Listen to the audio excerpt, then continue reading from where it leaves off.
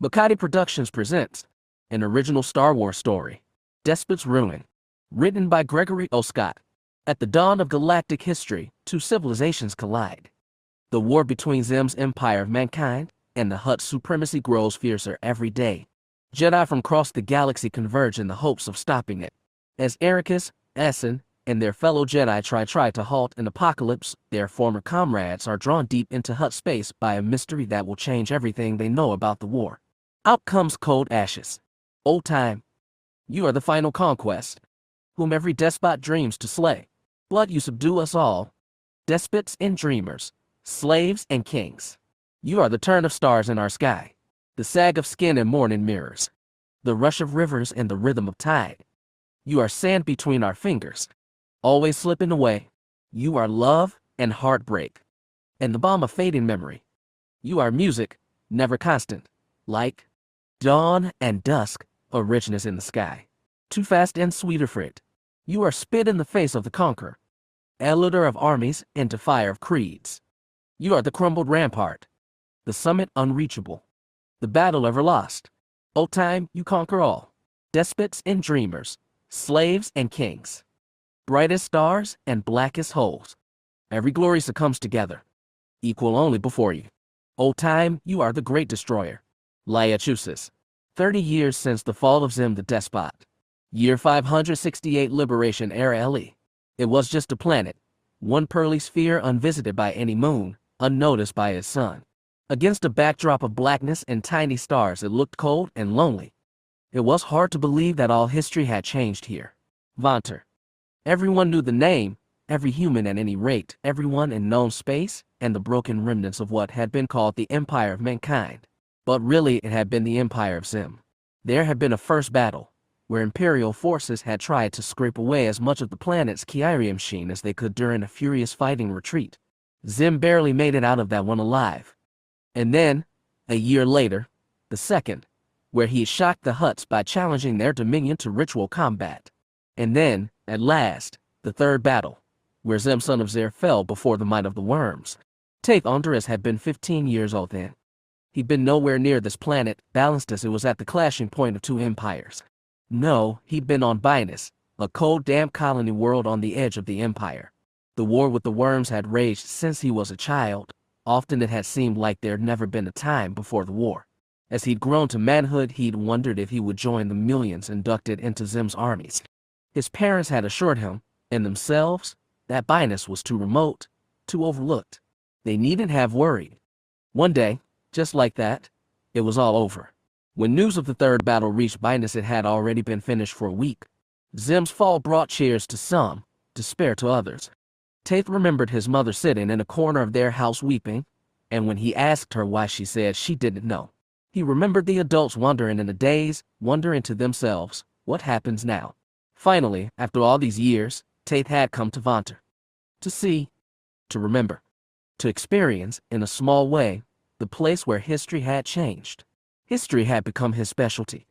In the past 20 years, he'd published 7 thick volumes and dozens of monograms about Zem, his wars, his empire, his age already fading.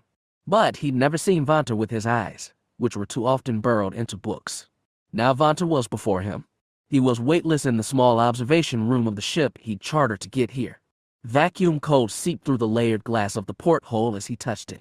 Beyond his fingertips, the planet looked like a silver marble. He felt he could pluck it between finger and thumb, roll it in the palm of his hand.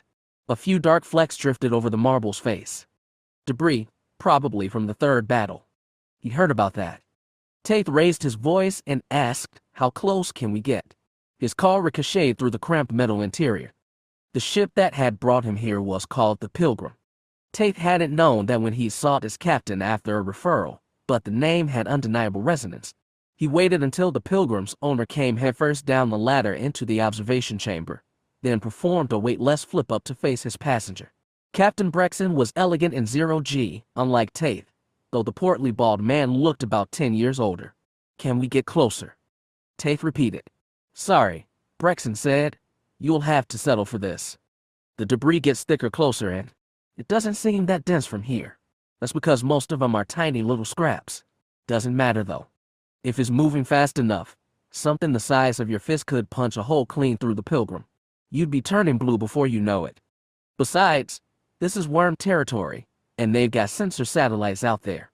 Hang around too long, and they'll catch us. You don't want that. I see. No refunds, the captain added. I wasn't going to ask for one, Tate assured, though it had briefly crossed his mind. Hiring a ship to take into Hutt territory hadn't been cheap, and being one of the most prominent scholars in the burgeoning study of Zim, alas, did not make him rich. I can't hold for another 15 minutes, Brexon said. After that, I'm taking us back. Make sure you're strapped in before we jump to lightspeed. I know, Tate said, a touch defensive. He didn't like interstellar travel, but he'd done it before and knew the rules. Brexon twisted back toward the ladder. Tate asked, how many times have you been to Vont? The captain spun back to him. You're the fourth. And did the others do anything here? His face grew craggier as he thought. First time I took a group of Argaians. They said some kind of prayers, I think. Next it was the rich cronies. It was like a pleasure cruise for them, and they drank too much. And the third, kind of like you, came all by himself, didn't say much, looked a while, then left. I'm sorry if I've been poor company. You're not. I prefer a quiet ship. I do too, Tate said, though it had taken days to get here and the silence between passenger and pilot was often tense. Can I ask you a question, Captain? You can ask. Where were you the day Zim fell? Brexon blinked. What does it matter? I was just curious. The older man swallowed. I was right here. But you said, 4 times coming back with paying customers. The first time, I came here to fight. Darkness settled in the creases of his face. That was a long time ago. Tate had interviewed survivors from the third battle, but meeting a new one always excited him. There'd been so many sides to that fight. He'd spoken with soldiers who fought under Zim, Jamanir, Cadenzi, the Taiwanese Free Navy, and, once, an alien from Cossack's horde. He collected stories from every side of that battle except for one, the enigmatic, vanished Iduxan. Brexon shook his head, forestall an interrogation. What are you? Some kind of journalist. I'm an historian. So Zim's history now. Zim was making history since he was a teenager. Fair enough. Brexon sighed and looked at Vonter. So you came here just to see it? Then? Just to see it. Is it what you thought it would be? Tate didn't answer. On the long ride he'd wondered what it would be like to rest eyes on the place the despot fell. Now he was here, and he didn't feel anything. Not really, just an empty ache he couldn't place. It was something I felt I had to do. For a long time, Tate explained. The climax of your career, is it? He couldn't tell if the captain was mocking. No. In fact, I'm trying to put together a new project. A definitive history of Zim's last war, from every side. Don't expect me to take you to the worms. Nobody can pay me that much. I wouldn't ask. But if you have an open schedule, I would like to make use of your ship. Do you have money? Yes. He'd been saving up for a decade, all for this. Then I'm open. But like I said, I'm not going any deeper into worm space. That's not a problem. I have an appointment at Saraska in 6 days. Can you get me there in time? Saraska is doable. That said, I'm going to warm up the drives. You've got 5 more minutes. Then I'll start the countdown to lightspeed. Understood. Thank you, Captain. Brexon pulled himself up the ladder and disappeared. Tate took a deep breath, turned to face Vonter, and waited to feel something besides the empty ache. Nothing came. Vonter was just a world, ravaged, irradiated, abandoned. If he wanted to find the truth behind Zim's last battle, he'd not get it here. But he would find it. That conviction, perhaps childish, had driven Tate Onderus to become an historian in the first place. It had certainly been tested over the years.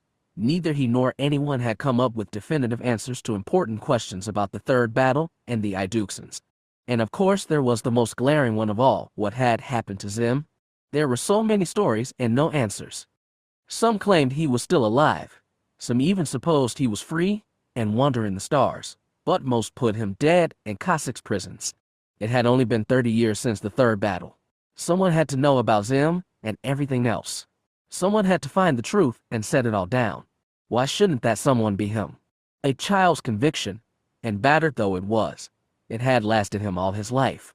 Tate held it close as he strapped himself in, tense for the lightspeed jump, and left Vonter behind.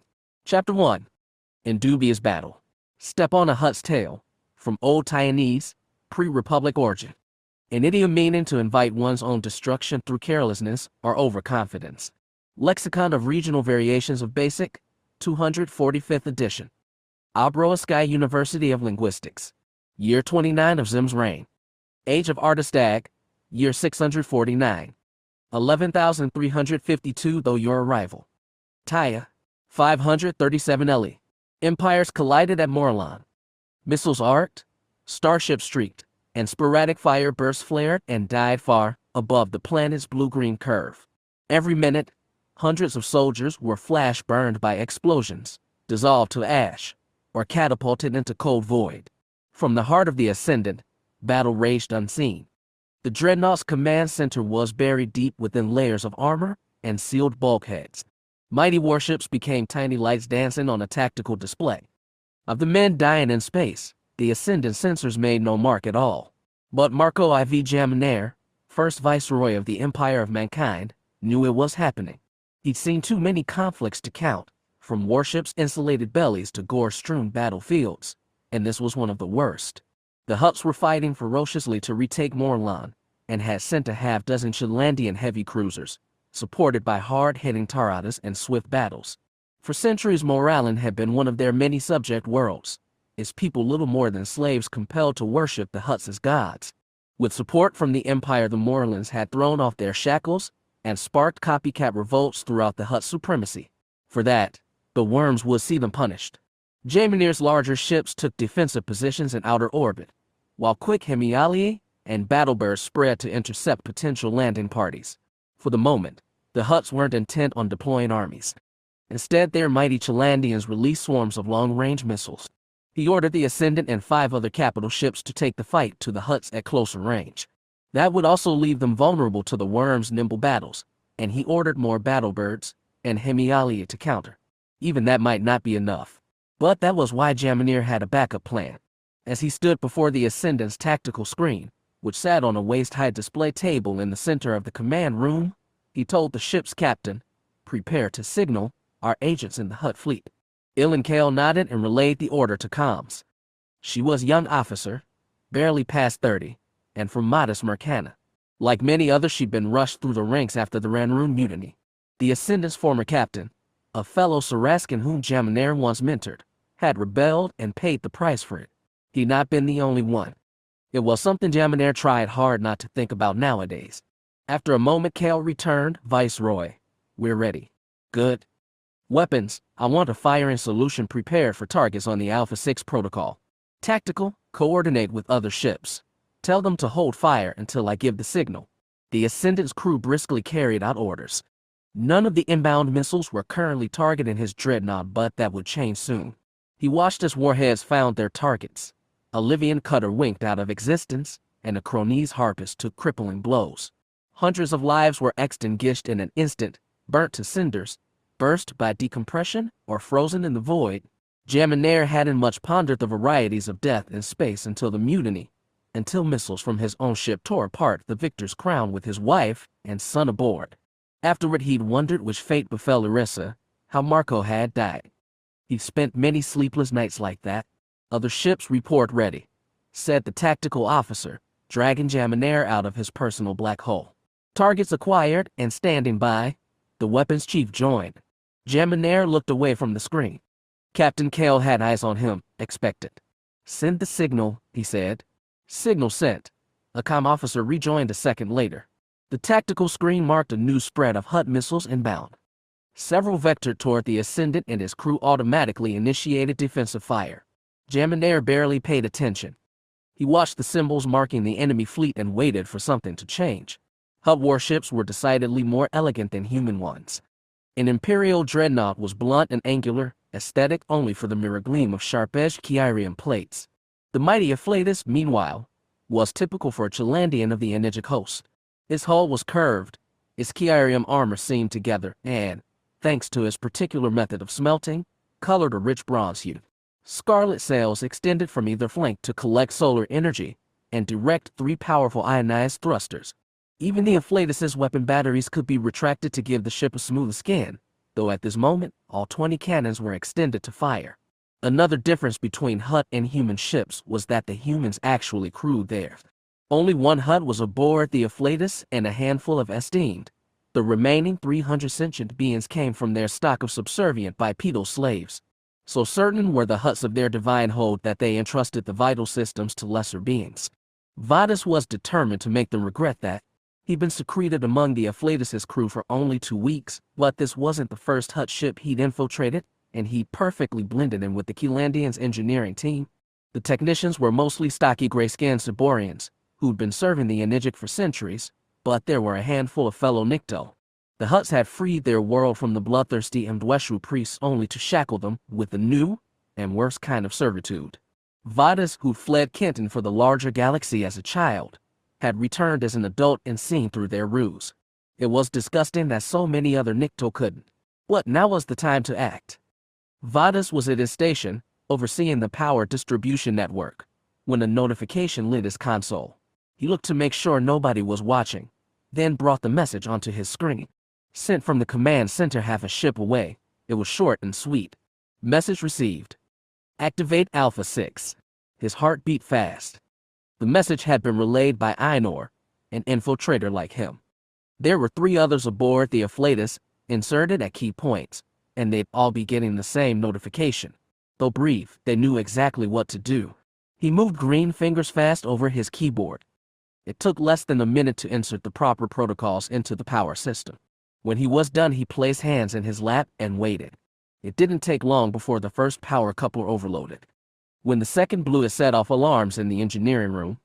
Cyborian techs began barking back and forth. Soon a third conduit burst, then a fourth. Power failures cascaded, afflicting engine cooling and weapons. The Cyborians turned to growling, and the section chief ordered a partial shutdown of the main reactor to prevent overheating. The Afflatus groaned and lights shuddered as the ship became crippled in the middle of battle. Another Cyborian urged calm and told everyone to stay at their posts. Vadas sat at his console, but his gaze stretched across the room to mark the face of another Nikto. His name was Pelik, and they not exchanged a word aboard the Afflatus, but they knew each other well. Vadas had spent much of his adulthood among humans, who expressed joy through teeth-baring grins. Those were not natural to Nikto. They smiled with their eyes, and right now Pelik's were shining. Vadas returned the happy glare. Everything had gone perfectly. What happened next was up to the humans. He never imagined he'd find himself working with the Empire's minions, and he was under no illusion that Zim cared about freeing Kenton. But when fighting guys, you needed any help you could get. Sometimes, he'd learned, you just had to go with the lesser evil. The Numinous' flak screen barely caught the missile in time. Lobbed by a human pentacanter, the warhead slipped through sprays of bullets and nearly ripped a hole in the Keelandians' bronzed armor. It exploded before direct impact, but was enough to send shudders through the hull and rattle bipeds on the bridge. Bunta of the Hestilic was more firmly planted on the deck, but he nonetheless felt a surge of panic, followed by a wash of giddy joy. He tempered both to focus on the battle at hand, but the Hutt couldn't deny there was a thrill in this. He'd been too small to fight in the Supremacy's founding wars, and like many of his generation, he'd grown up hearing his elders brag about defeating the Wardens and the Demon. Now it was his turn to fight for the glory of their race. The near impact was a reminder that battle was serious business. Despite their flimsy bodies, these humans were more formidable than other bipeds. No Weequay or Rybid would have been bold enough to murder a Hutt, but the humans had slain Ontaga the Bounteous, the Hastilic throne. That was what had started this war. At the time, Bunta had been a principality with Kovari as his fief. Zim soon invaded the world and conquered it, but Bunta had made him pay for his victory. Losing Kovari could have ruined him, but he'd begged Ontaga's successor, Rogat the Obdurate, for another chance. Rogat, luckily more pragmatic and less conservative than Ontaga, had granted it. Using every ship at his disposal, Bunta had harassed the humans, taking great losses himself to slow Zim's campaign. When it became clear that Zim was aiming for Sleharan, throne world of the Enigic, he'd volunteered his forces despite that host's long-standing rivalry with his own. Later, he faced Zim's armies in ritual combat at the Second Battle of Vont. He and Cossack the Clever, the Enigic's young and ambitious throne, had put aside old rivalries to combat Zim. The battle group that had come to retake Morlon was a mix of Enigic and Hestlic ships.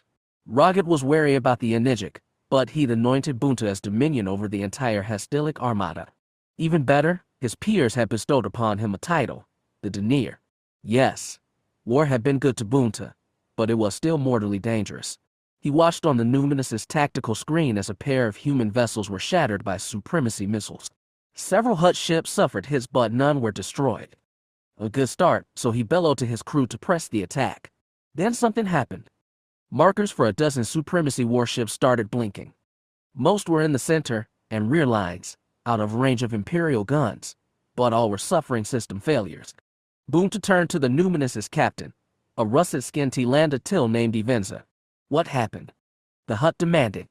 How could they be hit? We can't tell, sir. The broad-backed quadruped wrung his third pair of limbs, two skinny hands, anxiously. All 12 ships have simply stopped. We detect no explosions. Bunta's eyes narrowed as he looked at the screen. All 12 crippled ships were Enigic. That couldn't be a coincidence. Among them was the Afflatus, the host flagship over Morlon. Helipanta, Bunta growled. I must speak with him directly. As the Ribus in the crew pit complied, Bunta slithered close to Evenza and asked in a lower voice, sabotage. Perhaps. Evenza looked across the bridge warily. It was a necessity that all Supremacy ships were stocked with subject peoples. Hutts and their esteemed servants, such as Tilanda Till, were too few and reproduced too slowly, so they relied on inferior but more profligate beings. That didn't make Hutts careless. After Morlon's uprising, all of his people serving in the Hastilic fleet had been removed from their ships and, after some deliberation, slaughtered. Losing so many slaves left the Hastilic with crew shortages, and the Enigic had loaned some of their Weequay and Siborians. But even then, there was no guarantee of loyalty. When contact was made with the Afflatus, Bunta wriggled over to the communication screen. It came to life with the image of a mottled green and brown Hutt about Bunta's age. Denier, ships throughout the Enigic fleet are suffering the same cascading power surges, High Power Panta said. We had no choice but to shut down our reactors, lest we overload. Is it sabotage? Mutiny? We do not know. We are trying to correct the problem as quickly as we can. You do not have time. The humans are pushing ahead fast. They've launched another wave of missiles. Do you have defenses? Some ships have restored power to flak guns, but not the Afflatus. Not yet. Then you had better pray to the holy light that your armor holds. Denier, will you fall back? If we cluster, you can defend our crippled ships. Bunta knew what was being asked of him. If he pulled back to help the Enigic, he'd surrender the Morlon offensive before it began. If he charged ahead, leaving them vulnerable, he might retake the planet but cause a rift between the two hosts, never friendly in peacetime, bound only by the necessity of war. Yes, whoever had sabotaged those ships knew what they were doing. These humans were clever animals indeed. Fortunately, Bunta had more weapons at his disposal. He told Apanta, we will protect your ships. Hold formation and repair your defenses. And find those saboteurs. Of course, Denier. Apanta snapped, just before Bunta closed the link. Growling in frustration, the Hutt swiveled and saw Evenza right behind him. You heard the order? Said Bunta. Give it. The Tilanda Till's eyes narrowed. You'll surrender our advantage. I'll surrender nothing. Send a hell to Galgat. Tell him to bring his Planetchanga immediately. Evenza nodded his horn-tipped head and plodded to the crew pit. Bunta watched the screen and tracked lights from inbound missiles thoughtfully. He might not be able to retake Morlon for the Supremacy, but he could still deny it to the Empire. And he could teach those heretics the meaning of divine wrath. The Alpha 6 protocol had worked. Jamineer didn't like relying on alien rebels inside the Hutt warships. Recruiting and organizing them had been the specialty of OZF, Zim's Mousy, and evasive special plenipotentiary. But they'd done their job. A dozen Chalandians and Taradas were dead in space. Better yet, the Supremacy was falling back to protect them. We have the advantage, Jamineer told his crew. Press ahead. All warships are clear to fire at targets of opportunity. Prioritize active warships. Don't waste missiles on the dead ones. Not yet. Captain Kell relayed orders and sent a status update to the Morlons. The aliens had seized a handful of Hutt Taradas during their uprising, but Jamineer wanted them by the planet for now, as a last-ditch defense. As for the stranded Hutt ships, it was tempting to smash them open and rob the worms of some quality vessels, but the active ships were an immediate threat. He also supposed the rebels aboard might be useful again. Best not to destroy the ships before they got a chance to escape. The Imperials blazed hard and fast away from Morlon. Missiles shot back and forth between the colliding fleets. One was caught at the last second by the Ascendant's defensive lasers, and the deck rattled beneath Jamineer's feet. But they were winning. One Chilandian and 2 Taradas winked off the screen. The Hutts were clustering around their wounded. They'd make a hard shell to crack, but he would hurt them as much as possible. He and Zim were determined to win this war, even if they hadn't wanted it. The Empire and the Supremacy had been expanding into the same resource-rich region at the same time, but they'd undertaken rigorous negotiations to prevent a full-scale conflict. The conquest of the Federation and the mutiny at Ranrun had left the Empire perilously depleted. Zim had spoken adamantly in public and private about the necessity of a peaceful resolution, but it had all come to nothing. An Imperial warship vaporized a Hutt transport over Lulrace, killing a high-ranking worm. A Supremacy Tarada raised a human colony on Shialve, slaughtering 30,000. Each atrocity claimed to be in response to the other, and the true chronology was unclear, but neither side could let such affronts go unpunished. Preventable or inevitable, the war had come. The only options left were triumph or annihilation. Jamineer was pondering whether to encircle the Hutts when a small set of lights appeared on the far side of the planet. He frowned. With their trans-light communicators and fast hyperdrives, the Hutts often called in backup during difficult brawls, but this was too paltry a showing for them. Just 10 ships, none of them larger than a Cronese harpist. And based on their telemetry, they'd arrived from the direction of Imperial territory. He had a bad feeling about this. He asked Kale, "Can we identify those ships?" "We're trying, sir," she said. "They're small and far out, so we're having some difficulty. Their thrust signatures match deuterium burners, not ion drives. Humans, not Hutts." Still, Jamineer had a feeling this fight was going to get complicated. Not worse, but complicated, if his guess was right. "Hail them?" He touched the handset on the table in front of him. "Tell them I want to speak with their commander personally." As soon as he got the words out, the comm officer reported, "Viceroy, they're already hailing us." "Have they identified themselves?" A tiny pause. "They say they're from Idix, sir," as he'd guessed. If anyone could spoil a victory, it was the Iduxans. "Give them to me," Jamineer said, and picked up the handset. With a click, the channel opened. Before the new arrival could get a word out, he said, "This is the first Viceroy aboard the Dreadnought Ascendant. State your intentions or you will be considered an enemy combatant." "We have no hostile intention, Viceroy," replied a man's voice, with that unplaceable accent. "We're here to protect the people of Morlon. As you can see, I have that well in hand. Stay clear of my battle zone. We request permission to hold position over the planet with the Morlon Defense Fleet." Requesting permission. That was new. Lately, these Iduxians were intruding more and more, appearing at endangered worlds or in the middle of battles like this, pretentiously claiming to peacemakers. The first time he dealt with them had been on the edge of the Duinheim system, where they'd interposed their 20-odd little ships between opposing fleets and compelled them to break off the fight. In Jamineer's estimate, it had ruined a resounding triumph. This time, they were showing some deference, but he was tempted to lob a few missiles at them anyway. If they were merely meddling cultists, he'd have done so, but they were more than that. The Iduxians had the old magic on their side, powers that defied quantification or control. Battles simply went weird when they were around. Tactics mattered less, spirits rose and fell inexplicably. Victory and defeat became slippery. Worse still, they had one of their own at Zim's side. Therefore, the Dorita of mankind had let them fester and grow on Idux these past 5 years. Zim's admirals all groused. Rumors rippled through the upper ranks, claiming that he'd been ensorcelled or straight up seduced by the Red Witch. Jamineer knew the truth was even stranger. But he wasn't dealing with Essen today. Reports placed her on the other side of the Empire.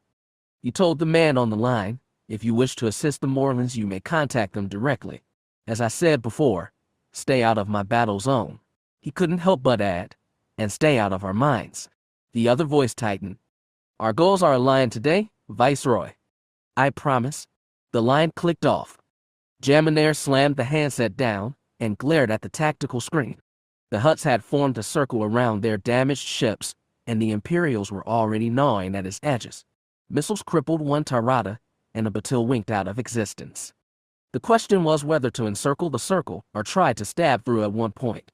Better to go for a hard offensive, he decided, and hoped the Iduxians didn't meddle.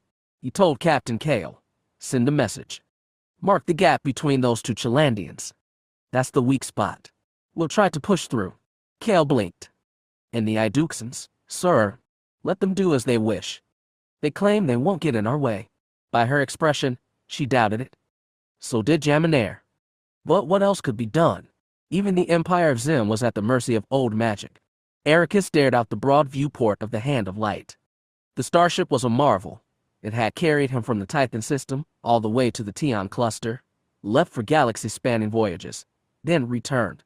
From his engines and weapons to his artificial gravity, it was far in advance of any other ship in 1,000 light-years.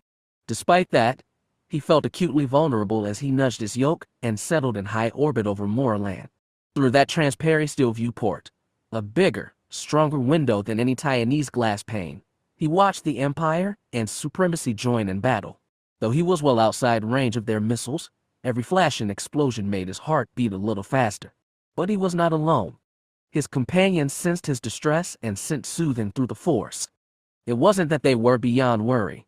He felt Vidia's nagging doubt, Jekathalm's wide-open heart, Asher Gel's impatience, Kolta the readying himself for the worst.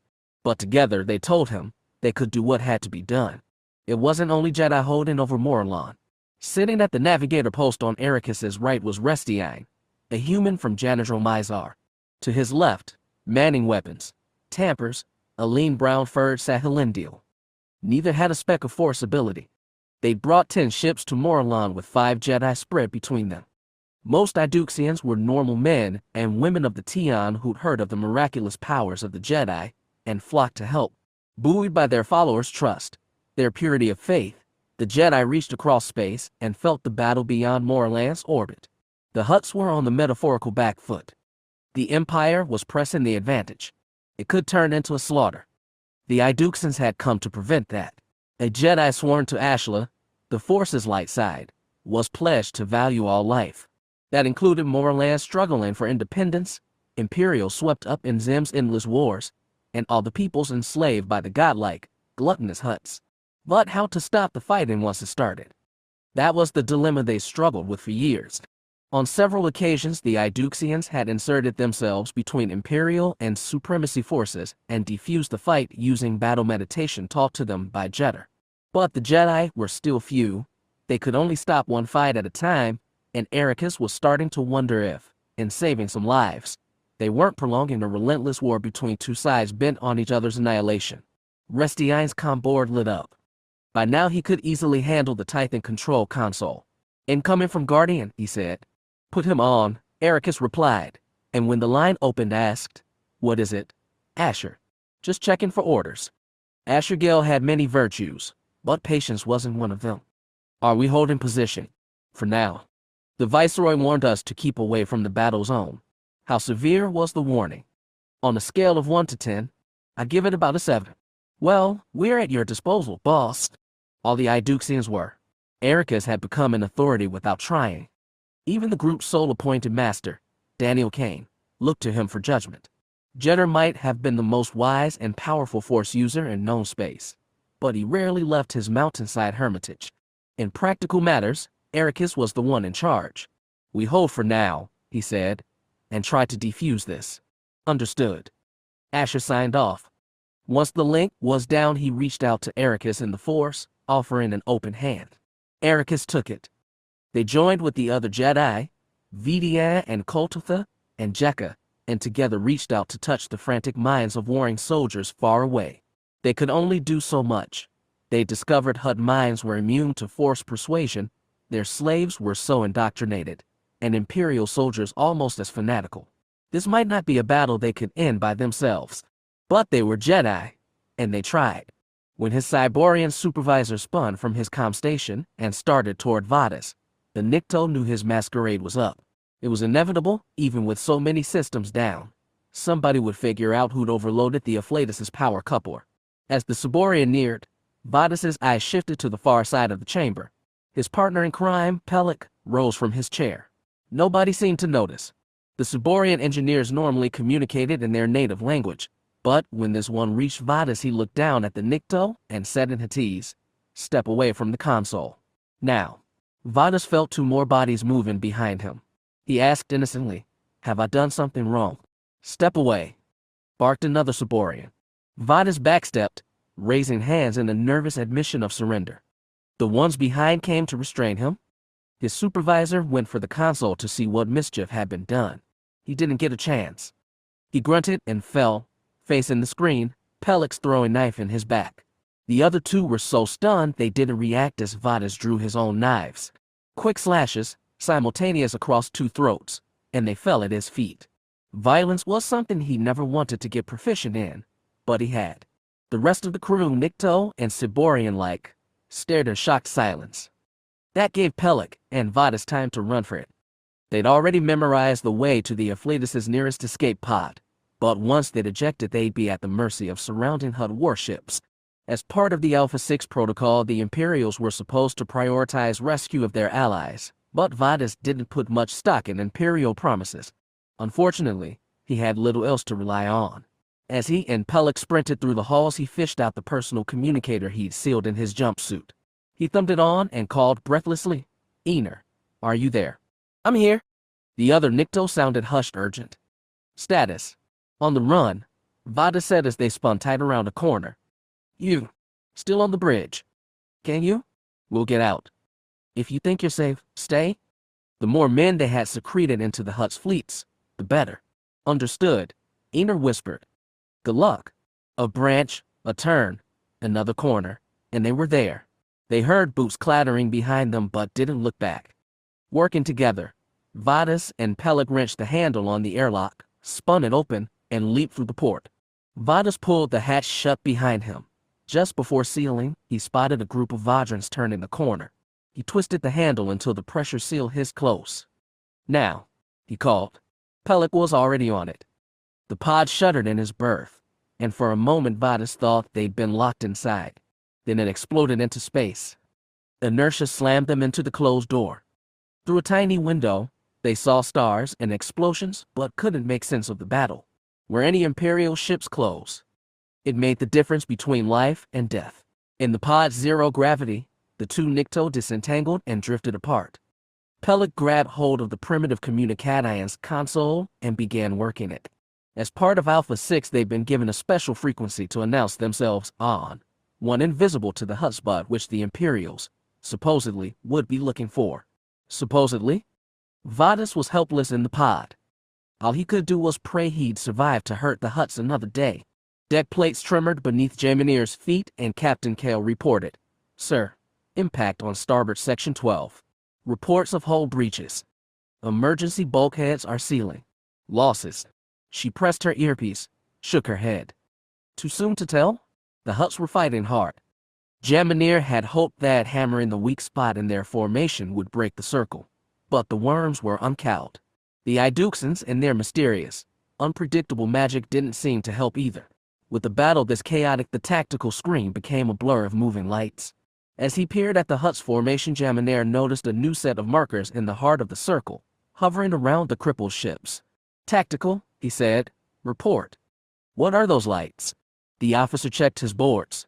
"They're escape pods, sir. We're getting a signal from some of them. Matches the Alpha 6 protocol." So the saboteurs had been found out and were fleeing. It was another unwanted complication. Given their position, they were impossible to extract. But if the Imperials made no effort to recover them, all those saboteurs would surely be killed. Some might be captured and interrogated by the worms beforehand. Jamineer didn't particularly care about the lives of mutinous alien slaves, but they'd been helpful in this fight and, if they kept working with the Empire, would help in battles to come. Abandon them and he'd lose key allies. It was an impasse. He couldn't save them but couldn't give up on them either. Then it occurred to him that one knot might untangle another. He picked up the handset and called to comms, "Get me the lead Iduxan ship." The next call from Erakas went to all 10 ships. His voice sounded clear over the hum of equipment in Guardian's cramped command module. "All right, everyone, we have a change of plan," he said. "A bunch of escape pods have just jettisoned from those crippled Hutt warships. We've got a request from the Viceroy to go rescue them. Asher Gell, strapped tight into Guardian's pilot seat, was ready to go. He immediately began warming thrusters and signaled the ship's 4 non-GD crew to get ready. Others were less certain. Over the shared channel, Vidia asked, "Who's in those pods?" "Saboteurs working against the Hutts," Erakas replied. "Mostly Nictus, some weak ways. I'll share the frequency so you can track their beacons." "Understood," rejoined Koltada's rough voice. Setting course now. The Nori's Warrior was the first ship to leap ahead. It was no surprise. Koltada's crew consisted of liberated Hutt slaves. Asher glanced at his crew, all human like him, got OK signals, and fired his thrusters. As the Iduxians began pushing away from Morlon, Jekka commented, "It looks hairy in there. Really hairy. Are you sure we can get through without getting blown up?" "Trust the Force," Asher said playfully. Another man said, "The Imperials are pushing their attack primarily in one zone. Both sides are distracted. Give me a minute and I'll find a place to slip through the Hutt line." That was the deep, slightly rasping voice Kel Olander. Not a Jedi but a former captain in Zem's navy who deserted after the Battle of Slahan and joined the Iduxians. He still had a soldier's level head and smart tactical eye that made him essential for missions like this. It amazed Asher what they'd banded together over the past few years. It seemed like yesterday that he'd been Tepesi's mask and cape wearing Guardian of the Night, a lone Jedi bringing justice to a troubled town. That had turned out to be a stupid idea and had nearly gotten him killed. Only Master Talak and the Hand of Light had plucked him from his own idiocy. Later the Hand deposited him on Idux with 6 other Jedi and 1 backward-talking green gnome. Gator's small pool of followers had grown exponentially since the war between men and worms began. As the Jedi involved themselves in the conflict, and more people began seeing them as a third way, a path of justice and peace instead of rampant destruction. Asher wasn't totally clear where that third way would take them, but he was thrilled to make a stand with his fellow Jedi and the thousands who followed them. Yes, amazing was the only word for it. Less amazing was the Guardian. Like all Iduxian ships save Erakas' hand, it was a Renru-designed gunship, produced from the foundries of Erakat and Starforge, but limited the way most Taiwanese ships were. No artificial gravity, no plasma guns, fuel-guzzling engines that could burst the whole ship if you weren't careful. As Guardian accelerated, he shook so hard his teeth rattled.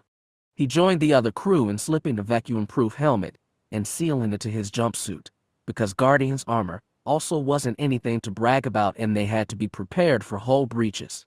Even at full burn, it took time to reach the battle zone. As they waited for Olander to make up his plan, the Jedi reached out to each other in the Force. He felt young Vidia's anxiety, Koltada's hard determination. Erakas waited by the lives he was leading into mortal danger. But this was what they were supposed to be doing. Asher told them that, and Jekka joined in and wove their wills together like she did so well. Conviction didn't solve every problem, but it gave the Jedi strength for the coming fight. Looking through Guardian's tiny porthole, he saw the flare of an Imperial Pentaconter shattering 300 kilometers ahead. Yes, they need all the strength they could get. Vont never got tired of seeing humans burn. He'd been told the bridges of Imperial warships were like dark caverns, but the Numinous boasted a wide view screen that displayed magnified high-definition video taken by the Keelandians' exterior cameras. They caught every flicker and flare of the dying Pentaconter. Still, Vont needed more than that to lift his spirits. The damnable sabotage of the Enigic ships had scuttled the whole battle plan. Galgut, his best power, was bringing help but still hadn't arrived. As Vont watched the view screen, events plotted up and said, "Pods are launching from some of the Enigic ships. Apanta reports that the saboteurs are making escapes." Vont wasn't in the mood to talk to Apanta right now. If he wants to shoot them down, he can. He's requesting we capture some, for interrogation. A smart move, but Vont didn't have ships to spare. Everything he had was tied up fighting the humans. "Tell Apanta to recover what he can," Vont grunted, knowing those crippled ships could barely keep comms working. "I have a battle to oversee." Evenza knew not to argue. He bowed his horn in obedience and stomped back to the crew pit. Vont fixed his attention on the screen and was pleased to see another Imperial ship snap into after a withering barrage from the Numinous itself. The simple truth was that Vont liked war. Like most Hutts his age, he'd heard tales of his Cirrus titanic struggle against the Wardens and the demon, but known no strife himself. The supremacy he'd grown up in had been too comfortable, too unchallenged, too supreme. They'd gotten indolent, but in these humans had found a real adversary. If he had to put his life in danger to feel alive, so be it. Did any other Hutt understand that? If any did, he suspected it was Cossack the Clever. Vont's ships were converging on the Imperials from either flank when the planetchango arrived. It registered as a massive square on the edge of the tactical screen, 10 times as big as any ship's marker, though the real object was even larger. The planetchango was a simple thing, and all the more deadly for it. 8 massive hyperdrive arrays for translight propulsion. 22 ion engines for sublight maneuvering. 1 command cabin with a skeleton crew, as small as a mere batil. No armor nor external weapons. Those were unnecessary, though Golgut had brought a handful of Taradas as escort. All that mattered was the oval-shaped, 20-kilometer-wide mass of olivine and iridium now plunging straight toward Morlon. The planet was doomed. The only question was how Zim's minions, self-appointed protectors of condemned heretics, would react. Vont licked his lips and settled into watch. The Iduxans were adjusting course to slip through the Supremacy's shifting formation when everything changed. "What is that?" "An asteroid," gasped LZ, the sensor officer aboard Jekka's Ranger. "How can an asteroid come out of nowhere?" asked the weapons operator. Jekka twisted her control yoke to get eyes on the new arrival. The glass windows on these primitive Taiwanese ships were small, but she could still see the mammoth space rock that had appeared out of nowhere. She was about to turn on the comm unit when Asher's voice scratched in her ear. "Everybody sees that, right?" "We see it," VDS said hoarsely. "Where did it come from?" "Hyperspace. Where else?" "I know, but look at its trajectory," said Olander. "Where is it heading?" "Right for Morlon," grated Koltatha. Silence and desperation buzzed over the comm. Everyone waited for Erakas to say something. Then the young Jedi, younger even than Jekka, for all his responsibility, said, "Guardian, Peacekeeper, stay with me. Everyone else, head for the escape pods. Follow Ranger and Warrior. You should have a clear shot at them now." "Are you going after the asteroid?" Jekka asked. "We'll try. Go after those pods, Ranger." "Understood." She swallowed hard. The channel closed. Ranger's cramped cockpit felt tense around her. Her crew was watching her through the glass of their vac-sealed helmets, waiting for the Jedi to give them confidence. She wished it were that easy. Years and half a galaxy away, in the Corellian system, she'd used her force powers to police the space lanes. She'd loved saving those in danger, and, yes, she'd loved the praise she's received. She'd loved being a miracle worker, and it had almost gotten her killed. After coming to Iduk, she'd explained this to Jedor. Toward the end, her words had gone soft with shame. The strange little creature had at once soothed and admonished her. "No harm is there is wanting to be a hero, nor in being seen as one," he'd said. "Need heroes, the people do. Need us. But remember this, a greater cause to do you serve than to claim. Through the Force the universe speaks to us, and speak for the universe we do in turn. A great duty this is, and the need to be loved is a tiny thing. Ready you must be to cast it aside." She felt a little better afterward talking to Asher, who'd received a similar lecture. She reached out to him now, gently probing. He had no idea if they could stop that asteroid from slamming into Morlon, but he was going to try anyway. Jekka yearned to help there too, but he urged her to follow orders. She took a deep breath and said to Ranger's crew, "You heard the man, we're going after the pods.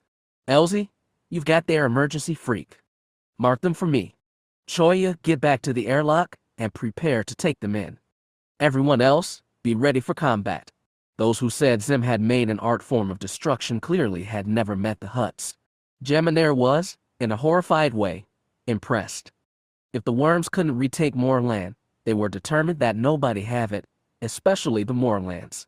Last-minute intel reported that Vont of the Hestilic was leading this campaign, the same one Zim had challenged at Vont. Reportedly his fellow worms called him the Denier, and if true, Vont was living up to his name. As soon as the asteroid appeared, Jamener gave orders to break the Imperial fleet. Approximately half remained to contain the Hutt warships. The rest, including the Ascendant, raced back toward Morlon. The asteroid had dropped out of hyperspace on a fatal trajectory. Inertia and its 22 high-powered ion drives hurled it toward the planet so fast the Imperials could hardly keep up. The Morlons were, understandably, in a state of panic.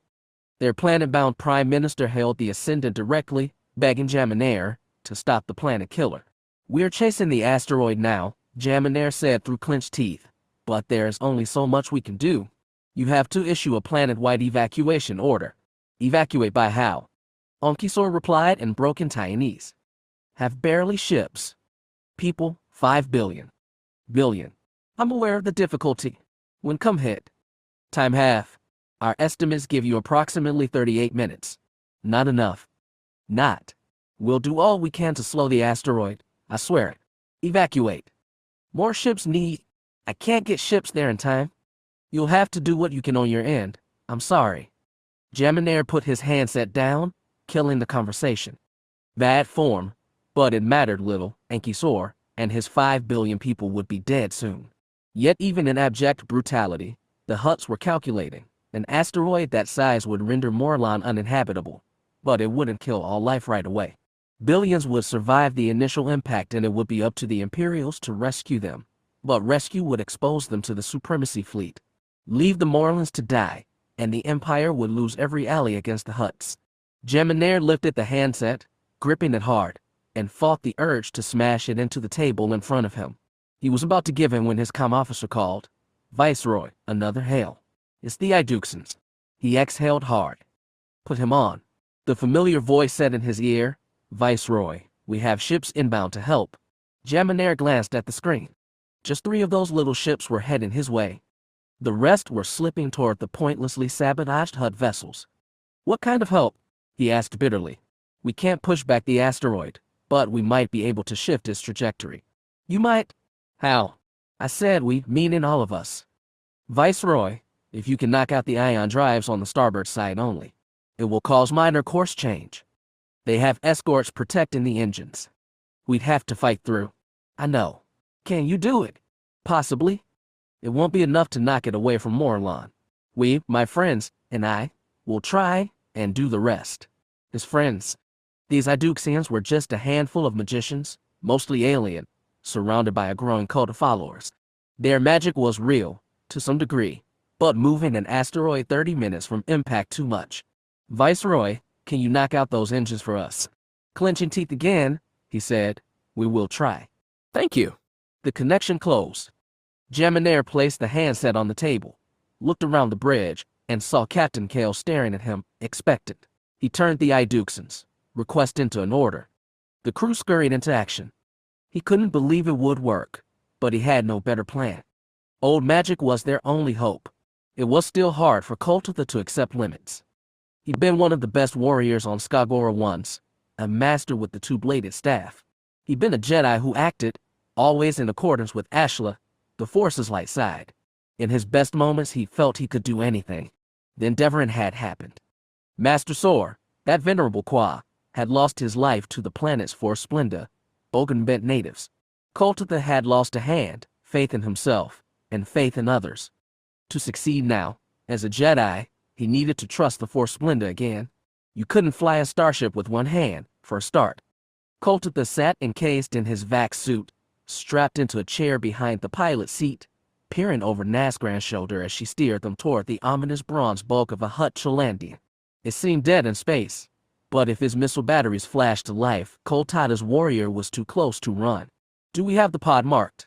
the Jedi asked. 2 kilometers beyond the ship's stern and drifting, reported the sensor officer, Vecmac. And the Cholandian. "Low heat, no thrusters, no movement of the guns. It seems dead in space." "Then take us in," he told Nazgran. If Koltatha trusted any non-Jedi, it was the crew aboard Warrior. All of them were Nori like him, but they hailed from their race's ancestral home, a world at the edge of Hutt territory. The Worms hadn't oppressed Honor as they had Kenton or Morlon, but their servants still raided the savannah villages for slaves. A peaceful pastoral people, the Nori were helpless. Koltatha had liberated his companions. Now he was their leader. He'd begun teaching them Jedi combat methods he was unable to perform himself and lived vicariously through their success. It was just as Jeddah had predicted. During their first conversation, the little prophet had said, "Maimed you have been, but what is a limb? A lesser man are you because you can no longer spin a staff? Pa. Greater tools have you. The force you command. Knowledge you possess. Lessons you can pass to others. Jeter had bent close and smiled to impart a precious secret. In accepting limits, limitless you become. Koltotha held the lesson close as his crew guided their ship beneath the Chalandian's belly, toward the drifting gray oval of the escape pod. He looked at his sensor board and saw that the 7 other Iduxan ships were moving in to pick up their own pods. Reaching the pod, docking with it, pulling in the saboteurs, all of that was out of Koltotha's hand. He had to trust his Nori disciples to do that much. There were other tasks only a Jedi to do.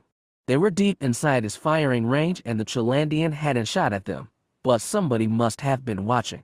Koltotha squeezed his eyes and reached out for some premonition from the souls inside the warship. The tiniest warning before a shot could mean the difference between life and death. He felt confusion, frustration, restlessness. So many of the Hutt slaves were blindingly loyal, like the Nori. They'd been primitive planet-bound civilizations before the Hutts descended from the clouds and proclaimed themselves gods. Those willing to rebel were to be admired for their vision. They deserved rescue. Yet it was hard to concentrate when he could also feel what was happening elsewhere. Erakas, Vidia, and Ashergale were locked in mental communion as they tried to affect the inbound asteroid. Koltotha could feel that union and yearned to be a part of it, but for now he was locked outside.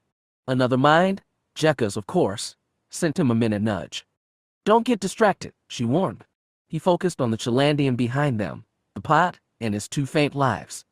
Vecmac and another Nori unbuckled and floated to the rear of the cabin to work the airlock as Naskran sealed with the pod. Koltotha opened his eyes to check their progress but kept sensing the Hutt ship. He felt a growing anticipation aboard. He couldn't be sure but said, "We must hurry." "Are they going to fire?" asked Naskran, hand still on her control yoke. They didn't understand how elusive certainty was with the Force. "Be prepared to run as soon as they're aboard." Vecmac had cranked the airlock hatch open and was pulling it back.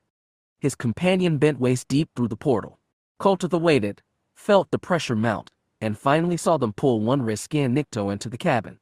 The Nikto looked around, confused by the alien faces staring at him through glass-faced helmets. Then another Nikto came through of his own power, this one with rough green scales and horns rimming his face. What came next might be difficult. These Nikto probably spoke their own tongue plus Huttese, Koltotha knew Tython, some Taiwanese, and smatterings of Nori dialects. These newcomers might think they were being arrested, not saved.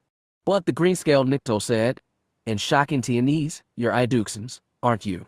You've heard of us?" Asked Koltotha. "We have mutual friends," the Nikto said tiredly. "You got both of us. Can we go now?" Naskran looked to the Jedi for instruction. Koltotha gave her a nod. She punched the throttle and gunned them away from the Chalandian. For someone raised in thatched hut, she'd taken to technology quickly. She was just in time. As they began a wide arc toward the asteroid, Vecmac reported that the Chalandian had popped off a single missile. The Nictus were barely strapped into spare crash seats when Warrior accelerated hard, pinning Cole to the back and squeezing air from his chest. Naskran turned the arc into a straight line to maximize distance and continued flaring hard. Darkness swam at the edge of Koltotha's vision, and he prayed their pilot didn't pass out. But as soon as their rear gun sniped the missile, she decelerated. Koltotha breathed deep, air scraped in his still-sealed helmet. When he looked back, both Nictus and one of his Nori were slumped unconscious from the high G-force. "There's fighting at the asteroid now," Naskran wheezed. "What should we do?" "Take us toward it." "What of the others?" Koltotha checked his sensor board. The rest had retrieved their pods and were pulling away, but his heart sunk. 7 ships had flown in for rescue. Only 6 were coming out. The Journeyman, a ship manned by human refugees from Udusk, must have been destroyed. At least they had died trying to work Ashla's will. Jekka soon hailed him direct to his helmet comm. "Ranger is clear with the escapees," she said. "Renegade got shot at and had to run before pickup. We lost Journeyman, but the rest are fine." "Are you?" "Mission successful," Koltotha said. "We must help the others. I don't know if we can get there in time." "We don't have to be there." A tiny pause. "I know. Let's do this." She switched off. Ranger and Warrior began a course toward Morlon and his inbound killer. The other Iduxans veered to safety, their missions accomplished. Though separated by space, Koltotha and Jekka joined their comrades in the Force. Sometimes Vidia felt like a green apprentice, and other times like she'd done and endured everything the Jedi could. And there were times like this, where she felt like both at once.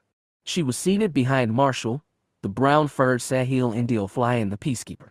The young Deveronian was sweating inside her sealed helmet, damp skin pricked beneath the white down on her face. She didn't budge but was exerting herself to the point of breaking. Jeddah said that all things were possible with the Force, but they were attempting a miracle like never before. The three Jedi were following the asteroid but, she hoped, safely distant from the brawling Supremacy and Imperial forces. Surrendering control of their ships to non-Jedi crew, they'd bound their minds and reached out to tug the asteroid off his planet-killing course. Impossible, even with the Force. The slab of space rock was 20 kilometers wide and 15 tall. Huge mounted ion drives propelled it inexorably toward Morlon. Vidia didn't believe they could do it, but they had to try. She pushed away everything else, the cockpit humming around her, the being she was sharing it with, and focused on her fellow Jedi. Not just Erakas and Asher but Jekka and Koltitha too. 5 Jedi bound their wills together to move the unmovable. Billions of lives depended on it. Vidia was the youngest.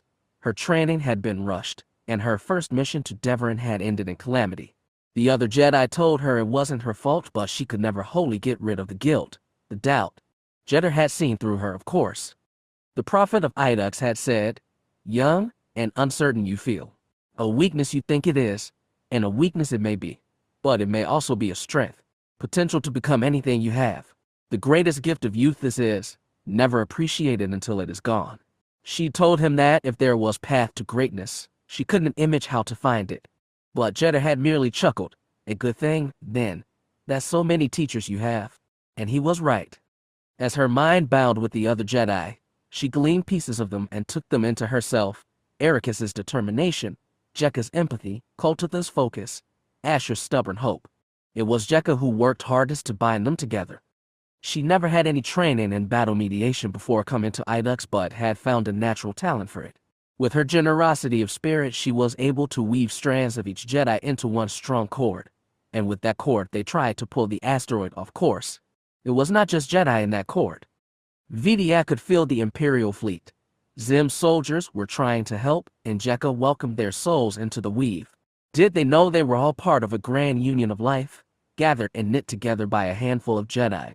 Even if they didn't, Vidia could feel it. This wasn't 5 Jedi trying to move the unmovable. It was thousands of souls united to save billions. But would it be enough? With the Force, possible all things are. Jeddah kept telling them that. In less than 25 minutes, they'd find out if he was right. "We've taken out another engine, sir," Captain Kale reported. "Only one left now." "Then I suggest we take it out too," Jaminair replied without taking his eyes off the tactical screen. The battle had become a fractured mess, with Imperial and Supremacy ships forming a chain of disparate brawls leading from the still-crippled Hutt vessels all the way to the asteroid. The Ascendant chased the space rock as it plunged toward Morlon. Along with a dozen other ships, it had overrun the Hutt escorts and knocked out most of the ion engines on the rock's right side. The unbalanced thrust was nudging the asteroid's course, but projection still had it striking Morlon.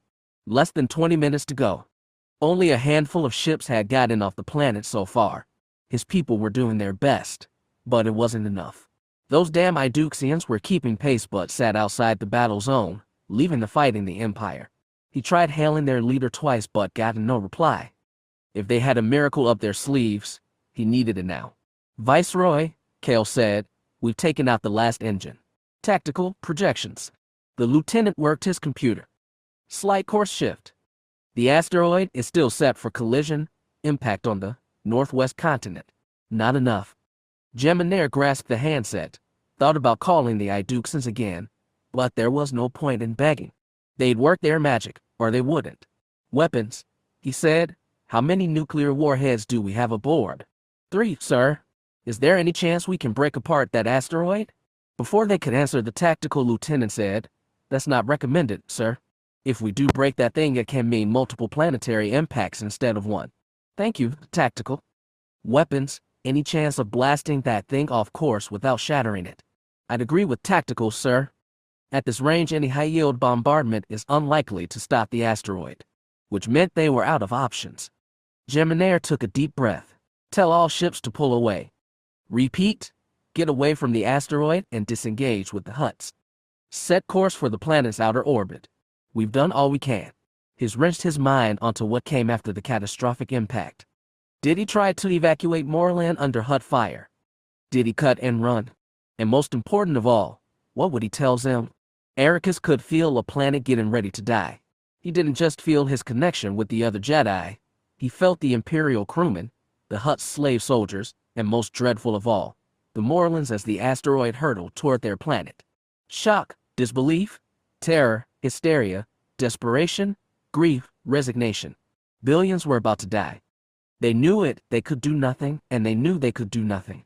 He could feel the stampede of bodies into spaceships, the pack of people into underground shelters. He saw with a billion eyes turn to the sky seeking invisible but certain doom. Husbands and wives searched each other's faces for love and death. The old shook their heads, disbelieving that their long lives would end like this. Patriots who gloried yesterday in their successful uprising collapsed in despair. He felt teachers bidding goodbye their students, sad that their lessons had amounted to nothing. He felt fathers holding the fragile bodies of sons they couldn't save and couldn't let go. This was everything he'd become a Jedi to prevent. For a time, so long ago, it seemed like another life, he'd been content to be a normal man, blessed with the Force but also blessed by wife and son, and he'd ignored the turmoil of history because his small blessing seemed enough. But the galaxy was awash with strife. As a Jedi, it was his responsibility to set things right, to save the husband and wives, teachers and students, fathers and sons. Jedi said that all things were possible with the Force, even if the mortal bodies through which the Force flowed were fragile. Erakas had been doubtful at first. Now it was his desperate creed. It needed to be true. He had to make it true. Right here, right now. Deep in meditation, he felt the Imperials pull away. They'd destroyed every engine on the asteroid's right flank, just as he'd requested. It was enough to nudge the asteroid's course, but not enough. The rest was up to the Jedi. They strained all the more to move the unmovable. As Jekka focused on weaving their wills together, he felt Asher's hope get frantic. Vidia's doubts bit harder. Koltitha teetered on the edge of defeat. Erakas felt the plunge before him too, but he urged them on. They were meant to do this. They had to succeed. And, faintly at first, then stronger, they felt other minds join theirs. Though they were far from Morlon, their comrades knew the urgency and loaned what power they could. He felt Master Kane's precision and Shin's aspiration join in. Even Essen, wherever she was, reached out to them now. At the center of these newcomers was an ancient pulsing life, different from any Jedi he'd ever known. It bound them, strengthened, and empowered them in ways even Jekka could not. It was Jeddah, lending his strength across the vastness of light years. Vidia gasped with relief. The most powerful Force user she'd ever known was here with him, as strong as if he was inside Peacekeeper. Held within those small, strong hands, she finally believed they would succeed. Koltitha believed. He hadn't before, but he did now. It wasn't just Jeddah and the Jedi, it was the Morlons, the humans, the Nori, and Nikto crammed into warrior, all of them united in the same goal. All of them were working the will of Ashla, and he was certain the light would not fail. Sitting within the vaulted heart of an ancient star forge, a Rakata named Shin and a Zabrak named Daniel Kane let the Force flow through them, resounded and amplified by a machine built for darkness and converted to light. When ready, they cast themselves across the stars. Though a greater power was lending his aid, Jekka didn't relent. Strapped into one of Ranger's seats, oblivious to everything, she kept weaving souls together. The Jedi, the other Iduxans, the Imperials who'd done their best, the Morlons desperate to live. She was so consumed with her task that she didn't notice when bullets from a Hutt Beta ripped holes in Ranger's hull, venting air into space. Her crew, sealed in vac suits like her, scrambled to patch the breaches. Jekka didn't budge. It was like her soul had abandoned her body for a higher plane. So this was what it was like to be stronger together. Asher felt like he was going to burst with the power welling inside him, like he'd be crushed by all the souls crowded around his, like he was being lifted to a higher plane. It was the most exalted experience of his life, and it felt like everything he'd done, every heroic deed, and every folly, which were sometimes one and the same, had been leading to this moment. It was so overwhelming that he burst, crushed, ascended out of consciousness, into black. And in the hot, dusty mountains of a world both native and alien, Essen bent to one knee, closed her eyes, and concentrated. Red fingers clawed into the dirt, and she felt like she was on Titan again, facing down the raw and awful majesty of a force storm. Once more, she was determined not to fall. Just beyond Morlon's gravity, the asteroid shifted, as though it had been side-struck with an invisible punch. Propelled by the ion thrusters on his left flank, it curved away from the planet it was meant to kill. Billions watched, stunned, breathless, hopeful, as it skimmed the edge of Morlon's orbit. It slowed and seemed for a moment that it might be pulled into a spiral around the planet. Then the ion drives nudged it further, and it went sailing toward empty space. A world was saved from destruction. Those Jedi still conscious felt disbelief and joy ripple through the Force, but were too exhausted to sustain their mental weave. One by one they dropped back into themselves, becoming bodies in vac suits strapped to tiny spaceships in the void, panting, sweating, exhausted beyond words. Just people, but they echoed with the most beautiful truth they'd ever known. With the Force, all things were possible. Far from Morlon, secure aboard the Numinous, Boom to the Denier was confounded. The planet Changa, the planet killer, was his people's final judgment. There could be no appeal from it, no escape. It could not simply fail, and yet it had. He bellowed orders to Ivenza and his Ribat crew, demanding an explanation. The slaves in the pit frantically reported that, while the humans had disabled some of the asteroid's thrusters, it had still been on course for collision. Then, less than 10 minutes before impact, without any visible external cause, it had changed course. Useless. Boomta cried, tail thrashing. Find the cause, or I swear by the holy light I will cast all of you into space. His Hierophant edged cautiously closer, wringing tiny hands. Denier, the human fleet, is assembling in a new formation. They are forming a barrier between us and the planet, and turning their guns to face us. Boomta exhaled mightily. Is there any good news? He asked, mostly to himself. Ivenza said, ships have arrived to ferry the crippled Enigic vessels, and 2 of them have recovered power on their own, which meant they were able to withdraw without any more losses. Retreat would be shameful. His failure to punish the Morlon's heresy would ripple through the Supremacy, encouraging more revolts and weakening Hutt resolve. Boomta had retreated before, first at Kovari, and several times later. He was not called the Desolator or the Destroyer, but the Denier, the constant thorn in Zem's skinny human side. He might not land the final blow, but he always lived to fight another day. He told Ivenza, all ships are to withdraw. Some should remain until the Enigic cripples can be ferried into hyperspace. The rest, set course for the Usk system. Ivenza dipped his horn in a bow, then went to relay orders. The Ribats were still seeking a reason for the planet Changa's failure and seemed no closer to finding it despite his threats. He wondered, with an anxious twitch of his tail, whether they could find anything. No planet Changa had failed in centuries, but they had failed before. He'd heard the stories from his elders and remembered the fear in their voices. Was it possible their greatest foe had returned? As the Numinous trembled into hyperspace, he decided he must bring this to the other Hutts. Some would think he was excusing his defeat, but he'd press his case all the way to the blazing one if he had to. If the demon had come again, Boomta's failure today would be a small thing. Outcomes. War members. For all the mystery and romance surrounding him, it is no wonder Zem continues to fascinate. But according to best modern estimates, some 600 billion beings lived in his empire at his peak. What of their lives? Beli's Haran, Despot Shadow, A History of the Tion Cluster, 26 BBY. 30 years since the fall of Zem the Despot. 568 LE. Tate was an historian, not a physicist, and he knew there was much he'd never understand about hyperspace. For example, if they were accelerating at theoretically impossible speed, why did the Pilgrim, a small ship with no artificial gravity generators, feel like it was holding place in vacuum? Acceleration at sublight could cause blackout G-force, but translight didn't strain the body at all. He tried asking Brexon for an explanation. The Pilgrim's captain simply shrugged. It's one of those mysteries. You never heard an explanation. None that I could follow. I'm a pilot, not a physicist. Brexon was not a talkative man. Neither was Tate, normally, but the days they spent aboard the Pilgrim were starting to feel drawn out and awkward. When he asked about the hyperdrive, they were 3 jumps away from Vonter, 4 more to Saraska. Not even halfway. Their conversation, such as it was, would normally wither there, but Brexen was feeling a little more open. He asked, "Have you started that book of yours? Or are you just doing, research? For the moment."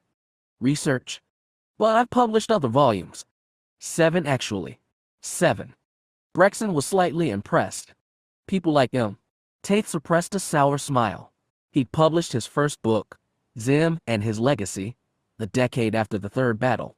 He'd just gotten his degree from the Royal University of Chandler, but it had been a smash hit, and not just by academic standards. It had sparked a rush of publications from other scholars, all claiming to offer a definitive overview of Zim's reign. Tate's success had been more luck than anything. He'd been at the crest of the wave of Zim-related tomes coming out as the Despot receded into memory. Being young and best-selling, he'd attracted droves of criticism from other scholars. Even then, he'd known there was truth to it. Zim and His Legacy was a young man's work, prone to bold statements and overgeneralizations. Over the next 20 years, he put out a half-dozen more books, from Before the Despot to his most recent project, an oral history called Empire of Men, in which he tried to submerge his own voice beneath 100 interview soldiers of Zim's reign. It was more scholarly than his first publication, and had sold a mere fraction. The book he'd written in his youth was still, rightly, wrongly, tossed around as the definitive overview of Zim's reign, and he couldn't shake its association. But Brexen knew nothing about the pettiness and politics of scholarship. It made him easier to talk to, at least about this. "I have a reputation," Tate demurred, "but I'm trying to focus on my current project. Most of my books have been based on documentary sources, but for my last one I conducted a number of interviews. I'm trying to make this investigative too. There are a lot of secrets you can't find in books. You want to find out what happened to Zim, right?" Brexen snorted. "You and me, and everyone else. My guess is he died then and there." Tate leaned forward. "Why do you say so? Don't look at me like that. I was at Vonter, not on it. I didn't see him go down and fight Cossack. It just stands to reason. But why? A puny human against a worm in full armor. He wouldn't stand a chance in a one-on-one fight. He was stupid to go down there at all. I guess he couldn't turn down Cossack's challenge. That doesn't mean he was killed." "Oh, I know. I've heard the stories. I like the one where Cossack chains him to his throne, makes him serve food and wine at feasts, then forces him to eat scraps under the table." There was a meanness to Brexen's smile, which meant he probably hadn't been on Zim's side during the Third Battle. That left other factions, Cadenzis, Gemineers, Krans, even the Iduxans. "There are other stories," Tate said. "Most of them aren't dignified. They say Zim was kept locked in a cage on Varl, that he couldn't take it anymore and killed himself, or that Cossack had him poisoned when he got bored with him. I heard another one," mused Brexen, "where he was captured but the Hutts didn't even know it. They stuck him in their mines with their other prisoners and pulled him years later, when they finally realized who he was, and put him on trial. There are some versions where Zim was held captive but treated honorably. He and Cossack spent many evenings in deep, thoughtful conversation, debating the nature of power." Tate added, "I rather liked those. A fan of the Dorita, are you?" "I've never hated him, maybe because I barely remember his rule. But it's not just that. There's the implication that Cossack respected his old enemy. And there's the interesting, ironic echo of what Zim did to his father." Brexen's face screwed up. "What do you mean?" "Zim killed his pops. Shot him dead, I heard." "No, he didn't." Tate shook his head. "He kept Zer 8 captive for decades on Desevro.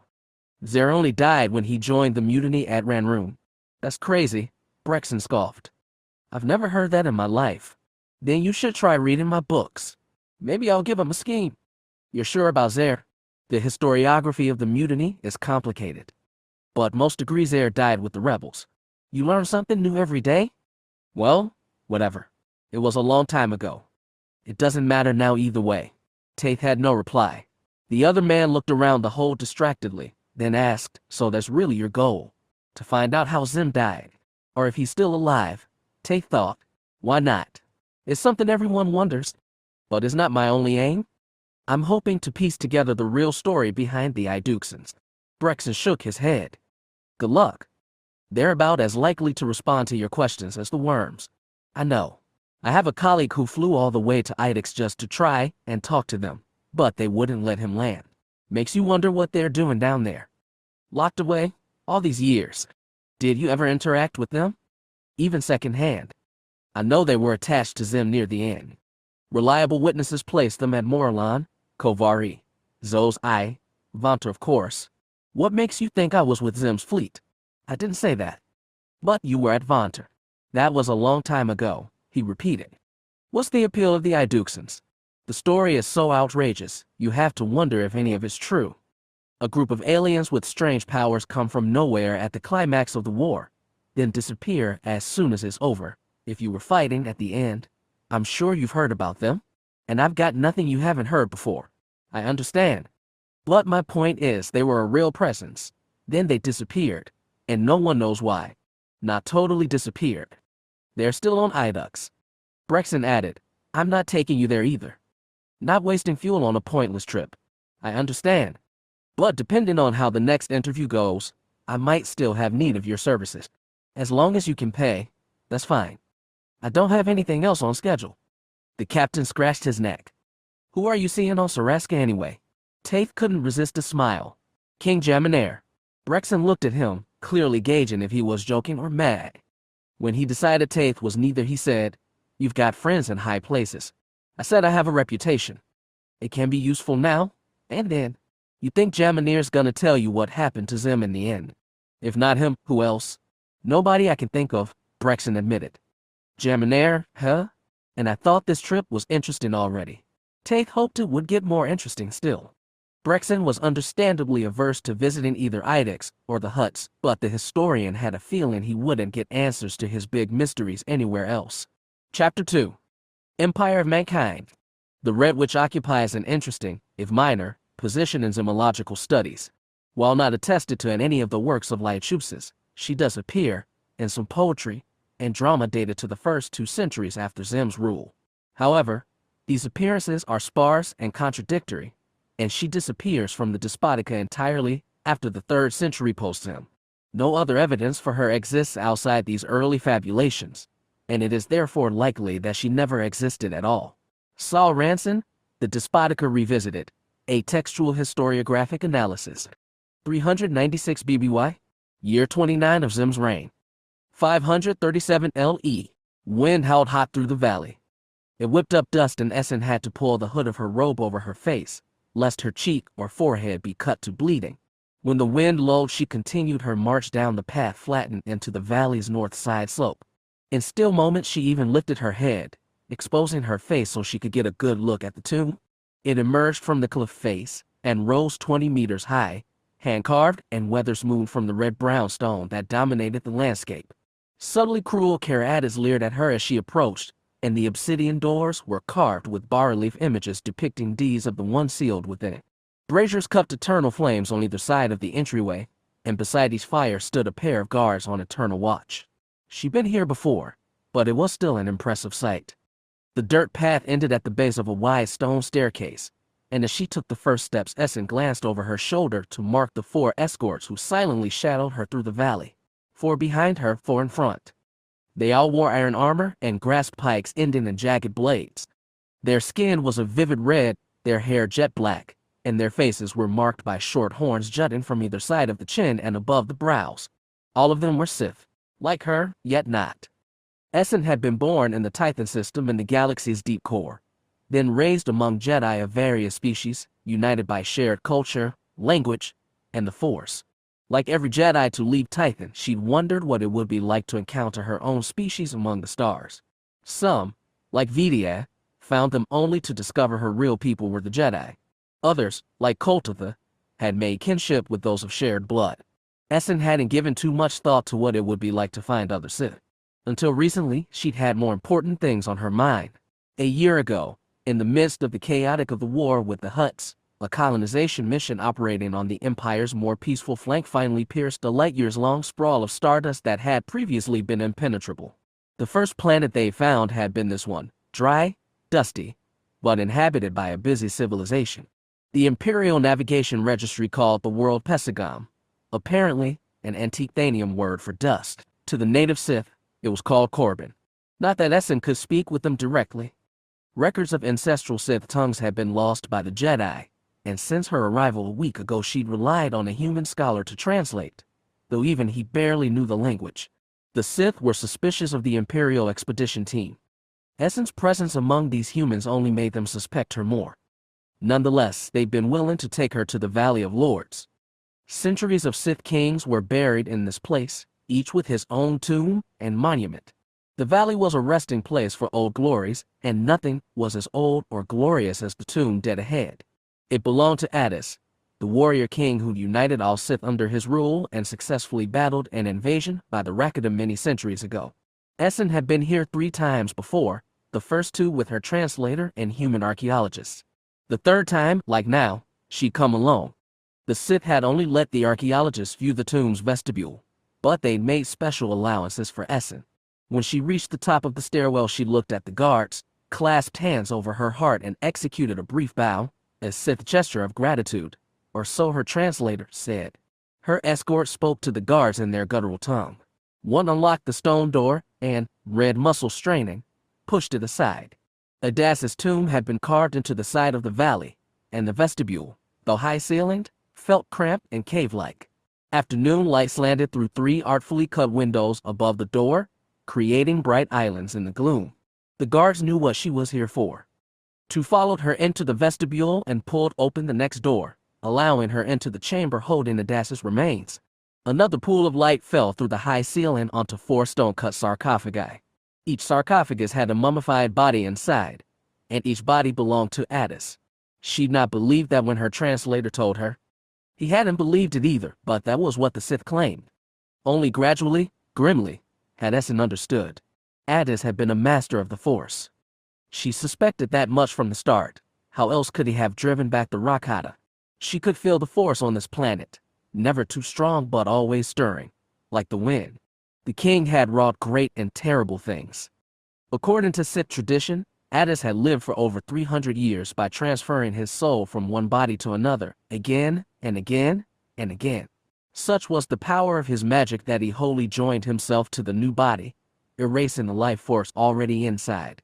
3 times over, the Sith people had offered up their strongest, bravest young man to be a vessel for the immortal Addis. 3 times, in grand public ceremonies, Addis had abandoned his aged flesh and claimed a new one. He might have lived forever, but his 4th body was felled in battle against the Rakata before he could transfer his essence. The Imperials were nakedly skeptical of this story.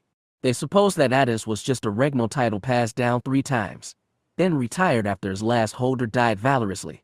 The story, they believed, had been perverted over centuries on Sith colony worlds, which commemorated the anniversary of Adas's final death with ritual blood sacrifices. Essen had thought so too, until she saw the holocron. Her guards led her past the 4 sarcophagi, into a small sealed chamber where no light shone. Essen had been here twice before. She reached into the darkness, felt rough stone, then something glass smooth embedded in the rock. She grasped the object, tugged, and pulled it free. A ghostly pink light pushed away the dark. It sprung from the object in her hand, a sleek 8-sided double pyramid, large as 2 fists. Her guards gasped. She looked sideways and saw new reverence on their faces. The Force whispered to many of these native Sith, but it took special strength to summon the specter of King Addis. It was not truly Addis, she knew, but the pinkish light resolved into a translucent figure encased in dark jagged armor, holding a jagged sword. Though it looked ghostly, it was a recording, Force-imbued but hardwired into the circuits of the holocron. According to Titan lore, the devices had been developed by the Qua, then were stolen by the Rakata and gifted to the Jedi. Addis must have taken it from the Rakata before they slew him. The specter twisted his helmeted head and turned an eyeless gaze to Essen. Then it spoke, not in the unintelligible Sith tongue but in the universal language of the Force. It spoke directly to her soul, and she understood.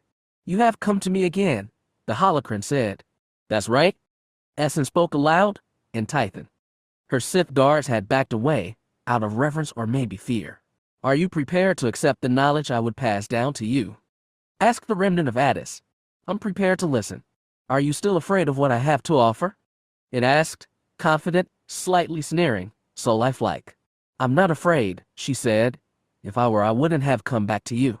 I'll consider what you have to say, but I trust my own judgment over anyone else's. A wise stance in most cases. Have you reconsidered our last conversation? She thought about little else for the past 2 days.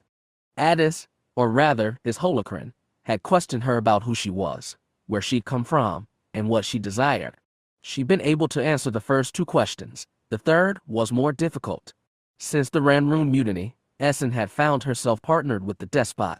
Not a servant, not a slave, not an ally either, but a partner. In the beginning it had been easier than expected. The Empire was exhausted from too much warfare, and Zim had been focused on putting things back to order. She sensed that something inside him, his lust for conquest, his adamant pride, had been broken at Ranroon, leaving a weaker but less dangerous man. Then war with the Hutts began. It was not a war Zim had desired. After it broke out, he spent days raging, and the Imperial captain who killed on Taga the Bounteous had apparently hanged himself rather than face Zim's wrath. But the assassination and the massacre on Shialve had pushed both sides over the brink. Essen had been with him during the early offensives. Just as she'd helped Endrexu against Zim, she sat aboard the Despot's warship and called on the Force to aid him. It was harder.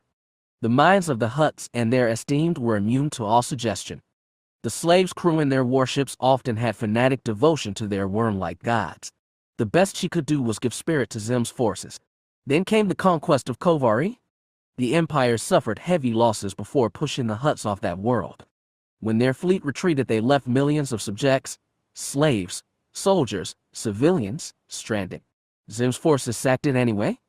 The very people whose hearts she'd lifted to victory turned vicious, releasing their stored-up anger for days of pillage, murder, and rape.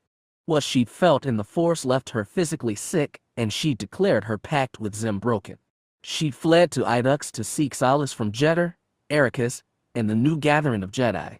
Zim had pushed his brutal offensive to Sliharan and failed. He'd barely escaped the first battle of Vont with his life.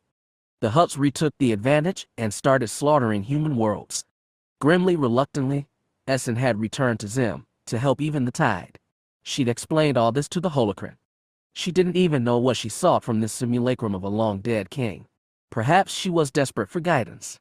You stand at the fulcrum of a vast war, it told her. The solution to all your problems lies within the Force. Once you embrace its full power, nothing will be beyond you.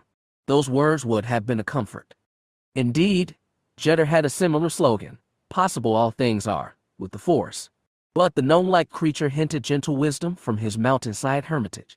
Addis had been a master of slaves, leader of armies, and stealer of souls. I don't want to command an empire, Essan said. I just want peace. Peace is not the natural state of the universe. It will not come unless you stamp it upon the hearts of lesser beings. The Force will let you do that, nothing else. The Force as you used it. The Force as your teachers feared it. The Force as you claim not to. Yet you are afraid. You cannot hide from me. Essan repressed a shudder. If Adas's holocron could see so deep into her, she dreaded to think what the man himself had been like. I don't know if Bogan is a real power, acting on us like the Master said. But if there is a dark side, that is where your power came from. And with it I saved the Sith and spread us across the stars. I made an empire for our race. If I'd been afraid to embrace the Force's full power, we'd have fallen to the Rakata. You didn't embrace it to save the Sith. That came lifetimes later. You used that power to dominate them, and to keep yourself from dying. You talk like there is nobility in weakness and strength in death. You've told me of the humans who live as long as we Sith, but there are other species who endure much longer, aren't there? There are, she admitted. Hutts could live a full millennium. Jeddah had implied his own lifespan was about as long. Adas's image said, longevity is determined by accidents of genes, the whims of chance. I left nothing to chance. I saw what I desired, and I used the Force to take it again and again. And the Force never resisted me. It is meant to be used. You still died? Yes, I did. The voice ached with regret, and Essen had to remind herself this was not a real ghost.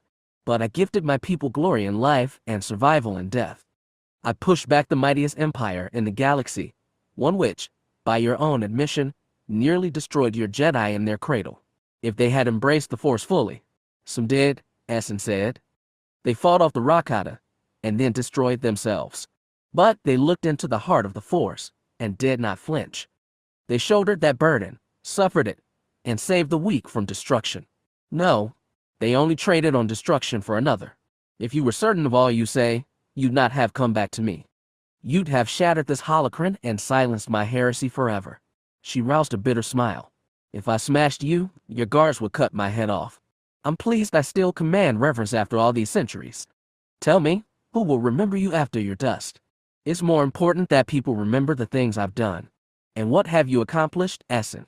She traveled halfway across the galaxy and mastered new force powers. She'd watched uselessly as one woman she'd cared for died on Titan, then watched another die on Ranroon. She'd partnered herself with a despot in hopes of blunting his worst excess and failed. And that was why she was here, talking to this evil electric ghost. What she'd done so far simply wasn't good enough. The holocron seemed to sense that. There are many pathways of the Force you have not explored yet. I can reveal them. Do you wish to learn how to endure beyond death, and snuff out someone's soul just to steal its shell?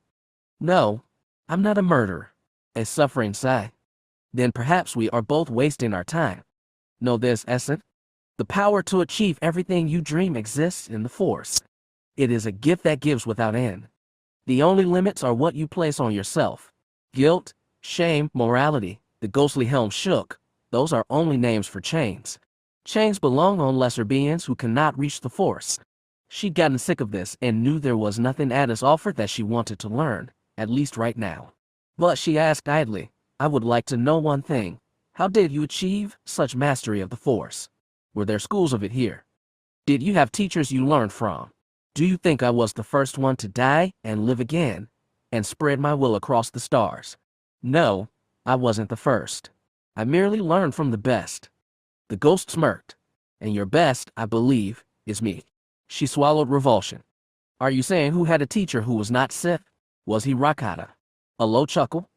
I can tell you more, if you'll listen to my other lessons first. Essan had more important things to do than play games with the holocron. For all she knew, its every word was a lie. That is enough for now. I need to go. Does this mean you will return to the stars? Yes. You disappoint me? Then the feeling is mutual. She placed the holocron back in its shadowed alcove. It took effort to pull her hands from its smooth faces, but when she did, the pinkish light faded to nothing. A shudder of relief passed through her. She took deep breaths, anchoring herself in the here and now, this dusty tomb at the edge of known space. She turned to see the Sith guards watching her cautiously. I'm ready to go now, she said. She spoke in Titan, but they intuited her meaning. In silence, they escorted her out of the chamber, past the 4 tombs of King Addis, and into the hot, harsh valley of the dead. The Hutts had departed the Morlon system without touching the planet, but the space around it was filled with the leftovers of war. Imperial crews were taking stock of damage, enacting repairs, and combing through wreckage from both sides. As for Jaminair himself, he had reports to compile, orders to give, but all of that was on hold as he stood outside one of the Ascendant's port-side airlocks, waiting to receive the leader of the Iduxan. When someone saves a whole planet, you owe him a little courtesy. Jaminair had requested the meeting, but they hadn't come right away. Several of their ships had taken damage, and they pointedly ignored Imperial offers of help, instead docking with the Morlons. Jaminair didn't like that. There was no telling what conversation the aliens and Iduxians were having. When the magicians finally sent their man over, he came in one of the small Ranroon model gunships. Their exotic alien starship, likely the same one Jaminair had chased through an asteroid belt over a decade ago, kept its distance. These people weren't fools. When the airlock opened, Jaminair stood at attention, hands behind his back. He'd brought a half-dozen armed and armored guards, but they kept guns at their sides. One man stepped through the portal, and only one. He was a bronze-skinned human with short-cut hair and trimmed beard, black with early gray showing in the hallway's bright light. There was heaviness in his dark eyes.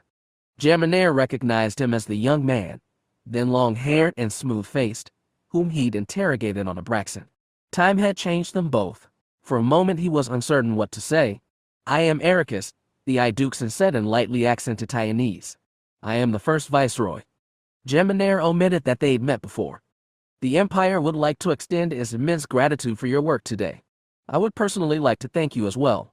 He took 2 steps forward and extended a hand. Erakas looked down at it long enough for the moment to become tense. Jaminar was acutely aware that, while he shared rooms with the Red Witch, he'd never actually touched one of these magicians. Erakas reached out and shook. Firm, slightly rough, dry. Just a hand like any other. But the man could work miracles. Jaminar had known that, even believed it, but he'd not come close to understanding until today. With understanding came fear, because he had invited a creature he could not control onto his ship. But he was doing as he'd been ordered. His post-battle conversation with Zim, made possible by those wonderful Hutt Translite communicators, had been brief, but the Dorita had been clear. After today, he was to treat the Iduxans with utmost respect. Jaminar was here not just to defend Morlon but to build alliances. His political mandate had been expanded. Returning hands behind his back, Jaminar said, I know some of your ships were damaged in the fight. The Morlons may have offered help, but I assure you our abilities are more expansive and better suited to your class of ships. Thank you. We'll take that under consideration, Erakas smiled. Politely. Good. Jaminar replied. Politely. I was on the line a few minutes ago with Enkishore, the Morlon chief minister. He was interested in speaking with you personally. I was hoping we could have that conversation together. Perhaps in my personal cabin. A generous offer. I insist. We 3 have much to talk about. He gestured down the hall. If you will follow me. Erakas nodded, then raised a hand and snapped fingers. Jaminar saw figures move in the shadowed interior of the ship. Stocky, short with long arms, humanoid but not human, and the interior door swung shut. Erakas was never going to trust him, but Jaminar had hoped he'd be a little less obvious about it. As they walked down the Ascendant's white halls, guards silent in their wake, Jaminar said, I spoke with the Dorita before you arrived. He's pleased, very pleased, with your actions today. Your friend Essen has been useful to us, of course, but Zim has been waiting for the rest of you to come in our side. Today we were on the side of the Morlons. As were we? You've seen the kind of atrocity the Hutts are willing to commit. You may find some of the Empire's actions objectionable, but surely they pale in comparison. Erakas didn't bring up those objectionable actions, not even the time he'd been tortured. The Hutts are a menace, but they're also relatively few. Most of their soldiers are slaves, and slaves can be liberated. The Morlons prove that. I understand, but this is a war. I know you Jedi don't think of yourselves as warriors, Essen insists on it, but if you're going to insert yourselves into this conflict, I dare say you will have to be. We can discuss that with the Morlons. As promised, Jaminar took Erakas to his private cabin. While not opulent, it contained every comfort the Viceroy needed. After the Ranroon mutiny he'd inherited his wife's estate on Desevro, but the place had become repulsive to him. If he had a real home anymore, it was the Ascendant.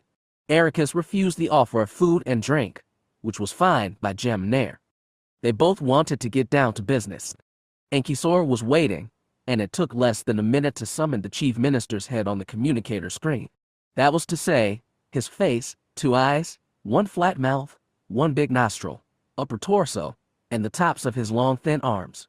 Morlons had no necks to mention, just bodies like big hairy eggs from which 4 gangling triple-jointed limbs sprouted. Try as he might, Jaminar always found them disconcertingly alien. Erakas seemed more at ease with strange races. He bowed and said, It is an honor to meet you, Chief Minister. Thank you for the services you're providing our ships. Help you give we, Enkishore said in his broken Taiwanese. Anything want you to have? You heroes, I assure you, Minister, we only wanted to help. He gestured to Jaminar. The Imperials worked with us. We accomplished it together. The Morlon's eyes stayed on Erakas. Miracle make you. Here you have we. Story of Idux. So many story. I'm sure you've been hearing exaggerations. Erakas shook his head in modesty. Real or feigned? Jaminar was starting to feel uncomfortable.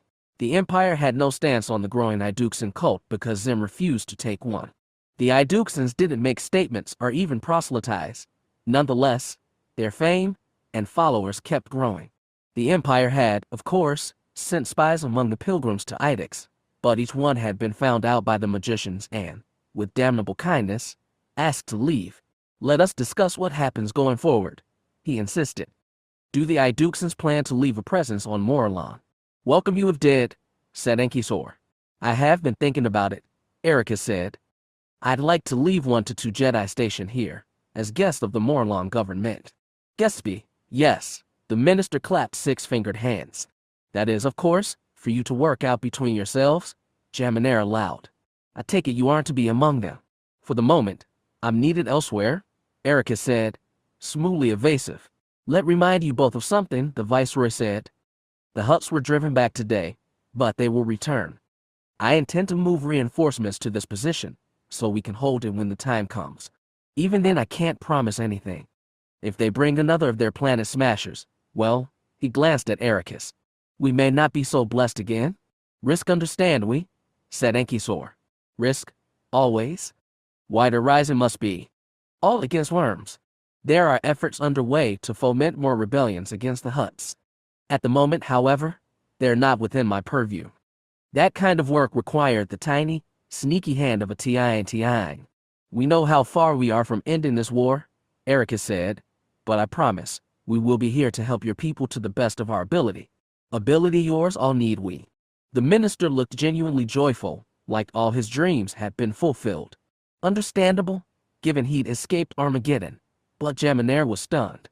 Gossip about the Iduxans had spread across the Tion, and all the way into Hutt territory, and perhaps grown exaggerated for the telling. A handful of strangers was spreading hope like Zim's mighty fleet never could. Perhaps the Empire, which had united all mankind over 30 years of relentless conquest, needed magicians to survive. It was one of the most sobering thoughts Jaminair had since this war began. The Morlans couldn't offer a human in medical need, but the sick bay aboard the Hand of Light was enough for Ashergel today.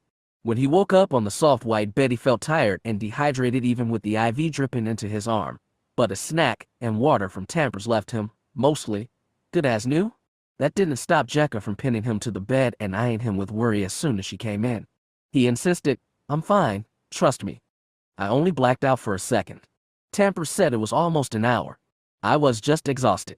He removed her hand from his shoulder, twined fingers, and squeezed.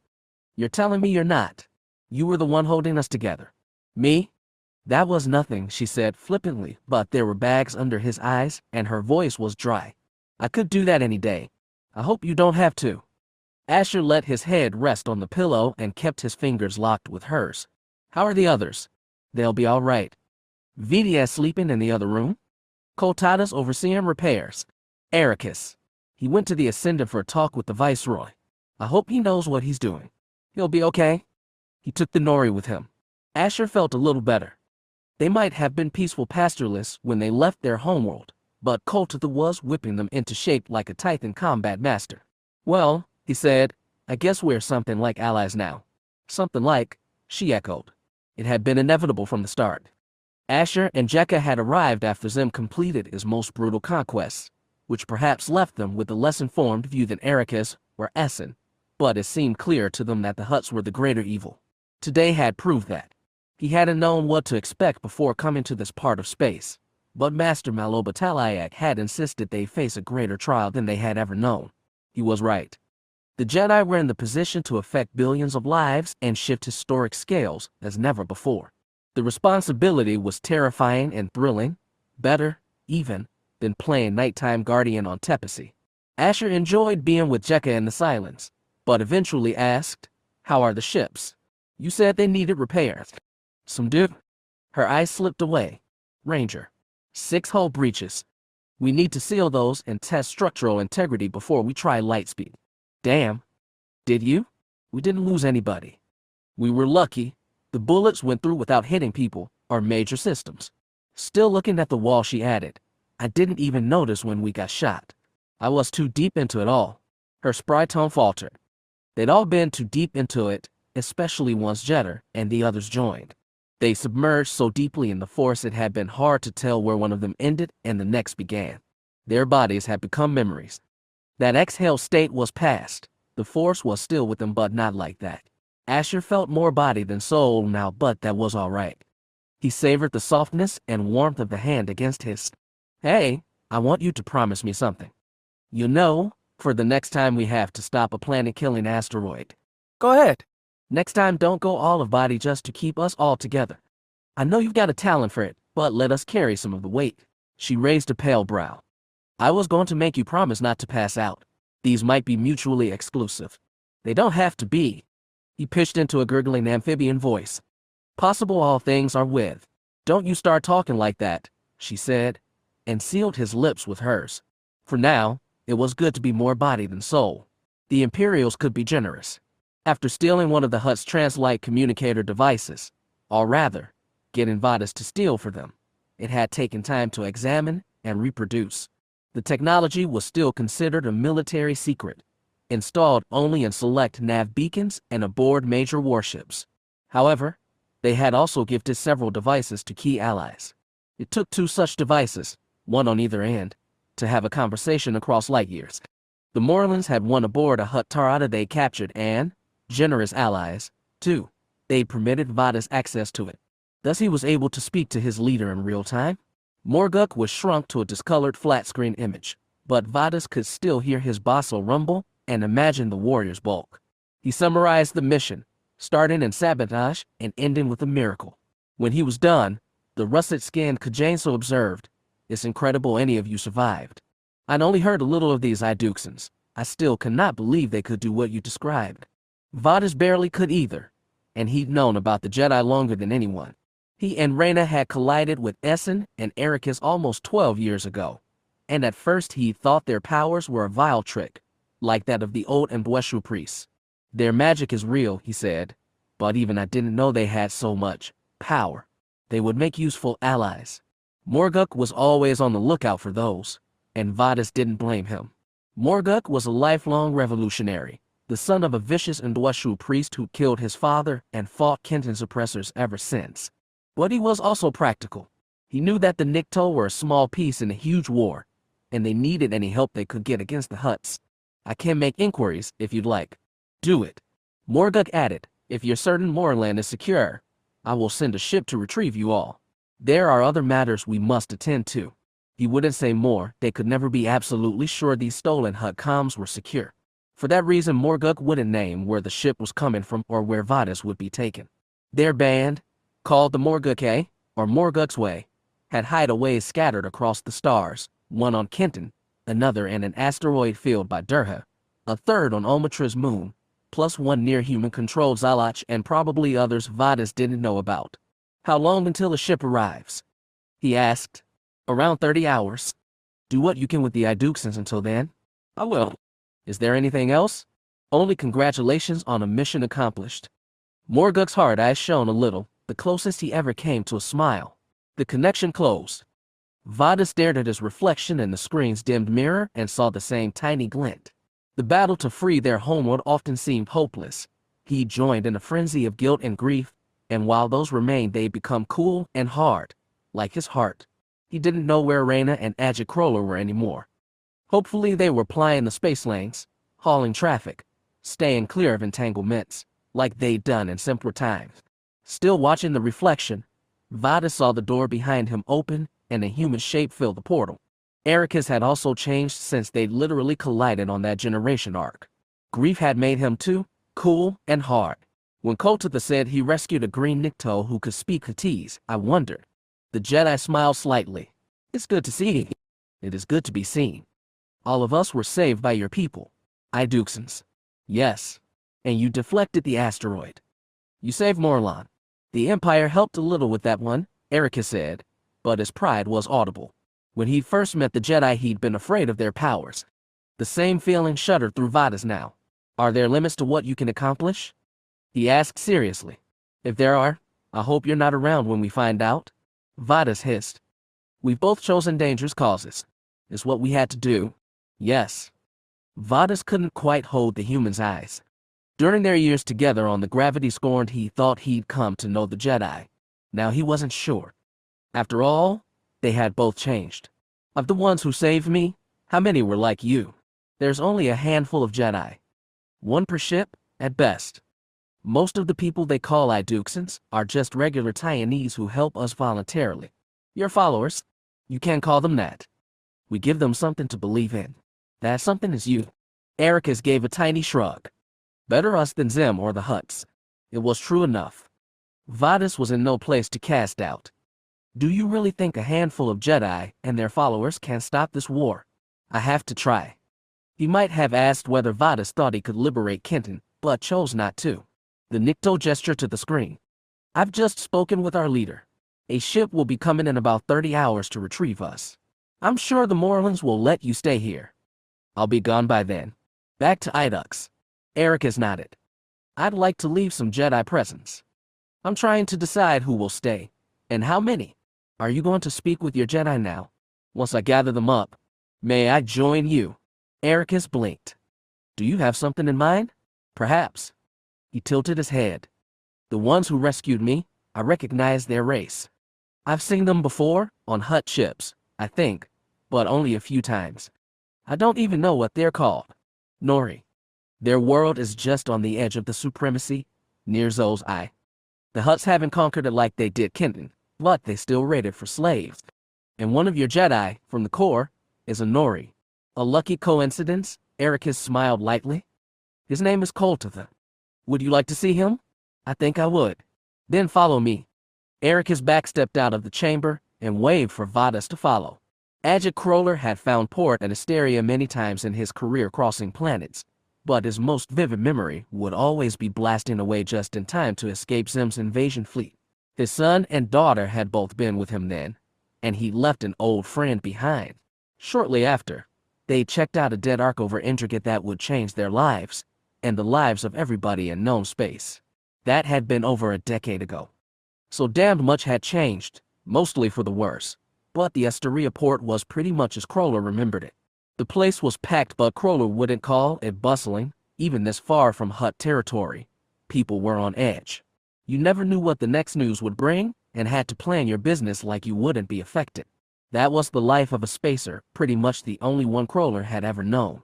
Today's broadcast commanded his attention, his daughter Rhaenys, and that of pretty much everyone in the spaceport square beneath the big view screen.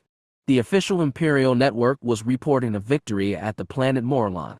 Kroller knew it was some alien world that had thrown off his Hutt masters, like Vadas wished would happen to his, but the worms had tried to take it back. Not only had they been repulsed by the Imperial fleet, commanded by the mighty first Viceroy, but the worms had gotten desperate and, in an act of total barbarity, tried to smash Morlon with an asteroid. That too was defeated, and the worms squirmed back to wherever they come from. Kroller had no idea how you turned back an asteroid on a collision course, and the official report didn't say, but he heard mutters from the crowd around him. How'd they do that?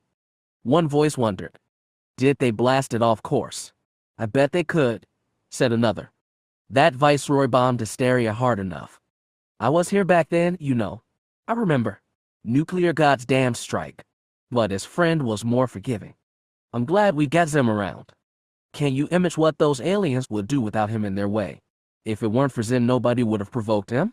What are you? A worm lover. And then a third voice joined.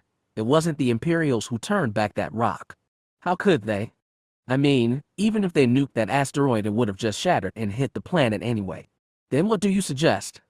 Ask the surly Zem hater. It must have been those Iduxans. Get out? Groused the first man. How could they push back an asteroid on a kill course? Haven't you heard about the powers they've got? Moving things with their minds, getting into other people's heads. A snort. Sure, and I've got a couple tyrants living in my basement. How else do you explain it? Not magic tricks. The Zem hater said, I don't want those rumors to be true. The Empire you can at least fight. How can you fight magic? Sure it's scary, the third man admitted. Me, I'm glad they're on our side. Just like Zem, muttered the first. Kroller listened to them without looking back. His eyes darted sideways to watch his daughter.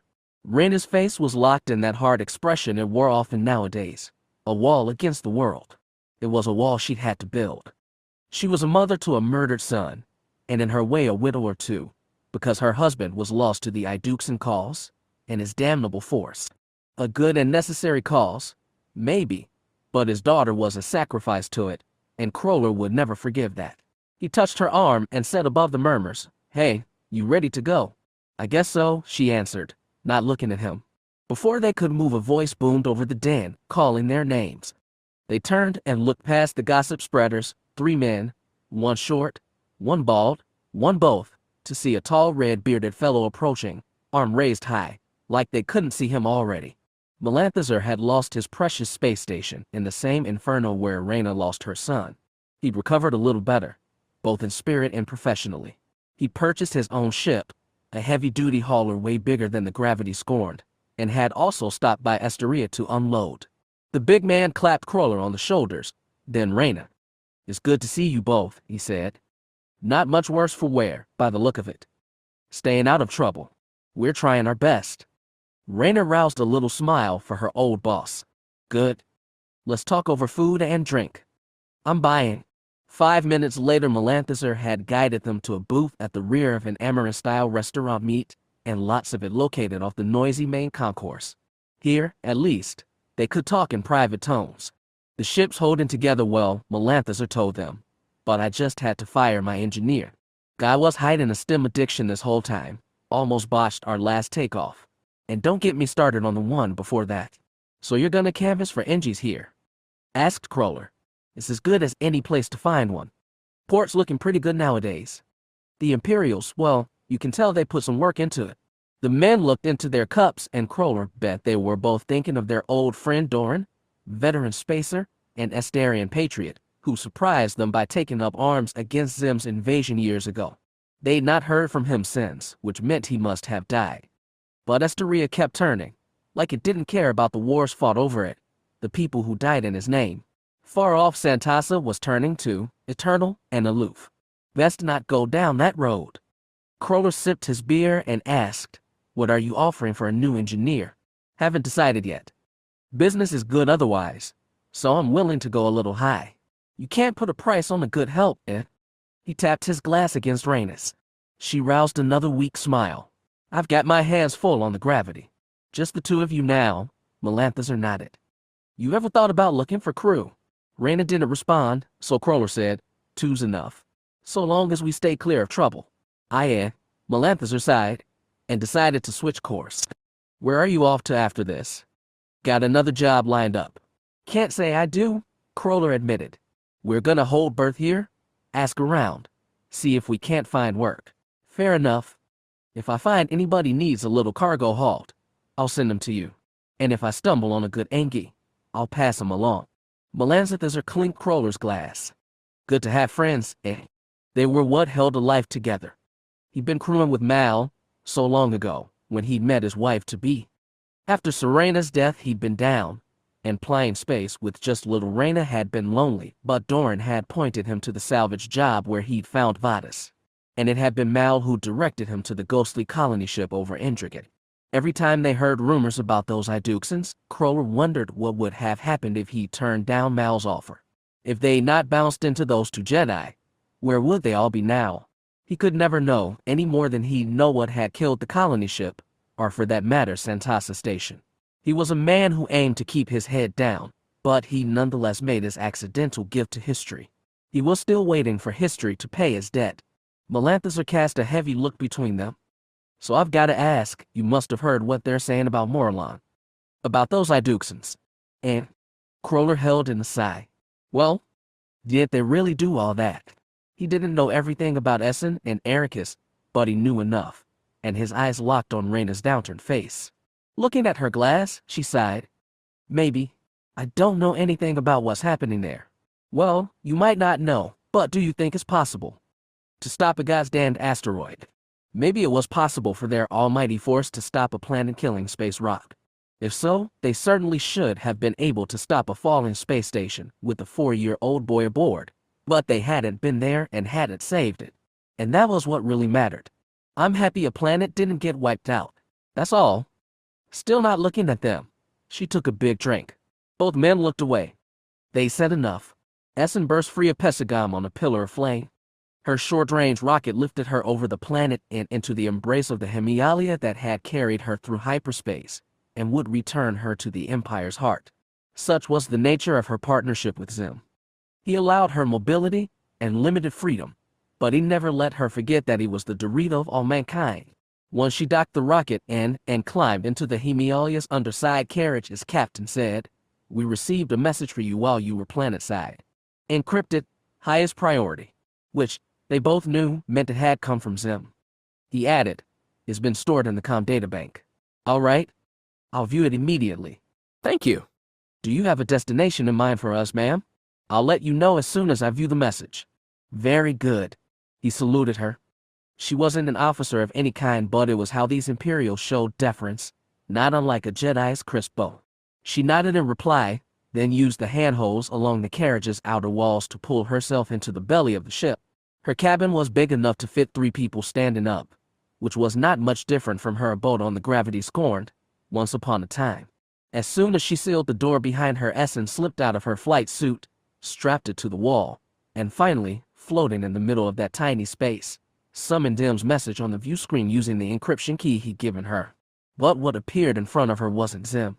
It was a long-snouted face, tipped by twitching nose and whiskers, topped by round ears and focused by 2 round black eyes. Essan had rediscovered her own race, but she'd yet to meet any Tiin besides Oziaf, the Emperor's special plenipotentiary. He hailed from some world beyond the Tion. "I'm so sorry I caught you while you were out," Oziaf said. "I was hoping we could have the chance to actually converse." The Hemialia was equipped with one of the new Hutt Translite comms. "In any case, I bring you orders from the Dorita, who is currently occupied by events on Morlon. Perhaps you know of those," he added ambiguously, "or perhaps you do not." Essan didn't know what had transpired there, only that it had driven her to her knees. She'd felt the other Jedi calling for help, and she'd done her best, however little, though she had no idea what they were trying to do. She'd not felt any death in the Force, no calamity, and had to trust they succeeded. "In short," Oziaf continued, "the Emperor is aboard the Death Knell, currently marshalling at bar anchor. Zim hopes to muster out within 72 hours of my sending this message, and he wants to talk to you beforehand. Therefore, to quote our illustrious Dorita, you had better get your head out of the dust and back to work, or there will be hell to pay. I suggest you take him seriously, and depart as soon as you get this message. Zim has a very important proposition for you and a short timetable. Once you hear this message, and are on your way, please ping back a confirmation." It seemed like the message was done, but Oziaf cleared his little throat and added, "In case you don't know what happened at Morlon, your idukes and comrades worked something of a miracle and saved an entire planet in the process. As you can imagine, Zim appreciates the contribution. You can think on that en route to Barranker. I can't say I look forward to seeing you, because I won't be there, but I assure you Zim does. Have a pleasant journey." When the message ended, Essan closed her eyes. She was relieved but not surprised that Oziaf was going to elsewhere. In her years with Zim, she'd met him face to face less than 10 times, and on those occasions she'd found him frustratingly opaque. Their usual interactions were via recorded messages or real-time translite talks. The special plenipotentiary was elusive, always going somewhere. Yes, she was glad Oziaf would be absent. Facing Zim was tricky enough. She'd known something like this was bound to happen. Zim had tolerated the Jedi because he believed their powers would come through for him in the end, and perhaps because he was afraid of those powers turned against him, and didn't understand just how frail and mortal Jedi really were. Erakas had gotten the newcomers involved slowly. They spent years training with Jeddah, learning Taiwanese language and culture, and acclimatizing themselves before their first intervention between Zim and the Hutts. Erakas and Jeddah were trying very hard to ply a third way between 2 brutal empires, but as Essan had learned painfully, sometimes a side picked you, and you couldn't do anything about it. She gave the captain orders to jump for Barranker, strapped herself in for the lightspeed lurch, and wondered what new demand the Despot would have for her. Origins. Castaway. Why does Zim the Despot compel our attention even after so many millennia? Why is his name still a curse on so many lips? And why do we sit today in theaters to watch performances of the Pirate Prince? We gawk at the horrors he performed, we live vicariously through his vaulting ambition and unheralded successes, we scoff at the outrageous tales of his actions and wonder which might possibly be true. But all the while, he holds us enraptured. S.V. Skanks, Looking Backward. A History of Zymology 15 AB. 45th year of the soft rain, the time of harvest. 498 LE. The coming of the Star Men was always cause for celebration. Nobody knew when they'd appear or where they'd drop their massive landing machine, but once they came, word spread fast through every village, nest, and burrow. People would flock to the Star Men from all directions, some to trade, and some just for the experience. The starmen themselves, big two-legged creatures with leathery faces, tail-less backsides, and hairless bodies, were not really the main attraction. Nor, even, was it the exotic merchandise they brought from different planets. The real glory was seeing people from so many different places conjoined in fleeting celebration. They would bring carts full of goods, throw up tents, and link them together with colorful banners that danced in the wind. Some, those who came less for the starmen and more for the camaraderie, would bring instruments. Music and dancing would break out at random. Everyone lucky enough to attend a visitation wanted to make the most of it, because they never knew how long it was going to last.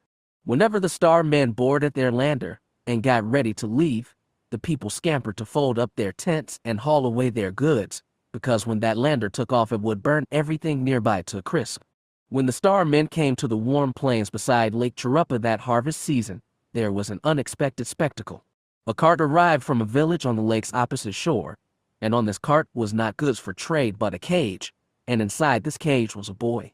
The sight of it spread whispers through the tent city, but the people driving the cart ignored the gawking and went straight to the starmen's lander. Very few spoke the starmen's language, but eventually a translator from a southern borough, named Gosfin, was found. "What are you doing bringing that boy here?" Gosfin accosted the arrivals. "How old is he?" "6 turnings." "7. "He's not a boy," snarled the cart driver, whose name was Canaver. "He's 10, and he's a diviner."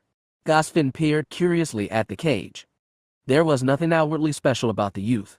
He had a normal body, covered in brown fur.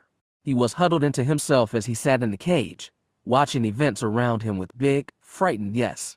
"Do you have proof?" Gosfin asked Canaver. "He cast a spell on me. He sees into the mind of everyone in our borough." Gosfin looked at the others who brought the boy. "Is this true?" They volunteered one story after another. Some seemed harmless. One said the youth had found a pet bird that had gone missing, another that he dreamed the death of a village elder before it happened, and a third that he found a vein of water beneath the borough's deepest tunnels, which nobody should have been able to find. That was where the term diviner had come from in the first place. Those blessed with the water sense could be valuable assets for their clans. More often, they became menaces. Different boroughs and villages had different traditions for dealing with diviners. The most dangerous were declared castaways and sent away to wander the plains alone. For a race as sociable as theirs, who'd grow up with 5 or 10 warm bodies sharing the same underground nest, being castaway was worse than a death sentence, and was normally reserved for the worst monsters. Once cast away, a person's name was erased from the village records. Even speaking it was forbidden. The castaway ceased to exist. There was no crueler fate, but it was the only way to protect themselves from a diviner's powers. "Perhaps he does have the water sense," Gosfin admitted reluctantly. The youth looked so terrified, so helpless. "Has he actually harmed anyone in your village?" "I'll tell you what the boy did," Canaver snarled. "I gave him work, generously, as a favor to his father. The boy should have been thankful, but was he? No, he took hold of my mind and made me open my safe and hand him fistfuls of money he didn't earn. A small crime for a small child," Gosfin said. "As a small child, he's a shameless thief. I remember everything he made me do, and I couldn't even stop it." "Have you ever had your mind invaded?" "No, I didn't think so." "What will he do when he gets older and his powers get stronger?" "We cannot have him in our village," another insisted. And a third said, "Sell him to the starmen. Get a good price for him." So Gosfin relented and spoke to the starmen. Canaver and the others pushed the cart along behind him. The youth's name was Basa, which meant son of rain, for he'd been born in a storm. Ironic, then, that he'd also be born with the water sense. It really had little to do with water, aside from that underground vein he'd been able to find. It was more like a third eye that allowed him to look into places others could not. Basa was young when he'd realized nobody else had this eye. It had been obvious to him that his father and the mother of one of his nest friends were meeting in secret whenever they were in the same room together, exchanging pleasantries. He felt memories passing between them, memories of warm bodies rubbing together in dark, deep burrows. One day, with the dangerous innocence of a child, he'd asked his mother why his father spends so much time rubbing that other female. It was a scandal. His father accused him of being a voyeur and beat him. That was when Beni Ayasa learned the value of silence and the danger of power. He tried to hide his third eye as he got older. He heard stories about diviners who could bewitch other people, which most dismissed as tall tales. He often wished he had no power at all, for it made him feel separate from all the others. He bewitched someone only once. It was his worst mistake. After he turned 10, his father sent him to work for Canaver, who felled trees and collected lumber. Canaver was a cruel boss. He paid poorly and beat his employees for the slightest infractions. Twice he beat Beni Ayasa for being late to work and docked his pay, but others suffered worse. There was another youth named Melik who was small for his age, often weak and short of breath. Canaver didn't spare him punishments either. Beni Ayasa and the others watched Canaver beat on poor Melik 3 separate times. The third time was the last. Beni Ayasa couldn't explain how he'd taken hold of his boss. He'd wanted to hit the big grown-up back, and then he did, not with a fist but his mind. Canaver was knocked away from Melik like he'd been punched. Everyone was shocked. Nobody understood what had happened. Beni Ayasa wanted more. He decided Canaver should apologize to Melik and bury his head in shame. He did. Finally, high off his victory, Beni Ayasa compelled Canaver to give everyone the rest of the day off. The young workers were ecstatic. They all hated Canaver and loved to see him humiliated, and that night there was a great celebration.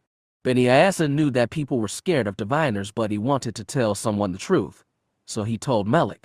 His friend had looked at him with wide-eyed awe. After that, everything went to hell. Melik told somebody, who told somebody else, and soon the entire village knew what Beni Ayasa had done. Yet somehow the story got perverted. Canaver became a poor victim, Beni Ayasa a thief, and Melik, who'd been at the center of it, backed Canaver all the way. Canaver's tale compounded with recollections of all the other events Beni Ayasa had been involved in. His father, who dismissed him as a sneaky layabout, looked at him anew and did not like what he saw. Soon Canaver came to their burrow and declared Beni Ayasa had to be cast away. His mother complained, but his father was glad to see him go. None of his friends rose to defend him. Melik was nowhere to be seen. So when Canaver took Beni Ayasa to the camp at Lake Churupa, the boy did nothing to escape or defend himself. He'd resigned himself to his fate, and the betrayal of his village had blackened his heart. Gosfin was less than half as high as the Star Men, but he bartered with them fearlessly in their own tongue. The Star Men didn't seem much interested in Beni Ayasa, but eventually the translator turned to Canaver and said, "They'll give you 1 piece of orodium, 2 iron drills, and a plow." "They can do better than that," Canaver said. For the rest of the afternoon they bickered and bartered. When the sun smoldered in the sky, they finally agreed on all of the above, plus 3 slips of silver, a case of refrigerated meats from a forward, and, most valuable of all, 2 firearms. Nobody said goodbye to Beni Ayasa as the Starmen wrested his cage off the cart and carried him into the lander. In fact, they all averted their eyes shamefully, even Canaver. They said no tine to leave Ren had ever come back. As he was thrown into the cold metal belly of the lander, Beni Ayasa prayed that was true, because he never wanted to see home again. If his power, his water sense, his third eye, did him any good, it would be among the stars. Chapter 3. All along the watchtower. Mentions of the so-called Iduxans and early versions of the Despotica presents a puzzle for zoologists. Given their base on the planet now known as Ossus, some have tried to tie them with the Jedi despite the lack of archaeological evidence. Some secondary sources credit the Iduxans with supernatural abilities or tried to position them as a third faction that stood between the Hutts and Zim, but such flights of fancy are common in pre-Republic literature. What facts remain point to human organization whose actions disproportionately favored the human empire. The logical conclusion is that they were a faction of mercenaries with no special powers. Saul Ranson, The Despotica Revisited, a textual historiographic analysis. Year 29 of Zim's reign. 537 LE. The Star Forge was not a living thing, but sometimes it felt like one. The behemoth drifted lonely through space, touched only by rare comings and goings of attendant starships, themselves like tiny gnats against its giant frame. 3 angular arms stretched perpendicular from its spherical core, and the extensions angled toward the system primary like fingers ready to pinch. And in a sense they were. No one alive could have constructed this device. Not the humans, not the Hutts. Its makers were long gone from this part of space. They were alternately called tyrants, wardens, or Rakata. To Shin they were his people, and he was still coming to grips with that. The forge's control room was a great bowl 9 tiers deep. Its technicians were mostly humans, with a smattering of other Taiwanese races. Though Shin had spent most of the past 5 years with them, exploring and remaking his race's ancient construct, they still gave him a careful birth. He'd learned their language and customs, buddy, almost 3 meters tall, with conical head, jutting eye stalks, blue-green skin, and claw-tipped hands and feet, was always the image of their ancient oppressors. He was relieved when Daniel Kane entered the chamber. The Zabrak Jedi Master, human-like save the horns atop his gray head, had his own ancestral reasons to hate Rakata, but he was better at mastering his revulsion. Together, they combined their knowledge and force talents to rehabilitate the Star Forge. And now, hopefully, they were going to accomplish a feat not done in 500 years. "How are we looking?" Kane asked as he descended the long steps. "I was waiting for you." "We are ready to begin." Shin gestured to the 3 ring tiers, each manned by human technicians. Many were Federation engineers who'd been working on the Star Forge for a decade. Others were new additions, Imperial defectors, or civilians. When Kane reached the bottom of the bowl, he joined Shin before the luminous display in the center of the chamber. The Taiwanese hadn't developed the technology for holograms, such as this, and it was a testament to Rakatan engineering that it still worked after centuries dormant. The luminous shapes depicted a 3-dimensional schematic of the Starforge's core, its spherical heart and the conduits branching out to power generators and foundries. Small snaking exhaust shafts extended all the way to the exterior, and one great tunnel, kilometers long and 200 meters wide, extended to a sealed portal at the bottom of the Forge's sphere. When the Federation resurrected this machine a decade ago, its hollow core had been filled with raw matter, iron and other heavy metals brewed with hydrogen and helium and heated to a liquid state. During the war with the Empire, those elements had been extracted, cooled, filtered, and turned into ships and weapons in the foundries. When the Jedi took possession of the Forge and moved it to this forgotten system, the core had been 2/3 depleted. Now, after producing ships for the Iduxians on a more modest scale, it was nearly empty, which meant it was time to refill the Star Forge. Growing up, Shin's mother Qual had told him of their people's great mobile factories, which drew the raw materials of the universe from the hearts of stars. He'd come to realize, after his years of traveling with Maloba Talak and his deeper exploration of galactic history, that these Star Forges had been terrifying as well as miraculous. With them, the Rakata had to spoil countless planets. Traveling the galaxy made him realize what a bane his ancestors had been. At first, he'd been afraid to return such a weapon to full strength, but Jeddah had encouraged him. "Evil this has done in the past, yes," the Prophet had said, "but possible redemption is, as long as the Force still flows in it, and in you. Long have you wondered why the Force is with you, when abandoned the rest of your race it has. Its reason this is your chance to atone for ancient sins." Shin prayed this was true. If it was, then he was about to take the greatest step yet. Kane called out to different sections of the crew, and each affirmed that they checked all systems and had prepared the Forge for activation. The Jedi Master had studied Rakatan technology extensively back in the core and understood its machinery better than Shin himself. If today's operation was a success, Kane deserved the most credit. Yet, once the crew confirmed ready systems, he turned to Shin and asked, "Would you like the honor?" The Rakata nodded, then lifted his head and looked around the room. These Taiwanese weren't comfortable around him, but today they take a tyrant's orders. "Initiate the extraction," he said in their language, loud and clear. And so they did. Reports ricocheted across the room. Repulsors on the lower limbs increased power. The doors to the central shaft opened. Protective energy shields activated around the lower arms. Ablative armor was holding. Artificial gravity was steady. And, propelled by topside engines, the Forge dropped closer to the system's primary. So far, so good. The next part was where it got dangerous. As the Forge neared the blazing star, the repulsors on its lower arms would reverberate with each other to create a cyclonic effect. Their anti-gravity would create a vacuum-like channel extending past the arm's reach, into the shell of the star itself. And then, it would pull. There was no danger to the star itself. The Forge wasn't powerful enough to destabilize it. The danger was that the Forge wouldn't be able to contain the raw, superheated matter it was retrieving. The engineers had spent years studying and reinforcing the forge to endure this moment. Shin watched the hologram, claws balled to fists. Kane stood with arms crossed. The engineer said that a channel had been created with the repulsors and stellar material was being pulled toward the forge. Within minutes it would be drawn through the open mouth into the empty core. At that point they'd either succeed or choke on their bounty. The blue-tinted schematic began to fill with red representing stellar material ascending the intake channel. The text said, tensely, that the channel was holding. Red began to color the spherical core. Shin and Kane saw this. They heard the reports, and they felt the deck tremble under their feet as the ancient machine began to gorge. But most of all, they knew it in the Force.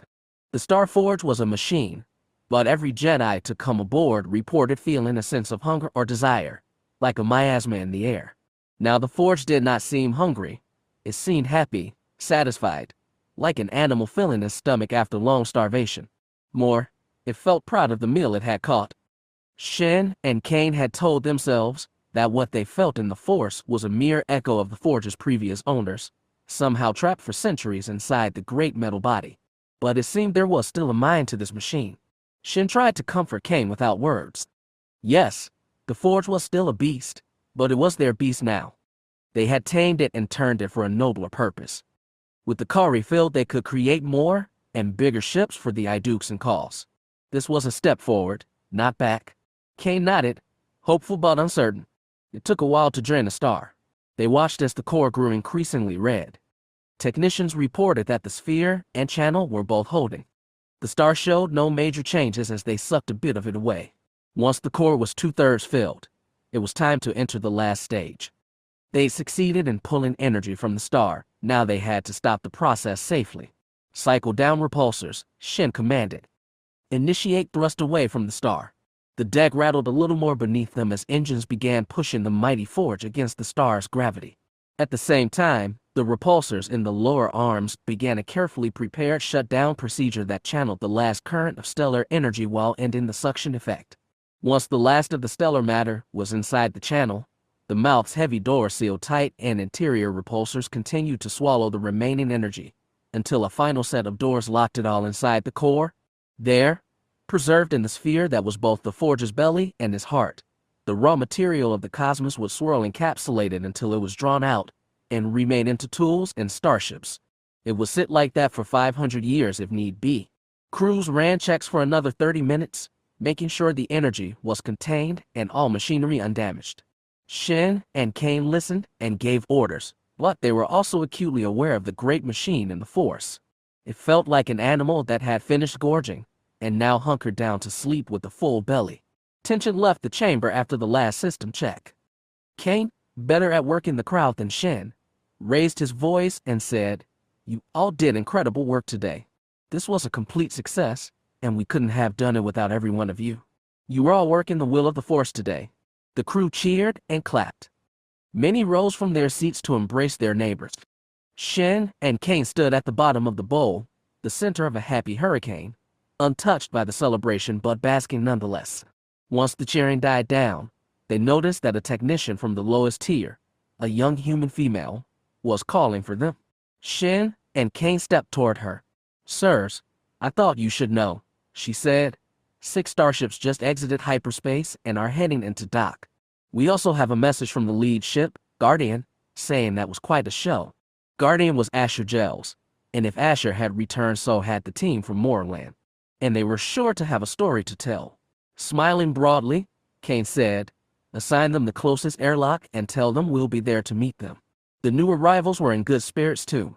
Kane had last felt them battling over Morlon and near to burst with desperation, but they survived and won the day.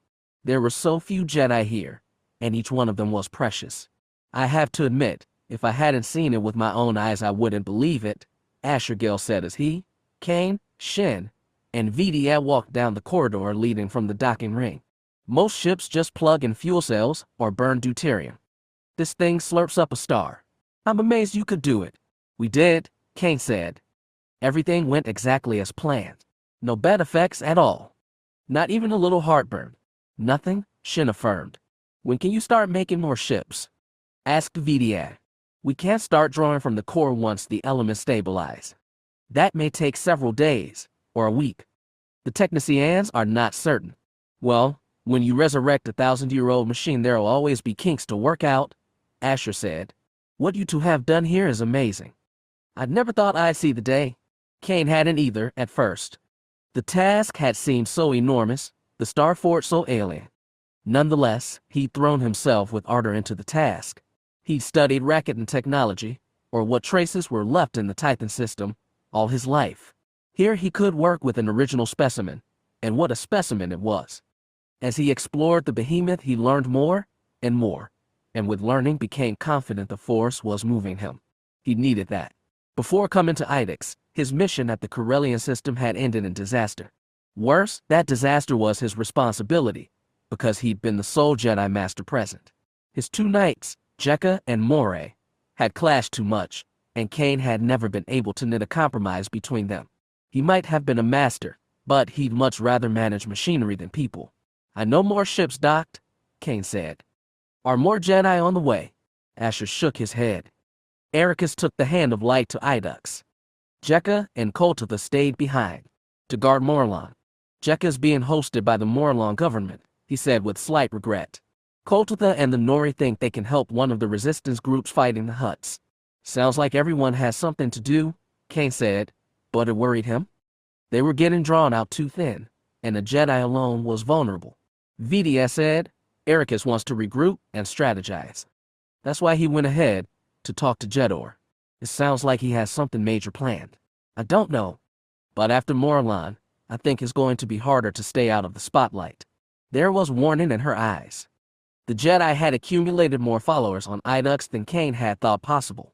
Their deeds had earned them thousands of faithful, and they wielded more power than they had in Corellia. But they were still a mere speck against mighty empires. Not even the Star Forge guaranteed them safety, and the more attention they drew, the more likely enemies were to strike. Kane had no solution to that problem. He hoped that, by mastering the Star Forge, he'd help Erakas and Jedor solve the greater puzzle. There was little left of Morningstar as Erakas had first found it. The town had numbered just a few hundred then, and its people lived in structures welded together from the wreckage of a crashed spaceship half buried at the base of the mountain. There was almost nothing left of the ship, and what remained was occluded by the sprawl of new buildings. Beyond the town, just a kilometer from the mountain itself, were a trio of modest but functional landing facilities for incoming spacecraft. Docking towers rose from the flat, scorched black launch pads like spindly rivals to the higher peak. Over 4,000 people lived in Morningstar now. It had a school for children, a market for food, wells and plumbing, a power station, and farmland on the outskirts. Life here was rugged, but people had been coming with increasing numbers since the start of the war with the Hutts. They all held a belief in a force they couldn't feel, and waited for their chance to serve it. Erakas ached for those people. Their faith was touching, their need heavy. They were a constant reminder of the responsibility of being a Jedi. There was one thing that hadn't changed on Idux. That was his prophet, the old man of the mountain, the enigmatic little alien called Jedor. Sometimes Jedor went among his growing flock to counsel and heal, but he spent most days in his hermitage halfway up the slope. Shin had been born on this world. He said the Rakata called it Ossus, which in their tongue meant watchtower. Maybe that was what Jedor was still doing on his mountainside, keeping watch. The Hand of Light required no landing tower to set down on the plain outside the town. While Tampers and the others took care of the ship, Erakas made his way up the mountain. He and the prophet had a lot to talk about. He'd done this trip many times and knew the path by heart. He wished Jedor weren't so hermetic, but the hike had the advantage of being good exercise. His heart beat fast and his breaths were deep when he finally reached the mouth of the prophet's cave. He felt Jedor's presence, but his teacher could be elusive. Erakas found the cave empty and started looking outside when a voice called from further upslope. Lost something, have you? Erakas looked up to see the green, wrinkled, long-eared gnome seated on a higher ledge. Only you. Then found me you have. Pillage my room, you need not. I wasn't pillaging, Erakas said as he made the final, thigh-aching trudge to Jedor's perch. I swear, I didn't touch a thing. Hope so, I do. A poor guest you be to go poking through an empty home? Jedor shook his head in mock disappointment. Teach you better manners, your master did. Which is why I didn't touch a thing. Erakas said with a relieved smile. He'd felt the death of Master sore, in the Force, and grief had driven him to Idux in the first place. But that had been years ago, and gaining a new teacher had been balm over the loss of the old one. They sat side by side, looking out. Jeddar's cave faced away from Morning Star, and the landscape was brown and empty. The midday sun was sharp on his face, warm against the cool of the wind. So, Erakas began, "Thanks for the help." "Help I did," Jeddar nodded. "But your miracle that was, not mine." "Yes, miracle?" The Morlons were saying that, and the word was spreading over the Empire too. Even Erakas, who'd been at the heart of things, had to use it. "I left Jekka and Koltatha on Morlon. Koltatha is interested in working with a group of Nictus who fight against the Hutts. Vadas is with them. I've told you about him." "Yes." "Their choice to stay, was it? Or did you assign?" "A little of both. I said someone should stay, so they volunteered." Jeddar nodded. "Good, that was. I expected Jekka to do it. Asher wanted to stay too, but..." "Forbid him, did you?" "I told him I have a job for him back here." He sighed. "Now I need to figure out what that is." Jeddar looked down, saying nothing, hands in his lap. Erakas had learned to read as silent treatments. "I'm not trying to break those two apart. I'm happy for them." At least, he wanted to be. It seemed natural that those two, both Jedi, both human, both eager to do valiant deeds, should become close. While looking at them, he was reminded of what he'd had, what he'd lost. What the Force hadn't allowed him to keep. "Counsel you against your love, I once did," Jeddar said. "Different, that was. Never could Reyna understand what you are. The responsibility you carry. Through Asher and Jekka both, the Force moves. And bind them close, I believe it does." Maybe he was right. When Erakas remembered Reyna, their happy times felt immaterial, his Jedi powers an insurmountable barrier. He tried not to dwell on Soren, but he knew his dead son was always with him, like a shadow. "So," he said, "you think I should have let both of them stay?" "I think your choice it was." "Maybe you have. No point in looking back now. Fatal that can be for a leader." Erakas had a hard time thinking of himself as a leader. In his heart he was still a student who needed a teacher to guide him. He didn't know what would have become of him if he'd not found Jeddar. "Well, I couldn't have left 3 of them at Morlon," Erakas decided. "That's too much." "Your choice it was," Jeddar repeated. "At the Starforge, Shin and Kane are now testing it." Erakas straightened. "You mean they've gotten it working?" The refueling. Sip up Starfire to fill his belly." "Yes, refueling. I already sent Asher and Vidia there." Erakas looked pointlessly at the blue sky and found the urge to race back to the Hand of Light. He wanted to be there for himself, to see and experience it. But a part of being a leader, as Jeddar reminded, was trusting others to do their jobs. "Do you think they'll be okay?" "Their success, I do not doubt." He looked at Jeddar. "You felt it in the Force. Or have you seen it?" They called him the prophet, but his nature as a seer had always been vague. "Both." "Neither." Jeddar shrugged. "Certain I am." "Doubt me, do you, with your flimsy child's grasp of the Force?" He said it with a crooked smile, and Erakas laughed. "Didn't someone teach you manners growing up?" "Try they did. Stick it did not." Jeddar chortled. "You were a problem child. Then? That's a revelation." "Nonsense. A disgustingly adorable child I was. Spread far and wide was my fame. Weak-kneed and cooing were even the grumpiest adults. Emblazoned my face on everything they did to bask in my cuteness." He wiggled his long ears. "I'm having trouble seeing it," Erakas chuckled, but he had to wonder. Jeddar said so little about himself and where he come from, though he implied his people had been wiped out in some calamity. Erakas didn't pry at grief, even now. They'd never discussed his son. "Tell me then," Jeddar said seriously, "what next do you plan? If they can refuel the Starforge, we can start making ships again. The more ships we get crewed and flying, the more we can send to the war. And then what?" That was the question. The Jedi couldn't stand by and do nothing as 2 giant empires clashed, but they never matched those empires either. When he, Essan, and Master Talak left Tython all those years ago, they'd each wondered what the Force was really capable of, how much good it would do in the vastness of galaxy. He felt like he was within reach of an answer but wasn't sure he'd like it. "We just saved a planet," he told Jeddar, "but more worlds will burn if we don't stop the fighting entirely." Agreed. But how to accomplish that? He peered at Erakas like he expected an obvious answer from his pupil, but the Jedi had none to give. I don't know, he admitted, but the more people we have out there, the more good we can do. Jeddah, often inscrutable, showed disappointment. Ruled by numbers, Empire are. By resources, supplies, bodies, and bombs. More than empires are we. Our power comes from the Force, the lifeblood of the universe. Think in its terms you must. That was sage advice. If only he knew what to do with it. I'll brainstorm when I can, Master. I should go check on the town. See if they can get a line to the Star Forge. Do what you must. Know where to find me, you do.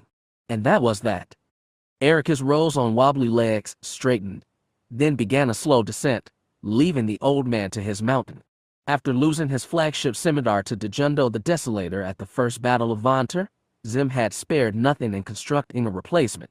The death knell was a third against the size of the previous ship, with improved weapons and armor. In a direct battle, not even the best Chalandian could compare.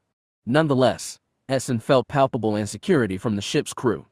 The victory at Morlon had brought a fresh wave of confidence, but now they were remembering what had nearly happened, and the kind of fight they faced once they pushed off from Barracker. As usual, Essan's Hemialia coupled at the airlock nearest Death Knell's command section, and she was escorted down short empty hall by twin war robots so as not to be seen by the regular crew. Nonetheless, she could feel anxiety beyond the bulkheads. It was simply that strong. The robots took her to the cabin she used during extended stays on the Death Knell. It was spacious compared to the Gravity Scorned or the Hemialia, but it was still cool, plain, and impersonal. And today, Zim was waiting for her. As soon as she stepped inside, the door closed behind her, sealing her in the small space with the Emperor of all mankind. He normally brought his robot bodyguards to these meetings, but there was no room for metal Goliaths here. She wondered how much he really trusted her, to be alone with her like this. This was not the same man she'd met 5 years ago aboard Intrexu's Stormrider. His face and body had grown even leaner. Bags were carved under his eyes, creases between nose and mouth. Short, bristly brown hair was increasingly mixed with gray. Zim was just over 50, and while he didn't look old for his age, he did look severe. 5 decades of strife had finally caught up with him. Nonetheless, his voice was knife-sharp. I'm glad you wrapped up your expedition. Tell me you found something useful, and that it wasn't just a diversion. She hadn't expected him to be this blunt. It knocked her off balance. I didn't make any connection with the other Sith, if that's what you mean. Your researchers can tell you more than I can. Have you read their reports? I'm a busy man. I skimmed them. Then you might remember that the Sith have a long valley in which they inter dead kings, and that the oldest king has the biggest, grandest tomb. It sounds familiar. What was in the tomb?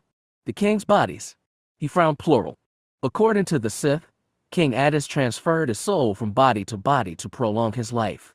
When one grew old, the strongest boy was chosen from the populace to be his next vessel. He'd claimed his 4th one before he died fighting by the tyrants. It's left the Sith with the tradition of blood sacrifice. Zim's scholar scoffed at the outrageous tale, but his eyes narrowed thoughtfully.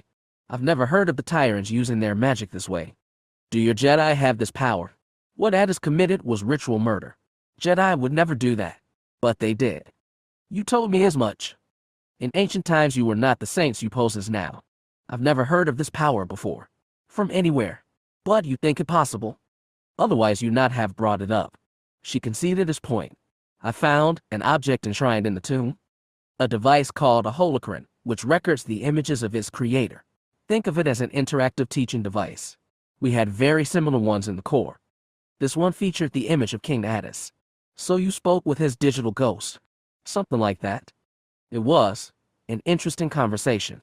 Did you bring it back? The Sith consider it sacred. They would have never let me take it. She didn't need the Force to know what he was thinking. Only a Force user can activate the holocron. For you, or anyone else, it would just be a pretty bauble. I'll have my researchers confirm that. Zim grunted. Well, what did you learn from this dead king? Anything to help against the Hutts. I wasn't interested in the power he was offering. His lip twitched a sneer. Then you did waste your time. I was generous, letting you run off to Pesagam. Give me something, Essan. She exhaled. I have a thought. Nothing more? Tell me. Addis claimed to have fought back the Rakata, but he said he learned his force powers, including the stealing of bodies, from someone else who'd come to Pesagam from the stars. Zim raised a brow, and he wasn't forthcoming. This was centuries ago. I thought of the Hutt's demon. That brow went a little higher. The Hutts had thrown off the Rakata, just like humans and Sith, but they also spoke of a so-called demon that had nearly destroyed the nascent civilization.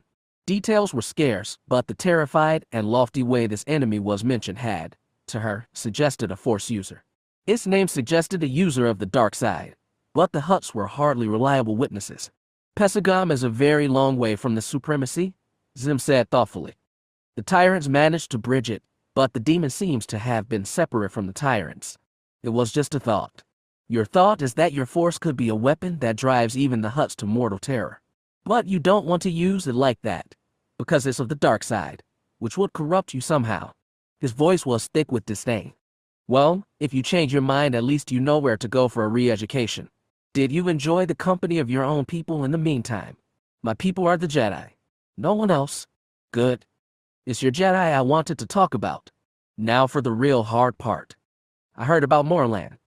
I felt it too, and I did my best to help, even from Pesagam. His expression softened. After all this time you can still surprise me, he admitted. So can your Jedi. Until now they've been a help half the time, and an annoyance the rest. Jaminers advised me to bomb Idux, you know. Several times. I assumed as much.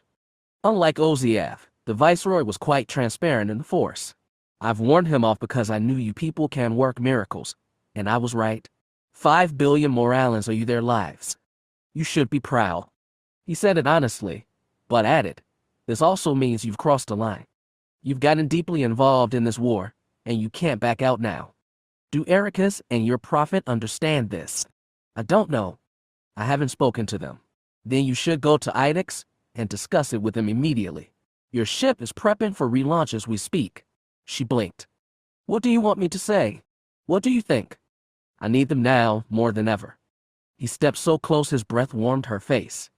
They've tried to hold a line between Empire and Supremacy, but that won't work any longer. I've made allowances for your people, but after Morlon the Hutts will not. You try to intervene again and the worms will vaporize you on sight. The Hutts don't even know who we are. Of course they do. They have spies all through the Empire.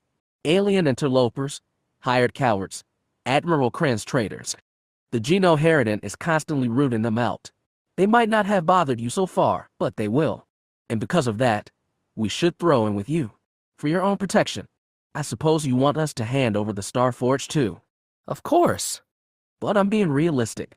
Even if I put a polyream over in Dux and threaten to bomb your prophet to oblivion, you not give it up. You're too noble, too self-sacrificing. But you will lend the Empire your services for my next campaign. You're very sure of yourself, she said. But he wasn't. His tone was fierce, but she could sense the cracks. Zim was terrified the Jedi might refuse him, but he needed them on his side. Anything less meant failure and the annihilation of his empire. Everything he said and did was a performance above that yawning abyss. He'd been like this since the mutiny and Indrexu's death, and the cracks only got wider with time. I have no idea if Erakas is even on Idux, she said. He departed Morlon on a course for the Tion, leaving 2 Jedi with the Morlons. 1 human woman and an alien male. If he's not back on Idux now, he will be soon. You will make an argument to him and your prophet.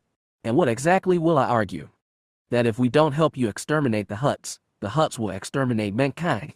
Mankind and the cult you've been growing on Idux. She sighed. The worst part was, he might be right. What kind of help are you expecting? I'm not asking you to become soldiers, though I wish you would. You'd be defending planets. Defending people. Lifting the spirits of my men while crushing the enemies. Yes, I know the Hutts resist your mind control, but you can influence their minions. Don't claim this is beyond you. I know you can do this, and more. Essan bowed her head. She'd been expecting this moment for years. In a way, it was a relief to have it here. All right, she said. I'll take the Hemialia, then go down to Idux alone. I'll make your case to whatever Jedi are there. Good. The Hemialia will take you to the Termagant, and she will carry you to Idux. The Termagant. Her jaw dropped. That was a Thanium polyream, 400 meters long, and bristling with weapons. You said? I'm not threatening you, he said with a nasty smile. The termagant will remain over Idux for your own protection. As I said, the worms may consider you a target now. The Jedi won't negotiate with the gun in their face. It won't be in their face. It will be far, far above them, just to remind them of the seriousness of the situation. He tilted his head. Don't get righteous, Witch. You've been dangling a sword over my head for years. The Star Forge is not a weapon. That you can say that with a straight face makes me wonder if you Jedi aren't fools after all. The termagant will take you to Idux. You will speak with your fellow magicians, and when you're done, you will return to me with companions in tow. And if your prophet hasn't seen that coming for years, he's not much of a seer. He sounded certain, but there were so many cracks inside. The cracks made him all the more dangerous. Essen closed eyes, breathed deep, and begged the Force to be with her. Then she looked into Zim's harsh face and said, All right, I'll do it. Morningstar was good news all around. Erakas checked in with various townspeople first, including the former Utusky policewoman who'd been elected mayor last year. By the time he got to the communications building, he had a message waiting. Master Kane beamed as he reported a fully successful operation on the Star Forge and added that he'd be coming to Idux soon with other Jedi. After that, Erakas went back to the Hand of Light. Tampers was still there, completing extra repairs and system checks, even though he'd given the Titan ship a good review at Morlon. He was barely 12 standard years old, but Saheelan Dealey had shorter lifespans than humans, and for his race he was a full adult. Conscientious, precise, and absolutely devoted to the Jedi cause, he reminded Erakas of his father, sometimes too much. Preskarn had been the one to bring him to Idux in the first place. He'd also been the first Iduxan to die fighting for the Jedi cause, but hardly the last. 6 had been lost at Morlon alone. It wasn't easy to have people fight and die in your name, but some deaths were inevitable, even necessary. He consoled himself with the belief that he too would give up anything if the Force willed it. Still, that was no reason to let Tampers do all the work. As the sun went down over Morningstar, Erakas rolled up his sleeves and started to help the Saheelan. They had their faces in an engine access panel when Restiine said piped in, saying, Hey, we've got a couple ships inbound. Erakas pulled back from the machinery. I thought we didn't have anyone scheduled. Do we have room on the pads? I don't think they're that kind of ships.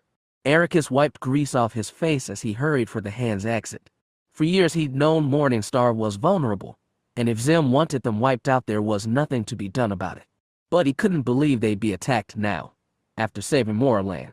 When he joined Restiine in the gloom and looked at the lights, he wasn't sure what he was seeing. They were growing slowly brighter, signifying an approach, but he heard no engine roar.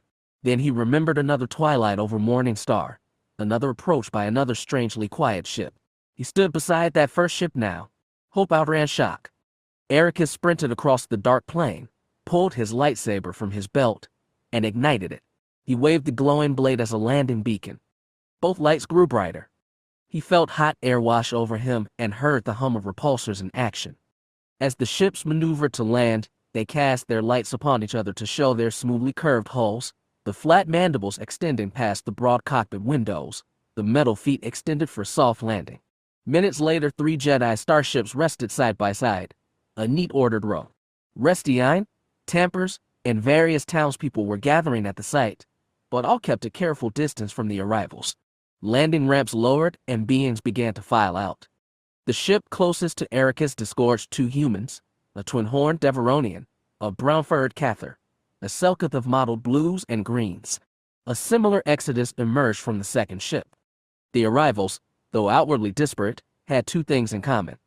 All bore traditional swords of Titan steel at their belts, and all exuded the wonder of Jedi who'd found a homecoming. When he saw a 6-limbed, thick-tailed, pale-furred Talak descend from the second ship, Erakas broke into a sprint. Master, he called. Master Talak. Maloba Talak turned. His eyes went wide, then his forearms spread wider. As he skidded to a stop, Erakas thought the Jedi Master, always so reserved, might embrace him. Instead, Talak folded both pairs of hands and made a deep bow. It is an honor and a pleasure to see you after so many years, Talak said in Titan. Erakas spun on one heel, taking in the Jedi milling about. So many faces, a few half familiar, most of them strangers but still brothers and sisters in the Force. He spun back to Talak and said, "This is amazing. How many are here?" 33, the Talak said. "Most Jedi Knights, a few Masters. The fruit of travels far and wide." He added a weary smile. "All of us here to help. Origins. Minor beasts. There's always a bigger fish." Jedi Master Kigan Jan. 32 BBY. Age of Artistag, year 611. 499. Ellie? When he was cast away from Ren, Beni Ayasa had stupidly assumed he'd end up on another world. That had been by his reckoning over a year ago, and he'd yet to see a sky. What he got instead was a maze of warrens like the burrows he'd grown up in, only these were made of metal and were filled with star men. There seemed to be infinite kinds of them, and he learned their names as he learned their shared language, which was apparently native to none, and which they called the Holy Tongue. The leather-faced star men were called Weequay. The ones with pale, smooth faces were Vosii, the ones with furry barrel-shaped bodies Morlons, and flying ones with trunk-like noses were Toydarians. And that was just a sample. Almost every day on this metal maze he spotted a new kind of creature, yet he was the only Ti. The Weequay sold him to a Toydarian named Krumku, who decided Beni Ayasa would work well as a secret courier. Being a small Ti, he could slip through literal cracks in the maze that other species couldn't. Krumku gave him the task of delivering small packages to clients. The most important rule was that he never be caught delivering anything, and Beni Ayasa was good at this, because he'd memorized all those secret passages, and because this third eye hinted at trouble and let him avoid it. However, he was far from safe. Beni Ayasa witnessed his first murder a month after coming aboard. He was acting as server at a cantina, and a Weequay took objection to an Evosi's hand in a card game. He got a flash of danger from his third eye but was still shocked when the Weequay took out a knife and slit the Evosi's throat, splashing orange blood all over the table. And the worst part was, nobody cared. Life was cheap here. Beni Ayasa did his best to lay low and avoid attention, but it didn't always work. His third eye, while helpful, was not infallible. He found himself running for his life one day after taking a package to his recipient, only to find the recipient cooling on the floor and his killer, a bipedal reptile of an unfamiliar species, ransacking the tiny apartment. Beni Ayasa still wasn't used to the sight of corpses, and upon entering through the cracked open door he froze in shock. The reptile saw him. His nostrils flared and it hefted the jagged, bloody sword in his right hand. Beni Ayasa, really wishing he'd learned to knock, took flight. He dropped to all fours and raced down the hall. He could sprint faster than most bipeds this way, but he heard a clamor behind him, looked back, and saw that the reptile pounding after him in a four-legged dash. Beni Ayasa was too panicked to use his power. He dashed through inhabited corridors, past bystanders who jumped out of the way as soon as they saw the reptile lumbering down the hall. He saw a ventilation duct near a ceiling, bounded atop a crate, then up into the shaft and thought himself safe. Then he heard metal bend, a body slam, and saw the reptile was still coming after him. As he ran, the reptile somehow squeezed through the shaft behind him. Beni Ayasa found the first grate he could, kicked it open, and dropped into a lower passageway. It wasn't technically a sewer, but for his dirt and stench it might have been. That didn't ward off the reptile. His hunter just kept coming. Beni Ayasa ran deeper through shadowed passageways. They were in the most forgotten part of the metal maze now, inhabited only by indigents. Rat-covered rabble gazed glassy-eyed and useless at the reptile and the rat. He took twists and turns at random, praying for escape. Instead, a dead end. Beni Ayasa skidded to a halt in front of a few crates and piled rags. He looked around for another vent, but there was nothing. And the reptile skidded in from behind and blocked his path. "Wait," Beni Ayasa chirped in the Holy Tongue. "You can't eat me. My people are naturally poisonous." It was the best lie he could come up with. It didn't work. The reptile lumbered ahead, its jaw hinging open to display rows of pointed teeth. Beni Ayasa cowered against the side of a crate and tried, one fumbling time, to compel this monster's mind. And then a voice said, "Stand back." It wasn't his voice, nor the reptile's, but his attacker stopped. "Rise," the voice said, and the reptile rose to two legs. Its forelimbs dangled at his sides, next to the blood-wet saber, but it didn't reach for it.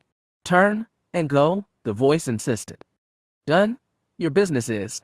The reptile turned and went. Beniasa couldn't believe what was happening. That voice, a goofy voice, really like a belching amphibian, seemed to have come from on high to deliver salvation. He staggered away from the crate, looked around, and saw movement among the pile of rags. He hopped atop the crate for a better look and found himself right in front of a creature not much bigger than him, one with light green skin, black hair pulled off a wrinkled scalp, and wide triangular ears. Large eyes stared directly into his. "You saved me?" Beniasa panted. "Thank you." "Saved you?" the creature said. "Saved myself, I did. An appetizer you'd have been, and me the main course." He smiled, to show he was joking. "Bother you again he will not. Minor beasts we are, mostly beneath the notice of larger ones. Count ourselves lucky, we should." "That was more than luck." "How did you?" "Only make a suggestion, I did."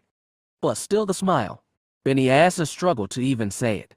He confided his powers to one other soul, and paid for it. Yet this creature's wizened face, his tight smile, and gentle eyes, begged to be trusted. And he was clearly no stranger to this power. Call it a third eye, water sense, or bewitchment. "You compelled his mind, didn't you?" Beniasa asked, almost in a whisper. "As you were trying, you mean? You felt that?" "Yes. Help you need it." "Practice your talents much, do you?" "Not when being chased by crazy carnivores." Beniasa laughed, giddy to be alive and standing in front of another diviner, an alien diviner, from whom knew where. It had never even occurred to him that other species might have his power. "Are you alone here?" he asked. "You ask if companions I have. Of my race, do you mean, or my talents?" "Both." "Either. Alone, I am." Sorrow crept into his voice. "As I have been for many turnings. But perhaps that has changed. Were you rejected by your people too?" The creature looked at him curiously. Betrayed, in fact. Beniasa couldn't believe he'd met a kindred soul at last. He could almost cry. "What are you called?" "Jedi my name is." "And you?" He hesitated.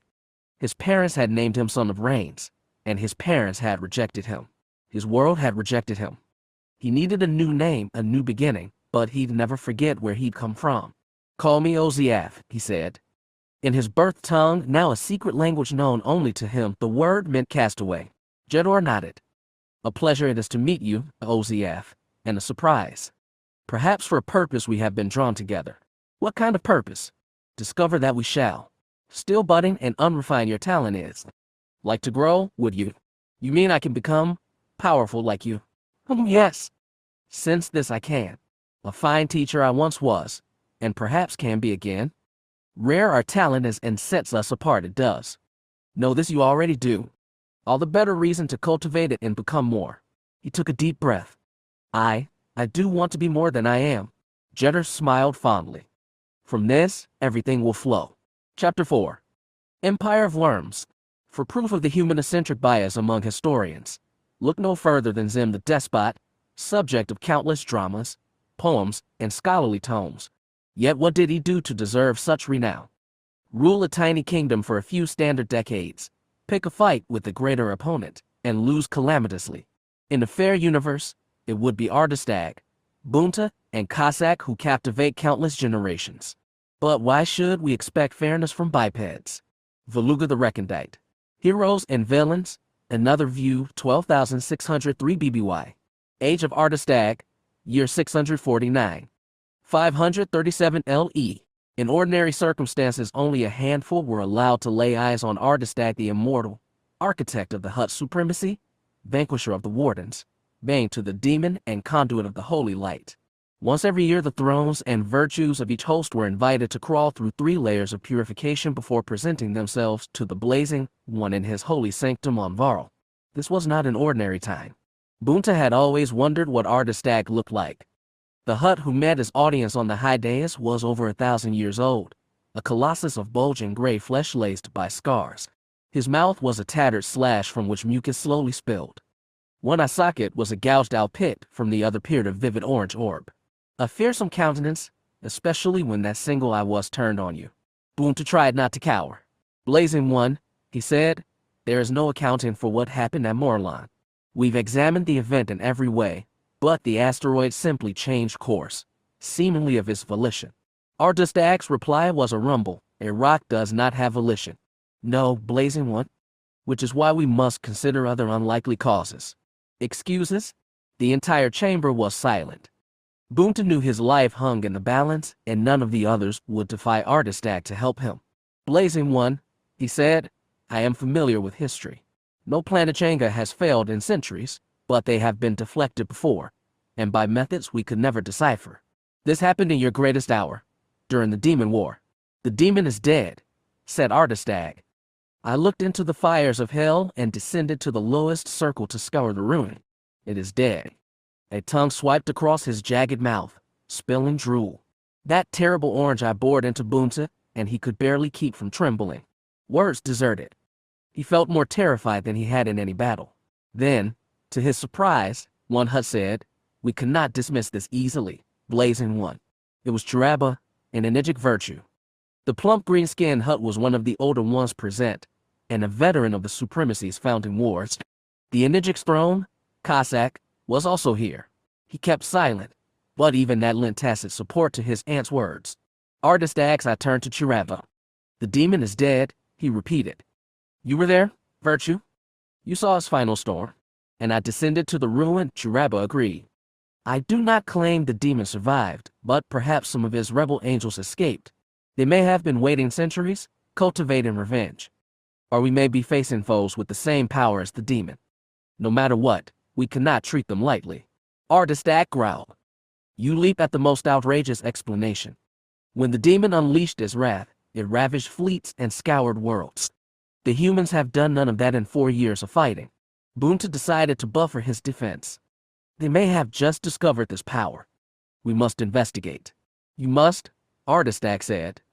It was your failure, Dominion, and you will account for it. Ardastag was interrupted by his own hacking cough. Mucus flew in gobs, smacking the Hutts gathered closest to his dais. This was the third time it had happened this audience, and the other Hutts watched stoically as the Blazing One's physician, a slug-like Yaktosh named Urid, crawled up on 6 stubby limbs and tended to his master. Boonta was grateful for the time to think.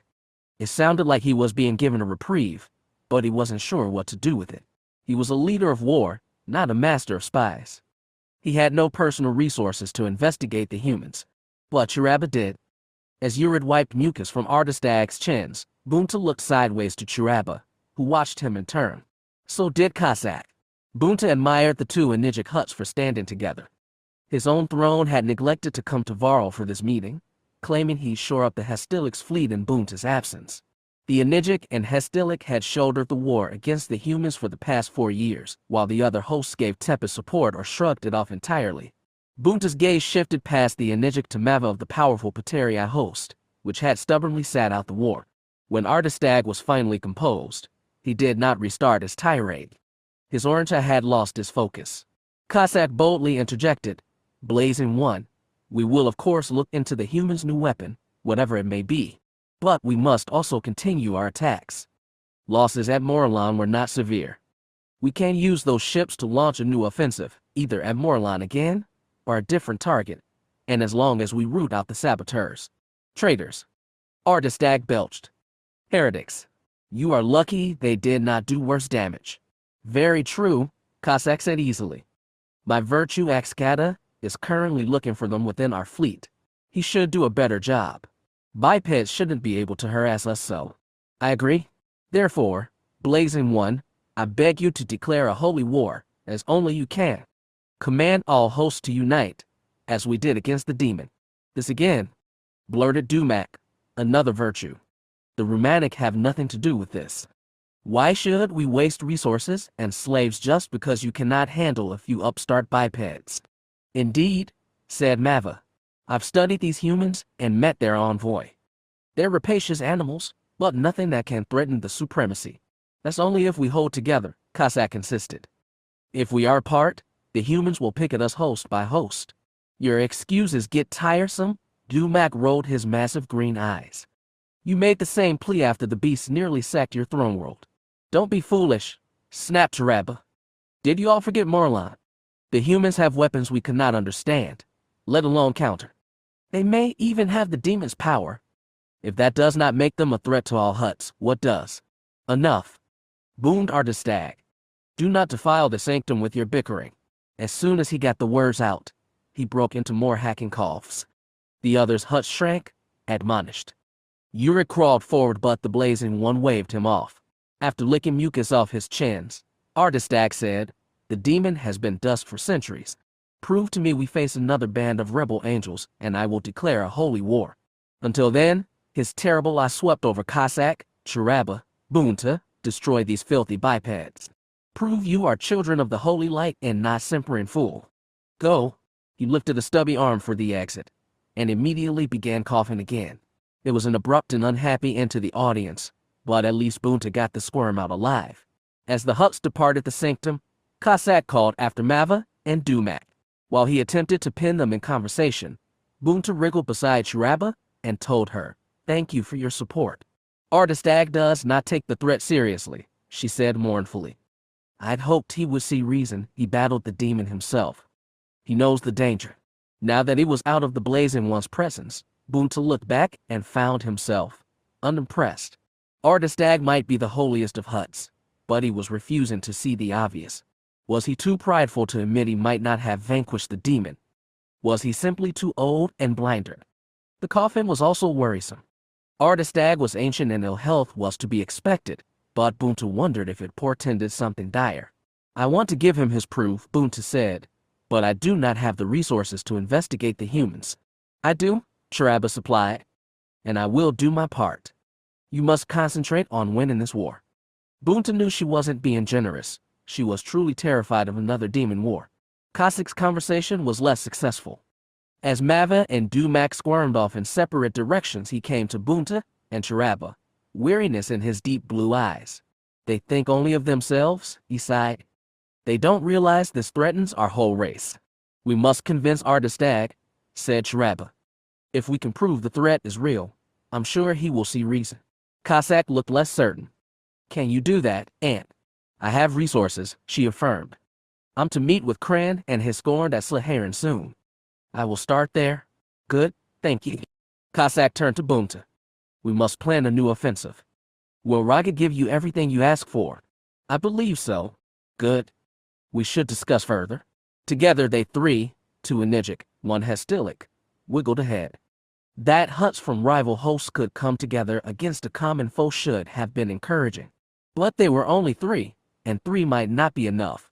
He said his name was Krasmore, but that was obviously a lie. Raina felt there was something off about the guy as soon as she and her father sat down with him in the private back room of a restaurant at Asteria's port.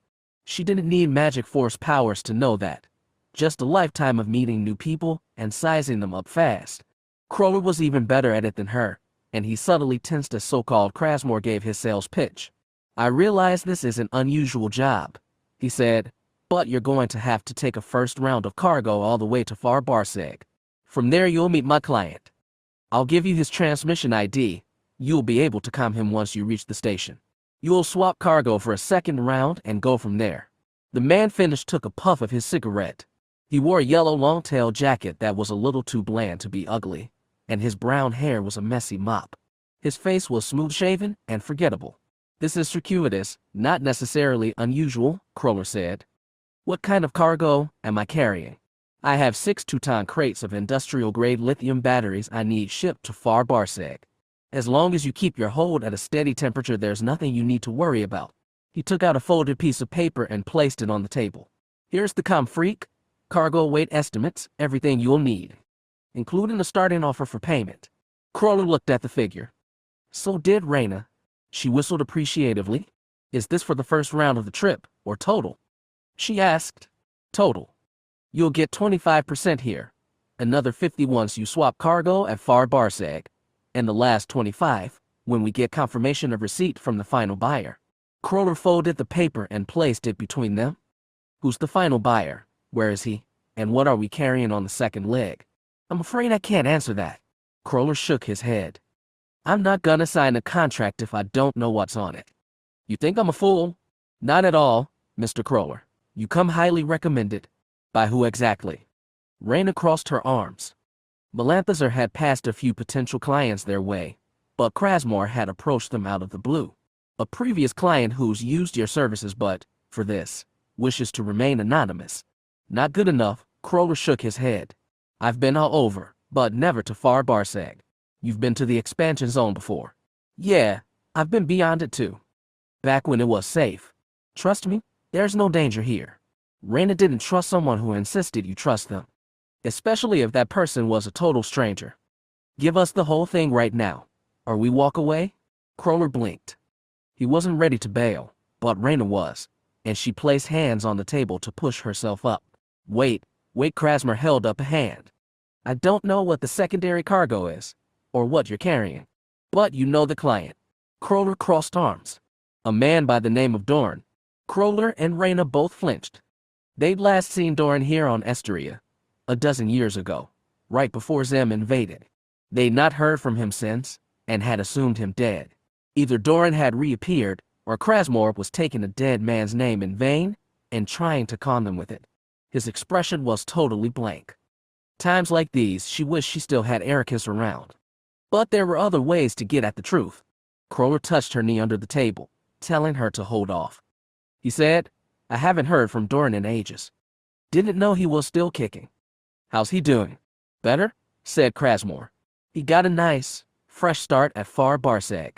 You're telling me he's gone all fat and happy. He's put on a few pounds. Krasmer added a smile. That's what good living does for you. Dorn had been fat, if not happy, the last time they'd met. Kroller kept one hand on Reyna's knee and placed the other on the tabletop, palm up. If Dorn's in a generous mood, I've got to ask for more money. I'm sure he won't mind helping out an old pal. The smile vanished. I'm the one paying for the first leg.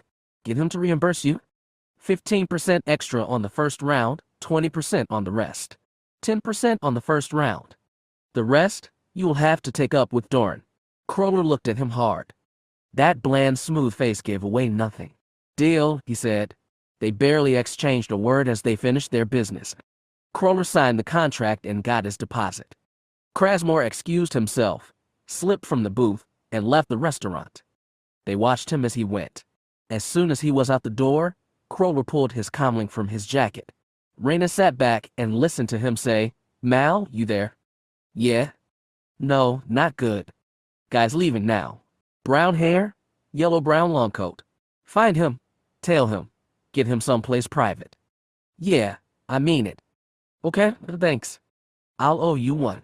As soon as he finished, Kroller stood up.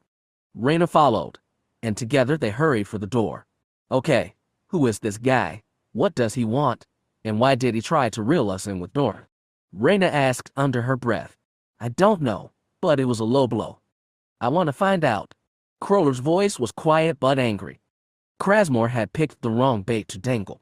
Her father still felt guilt over leaving his old friend to fight and die against Zem's invader. As they moved out of the restaurant and into the port's busy promenade, she asked, Why us? Why the hell would anyone want to mess with us?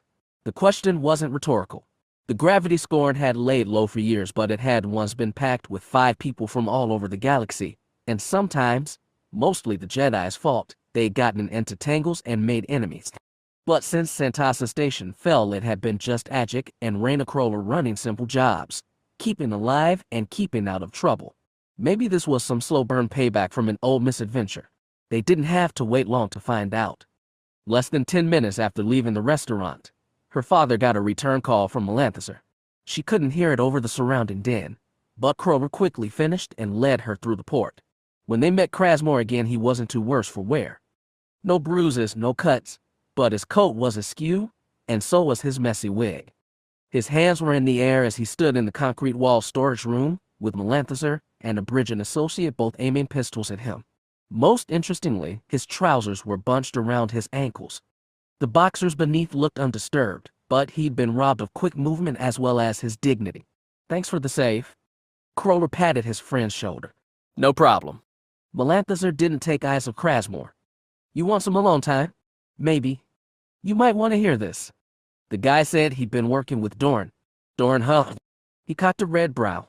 Dorn's dead. That's what I thought. This guy insists otherwise, but I've got a sneaking suspicion he's full of it. Her father wanted to play with the captive to gloat. Reyna didn't have the patience. She pulled the gun from the hand of Mal's partner, marched up to Krasmer, and swung it in his face. Whoa, wait, Crawler called. She snapped, who hired you and why? Out with it. Now. Reyna. Melanthazar barked, but she didn't lower the gun. Krasmor looked the pistol mouth dead in the eye, then flinched. I don't know Doran, damn it, I was told to use this name. By who? She asked. By my bosses. Who hired you? Nobody. He snapped, then amended, I work for the government. Imperial Intelligence. You're Gino Harridan? Asked Crawler. No, I'm just another department. One that doesn't hire the best. Listen, I can tell you what you want. I don't know if you'll like it. Just get that thing out of my face. Reyna was enjoying his discomfort, enjoying it too much. Her father had to say, lower the gun, come on, before she did. Krasmor breathed easier but kept his hands up. You want to know what the second leg is? Fine. They'll load you up with Vibrilium warheads and send you to the Durha system. Never heard of it, said Crawler. Me neither, added Mal. That's because it's inside the Hutt Supremacy. That explained why he didn't want to tell them the whole job. Reyna asked, why the hell do you want us to go there? Listen, those warheads are going to an Imperial Line resistance movement that's trying to foment more rebellions against the Hutts, like on Morlon. We've heard about those, she said dryly. I know. Krasmor dared a tiny smile. Your old shipmate, Vadas, runs with this one. How the hell do you know about Vadas? Crawler took a step forward. Krasmor shrugged. All I know is what I'm told. Listen, you're not invisible. You saved Zim himself at Renroom. Don't remind me, grunted Reyna. And we know you've had other run-ins with Imperial authority. Some of them not so good. But you come to us anyway, said Crawler. I do what I'm told. I guess the higher-ups thought you'd be good for this mission, since you know the recipient. If things got mixed up inside Hutt territory, you might be able to, I don't know, improvise. Doesn't the Empire have gun runners of its own? Asked Melanthazar. Yes, but the worms have gotten good at finding them and shooting them down. We've got a problem with leaky intel. With the gravity scorn, it will be different. You think? Corrected Crawler. And we'll be sending you in through a new route anyway. A new, dangerous route, guessed Reyna. Krasmor shrugged again. Don't you want to help Vadas? You tried to appeal to our conscience now. He was your shipmate for over a decade. We assumed you'd want to help your friend. He was my brother, she snapped, then corrected herself. Is my brother. Krasmor looked at her carefully. Well then, don't you want to help him? She couldn't find words to respond. She was letting this damned incompetent spy play with her emotions. Crawler grated, you could have told us the truth from the beginning. Maybe I should have. But my bosses thought. Yeah, you were just following orders. He crossed his arms, looked Krasmor up and down. Put your damn pants on. Krasmor hesitated, eyes on Reyna, the weapon in her hand. Do it. She wagged the gun. That put a little fear in him, which felt good. He fumbled, tugged his pants up, and snapped his belt tight around his skinny waist. Fix the wig too, Crawler added. He shifted the brown mop with both hands. Looking between father and daughter, he asked, well, will you help him? You mean we will run the Empire's guns for it? Crawler asked. Krasmor conceded a nod. Reyna looked at her father, silently pleading for guidance. Hells, he sighed, we'll do it. But not for your damned Empire. We never expected that, Krasmor said. But for your friend. And for money, Crawler corrected.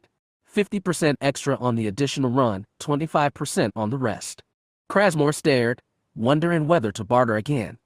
But he said, deal? Then let's adjust that contract, Crawler said, and fished it from his jacket pocket. A few minutes later, in the stark concrete wall supply room, they completed payment. Krasmor slunk out of the room, avoiding their eyes, and after the door closed they heard him break into a sprint. Nobody went after him. Silence loomed in the small stark chamber. Finally Melanthazar said, I hope Zim's moved all his best to the front lines. Otherwise I'm going to start worrying about the future of humanity. Nobody laughed, but Crawler allowed a smile. Thanks again, Mal. Anytime. He looked to Reyna. Think we can have that gun back now. Right, she said, and handed it to his associate. Her palm felt empty without it and she turned hand to fist, digging fingernails into skin. Crawler stepped beside her and touched her arm. You got him talking. That was good. Then he asked, in lowered voice, You weren't really gonna shoot the guy, were you? I like seeing him scared. Reyna looked him in the eyes. We're really doing it then. First Farbarseg, and then this Durha place. If we're gonna get a chance to see Vachuus and get paid a lot for it, yeah, I think so. You do want to help him, right? Help him wage his doomed war against the worms. I guess so. You should. He is your brother. Yes, she said softly, but she wasn't sure anymore, after everyone else she'd lost. The Nikto was a towering Kajansa 2/3 of a meter higher than his Nori opponent. They circled each other on the softened sparring floor, hands up in defensive postures, fingers halfway curled to fists. When the whistle blew, they lunged. It was over in 4 seconds. The Nori ducked under a right hook, slammed his opponent with an upward thrust in the diaphragm, then fell back, braced himself on both palms, and knocked the Nikto's legs out from beneath him with a double kick. The larger opponent toppled back, and the smaller sprung victorious above him. It would have been more impressive if Vadas hadn't seen it 3 times already. He and the other Morguke had spent hundreds of hours in this metal drum of a chamber, attached to their base in Ulmatra's largest moon.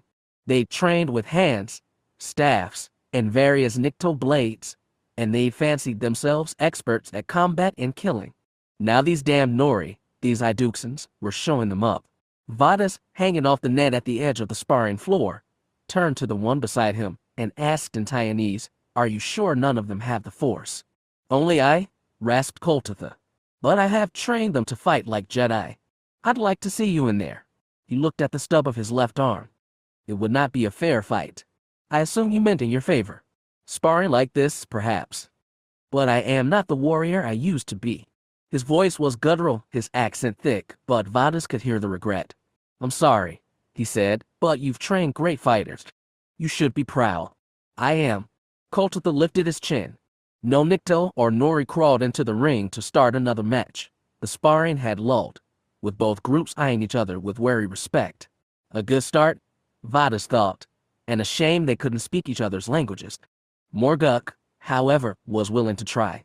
The giant Kajansa had been watching from the shadowed entrance alcove, but now he walked up to Koltatha and asked in Taiwanese, "How?" The Nori blinked. Vadas almost chuckled.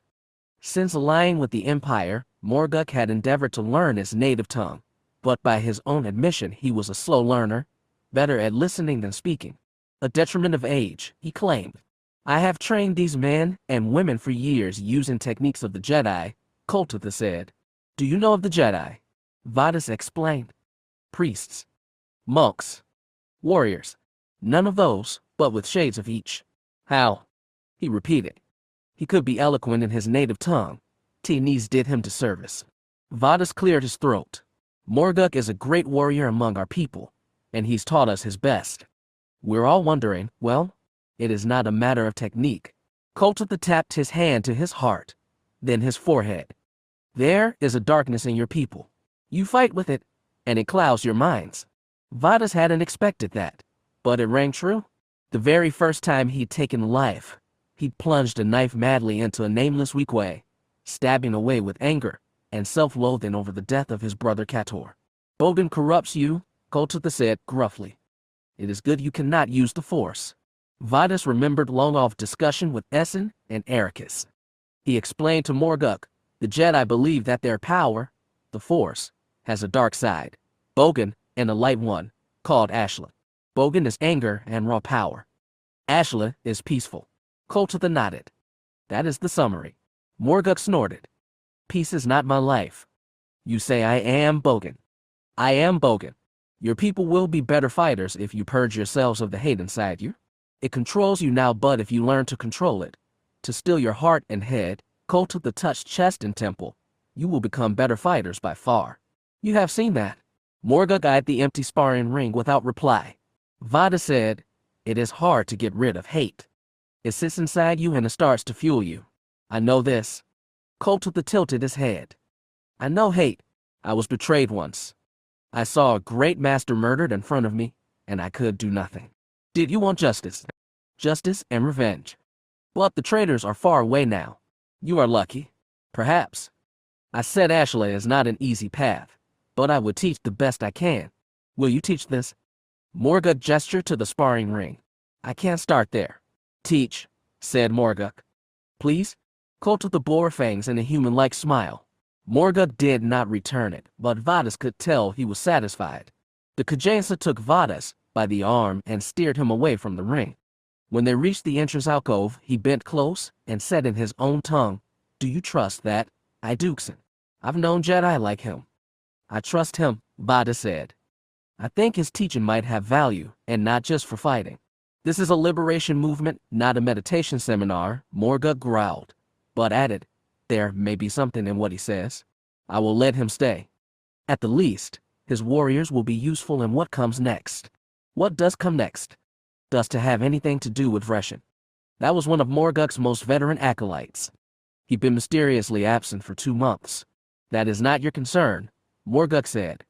"I have another mission for you. You will be going to Durha. Now, be there within 36 hours.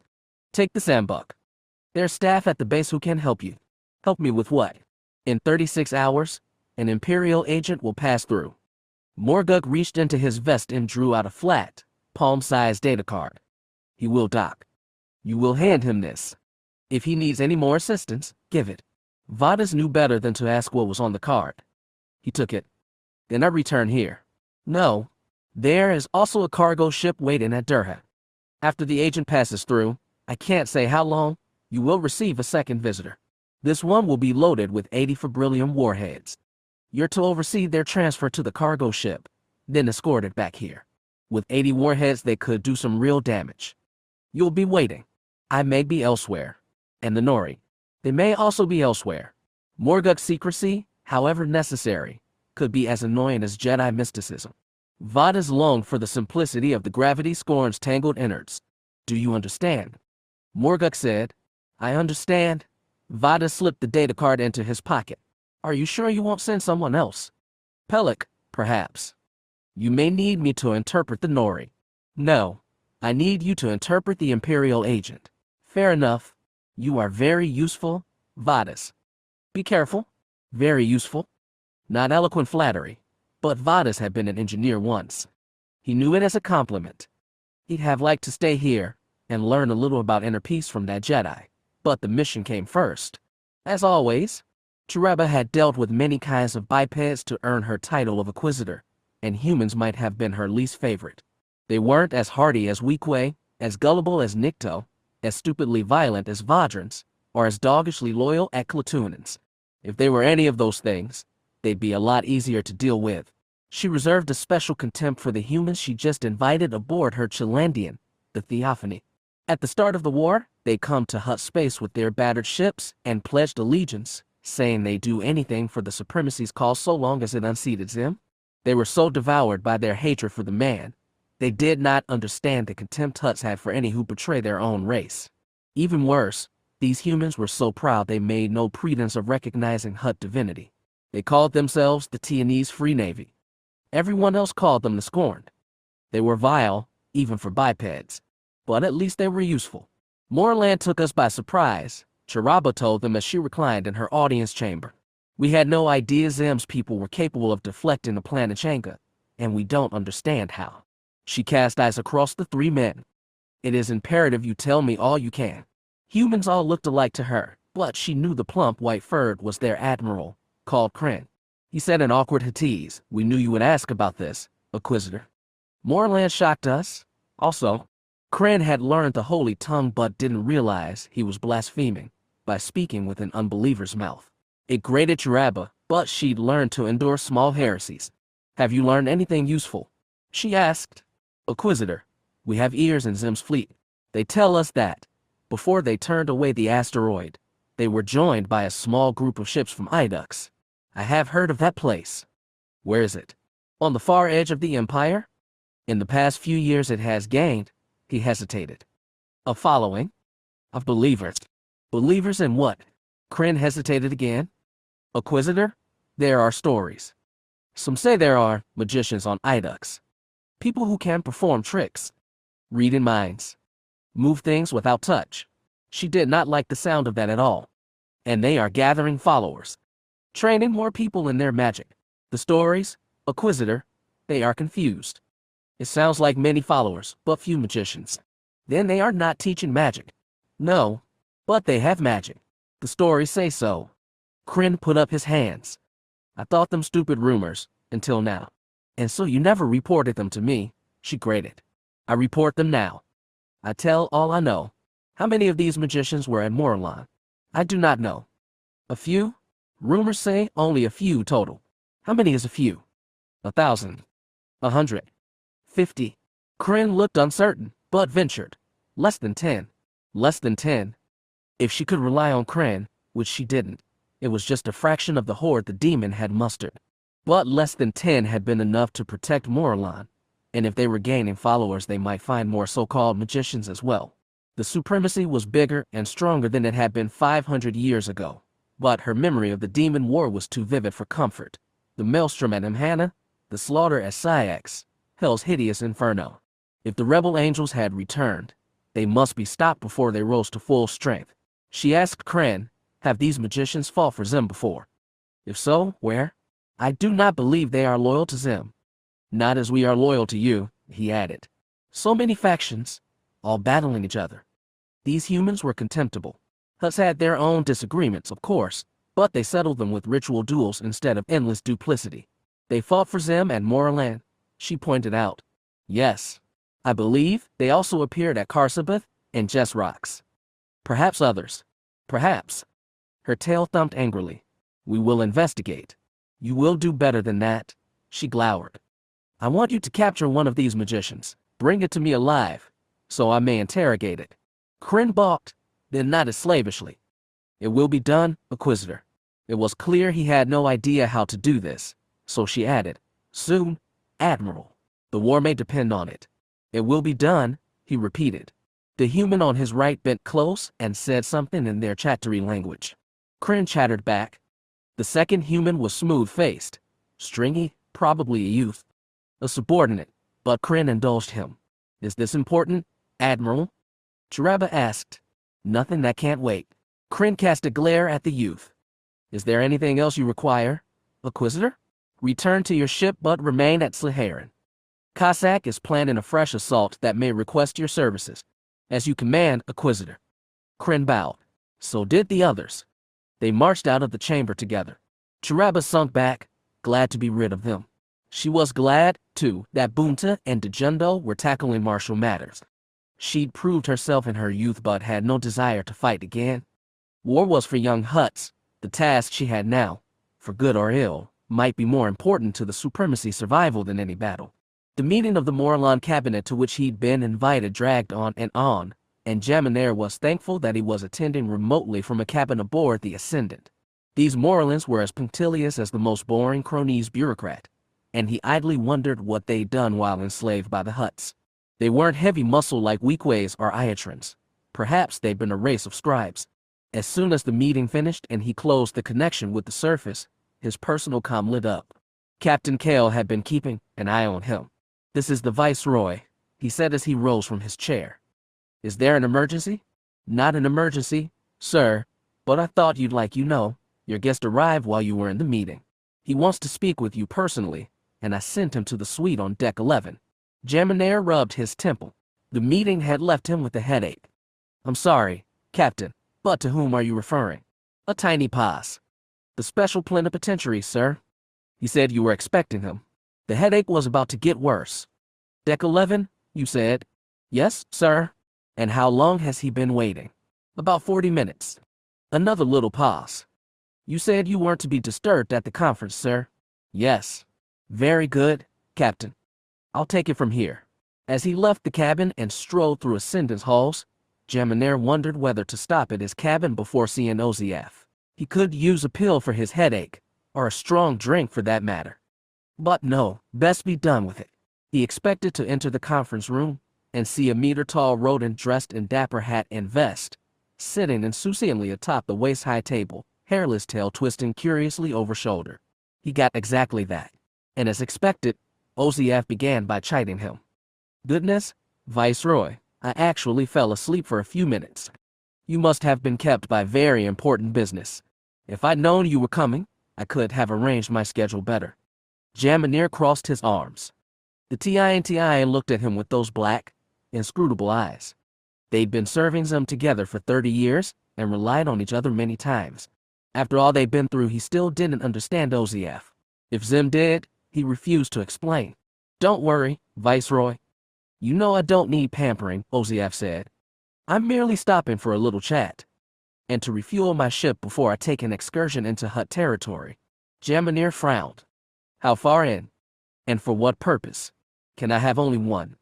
For a start, I'm going to rendezvous with certain friends of ours sowing discord within the Supremacy." "Are you talking about the Morguk? We're just had several of them here." "Yes, but those ones didn't have what I need, which is vital intelligence I'm not at liberty to discuss. You understand?" Jamineer didn't understand, but he was used to that. Ossus was always running some special task or another, and he answered only to Zim. Jamineer knew you couldn't spread secrets too wide, but he got more and more frustrated with being out of the loop. After all he'd given up for Zim, one family he'd hated, another he'd loved, he deserved better. In any case, Ossus said breezily, "You can expect things to get more exciting very soon. Morlon has had excitement enough." "True, but Zim will be setting off from Bear Anchor soon. Cadenzi's fleet at Kovari is preparing to muster out. A two-pronged campaign is afoot." "I'm aware." Jamineer had been told that much. "My charge is to defend Morlon and maintain our alliance. I don't have the ships to launch a third assault." "True, but I wouldn't expect the Hutts to give up on Morlon. They're a prideful race, and you've bested them here twice." Ossus's tail curled. "Tell me about the Iduxians." "Two of them stayed behind on the Morlon flagship. They're keeping a proper distance from me, of course." "Yes, it's wise to distrust you," Ossus said evenly. "You don't trust them, I'm sure." "Hardly, but it seems increasingly likely that we'll need them. And that worries me. With the Morlons, we're clearly the dominant partner. But the Iduxians, they're very few, and wield disproportionate power." Ossus considered. "Zim's been dependent on the Red Witch for years. Difficult as their relationship's been, it has garnered us a few victories, though not enough to turn the tide. That was the Red Witch alone. In the last fight there were less than 10 of them, and they pushed aside an asteroid. It's like the more they gather, the more powerful they become. 1 year flicked. That's quite possible, though who can say the limit of their power? It defies reason. It's unjust," Jamineer vented. "They're mortal men and women, but they have the power of gods. The rest of us have to muddle through at their mercy." "You sound like Zim," Ossus observed. "Arterita is wise. Just a touch of bitterness." "I suppose you have a point, but have you ever considered their perspective? You have what everyone wants but can't get, so inevitably they envy and hate you for it. You are forced to live among creatures who despise you and are themselves despicable." He gave a fluttering sigh. "Oh, I bet it's hard to be a god." Jamineer couldn't tell if the rat was serious. "That's all the more reason not to trust them. They'll only ever be out for themselves." His whiskers twitched. "But we do need them, don't we? I hope we won't. But I'm afraid we will. Then I suggest you play nice, Viceroy. You have Zim's example to follow, after all. He'd been following Zim's example all his life. On that path, he'd killed one family, built an empire, then killed another family to complete the circle." Jamineer tried so hard not to think of Marco and Erissa. He asked Ossus, "Does Zim want to use the Iduxians for his new offensive?" "He does." "Will they comply?" He shrugged tiny shoulders. "We shall find out. Or rather, you will. I doubt you'll be seeing me for a while." Was that a touch of sadness in his voice? "You say that like you aren't planning to come back." "Oh, I hope to come back. I even hope to see your scowling face again, Viceroy. But I'll be gone a while, I think. I have a difficult road ahead." Was that a plea for sympathy? It was very unlike Ossus. "I don't suppose you'll say where that road leads." "Of course not, Viceroy. I have my path, you have yours. We twist and curve and intersect and split, and all the while dance around Zim's arrow straight line." A twinkle showed in his black eyes.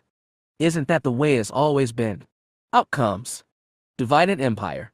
We knew Zim's was the greatest glory, but we all hoped to steal a little for ourselves." Jared Felks, third officer of the gallantry. From Empire of Men, Oral History of a Generation, Tate. Tate Honduras, 564 LE. 30 years since the fall of Zim the Despot. 568 LE. Tate had spent his whole life studying history, It was dizzying to sit across the table from a man who'd made it. He'd interviewed important persons before.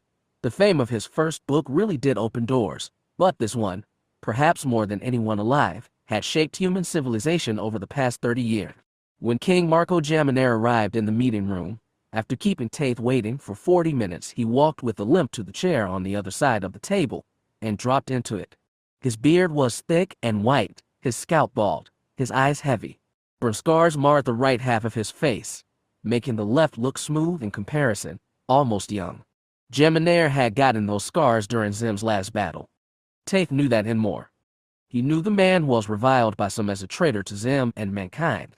He knew that, after Zim's fall, the heir to Saraska's empty throne had built a core of support around the three allied kingdoms of old, then walled them off against the nasty succession wars flaring across the Tion. For that reason, Jaminair commanded the wealthiest state and largest navy to emerge from the divided empire. He also knew that the man sitting before him had murdered his own father. For Tate, who never held a gun in his life, that was uncomfortable knowledge, and he pushed it to the back of his mind. "I've read your books," Jaminair said by way of opening. "Not just the first one, but several of the others too. Though I haven't gotten around to Empire of Men yet. I hope you'll appreciate it." Tate sat with hands folded in his lap. "Do you have an interest in history?" "I've developed one. Sometimes I page through your books and wonder what your kind will write about me long after I'm gone." Jaminair's smile was narrow but hard, like a knife's edge. "Rulership breeds vanity. I've never written about you, specifically. I know.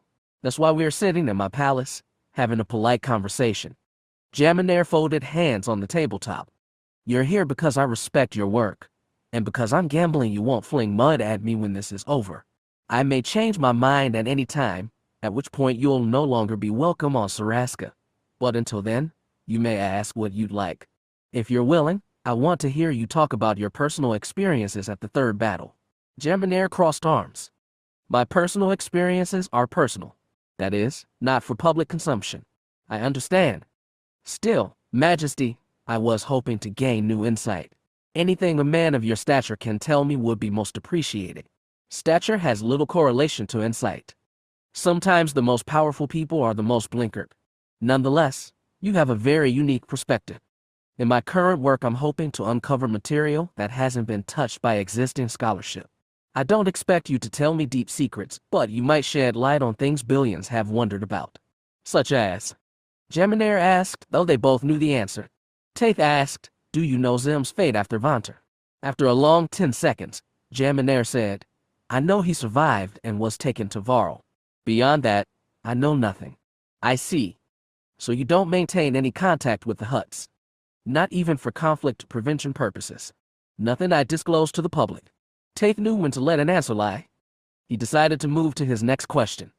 "Can you speak to your experience with the Iduxans? Are you asking if they decided Zim's fate at Vonter?" "I'm asking for anything."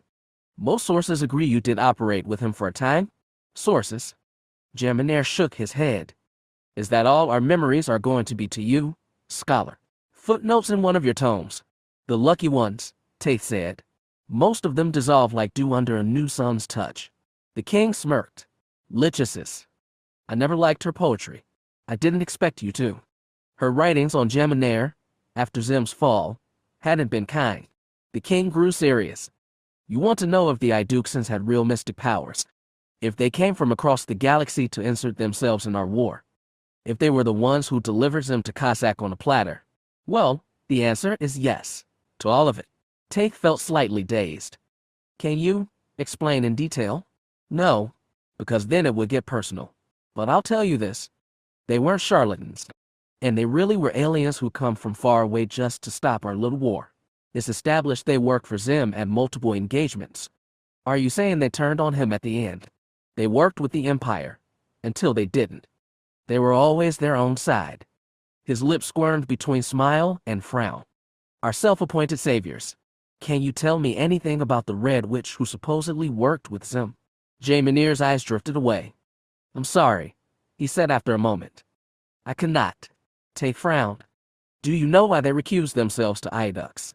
By all appearances, nobody's left that world, or been allowed onto it, for 30 years. "Don't be sure of that. The Iduxans, when I knew them, they were natural-born meddlers. Then you believe they're still active in known space. Perhaps moving about in secret. Jamineer crossed his arms. I have people in my intelligence service who keep an eye out for any sign of their activity. In 30 years, they haven't caught a single one. Make of that what you will. What would you do if you did catch one? Subject them to interrogation, followed by execution. He stared, daring the scholar to object. Tate decided to shift to more comfortable ground. After the third battle, he said, you came straight to Saraska. My understanding was that Cadenzi had already moved his fleet here. On my order. When did the two of you decide to establish an independent kingdom, instead of trying to prop up the empire without Zim? We decided our course before Vont. Were you aware of the Iduxan's effort to, unseat Zim? He almost said betray. Yes. Jamineer's tone refuted further questions, and Tate decided to shift tack yet again. Another question flitted up, not one he planned to ask but had been in his mind the whole conversation. Jamineer saw his hesitation and smirked. Go ahead. I promise I won't take your head off.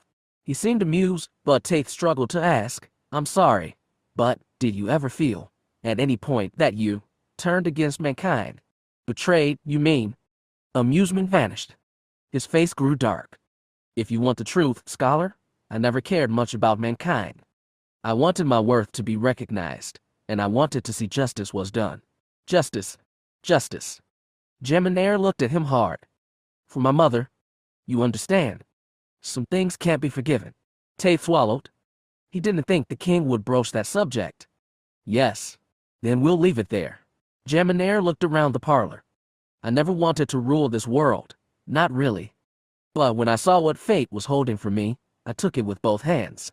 If I'd hesitated back then, this palace would belong to someone else. The allied kingdoms might be starving like the Keldrith alignment or war-torn as the DeSevero Union. I could have died fighting like Felric or with knives in my back like Kren. We took these worlds, Cadenzi and I, and we made them peaceful and strong. I'm proud of that. Yet he insisted so hard. Tate soothed, you should be.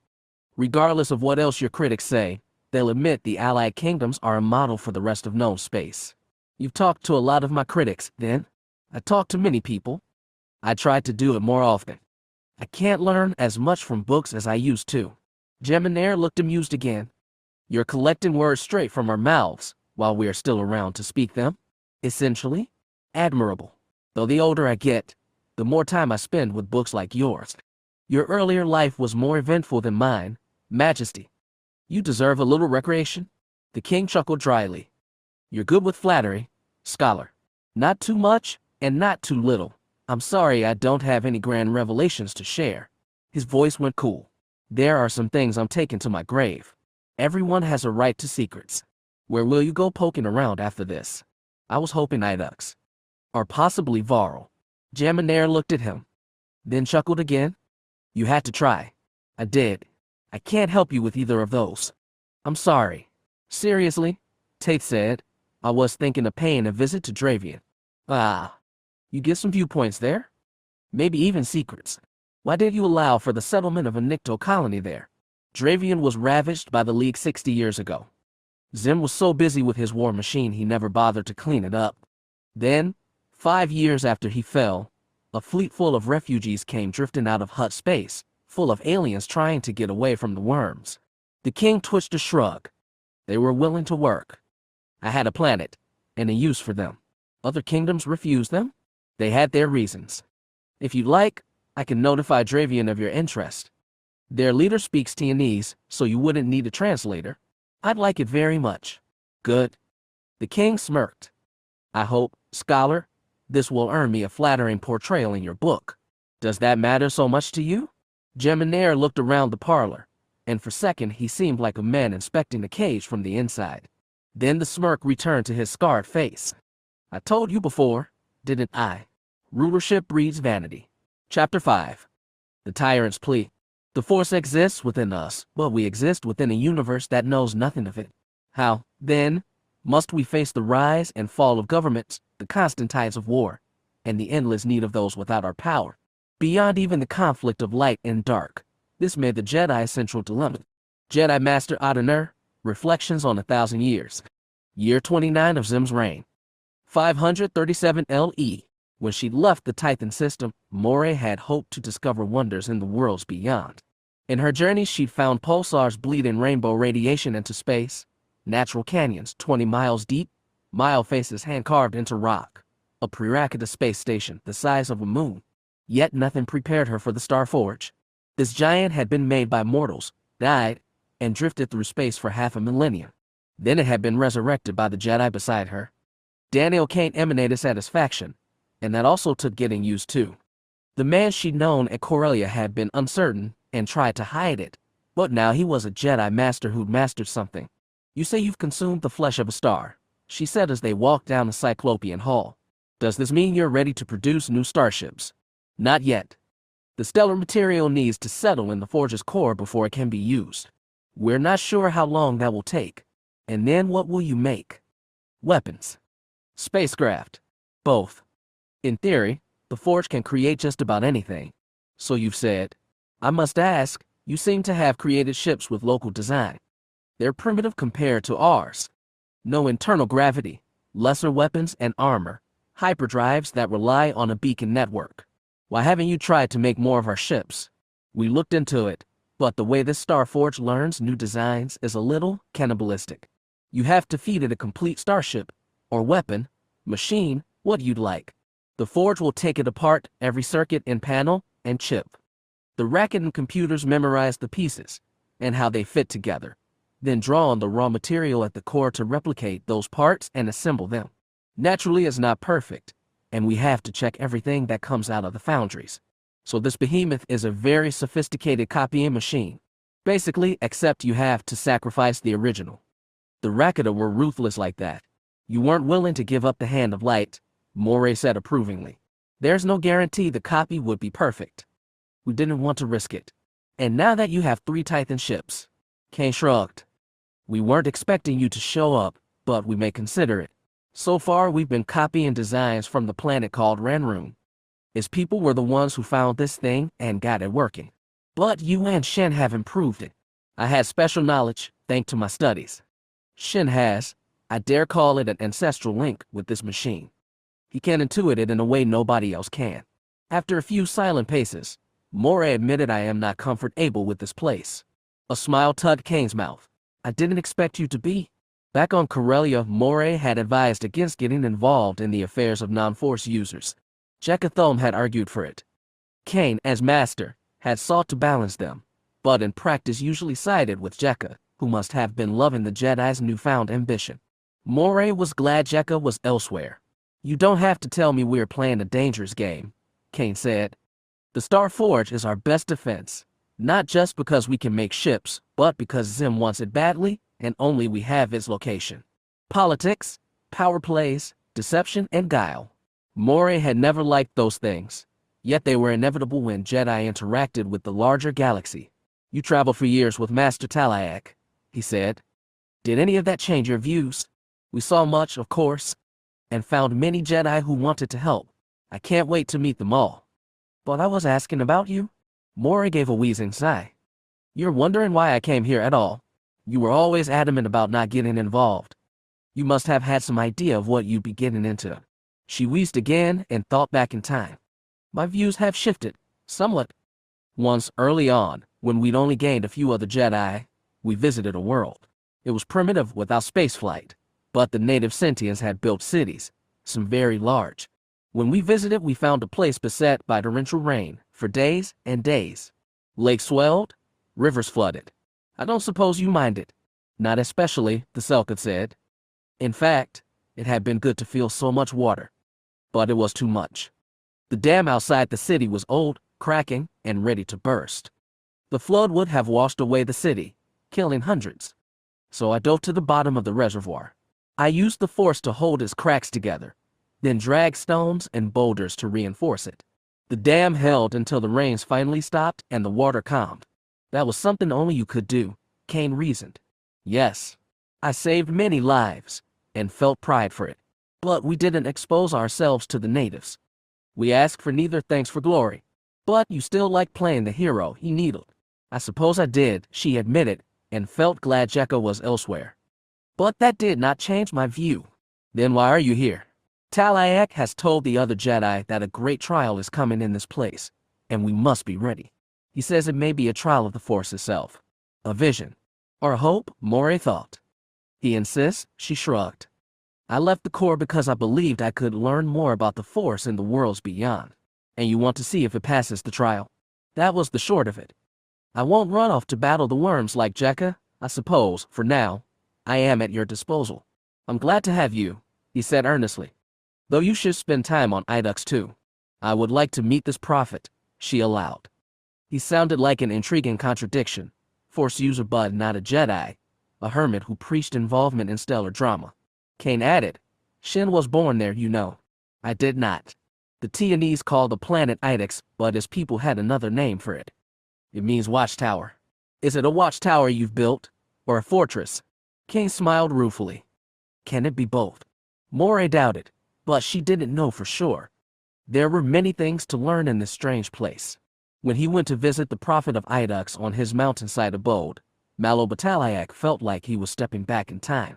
In his youth he'd spent 1 year on each of the inhabitable worlds in the Titan system, and this humble cave reminded him of his hermitage in the apex range of a breeze moon. On the moon Talayak hadn't received a single visitor, but it was clear that Jeddah, despite his remote locale, knew how to host guests. He heated herbal tea over the fire in the center of his cavern, and served it to Talayak in a small ceramic cup. My newest recipe this is, the prophet of Idux said with a tiny smirk. Hope you enjoy it, I do. Your student does. Erakas. He was not my student. Talayak spoke in halting Tianese. It had been a long time since he'd had to converse in this language, and he'd never mastered it. Yet guide him you did. Speak highly of you he has. I am glad to hear. Talayak snipped the tea's fragrant stream with all 4 nostrils, then sipped. Sharp and bitter, but pleasant. Tell me of yourself. Please, what wish you to know? Where you come from? How long you are here? From far away I come, well beyond the Tian. But at Idux I have been, almost 40 standard year. Your followers, very few in the beginning. Explode in number they have, since the Jedi joined. Good to see this is. Is it? You must know, in the Corps, we Jedi were alone, with ourselves. He clasped lower hands together. Non-Jedi lived apart, and in other systems, I have not seen this. Uncomfortable are you with admirers? No, but it is different, and dangerous, he thought. In ancient times, non-Force users had been driven off Titan by wars between Jedi factions. He would have preferred a society where the Force deaf and the hearing could coexist together, but in his many travels he'd not seen it. Usually the two groups stood apart. Here they joined, but the Jedi were in clear dominance over the rest, idolized almost like gods. He disliked that, because he knew how fallible Jedi could be. Difficult it is, sometimes, Jedi admitted. Thus I live up here, far from them. But our responsibility they are nonetheless. Protect, guide, and help them we should. And to us they return the favor. He smiled softly. Welcome them I do, welcome you all. Alone I thought I wasn't touching the Force. Where you come from, do they know the Force? Strong the Force was with my people. Jeddah looked down at his own teacup. What long ago that was. Seen one of my own race I have not in centuries. Forgive intrusion, but how many years are you? Talak placed a lower hand on his chest. I am 106. Old is that, for your kind. If the Force is with me, I have 3 or 4 decades left. Then young you are. 1,000 years my people may live. Straddle the span I do now, a little closer to end than beginning. Jeddah shrugged. Time I still have. Patient, I can be. Not like humans. No. Talak took another sip of tea. They call you prophet. Can you see the future? Hence I am given. Intimations. Shades. Have they hinted at what's ahead? His green brow wrinkled deeper. Lumitral does. War between Hutts and humans rages with no end in sight. Only with what you call the Force can this conflict be resolved. Do you suppose this? Or does the Force say? Both, I believe. Talak exhaled, blowing steam from his cup. He'd not realized how much he needed to hear his own beliefs confirmed. He'd arrived less than a day ago knowing nothing, and been since deluged with information about the Jedi, the Iduxans, and the role they were playing in a massive war between brutal empires. When leaving Titan, he'd been afraid that the Force, which meant everything to him, would mean nothing in the greater galaxy. Finding the Tion cluster barren of Force users seemed to confirm his fears. Now it seemed the Force didn't matter after all. If only it didn't come with such a terrible burden. Troubled are you? Asked Jeddah. Talak took another sip of tea. It can be, to receive what one wants. He wasn't sure Jeddah would understand, but the small creature nodded. A great responsibility the Force is. See and feel things we can that all others cannot. But what to do with power? The most important question, this is. Jeddah didn't understand at all. Talak struggled to verbalize. I doubted, for a long time. The Force seemed so little. Here in Tion, there was no Force. No Force users? There was life, but a void. No void on Idux, Jeddah said with soft pride. Not anymore? Yes. It joys me to feel. But you said, I feel, there is a trial ahead. A war must be stopped.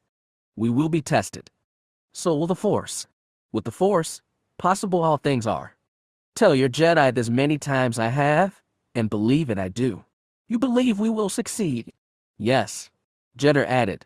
So much have so few Jedi accomplished at already. Save a world they did. I was told. Just the latest deed, that is. Turn the tide they have in other battles. Heal the hearts of many Iduxans also. Giving them a purpose, a cause to live and fight and die for. Jeddah lifted his head. A teacher to Erakas and Essen you may not see yourself, but their guide you were nonetheless. Proud of them you should be. I am, Talak said, but it touched upon another doubt. They might yet succeed in this trial, but the first mission that brought them to the Tion had been a failure. They'd been charged with recovering an ancient Titan ark but found it derelict, its thousands dead in their sleeper cells. He'd hoped to at least discover how and why the ship had failed, but Zim's empire had captured it instead. An old failure, but it nagged. If the Force meant for him to be in the Tion, as he now believed, had the Force not also meant for him to find peace for those lost Titan souls? He wished he could ask Essen about it somehow. Among your people, Talak said, did they believe the Force has a will? Ah. With your Jedi have I spoken on these things. Urge us, the Force does. Grants us vision sometimes. And directs us, I believe, to be responsible for those less blessed. And did they believe in two sides, light and dark? Foreign to me that doctrine is, though consider it I have. Jeddah took a last drink from his cup and set it down. Thinking of the Starforge, are you? Talak blinked. He had, but he'd not expected Jeddah to bring it up. A Rakata weapon. The Rakata were evil. They almost destroyed Titan and the ancient Jedi. A weapon the Forge is not, said Jeddah. Merely a tool. Evil it might have done once, but rely on we do for ships, weapons to defend. Save Morlon without it, we could not. Washing away as sins we are. I hope you are right, Talak said. I will have to see it myself. Welcome you would be, though perhaps better you could serve elsewhere. Jedi remain on Morlon. Senior you are, and appreciate your presence they would. Everyone looks to you? Have you thought to go? He shook his long-eared head. Range so far, I would not like. Like my simple abode I do. Though this Starforge, I also desire to see, and to feel. Then we might. Talak was interrupted by the buzz of the comlink in his robes. Holding the teacup with his upper hands, he fished it out with his lower left and tapped it on. Master Talak, where are you now? It was Zephian, a Morlon Jedi who'd come with him on the Dawn Chaser. He spoke in Titan, his voice tense. Talak replied, I'm with Jeddah in his abode. What has happened? We've been hailed by a ship in orbit. The one called Essen is coming in to land. She says it is urgent. Just who he wanted to talk to. I'll come down, thank you. Master Talak, is not just her. The warships also settled directly above us. Is it threatening us? Essan says, not yet. Understood. Yes, he'd arrived just in time. I'll hurry back. He pocketed his comlink, finished his tea in one hot gulp, and rose. Jeddah, who'd not understood the conversation, looked at Talak expectantly. In Tionese, he said, you want to come off your mountain for this. They met in a hold aboard the Hand of Light, spacious enough for 7 people to sit in a circle. For the Jedi, Titan ships had been homes and refuges as they explored strange stars, the only places they were truly safe. Now, Everyone's thoughts dwelled on that imperial polyreme sitting over a morning star in geosynchronous orbit. Because all present were Force users, they could feel each other dwelling on it, which made it all the more ominous. Essen tried to steer them. She'd brought that ship here, as well as his ultimatum. She said, Zim's made himself clear. He's about to launch a major offensive and wants us to join it. He's not giving us much choice, Erakas glowered. Each time she saw him, with often months in between, he looked more worn, his eyes darker. What exactly does he want us to do? Asked Asher Gell. The human, sitting beside Erakas, was bent forward, elbows on knees. Does he want a repeat of Morlon? Because you all know how difficult that was. I do not, said Talak, but I have heard. The Talak master sat beside Jetter, and the two made a study in contrast, one stout, green, and wrinkled, the other tall with 6 limbs, dense cream-colored fur, and a thick tail spilling from the crate on which he sat. Essen hadn't expected to find Talak and 30 more Jedi here, and normally she'd be happy, but Zim would be even more pleased. That sucked all the joy out of reunion. Zim wants more of what I've given him, she said. When he takes me into battle, I'm placed in an observation deck on his ship. I meditate like Jetter taught me and try to affect the will of the soldiers in battle. You crush the will of Zim's opponents and strengthen his own people, said Erakas. Sometimes, Essen admitted. I try to convince both sides to stop fighting when I can. We've done that in some battles too, said Vidier. Well, we've tried. Some tries are more successful than others, Asher added. He told Talak, the Force just doesn't work on the Hutts, or the species they use as priests. We can't persuade or affect them. Their slaves are hard to influence too. They were speaking Taiwanese for Jetter's benefit. For that reason, only Master Talak was here from the new arrivals, and she could tell he was concentrating to follow along. The Talak blinked twice and said, Battle meditation, I have not learned. I cannot help here, unless you learn it yourself, said Erakas. I'm sure you pick it up quickly, Master. Talak shook his head, uncertain. Jetter said, difficult it can be for the old to learn new tricks. It's not just that, Essen added. Since the start of the war, Zim's infantry has been beyond decimated. His best janissaries and lancers were killed at the Second Battle of Vont. And after the mutiny, he doesn't trust flesh and blood like he used to. Zim's robots? VDS said. I've noticed that. His fleets just feel emptier than the Hutts. So a paranoid warlord demands we help him destroy a bunch of genocidal worms, Asher summarized. The way I see it, we've got 2 questions. What should we do, and what can we do with that polyreme parked over us? Zim claims it's here to protect us from Hutt retribution, Essen said, and when we join him, it will leave. You believe that? Scoffed Erakas. She knew how deep his bitterness went. Zim's many things, but he usually keeps his word. Either way, Asher's right. There's only 2 questions that really matter. Ominous quiet seized the room. Shen, who'd been silent until now, ventured. What of the Star Forge? She'd heard that Kane and a handful of Jedi, plus hundreds of non-Jedi crew, were currently aboard. He seems to think we're more valuable. He's willing to let it lay for now. For now, Erakas stressed. He asked Shen, how hard will it be to move the forge on short notice? The Rakata hissed through sharp teeth. Renrune engineers moved it last time by locking on an abandoned hyperspace buoy. I cannot say what it will take to move again. What defenses does it have? Asked Talak. The armor is centuries old, but strong. The engineers installed missile launchers, but they could not fight back a fleet. The Rakata's face was hard for Essen to read, but she picked up hesitation in the Force. It was Jetter who pried, more weapons might the Forge have. The Forge can be a weapon, perhaps, Shen said uneasily. Master Kane, and I have found a mechanism. A way to make it, let us say, vomit. You're making the space station puke. Asher screwed his face. What? You'll give it indigestion. Of a sort. Shen gave a rather human sigh.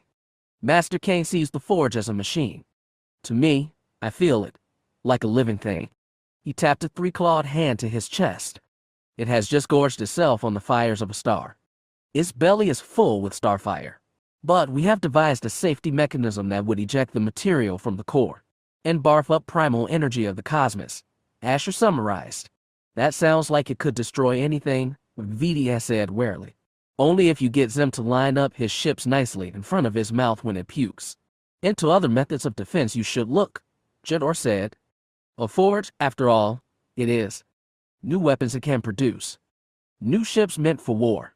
We do not know when it will be ready to make new ships, Shin said. The core has not settled. We should start producing as soon as it does, Erakas said. We have to be ready for Zim to turn on us. Essan felt an irrational urge to defend the Doretha, but he was right. Looking around the group, she said, will you be joining Zim's campaign? Is that decided? He hasn't given us much choice, has he? VDI at the ceiling, the warship unseen? Agreed, Asher sighed. We've got thousands of people down here. We can't put them at risk. And let's be honest, we've tried to stay neutral in this war, but we've come down on Zim's side more than the Hutts. Sometimes there really is a lesser evil. Zim can be very brutal, Essan warned. He let his troops run rampant when he took Kovari. They went wild, pillaging and killing for days. He said it was necessary, because they'd gone half mad anyway fighting Bunta's armies. He said they needed to just get it all out. She swallowed the bitter memory. Awkwardly, Asher said, maybe there's an upside to having a mechanical army. Silence again. Erakas shifted eyes to Talak. What's your opinion, Master? I am still stranger here. Much I do not understand. Please, Essan prodded. Whatever's on your mind. The Talak folded all four hands on his lap. Ships you have, 40 Jedi, and thousands of followers. Will they follow into battle? Many of them want to, Erakas said, because they worship you. He flinched. We're not gods. We lead them? We've got Imperial defectors, former Hutt slaves, all sorts of people who came to Idux with holes in their hearts. We filled them the best we can. We've got doctors, soldiers, mechanics, engineers, families with children. Your own small empire. Now Shin objected. The Jedi give of themselves. The Iduxans give in return. It is not exploitation, as my ancestors did. Talak sighed. You lead, they follow. Into Zim's war. We won't just be his servants, Essan said. He actually allows me a lot of autonomy. She wanted to talk about her visit to Pesagam, but this wasn't the time. Silence again. When it stretched too long, VDL was the one to break it. I think we should go, and not just because he's got missiles pointed at us.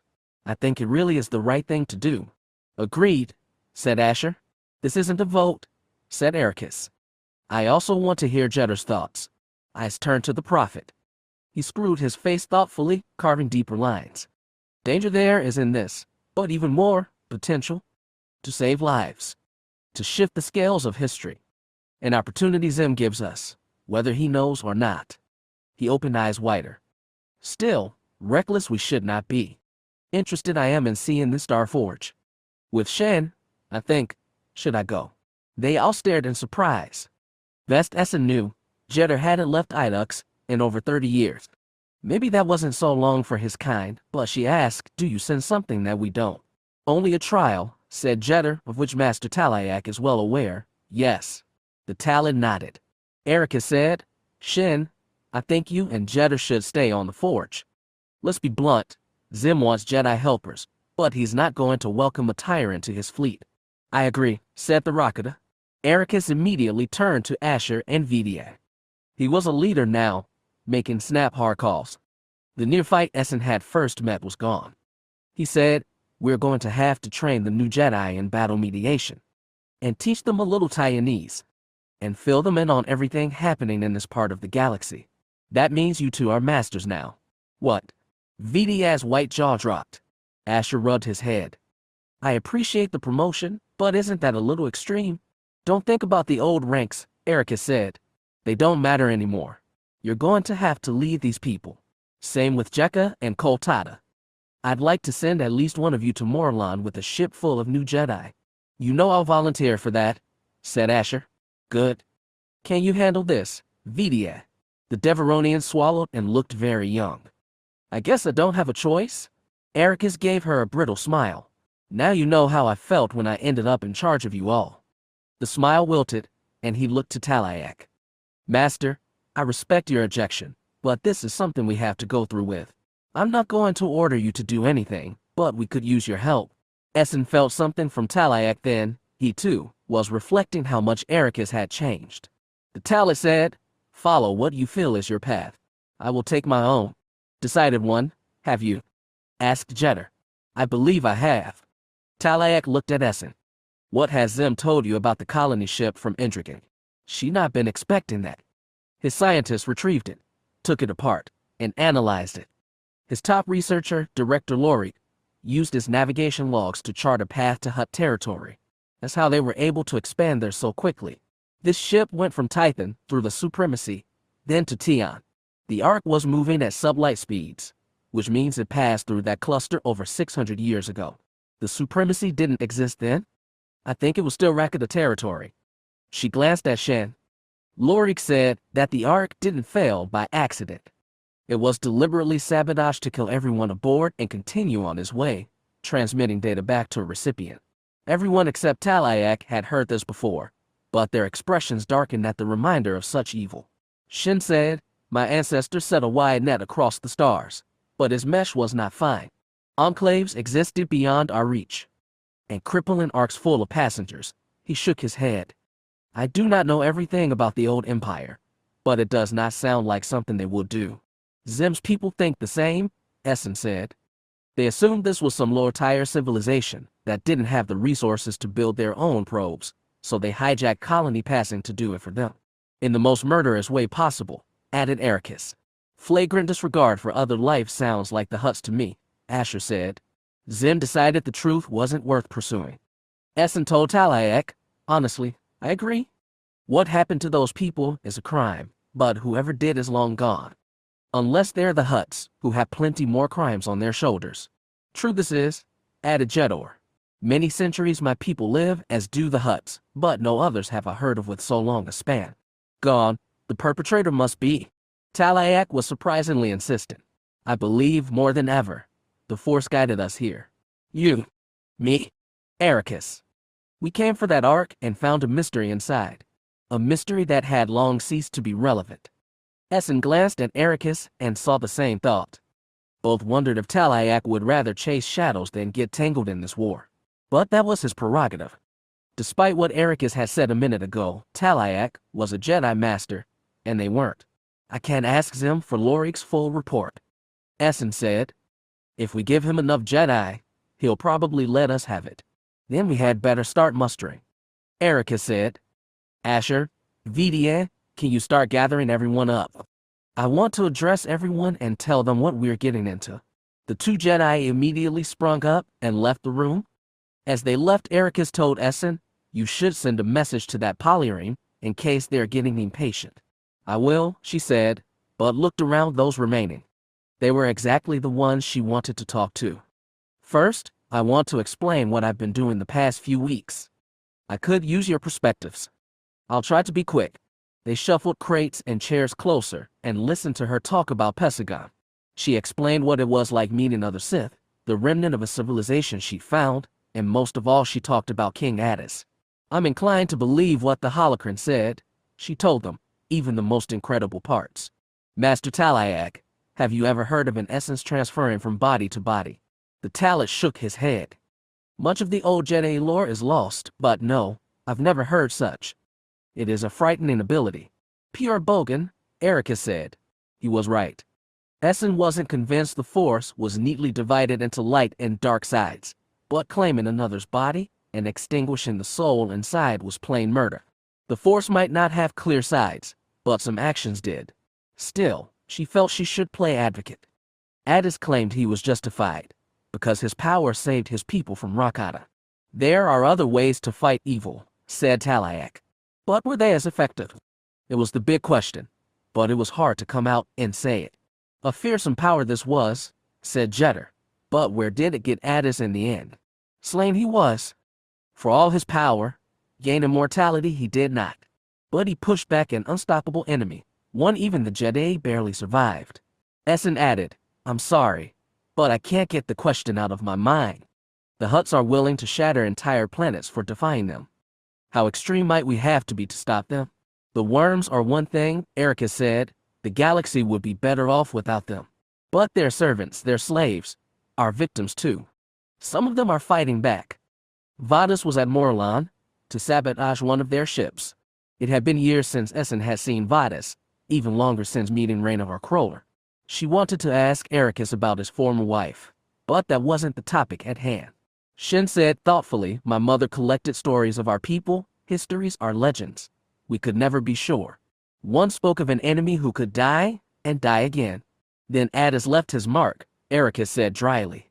"I'm sorry, but right now this talk is theoretical.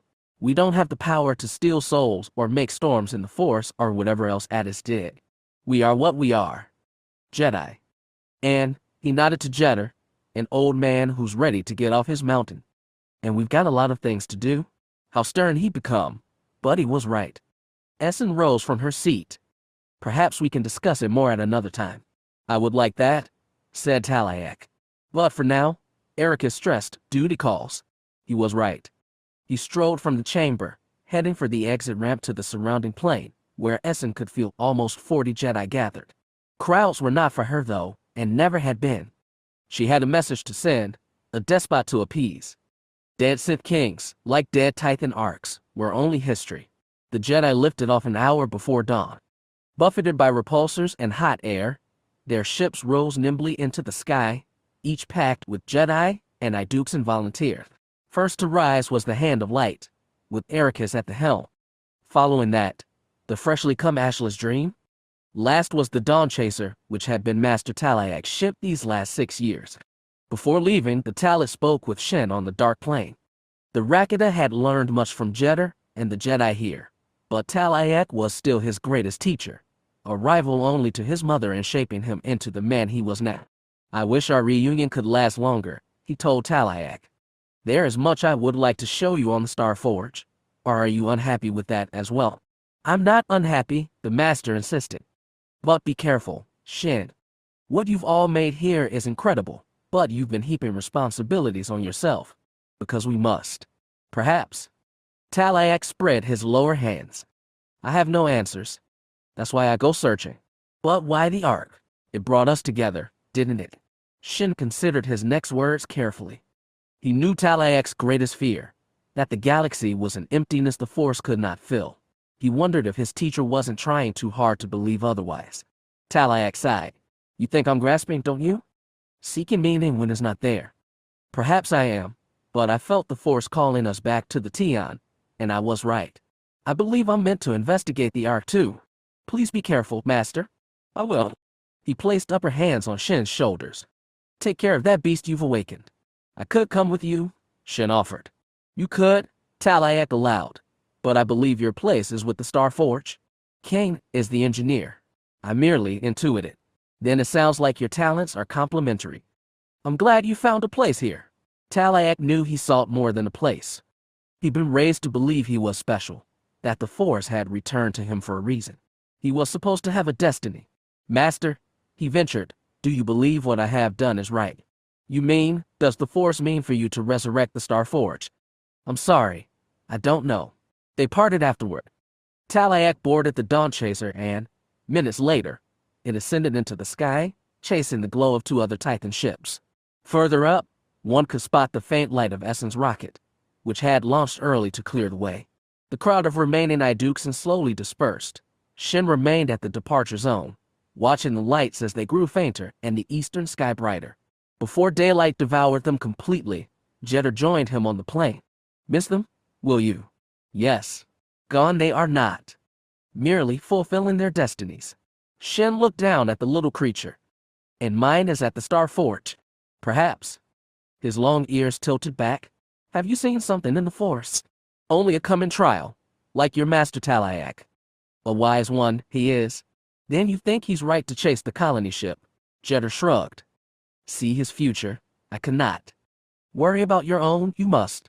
I do plenty of that already." He smirked. "Look forward to seeing your Star Forge, I do. What made you decide to leave Idux after all this time?" "Places to be, we all have. For many years, the mountain was mine. Now, I believe, it is the Forge. But why? The time there is to contemplate in a cave, another to act." He lifted eyes to those tiny lights, just as they were eclipsed by day. "Arrived, that time has. The Hutts had one's mind nickel and iron from the Durha system's asteroid belt. but they judged its deposits depleted a century ago and abandoned operations. It hadn't taken much for the Morgake to rehabilitate one of the old miners' bases. New oxygen cyclers, new sealant on outer bulkheads, a small hydroponics area. Docking equipment and loading machinery had been left intact. When Vadas arrived at Durha, there were 12 other Nikto manning the base. He knew only one of them, a Glussa named Shinnik. They'd raided a Hutt storehouse on Kenton once and hadn't seen each other in 3 years. They asked no personal questions and shared no pleasantries. They were both here to work. The Empire's envoy was late. Vadas arrived 4 hours ahead of schedule. 8 hours later, he was still waiting. He knew the procedure. He was to keep waiting and not send any messages to Omatra. The Durha base didn't have a translite-com anyway, and he'd have to wait days for a response. Then, finally, it arrived. The base's sensors couldn't determine the make of the ship. Its thrust signature marked it as Taiwanese, but its size and movements matched no known class. A custom job or a rarity. It wasn't large either. Sensors marked it as only 40 meters long and a quarter the mass of the Gravity Scorned. Few ships that small even had hyperdrives, but it transmitted the key code they'd expected. Vadas was getting curious. He waited at the airlock with Shinnik and 2 guards while the starship coupled with the base. Seal cycled, air pressures matched, and finally the portal opened. In walked a rat. Vadas had met this TIN years before, after they'd stolen a translite communicator for the Empire. Oziav, just a meter tall, looked up at the assembled Nikto, whiskers twitching curiously. He didn't expect the Emperor's rodent to recognize him, so Vadas cleared his throat. "Welcome to Durha base," he said in Taiwanese. "My name is Vadas and—" "Yes, I remember you from Shialve." Oziav flipped a paw. "It's been a while, hasn't it? So much has changed, and nothing at all. I'm impressed. And I'm running a little behind schedule, which means there's no time to chat. I believe you have something for me."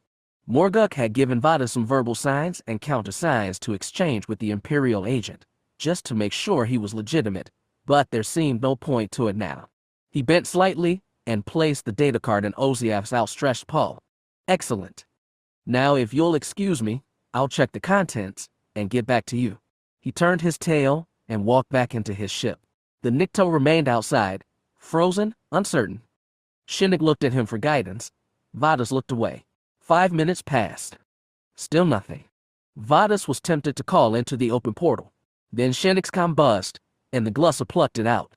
He listened and replied, "Are you certain? Is it inbound?" "Wait, I'll be there in a minute." "The freighter we're expecting?" Vadas asked hopefully. Shinnik made a fist around his comm. "A Patel." "What?" Vadas gasped. A Supremacy gunship wasn't much, but this asteroid base had no defenses. "Hope is just a scout. We've had them before." He waved at Oziav's airlock. "We've got to go dark. Tell him to shut down all systems on his ship." As Shinnik and his men hurried to the base's command center, Vadas crept through the airlock. Hesitation hit him like a wall, freezing him for a moment before he pushed ahead. Judging by its low ceiling and cramped corridor, this ship had been made specially for the TIN. Vadas had to simultaneously crouch and shimmy sideways to move forward. He called, "Sir, there's a Hutt ship incoming. You need to power down." "What was that?" A voice chirped from ahead. "I said power down." Vadas repeated. Space opened just a little at the cockpit. He was able to wedge head, shoulders, and torso in the cabin, right behind the TIN seat. Oziav's paws worked the controls, switching off systems. The console lights dimmed, but residual power still ran through the ship, lighting consoles, bathing them both in a soft glow. Through the forward porthole, Vadas could see only stars and the jagged exterior of the asteroid. "Will this be enough?" asked Oziav. Vadas craned his neck to see the consoles. "Your engines are on standby. You should shut them down entirely. If I let them go cold, we'll never be able to run. We won't have to run. It's just a scout out there, poking around." "Are you certain?" Vadas wasn't. He asked, "Do you think they're after you?" "I have no idea what they're after, though I admit the timing is unsettling." Oziav's tail, which snaked out of a hole in the seat bucket, flipped up to twitch in Vadas' face. He jerked back, smacking skull to bulkhead, and cursed aloud. Oziav ignored him. The TIN bent over his sensor screen. "That battle is coming closer. Then kill your engines. No, you're endangering. They're coming straight for us, Oziaf snapped. Look, Vadas peered over his shoulder. Yes, barring minor adjustments around navigational hazards, that beta was coming right for them. Unlock the docking clamp, Oziaf said. I'm getting out of here. You'll give us away. They already know we're here. Oziaf began tapping his consoles, powering up systems. Now unlock the docking clamp. Now, he was right. Vadas needed to break the lock. Once it did, Oziaf would fly away safely. Shinnick and the others would have no chance, but how much did their lives matter compared to the special plenipotentiaries? How much did his? The answer, of course, was not much. Vadas hurried out of this ship as quickly as his tiny corridor would allow. When he got outside, he worked the airlock's exterior controls, removing the pressure seal. He shouted into the ship, "You're clear. Go now." That was when the first missile hit. It was a good hit too, not just rocking their asteroid but the base itself. Alarms sounded, wind roared, signifying an exterior breach. The corridor shook violently around him. That battle had known exactly where to shoot. Vadas less jumped and more fell into the airlock as the double door started to seal. The base and the ship trembled as he planted face down inside the tiny hallway. The heavy doors clipped his calves, and he would have lost everything below both knees, but he snapped legs out of the way just in time. The airlock closed, sealing him inside. The ship kept shaking. Then there was one final, terrible wrench, and the trembling stopped. Next, acceleration. They'd broken off from the base, and were gunning clear. Vadas, still on his stomach, crawled toward the cockpit. Oziaf was doing evasive maneuvers. If he weren't wedged between walls, Vadas would have been dashed back and forth. What happened? He called. Did they destroy the base? Why are you still aboard? Oziaf snapped angrily. Vadas didn't bother to answer. He rose to elbows and knees and shuffled all the way to the cockpit, just in time to half rise, peer over Oziaf's shoulder, look through the porthole, and see the flare of a missile 1 second from impact. He cried out. Oziaf squeaked in terror and wrenched the controls. Vadas didn't know what collided next, his skull to the bulkhead or the missile to the ship. Everything exploded into black. Outcomes. No, the sun. Of course we stood behind them. You heard grumblings, of course, because soldiers love to complain. But we knew the stakes. It was us or them, mankind against the worms. In a battle to survive, there was no man we'd rather see in charge. Jinxum Kells, 2nd Lieutenant, 115th Armored Division.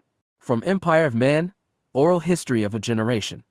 Tate Onderis, 564 LE, 568 LE. For all his learning, Tate Onderis had a hard time reckoning the ages of aliens. Some passed slower than humans, some quicker, and time wore differently on their features. The one sitting before him was a Nikto with green scales and gray-studded horns ringing his stiff face. His eyes were dark beneath heavy brows, and his lips were thin. Tate knew his race had lifespans roughly matching humans, but this one could have been anywhere between 30 and 80. There were more important topics to discuss than age. Tate tried to stick with them. He said, "Thank you for meeting me, Mr. Vadas. I appreciate your taking the time. I was told you're a scholar," the Nikto said. His Tianese was impeccable, without any accent. "I have several publications. Zim and his legacy is the most well-known. Empire of Men is my most recent." He paused. Vadas said nothing. Alien expressions were hard to discern too, especially these Nikto. He'd read they lacked the facial muscles that made humans so emotive. In any case, Tate continued, "I'm collecting interviews for a new work. I'm hoping to make a more comprehensive picture of the war with the Hutts, and if possible document facts that haven't been recorded yet." Vadas asked, "Why?" Tate had gotten that question before, but never so bluntly put. "These were events that affected trillions of people," he said. "Humans, Nictus, and many more.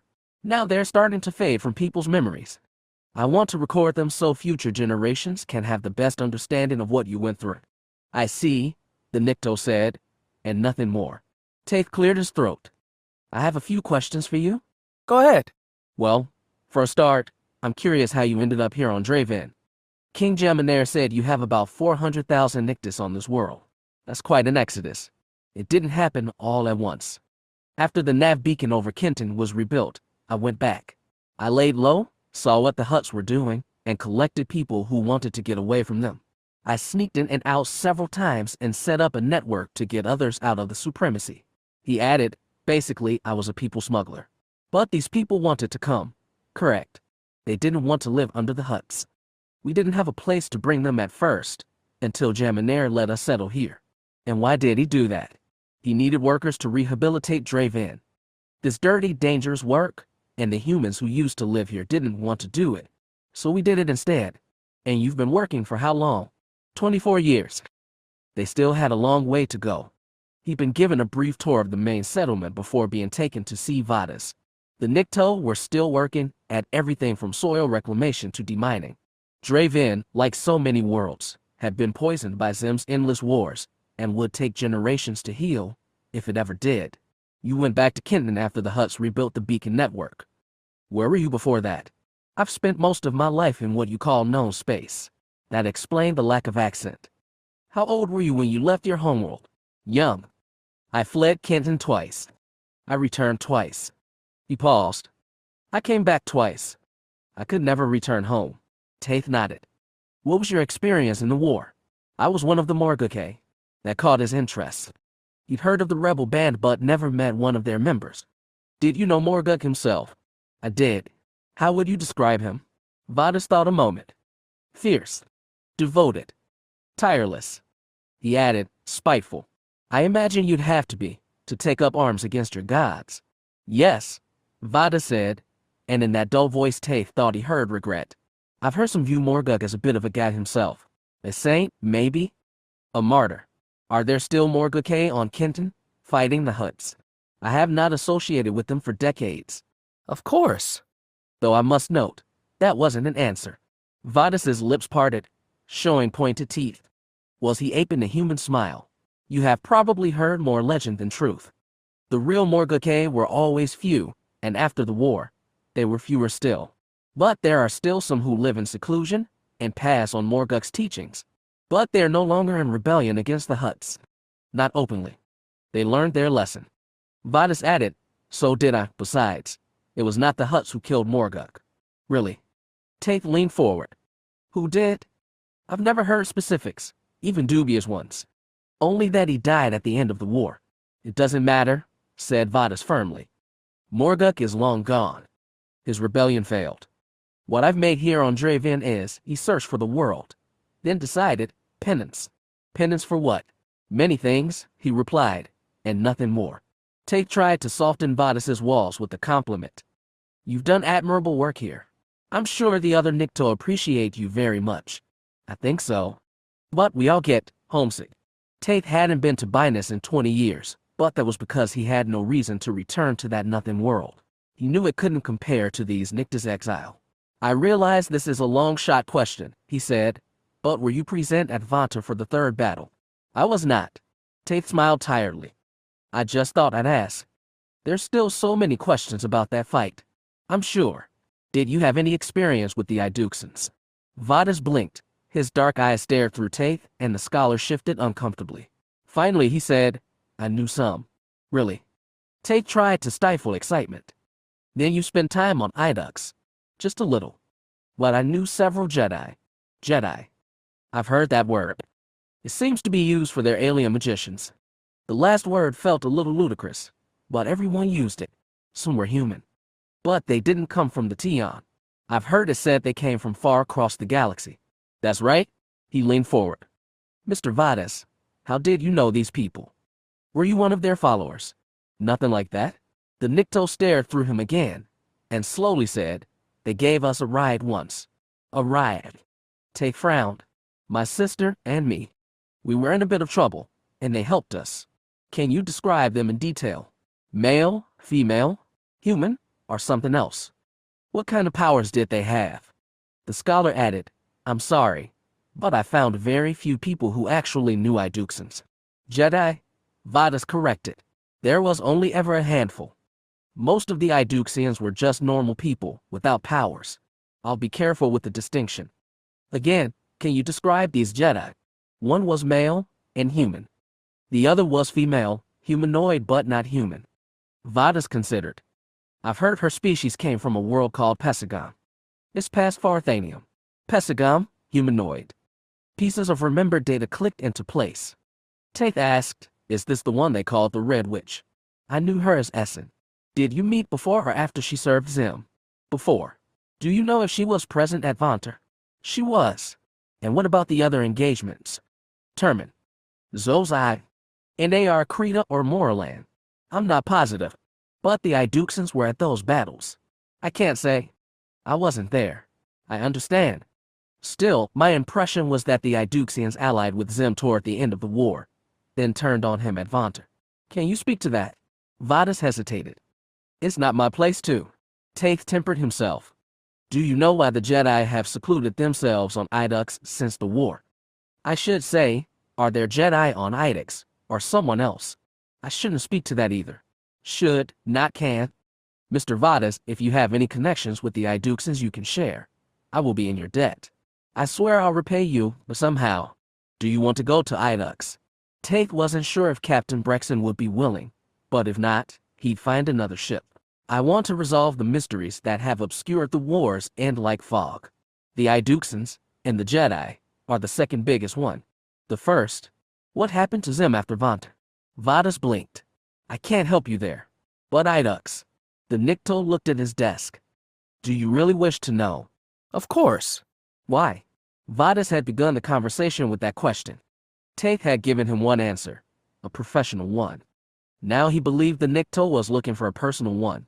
He said, everyone living in known space today is a child of Zim. Me, you, King Jaminair, even your refugees from Kenton.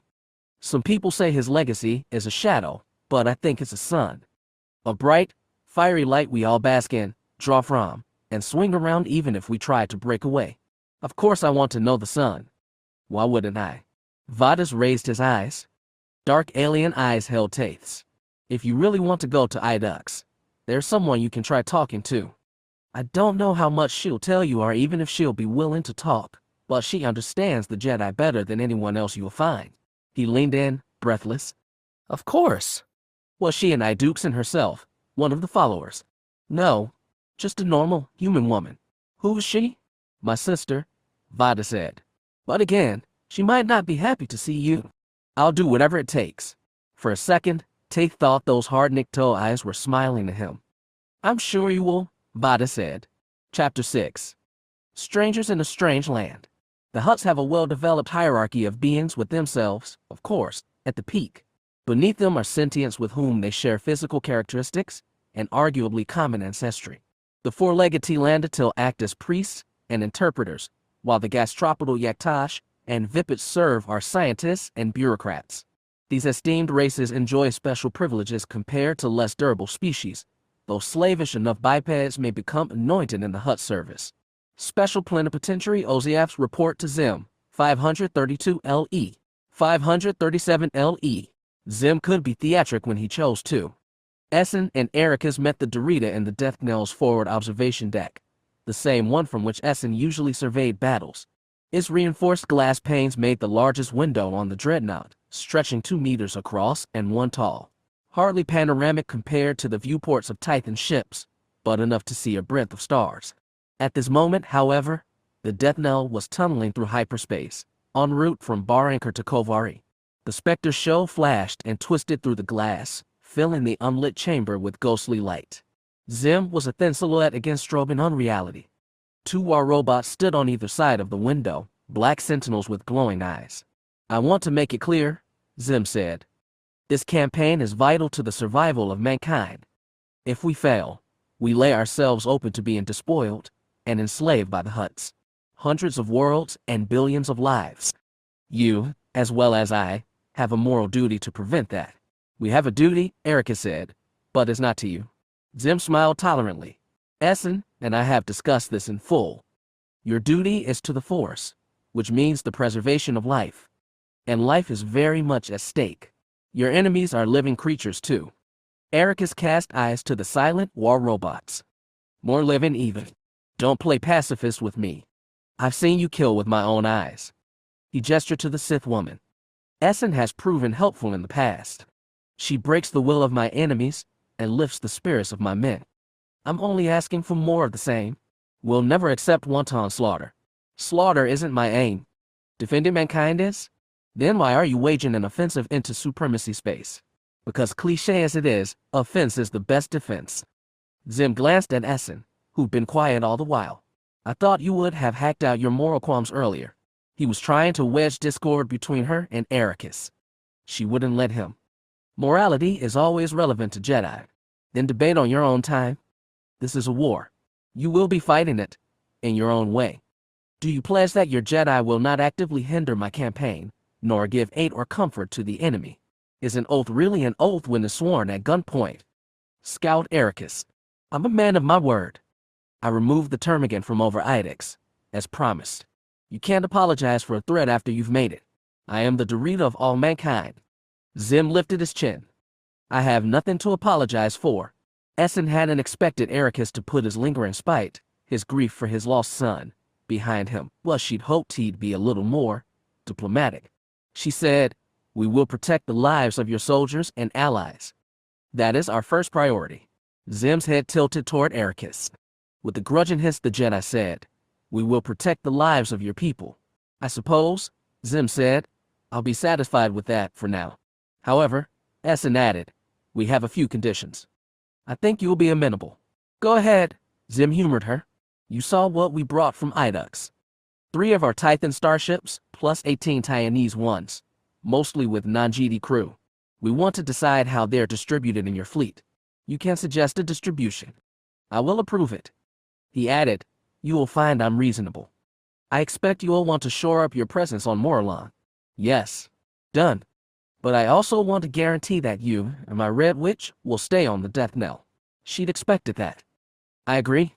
And you, Erakas, will join Admiral Cadenzi. Neither accepting nor refusing, Erakas asked, what kind of attack do you have planned? Simultaneous and two-pronged. Zim held up twin fingers. I will be leading an assault on Termin Station. It's the transit hub of the Cyclada cluster. Take it and we defang the Hutts there. Cadenzi will be attacking a shipyard at NAR Creta. Essan frowned. You've never targeted that world before. Exactly? My intelligence tells me they've quite a build-up there. The worms think it's safe. Cadenzi won't be capturing NAR Creta, just destroying what he can. This is about removing the worms' offensive ability and securing the worlds we've already claimed. He asked Erakas, have I trampled your morals yet? He considered for a pregnant moment, then said, not yet. Then we're off to a good start. Do you have any other conditions for me? I have one, Erakas said darkly. Do not dare threaten Idux again. The Jedi have left that world. All that remains are civilians.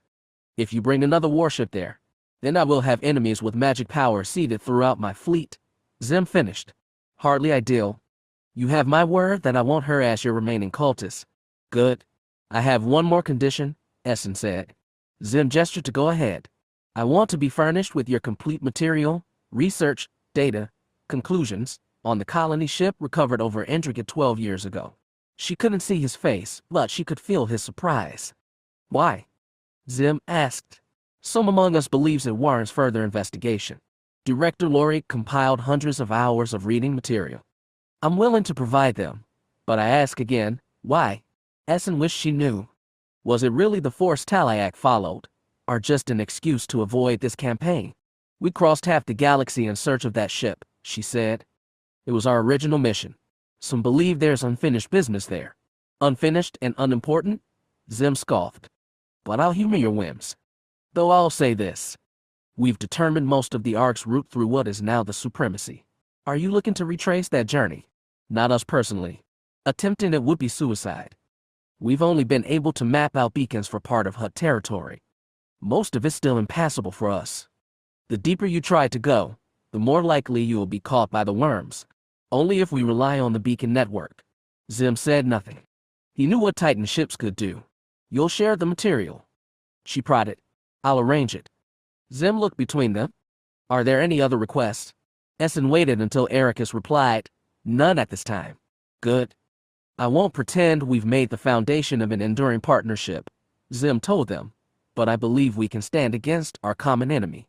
Erakas remained silent beside her, but Essan could feel him in the force.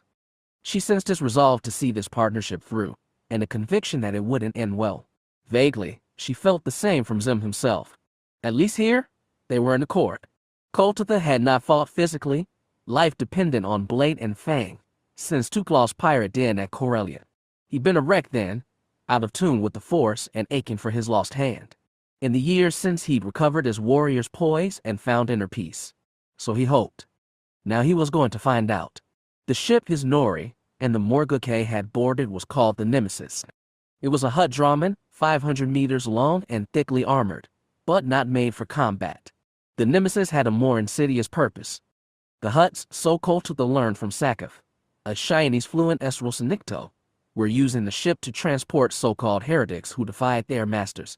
Once delivered to their destination, the prisoners would be forced to labor in smoking factories and produce war material until they literally dropped dead of exhaustion. The Nemesis contained 2,500 heretics en route to Slaherin. It was Morgug's aim to free them. A noble goal, but it could fall so easily into darkness. Koltitha could feel the anger bristling through the Morguke as they boarded the Nemesis during his refueling stop at Ultimatum Prime. They were led aboard a maintenance hatch by another ruddy-faced Nikto, who was identified as Vreshan. The plan, as Sakaf had explained, was simple. Wait until the Nemesis was in hyperspace, then overpower its guards, kill the captain, and take command. As a prison ship, the Drahman had layers of security to prevent an insurrection, but Vreshan had disabled most of those from the inside. They didn't lower the gates right away. A full-blown prison riot was too chaotic, too unpredictable. The strike would be surgical, Morgug assured this. Koltitha wanted to believe him. His Nori were good at the beginning. Leading 6 of his trained warriors, Koltitha slumped through the shadows, located key security watch points, and took out the guards. They didn't kill and didn't have to.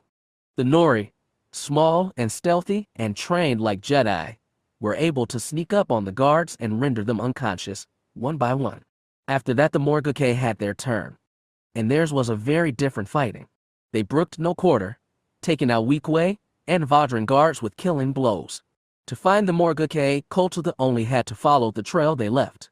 Bodies dropped, echoing clashes of sabers and halberds, most of all their line of vicious, lethal intent. The Drahman was becoming a cauldron of bogan. Koltitha struggled to push it away as he caught up with them. He joined them just as they reached the bridge. He'd expected the slave ship to commanded by a Hutt, or at least one of their esteem. Instead, standing in the center of the pit, encased in thick armor and lifting head defiantly, was a ruddy-skinned Nikto. Morgug's decision to take this ship, and his boiling anger, made even more sense. The Nikto captain pointed at the intruders and shouted an order in Huttese. 6 Vadrans, also armored with crescent blade axes, marched past crew cowering at their stations. In a second, the battle was joined. Blades clashed and crashed. Bodies fell, blood spilled. In the force, Koltitha could feel Morgug, Vreshan, and Pelik nearly bursting with spite. All were trying to push through the Vadran barricade and attack the Nikto captain.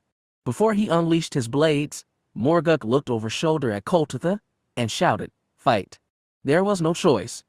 Koltitha urged Vekmak and Naskron to join the fray.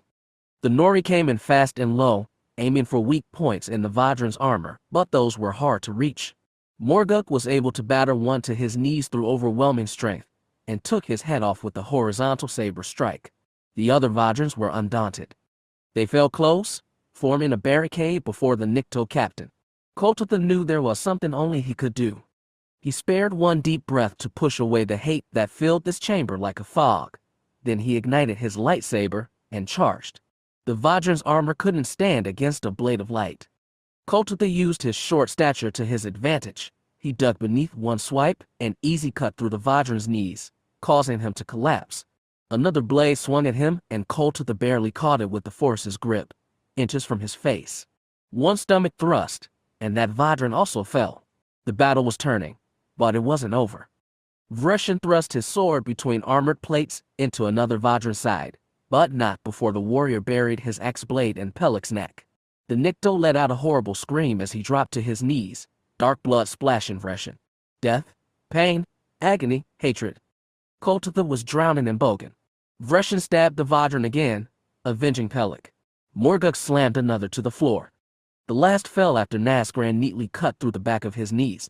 And then it was just the captain. Morguk, dripping in blood, others and his own, bellowed at the Nikto who cowered at the back of the cabin. Koltitha did not need to understand their tongue. It was an accusation, traitor. He noticed that Pelik was holding back, as though to save this fight from Morguk. Was this a personal battle? Did the two know each other? Or was it enough that the captain had sold his allegiance to the worms? Naskran and Vekmak looked at Koltitha uncertainly. He shook his head, warding them off. Even the Jedi didn't dare intervene here. Morguk attacked with 2 swords. The captain drew one of his own. 30 seconds later, it was over. Morguk stood over the body, blood dripping from both blades. He stared at the hacked corpse with contempt and, finally, dropped the swords atop it. His work was done. Vreshin stepped forward and began shouting orders to the simpering crew. They complied without a word. Morguk turned from the dead captain, surveyed the scene, let his eyes rest on Koltitha for a moment, and then he walked out. Koltitha learned more later, as the nemesis echoed with joyous cacophony of freed slaves. Sakaf explained to him the captain was named Renfam. He was a traitor who sold his soul to the worms. He received what he deserved. Did Morguk know him? Sakaf shook his head. No. It seemed almost personal. Renfam knew Morguk, I am sure. Most Nikto do? He is an avatar of vengeance against our oppressors. Vengeance was darkness. Koltitha had done his best to keep Bogan from overwhelming him during the awful fight, and he believed his Nori had too. The Nikto, Morguk especially, had given in to their dangerous urges. From that, the noisy cheering reminded, 2,500 slaves had been liberated, and he was sure many would be eager to take the fight to the worms. I am surprised, Koltitha said. I thought the captain would be a Hutt or a priest. They are too few to command every ship in the Supremacy. Some who sell themselves completely to the Hutts become anointed. The worms trust them with ships and other tasks. Sakaf sniffed. Renfam killed hundreds of his own during a riot on Kenton. As I said, he got what he deserved. Vengeance, Koltitha whispered. Sakaf looked at him defiantly. Vengeance is the backbone of justice. He turned and walked away, ending the conversation. Koltitha knew he was wrong, his belief in the Force denied it, but he could not explain why. For all today's butchery, a great thing had been done. Was it possible that Ashla might triumph even through Bogan's means? A disturbing thought, one he would meditate on when he could. He never claimed to know everything about the Force, and he was open to lessons, even difficult ones.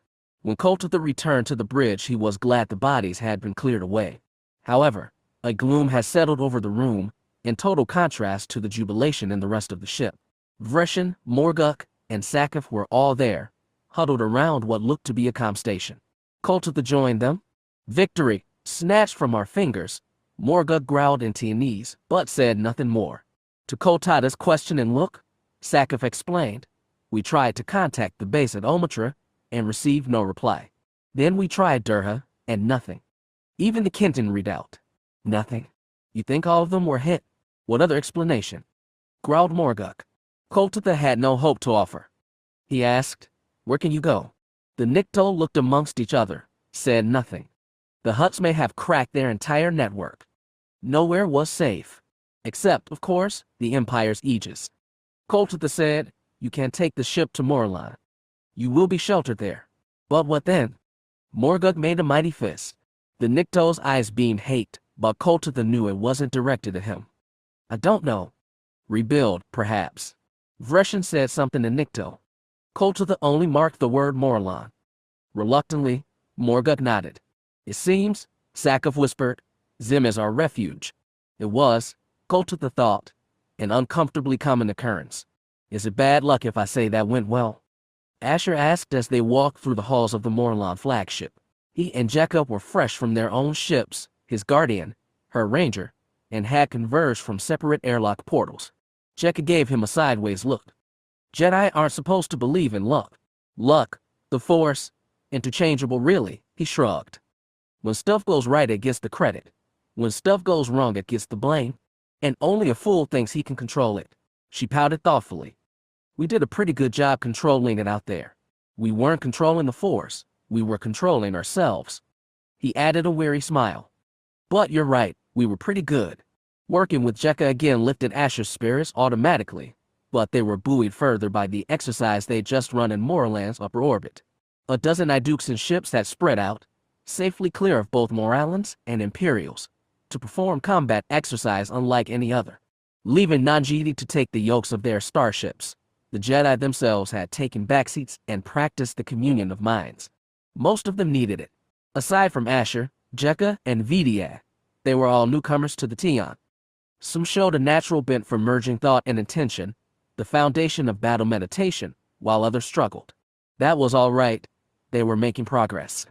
By intuiting each other's actions, the Jedi had pulled off series of complex maneuvers and live fire exercises. Asher and Jekka converged with their comrades inside the Morlon flagship. A middle-aged human and gray-furred Cather walked with Vidia. They hung on the diminutive Deveronian's every word, and she looked embarrassed by their respect. Kel Olander led a small herd of Teenese, and Jekka exchanged a wave with Halizan, a dusky human Jedi she trained with on Calamar. They were becoming a real community, united in goals and purpose. At the moment, however, Asher had something else on his mind. He joined Jekka at the mess hall, where Jedi and Iduxians muddled through mostly palatable Morlon food, but hardly listened to her conversation with Hala.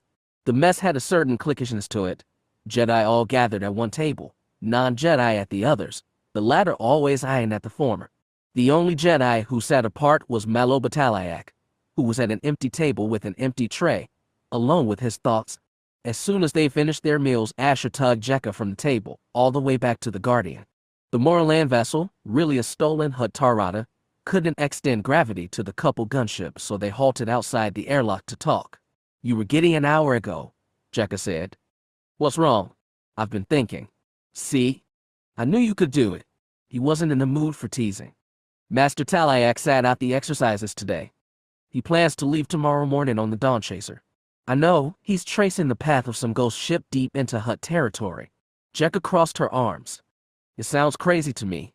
He's going to get himself killed." "You don't know Master Talayak." It was true, she barely met him. Asher was different. Talayak and Shen had plucked him from his doom in a Tepesi alley, and for 2 years they'd traveled the stars. Talayak had taught him the value of patience and cooperation with the Force, plus a dose of humility. Put simply, he'd made Asher a better Jedi, which meant Asher owed a debt. Jekka knew him well enough to see where this was going. "Oh, Win, we need you here. I need you. You want me here," he smiled weakly, "and I want to stay. But think. Vidia can help with the new Jedi. Keep her confidence up, and she'll do great. But Talayak's taking the Dawn Chaser into uncharted, dangerous territory. Totally alone. Even the Master might not be up for that. We can't send other Jedi. He's been traveling with them too. How much good can they really do him? Do any of them know Huttese?" "You don't know Huttese either." "Chesko, I know more than anyone else around Nishku." She didn't laugh, didn't smirk. "You really want to do this?" "Not want to? But I should. And I'm not going to talk you out of it, am I?" "I don't think so." "Sorry." She heaved a sigh and put hands on her hips. "If you want to do something lethally stupid, why not run around in a cape and mask again?" She'd never let that go. "Because this is important. To protect Master Talayak, and to find what he's after. You really believe it's worth risking your life over some 10,000-year-old ghost ship?" The way Talayak told it, they were doing that already. Every one of them? That's how all this started. He believes it has something to do with how it ends. And I believe him. Jekka gave another sigh, stepped close, and touched his face. "Asher Gell, you're a fool," she said, with rueful affection. "At least I have good intentions." "That you do." She rose up, kissed his cheek, and then his lip. "You'll leave tomorrow morning cycle." He put hands on her back. "Until then, I'm all yours. Then I guess I'll have to take what I can get." Essen could sense, like a whisper just beyond earshot, the fight Erakas was waging at an AR Krita, but she couldn't risk straining to hear. She had a battle of her own to attend to. The Enigic and Hestilic had warships over Termin Station, and they'd not give up the deep space hub without a fight. From her place at the Death Knell's observation deck, she could see a garland of explosions around the station as its defenders pumped out screens of flak to ignite incoming Imperial missiles. Essen felt the hesitation of the Jedi deployed in other ships, the uncertainty. This was the first battle they'd faced, and they didn't understand what their role was to be. She tried to lead by example, opening herself in the Force, showing them how she raised some spirits and lured others.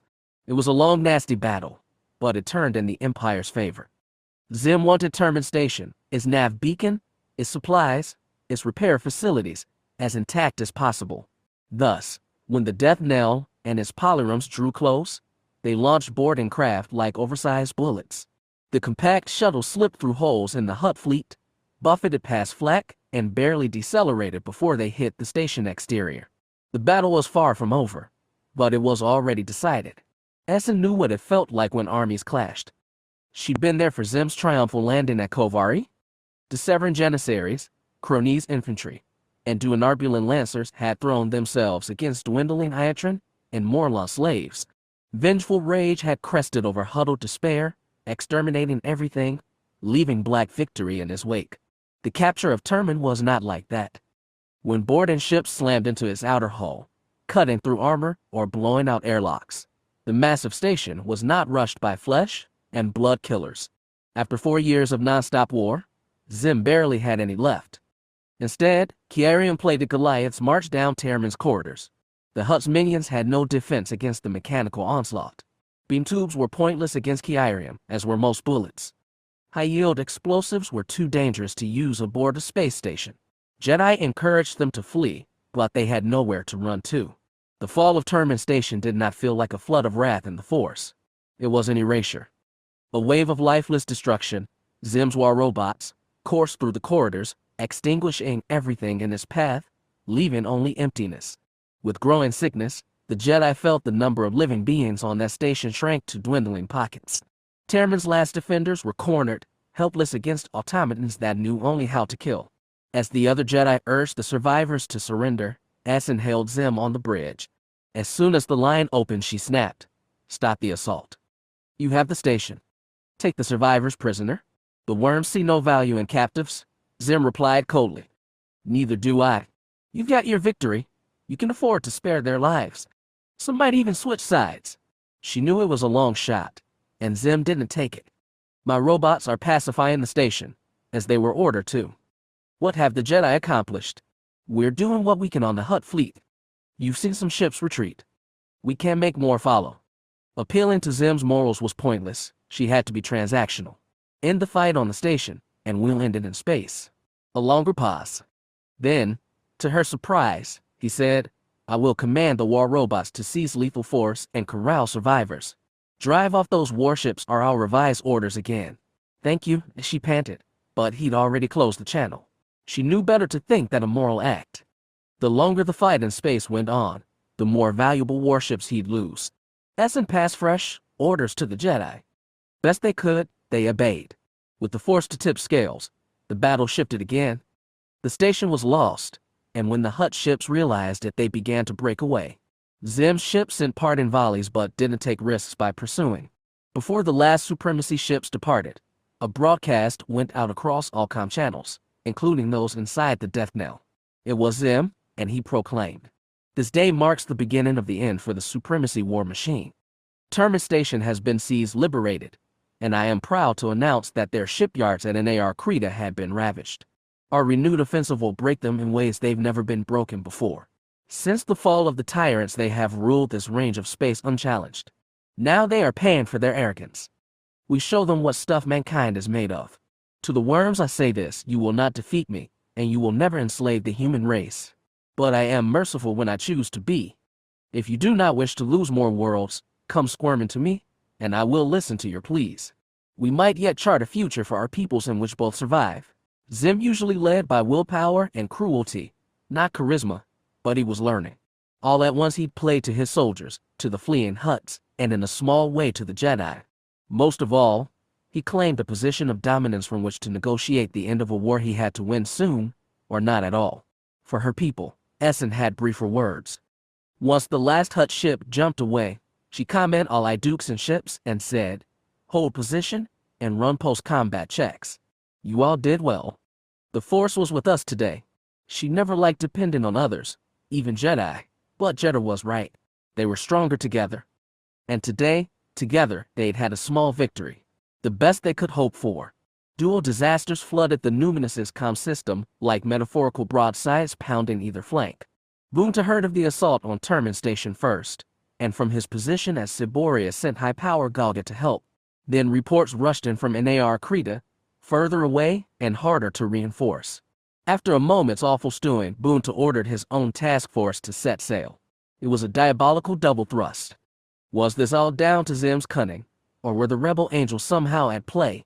By the time Bunta reached Nar Krita, the humans were gone and the orbital facilities ravaged. The command deck's view screen relayed exterior images of battles crumpled as though by giant fist, torn shreds of once elegant solar sails, the broken stern of a dead Chalandia. Even worse, the stations and shipyards had become a chain of ragged debris settling around Nar Krita like a planetary ring. The attack was stunning, and not just for its ferocity. Nar Krita belonged to neither the Enigic nor Hastilic but to the Pterii, that old and wealthy host which had heretofore sat out the war. Now their stations were ravaged, and Bunta learned that 2 of their powers had been killed. Not just chattel slaves or even esteemed, but divine Hutts had been slain. Did the bipeds understand what they had done? A Hutt might be slow to anger, but once awakened his wrath was unmatched. He expected a Pteria ship to be the next to come, perhaps carrying Mava the Blue. Instead, the Chalandian decanted, and was instantly marked as the hierarch.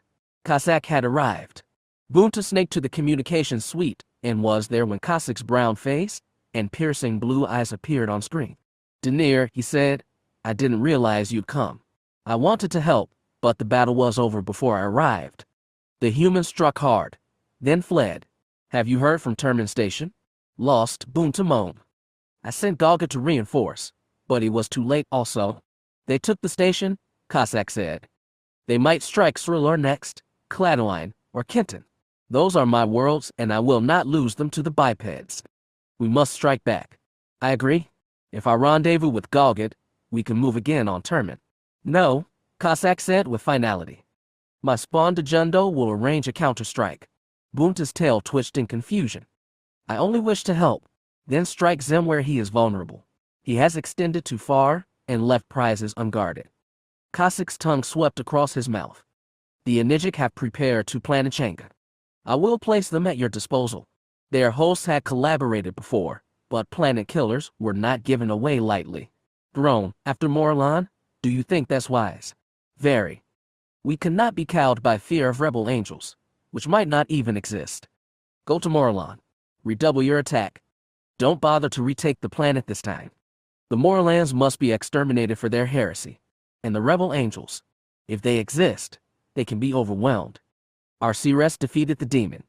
This is our war, and we'll win it just as they did. Cossack thundered righteous enthusiasm. Bunta felt buoyed by the other Hutt, but he persisted. What if we are betrayed by our own subjects once more? The blue-eyed Hutt gave a heavier sigh. I haven't forgotten. Fortunately, we've hunted down the Nikto saboteurs within our fleet. We tortured information from them, and have launched strikes on 7 of their bases. At least something was going right. Very well, Bunta said. I will move again on Morlon. But what of you, Throne? I will stay here. I've received word that Mava the Blue is inbound. So is Talak the Esteemed. Mava was the Pteriai's virtue, Talak is Throne. Zim really had wakened a beast. You will bring them into the war. I will do everything in my power, Cossack said gravely. With every host aligned, we could exterminate these bipeds completely. But Artistag will not declare a holy war, so we build alliances where we can. Bunta was ready to do his part. The humans threatened the entire Hutt race. If the Blazing One, sick and ancient, could not see that, at least the Pterii would. 3 hosts together could mount a mighty counteroffensive. But one thing might stand in their way. Bunta asked, Throne, has your aunt made progress in her research? A pregnant pause. Cossack said, she reports nothing yet. A good sign. A bad one. Nothing was certain with these rebel angels. Bunta and Cossack savored war as the chance for glory. But if they fought the enemy they feared, glory could be fatal. The long journey to the Durha system had gone shockingly well. The gravity scorn reached Far Barseg without incident, exchanged its store of lithium batteries for 80 Fibrilium warheads, then began a careful intrusion into the Supremacy. The Imperial intelligence agent at Far Barseg was more cooperative than the first, and his navigation data guided them through a series of Hutt-controlled beacons, deeper and deeper into their territory. Reyna was actually starting to feel good about things when they reached Durha, transmitted the ping their target should have responded to, and received nothing. Her father stayed calm at first. "I'm going to fly to another section of the belt," he said. "Maybe we're in bad position." She tried not to panic. She just allowed herself to feel hopeful about seeing Vadas again. Now she was worried for his life. Her own death didn't bother her that much. It was surviving to see another loved one die that made her want to scream. Crawler navigated them another position across the belt. Reyna sent her ping. No response. "I'm not picking up any other ships in this system." Worry started to gnaw in Crawler's voice. "No thrust trails, anyway. Go back to where we came in?" Reyna tried to keep herself steady. "We've got data on where the base is supposed to be, right?" "Yeah, but you know how it is with asteroid belts. Formation shifted, changed, dissolved. Complex gravitic tides strewed chunks of primordial rock, hard-packed ice, and, sometimes, lifeless wreckage." Reyna began scouring sensors as Crawler flew them in an arc, skimming above the section of the belt where the Morlon base was supposed to be. She looked for anything: unusual metals, flashes of reflected light, residual heat signatures. She didn't know whether finding or not finding something would be worse. It was her father who said, in a dead-even voice, "Got something. I'm taking us closer." As he steered the gravity through the asteroids, Reyna tried to steady her breathing. Her best hope was that Vadas hadn't been here. In fact, they'd never gotten guarantee he would be. All they had was the word of that incompetent agent on Asteria that they were making a delivery to the Morlon, and they, so Vadas hinted, had many scattered hideaways. Odds were, her brother was safe and light years away. Reyna told herself that, but when she saw the scorched black scar gouged into one large asteroid, she nearly lost herself. Her mother, her son, now her brother too. She couldn't take that. She couldn't live with it. "I'm picking up wreckage here." Crawler was hoarse. "Nothing in the way of heat signatures, but the debris is still pretty close together. Guess this place got hit, maybe a couple days ago. I'm gonna take us close to the base." Reyna didn't respond. Couldn't. She sat strapped to her seat, hands clenched in her lap so hard her palms hurt. Teeth sliced her lower lip near to breaking. "They gouged this place out pretty good. Multiple missile strikes," her father narrated. "Looks like a big cargo ship got split open, probably what was gonna take the warheads. Keep your eyes open for anything smaller, might have drifted away from the base." She compelled herself to watch her screens. Rocks, the twisted skeleton of a blown-open mining facility. How many people inside? She wondered. Where had Vadas been when the missile hit? Had he gotten any warning? More than Soren. The gravity-scorned banked and the ruined base swept out of view. Then she saw more rocks, countless rocks, large and tiny, all drifting through dead space. A few flecks were identifiable as wreckage blown from the base. An entire scene? Dead. Then she found something. "Hold," she rasped, and her father held. She bent closer to look at the pixelated screen. Not a rock but a small capsule of a ship, no more than 40 meters long.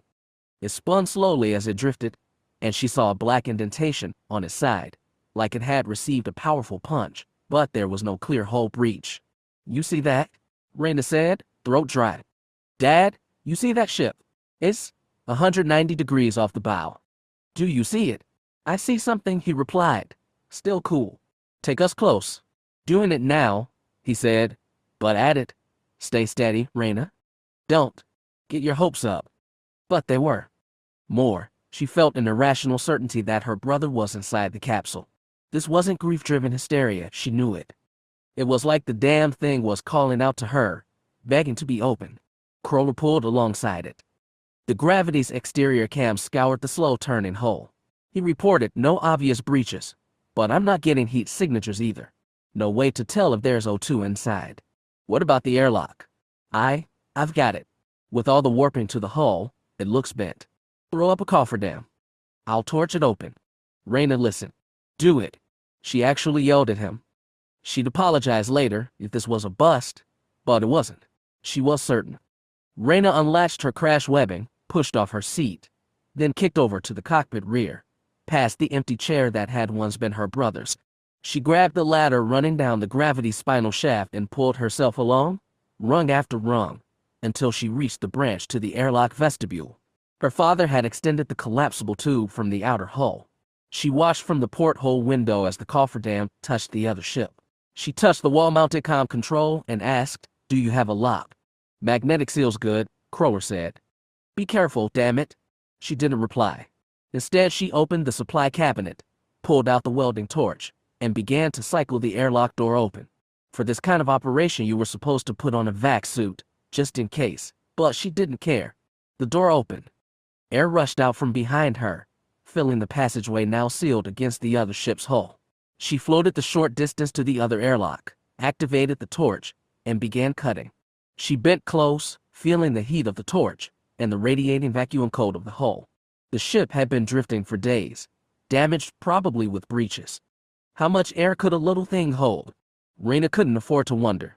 She cut as fast as she could, wishing she had one of her husband's damned lightsabers. But she didn't have to use the torch the whole way. Once she melted through the lock, the hatch trembled. Air began to seep through cracks. She shoved the torch back toward the gravity's vestibule, grabbed a wrench, and began twisting the hatch's exterior handle. At the same time, she planted both boots on the cold hull, using arms and legs and back, every muscle she had to get the damn thing open. The hatch jerked. Somebody was pushing from the other side. She grunted and gasped, tried harder to wrench the twisted door clear. Then it burst. Knocked hard from the inside, it swung outward and shoved her into the cofferdam's flimsy skin. Reyna released the wrench and tried to steady herself. He came through. Vadas came through. That green-scaled, horn-rimmed face emerged in the cofferdam. It was pale from oxygen loss. His eyes blinked in hazy disbelief before lighting up in a nictal smile. "Reyna," he slurred. You're here." "I'm here," she said, and realized she was weeping. Little pearly drops spilled free in the air. As he emerged from the wrecked ship, he received an extra push, one that sent him colliding with Reyna. She had so many questions for him, and he for her, but over his shoulder she saw another body emerge from the broken craft. It was less than half her brother's size, covered in cinnamon-colored fur, and trailed a crooked tail behind it. Black eyes found hers, as she remembered from another desperate mission at Ranroon. "Miss Crowler, you have my undying gratitude," wheezed Oziath, the Dareth's special plenipotentiary. "Now please, I'd like to speak to your father because I'm very behind schedule." Origins. Cage to Cage. The character of Oziath has endured many incarnations over the centuries. Fashions and folklore have depicted a trickster figure, a genius inventor, even the poet who secretly authored the works attributed to Liachusis. He is most often shown as Zem's loyal confidant. There is a quaint charm in seeing the mighty despot befriending the tiny Tian, yet how likely was this pair? The Tian cluster has a long history of human chauvinism, and the assignation of Oziath as a Tian, let alone any non-human, is dubious.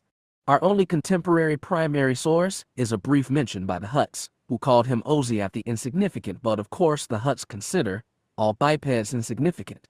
Likely, Oziath was a court curiosity whose importance was exaggerated by later writer Saul Ranson, The Despotica Revisited. A textual historiographic analysis. Age of Artistag year 612. 500 LE. Years inside the metal labyrinth, which Oziath had eventually learned was a Hutt Draman of the Pateria host, and months of Jeddar's instruction had left him thinking he was prepared for anything. He was wrong. Pirates had taken over the Draman. They were a new breed of aliens he'd never seen before, bipeds like Weequay but with lighter builds and softer skin. Somehow they'd interdicted and boarded the Draman. They ransacked its corridors, shooting everyone who got in their way. But the Hutt ship's crew was not given up easily. Halls became littered with bodies and choked by gunsmoke. The sound of cracking firearms was never far away. Oziath was in Krumku's shop when the pirates burst in, weapons blazing. Leaving the Toydarian to his fate, Oziath dropped to all fours and scampered away. He fell back to his secret network of passages, many of them too small for the bipeds to creep through. When his initial panic ebbed, a single, overriding need filled him: find Jedor. He had no idea where his teacher was, but this wasn't the first time the gnome-like creature, he never had named his species, played hide-and-seek. In fact, it had been one of their first exercises, Oziav had learned to feel Jeddar's unique presence and chase it through the filthy underlevels, like he was following a scent. He felt his teacher among the lower levels, but not even those filthy reaches were free of the raiders. When Oziav crawled out of a vent, he dropped amidst a pile of rages, only to discover they were warm and wet and not rags at all, but bullet-riddled bodies. He jumped away and surveyed his surroundings. No one in immediate sight, but they were close. So was Jedor. He followed his teacher's presence, which was unfortunately close to the rattle of a gunfire. He crept low around a corner and saw two of the new aliens, both with shaggy long hair, exchanging rifle fire with a pair of Evosii. Beyond the Evosii was Jedor. Oziav tried to announce his presence. Gator's response was a warning to stay back. He kept low and watched with dismay. One Evosii's head snapped back, jutting blood, and he fell. The other tried to hold back the raiders, but they were too much for him. A pirate attacked him on his flank and dropped him dead. The raiders scoured the bodies, grunting to each other in their savage tongue. They collected objects off the corpses, then moved ahead in Gator's direction. Oziav scampered over to the dead Evosii and watched in mounting dread as the raiders searched the hall. They pulled aside piled crates and tore down curtains dangling from rusted pipes. They kicked an old Vadran huddling beneath his tattered blanket, and the indigent ran away in a panic, nearly trampling Oziav as he did so. The raiders didn't bother to shoot at him. One raider pulled aside the final curtain and found Jeddah huddled inside a waist-high niche in the wall. Oziav couldn't contain himself. He dashed toward the raiders and leaped onto one's back. The pirate writhed, but Oziav clung with sharp claws and sunk his incisors into the biped's shoulder. The pirate howled, grabbed the Tian by the fur of his neck, and threw him hard into the wall. The second raider hefted his rifle. The first grabbed his pistol. Lying helpless on the floor, Oziav tried to turn his attackers away. He tweaked mines before, always in secure environments with minimal risk. This was different. He was too hurt, too panicked. So Jeddah came to his rescue again. He felt his teacher reached out and touched the minds of the two violent pirates. He felt their murderous anger dim, then flare up bright. The two raiders spun, aimed at each other, and fired. Simultaneous gunshots thundered in the cramped chamber. Bullets shot at point blank tore through flesh and splattered blood on opposite walls.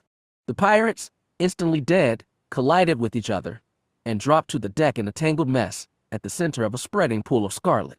Oziav rolled off his back, reared to 2 feet, and saw Jeddah standing in the niche. Panting, he asked, "You couldn't just send them away?" Too rapacious they were. Lust for violence and spoils is all they know.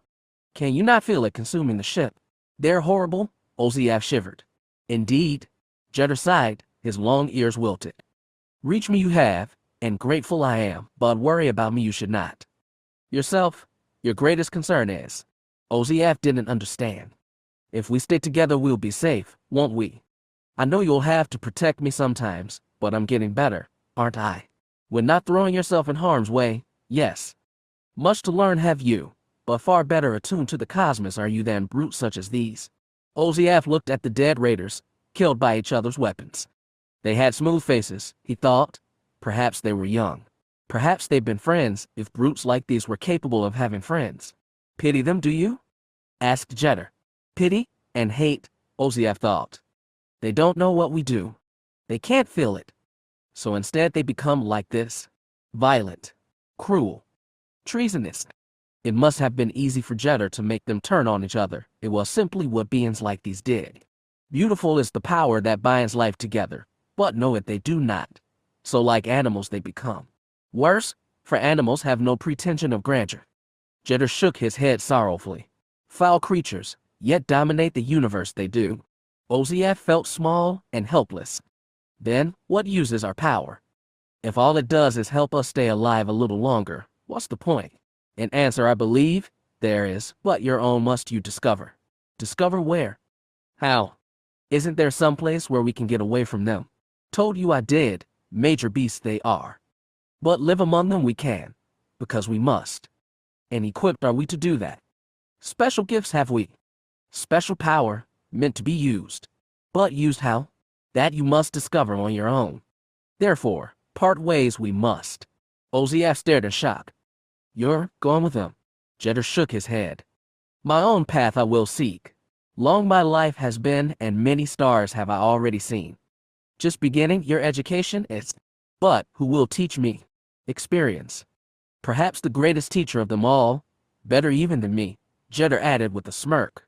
Oziav wanted to protest, but the sound of the barbarians' gurgling language turned his head. They were coming closer, perhaps drawn by the sound of gunfire. He turned back to the Jeddah, only to find the niche empty. Utterly empty. Jeddah had disappeared. He cast out with his power for his teacher, but Jeddah had erased his presence. He did this often in their hide-and-seek games, but never in a situation so dire. Oziav felt angry, betrayed, and helpless, like a child abandoned by his father. Then survival instinct kicked in. He scampered away from the raiders' bodies, then past the dead of Oziav. He tried to get back to the vent, but a trio of ugly raiders stomped in his path. Oziav froze. There was no place to run now that they'd seen him. He called on his power because it was the only thing he could do. He calmed his fear, tamed his panic, and touched the approaching minds. He discovered that these raiders, at least, were not in a bloodthirsty rage. Rather, they felt satisfied but also tired, like someone bloated with an extra filing meal. He sensed their attention fall onto him. They found the small, furry, four-legged creature sniffing the deck ahead of them to be cute. How disgusting. Yet Oziav knew it was his only chance of survival. So, instead of running or vainly fighting, he continued to sniff around and let them approach. He turned his nose up at them, blinked his black eyes, twitched his whiskers, and tried to look as harmless as possible.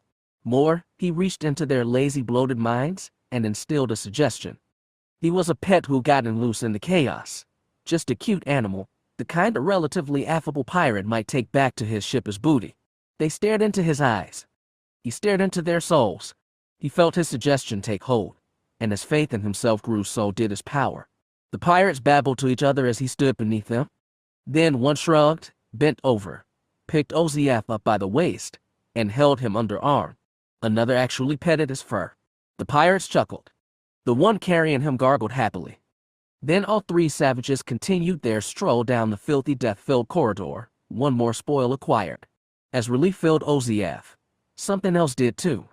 It was faint, but he recognized it as ascending from Jedor, warm, affectionate, a little wry. Oziav had never been graced by a father's approving smile, but he imagined this was what it felt like.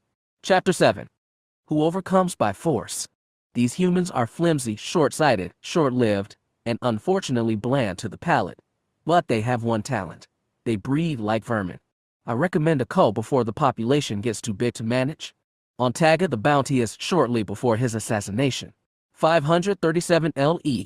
When Reyna and Vadas entered the cockpit together, Kroller couldn't believe his eyes. He'd been sure there were no survivors in this asteroid belt and had halfway given up his son for dead. Now both his children were in front of him, harried but very much alive. It was proof there were miracles after all. Then he saw the creature drifting after them and remembered even miracles had a price. Before the others could speak a word, the Daratha Special Plenipotentiary said, "Captain, I'm in your debt again." Kroller, still in his pilot's chair, looked to Vadas. "Son, I'm pleased as hells to see you, but I need an explanation." Oziav cleared his throat. "There's less than you think. I stopped by the Durha base to receive an important package, which your son handed off to me. Minutes later, we were attacked by a Hutt battalion. The base was gouged out of existence, and my ship was hit and left for dead. Your son happened to fall aboard as I tried to flee. We've been floating dead in space for almost 3 days, and we're nearly out of oxygen." Kroller glanced at Vadas. The Nikto gave a weary nod. "Unfortunately," Oziav went on, "I was due for a rendezvous 21 hours ago. It's vitally important that I make that meeting. Therefore, I'm demanding the use of your ship." Kroller stared at the little creature, 1 meter of gray-brown fur in a dirted vest floating in the center of his cockpit. He looked to Reyna, then to Vadas. They were as stunned as he was. "Listen, I know who you are, who you work for," Kroller said. "That doesn't give you the right to just commandeer my ship. Yeah, I'm human, but I'm a free man, not Zim's puppet. We're a long way from the Empire, and you've got no power over us, not here, not like this." Oziav looked unfazed. "Bold statements, but you will take me where I need to go." Kroller began to reconsider. Tempting as it was to flush Oziav out an airlock, or just lock him in a cabin, He knew he'd never get away with crossing someone so important. The Empire would find out somehow, and then he'd get the wrath of Zim on him, worse than ever. But Reyna snapped, "Listen, we didn't come here for you." "We? You came here to deliver 80 Fabrilium warheads to Vadas' associates, the Morguk, Ossus said curtly. "Who do you think recommended the gravity scorn for the job?" He blinked. "You recognize us. If someone saves my life, I try to remember them. This is your second time, and just as unexpected as the first. I said I was in your debt and meant it, but you'll have to wait for payment. I absolutely must get to the Sionia system as soon as possible." "Sionia is deeper inside the Supremacy," said Vadas. "Correct." Ossus patted a pocket in his vest. "The gift from Morguk will let us reach its nav beacon and identify ourselves to my contact. You will be remunerated handsomely once we return to the Empire. You'll receive double the agreed payment if you head for Sionia immediately." "What about the warheads?" asked Vadas. "Morguk needs them. I appreciate your ardor for the cause, but that will have to wait. As I've said repeatedly, we've no time to spare." Kroller was starting to think they had no choice. He could see Vadas' expression relax as he, too, gave in to the creature's impeccable reasoning.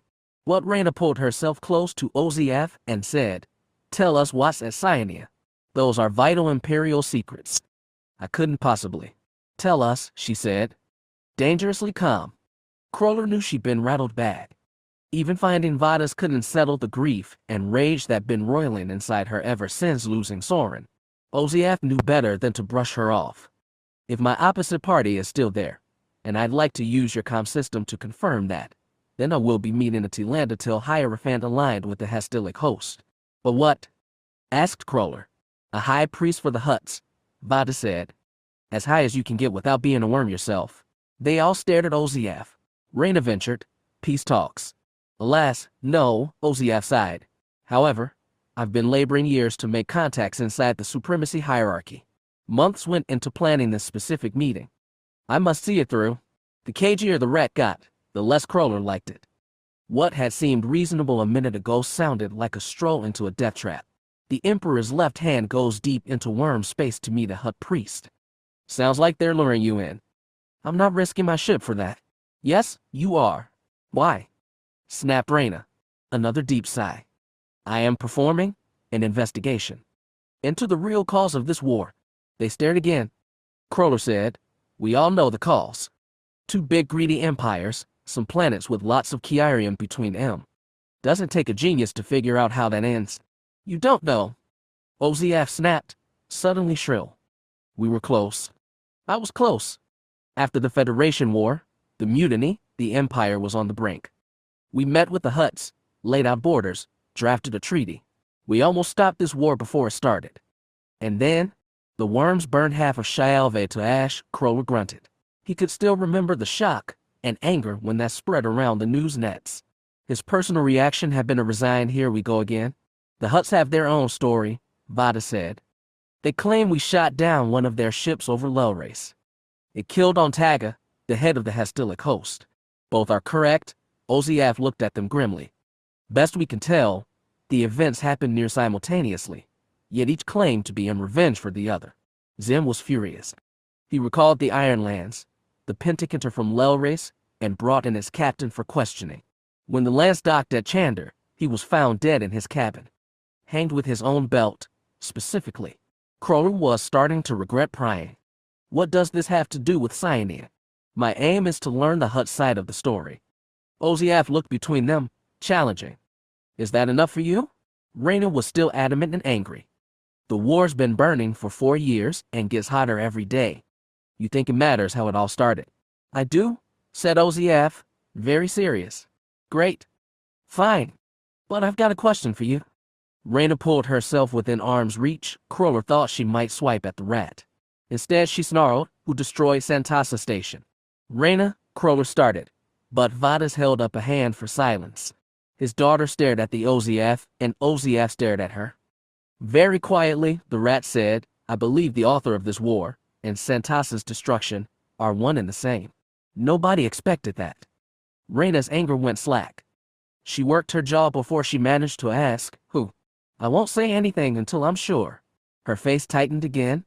"You're lying." I wish I were. You're stringing us along. I am not. OZF's little voice was hard as steel. Trembling, Reyna touched the ceiling and pushed away, like she was putting cautious distance between them. Cronor took a deep breath. All his life he tried to stay low, keep out of trouble, fend for his family, and nobody else. This was getting involved in the worst possible way. And like the other time he'd gotten too involved, 12 years back, there didn't seem to be much of a choice. Triple pay, he said shakily. We're getting triple for that. I agreed double. Well, now it's triple. Fine. Zim is good for it. OZF reached into his vest and drew out a simple data card. Now if you'll allow me access to your nav and comm systems, I can get us to sign in. You're not using my console unless I watch your every move, warned Reyna. Fair enough. Now please, can we get going? His children looked at him. Cronor nodded, and OZF slapped Tel against the rear bulkhead to send himself toward Reyna's station. He told himself that, in hacking out that triple pay, he'd just won a victory. He wished it felt like one. Sometimes Talak envied the Taiwanese for their 1,000-strand network of hyperspace pathways, all clearly marked by the steady light of navigation beacons. Traversing the galaxy in a Jedi ship offered more freedom, but also more danger. Each leap past lightspeed was a jump into the unknown, guided only by the Force. When Asher had offered to come along, Talak had pushed back, insisting the younger Jedi had much to do at Morlon. But his heart hadn't been in it. He welcomed company on this lonely and dangerous trip, and Asher was a good man to have at his side. The human had matured since Talak had plucked him from that Tepesi alley, but he was still bright and young. With Asher alongside, empty space felt a little less empty. Another advantage to having a comrade. Asher could both speak and read Taiwanese, and thus shoulder the unenviable burden of going through the materials Zim had provided on the intricate arc. Half of this is scientific analysis I can't understand, Asher explained, but I'll muddle through the rest the best I can. And he did. Between their fourth and fifth jump, he came to Talak with an interesting discovery. Zim's people were thorough, he said. They went into every cryo tube and tallied every corpse. 352 humans, it says. 64 Talits. On it goes. But what's really interesting is that they found 14 empty tubes. Perhaps they were never used, Talak offered, though it was odd. Colony ships typically packed to capacity. Or, the crew might have been awake when the Ark was attacked. You could be right. But Zim's people didn't find stray bodies anywhere in the ship. They looked at each other, contemplating possibilities. Talak asked, was there any indication the Ark launched an escape pod? A secondary shuttle. No record of that anywhere.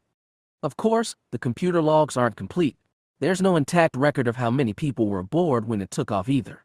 But we know it was boarded by unknown parties. According to shipboard chrono, that was approximately 72 years ago. But this Ark was traveling at near light speeds before it was intercepted. Accounting for time dilation, Zim's people calculated it was boarded around 550 standard years ago. Asher shrugged. That doesn't help us pin down a culprit. The Hutts were around then, but so were the Rakata. It seemed possible that whoever boarded the ship took the waking crew alive, then killed the rest. This begged the question. Why? Asher had a question of his own. This Ark, do we know if it had Jedi aboard? It was never certain, Talak sighed. Probably, it was filled with those who could not use the Force. The Ark we chased was one of the oldest to have launched from Tate. The archivists estimated, perhaps, 9,000 years ago. Talk about a long shot. I'm amazed you found it at all. The Force meant for us to find it, Talak said seriously. Asher wasn't sure if he believed that. But he'd come anyway, and Talak was touched.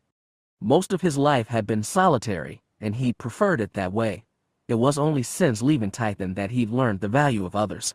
I'm glad I never had to investigate that thing. The human suppressed a shudder. A giant mausoleum, streaking through space for hundreds of years. All those corpses, preserved in their cryo tubes, I'd have run screaming. You are braver than that, Talak said. But the human shook his head. I'm not that kind of brave. I'm daring. Reckless, sometimes. But I don't like staring at death when I can't do anything about it.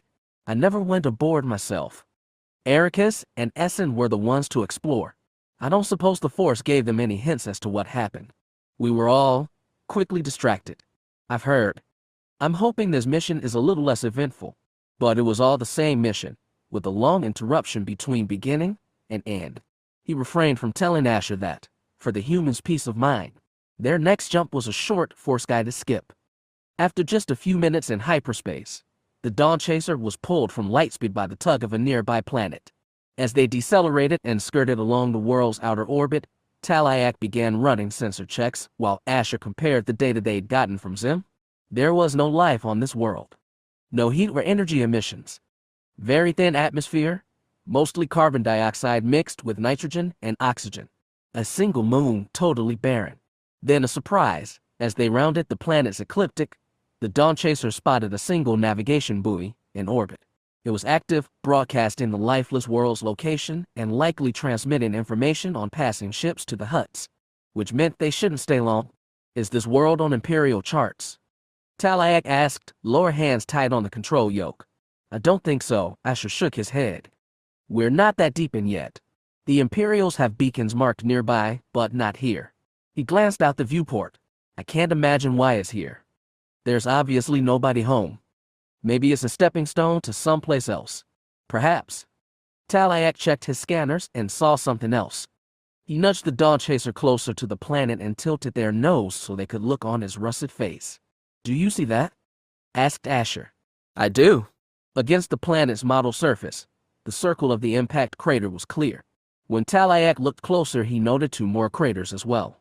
Sensors reeled in new reports, trace metals of artificial origin, the gridwork remnants of cities. You heard what the Hutts tried at Morlon, right? Asher asked shakily. Yes. This doesn't look recent though, does it? Let us see. The Dawn Chaser dove, trembling a little in the planet's thin atmosphere. When they reached an altitude of just a few kilometers, they began scanning the ruined cities again. Telephoto imaging played out on the cockpit screens, showing collapsed buildings nearly devoured by sand. This happened hundreds of years ago, Asher surmised. Who do you think lived here before the Hutts smashed it?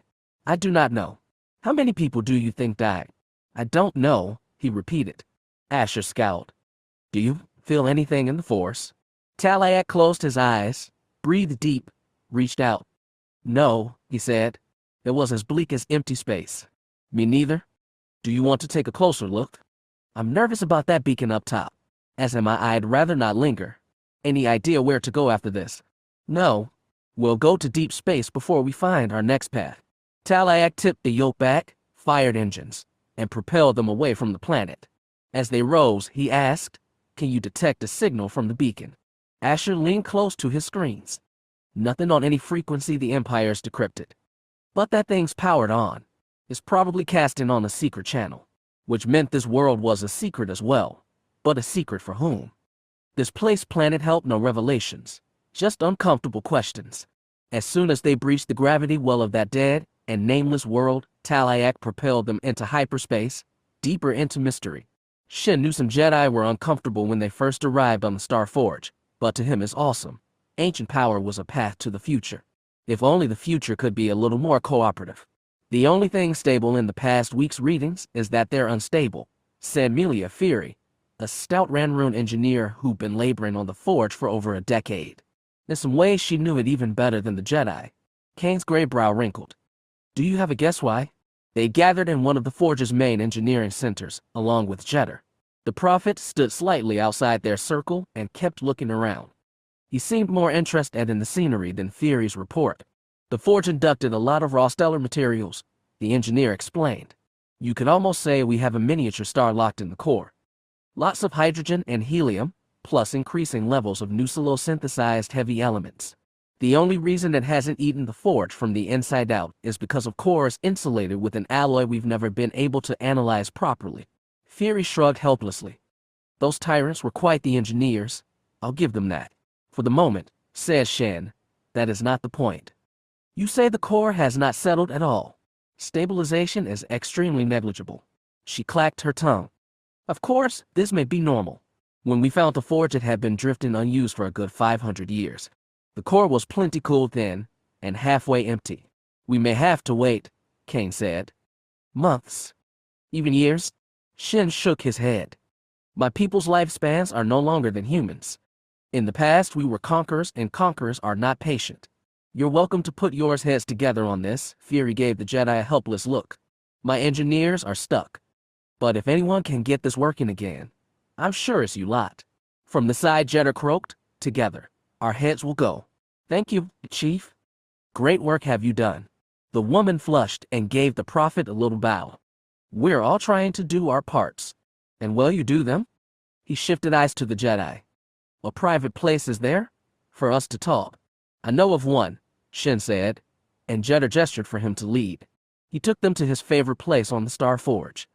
He knew Master Kane preferred the North Pole observation deck, where transparent steel panes gave view to endless stars, but Shin preferred a spot in the heart of the machine.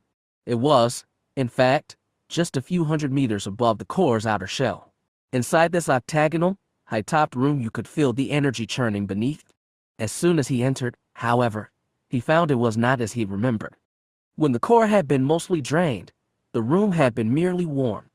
Now dry heat emanated from the mysterious alloy and drifted up through grated floor. The rack of the skin, meant for wetter air, tightened. I see what they meant by unstable, Kane muttered. I am sorry, Shin said. We should find another place. Unpleasant, is this? Jeddah said. Comfortable, I find it. We should go to the observation dome, Kane offered. But Jeddah said, for a little while, let us sit. A reason Shin must have in liking this place. I can feel the force here better than anywhere else, he explained. A good reason, that is.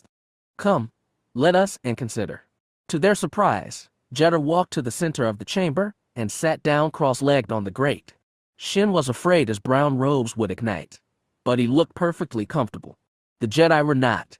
When Shin held his palm a few inches above the grate, he could tell it was too hot to touch. They were reduced to squatting in awkward stances around Jeddah in his contemplative pose. Yes, the prophet said as he closed his eyes. Immense power there is here. Shin had spent hours basking in the core's emanations, but now he felt overwhelmed by the forces churning below. Come and we must, Jeddah told them. How? Shin hissed. This is raw, untamed energy, as is the force. Like the force, we must command it. Shin felt the Kane tentatively link minds and joined Jeddah as he reached for the roiling energies of the core. The Jedi hesitated, like they were about to shove both hands into a fire, but Jeddah did not. In that moment, Shin felt a will harder than steel. The small, unassuming prophet tapped into a well of immense force power, and with it resisted the destructive potency of the core's stellar heart. He spoke to them without words now. Take it we must. Mold it, sculpt it, remake it as we desire. Kane grunted, I don't know what it should be. But Shin followed Jeddah's example as best he could. His own powers were so meager in comparison. He was younger, less schooled, still uncertain of himself and his purpose. Nonetheless, he reached into the stellar fire and did not shrink from it. Kane did? The power was too much for the Zabrak. He tried at first but withdrew his mind lest he be scalded. Jeddah and Shin remained.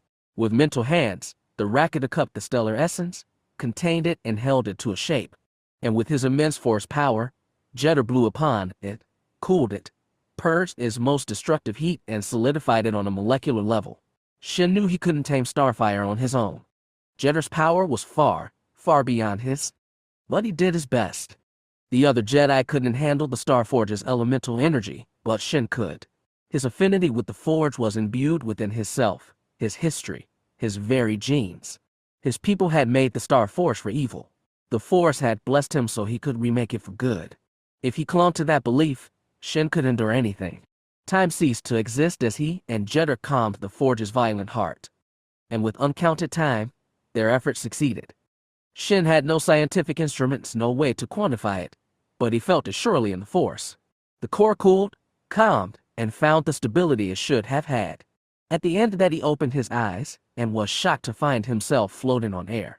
Jeddah, too, levitated, while Kane remained on his haunches, boots on the hot grate. Jeddah opened his eyes. He met Shin's stare and gave a satisfied smile. Well done, he said. Slowly and purposely, they both lowered themselves to the grate.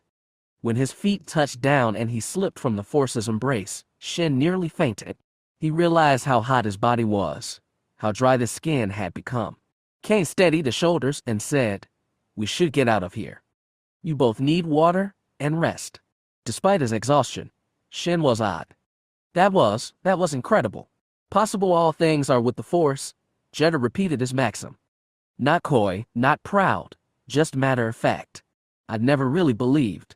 His mother had read of the Force but not known it. Master Talak had wanted to believe, but doubted. It was only Jedi, his final teacher, who'd shown him what he was truly capable of. Now, for perhaps the first time, Shin could believe in his own destiny. When an emergency comm blare shattered his sleep, Jaminar knew exactly what was happening. The Hutts had been humiliated twice at Morlon. They'd been sure to come again. When he got to the Ascendant's command deck, buttoning his uniform as he did so, he saw the full scope of it. The complement of Hutt warships included 3 Chalandians, 5 Taradas, and numerous smaller ships. That was enough to match Jaminar's fleet, but it was supplemented by a sight that made his stomach churn: 2 Thanium Polyremes, 5 Chronese Harpuses, and a swam of Hemialiae. They could only belong to Admiral Kren and the Scorned. The thought of the mutiny, who survived, who hadn't, filled him with rage. He stalked over to the tactical screen and told Captain Kale, all ships on full alert. Deploy battlebirds and Hemialiae as fast as you can. Move Harridan and Phalanx back to the planet. All other ships, prepare to attack. Yes, Viceroy? The Morlans are requesting instructions. The Morlans, allies, not subjects, normally did what they wanted and told Jaminar after the fact. If they were asking him what to do, it meant they were scared. As they should be. They're welcome to join. Tell them to concentrate on the Chalandian in the right formation. What about the Iduxans? They're holding with the Morlans. Several are still docked with the flagship. Comms, see if you can hail their leader. While comms got to work, Jaminar surveyed the screen. The Hutts and their traitorous allies were bearing toward the planet, but still a distance away. Were they trying to draw him out, leaving Morlon underdefended so they could jump in another attack force?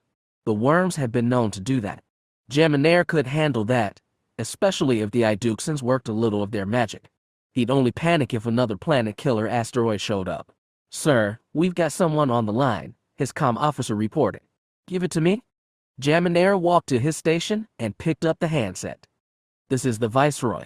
A woman responded. We're deploying now. We'll do our best to head off the attack. Do you have recommendations?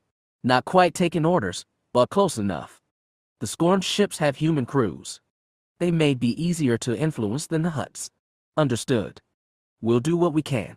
Damn these Iduxans, so unreliable, so unquantifiable. He said, I'm sending a task force to engage the Scorned. A few of yours might turn the tide. The Viceroy of the Empire, begging for magician's favors. He'd never get used to it. After a too long pause, the woman replied, I'll send you 4 ships. Tell us where to form up. Small favors, but with the worms bearing down, they needed all they could get. Vidia needed anything she could get from the Force right now. She just received a call from Jekka, telling her to take Peacekeeper plus 3 other ships and form up around the Stalwart, a mighty Imperial dreadnought. Stalwart's aim was to smash the cluster of Scorned ships hanging off the edge of the Hutt formation, and the Iduxans were to help. They were about to use the Force to abet a lot of death. Vidia hated that, even if it was to defend 5 billion Morlans. What she hated even more was that she was the one in charge. 4 Iduxan ships approached the Stalwart in a diamond formation, Vidia's at the head. The other 3 hosted 1 Jedi each, plus non-Jedi crew. In Peacekeeper itself, Vidia was behind Marshal's pilot's chair. Seated at the sensor station was another Jedi, Zephian, a Morlon with almost 20 years on her, and who nonetheless looked at her as an authority. She'd barely gotten used to being a knight. Now the newcomers treated her like a master.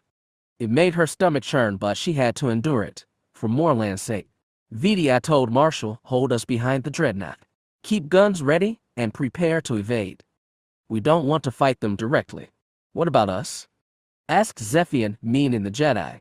In reply, Vidia opened a comm line to all 4 ships. This is Peacekeeper, she said. All ships, hold back and avoid direct engagement. Keep suit sealed just in case. All Jedi, try to convince those Scorned to run. Vidia took a deep breath, then picked her helmet off her lap, placed it on her head and sealed it tight. Through the glass she saw Zephian and the others do the same. Respiration rasped in the tight space. With effort she concentrated on the other Jedi, felt them leaning on her, depending on her. She squashed out and spread herself further, taking them with her. They sensed the crew of the Stalwart and his support ships, hard and defiant. They'd be fighting fellow humans, not Hutts, but she found no hesitation. The Scorn had mutinied against them and sided with aliens against their own race. In most people's eyes, they were worse than the worms themselves. The Jedi reached even further and found the Scorn. They were more complicated, a stew of anger, bitterness, fear, spite toward the Imperials, and also toward themselves. Most of all, she felt a bleak resolve. These were men of war, shaped by Zem's conquests, who'd scorned Zem and been scorned by the Empire in turn. Now they fought against their old emperor because fighting was all they knew how to do. Their souls brimmed with bogan, but VDF felt sorry for them anyway. Stalwarts launching missiles, Marshall reported. Vidia urged the Jedi to touch the Scorn and tear at the weakness in their hearts. Fill them with fear and doubt, slow their reaction times, encourage them to run and flee. Convince the warriors that war was not worth fighting. That there was other life worth living, far from here. Missiles impacted and burst. Scorned souls, twisted hearts in conflict with themselves, disappeared by the dozens. Battle was joined and killing continued. Humans supposedly had a saying, third time's the charm. Well, it was the third time the Hutts fought against upstart Morlon, and this time, Boonta was sure they'd get it right. The Numinous sat at the heart of the Supremacy battle group. Taradas and battles bristled on either flank. They bore toward Morlon slowly. Boonta watched the ascendant and waited to see how far he could draw Jaminair away from the planet. Zem's Viceroy was no fool. He was pushing some ships to intercept while holding others around Morlon. He was hedging his bets against a second Supremacy attack force. A wise precaution, but not necessary. Boonta had brought all his warships, a mix of Hestilic and Enegic, with him. He decided to hold back, dangle himself a little longer, and see if the Viceroy took his bait. At the same time, he watched the other ships, calculating. The Morlons were joining the fight using the Supremacy ships they'd stolen. It took several minutes, but his crew was able to recognize a third model of craft. Those were the enigmatic Iduxans. Were they rebel angels, the demon returned, or just bipeds with an extra trick? Boonta didn't know, but it was time to find out. He marked a cluster of Iduxians heading toward Admiral Crane's forces. Boonta quickly squirmed to the comm station and hailed the falchion. The face that appeared on screen was narrow, with beady eyes and white fur around its slit mouth. Boonta had a hard time telling humans apart, but he assumed it was Crane. "Admiral," he said, "you are under attack." "I am aware." The humans sounded surly. "The Iduxians with the dreadnought are your highest priority. We will do what we can." "That dreadnought is powerful. Iduxians are worth more. Shoot to cripple and capture if you can. If not, destroy." Kryn nodded and closed the channel without farewell. Such poor manners. He should have stayed on the line a little longer. Boonta had more to tell him. But the biped would figure things out for himself. As he squirmed back toward the main display, Boonta asked, "What is the time to arrival?" 110 seconds, Evenza reported. Boonta counted down in his head. When the clock neared 0, he called out, "Bring up visual on the approach vector." And so it was. On the bridge's largest view screen, blackness and stars appeared. Boonta's eyes glued to the screen and a dripping tongue lolled out his mouth. Then it happened. The black void was filled. The battle's final stage set. The Numinous' screen swelled with not one plain Changa, but two. She'd known this was coming, deep down, but Jekka still wasn't prepared for it. All the Jedi felt it when the asteroids furled into real space. They didn't have to check their sensors. They just knew, because those lifeless chunks of rock and ice were pulsars of lethal dread. The Hutts didn't bother to protect them with escorts this time.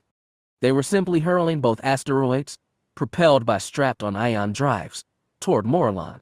The Imperials had been spread thin. So had the Jedi. Worse, the Hutts had launched the rocks from an unexpected vector, halfway around the planet's ecliptic from the Supremacy fleet. Ranger's crew gave quick calculations.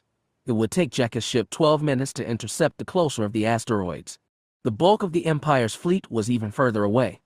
Estimated time to impact, 32 and 35 minutes, respectively. She cursed inside her helmet. The Jedi could work miracles, but not like this. It was too much. Kel Olander's voice scratched in her ear, a private channel. "Ranger, I'm 9 minutes from the closer asteroid." If we take out his port side thrusters, we stand a better chance of knocking it off course. Somehow the man could keep a level head. Maybe it was because he didn't have the force tolling doom in his brain. Do it, she said, because she had no better idea. We'll join you. Jekka immediately relayed the order to Elsie, and her pilot wrenched Ranger toward Morlon. Straight, hard acceleration pinned Jekka to her seat and squeezed air from her chest, but she reached out to her fellow Jedi, telling them all, even VDS people, to make for the asteroids. She wished Asher were here, not because he'd turned the tide, but because she needed his adamant optimism, his undying hope. They all needed it. As it was, she struggled to keep her despair from spilling into the meld. She tried to play Asher for them all. We've done this before. We can do it again, she urged. Everything's possible with the Force. We can save this world. How she needed to believe it. Voice tight, she asked, Brexon, what's everyone else doing? The Morlons are heading for the asteroids, her sensor officer reported, but the Imperials are holding position. Damn it, were they just giving up? Were they just going to abandon the people they'd sworn to protect? Yes, that was what they do. Zem's empire was nothing noble. The Viceroy would weigh risk and reward and make his choice. A rational, almost understandable choice. But not a Jedi choice.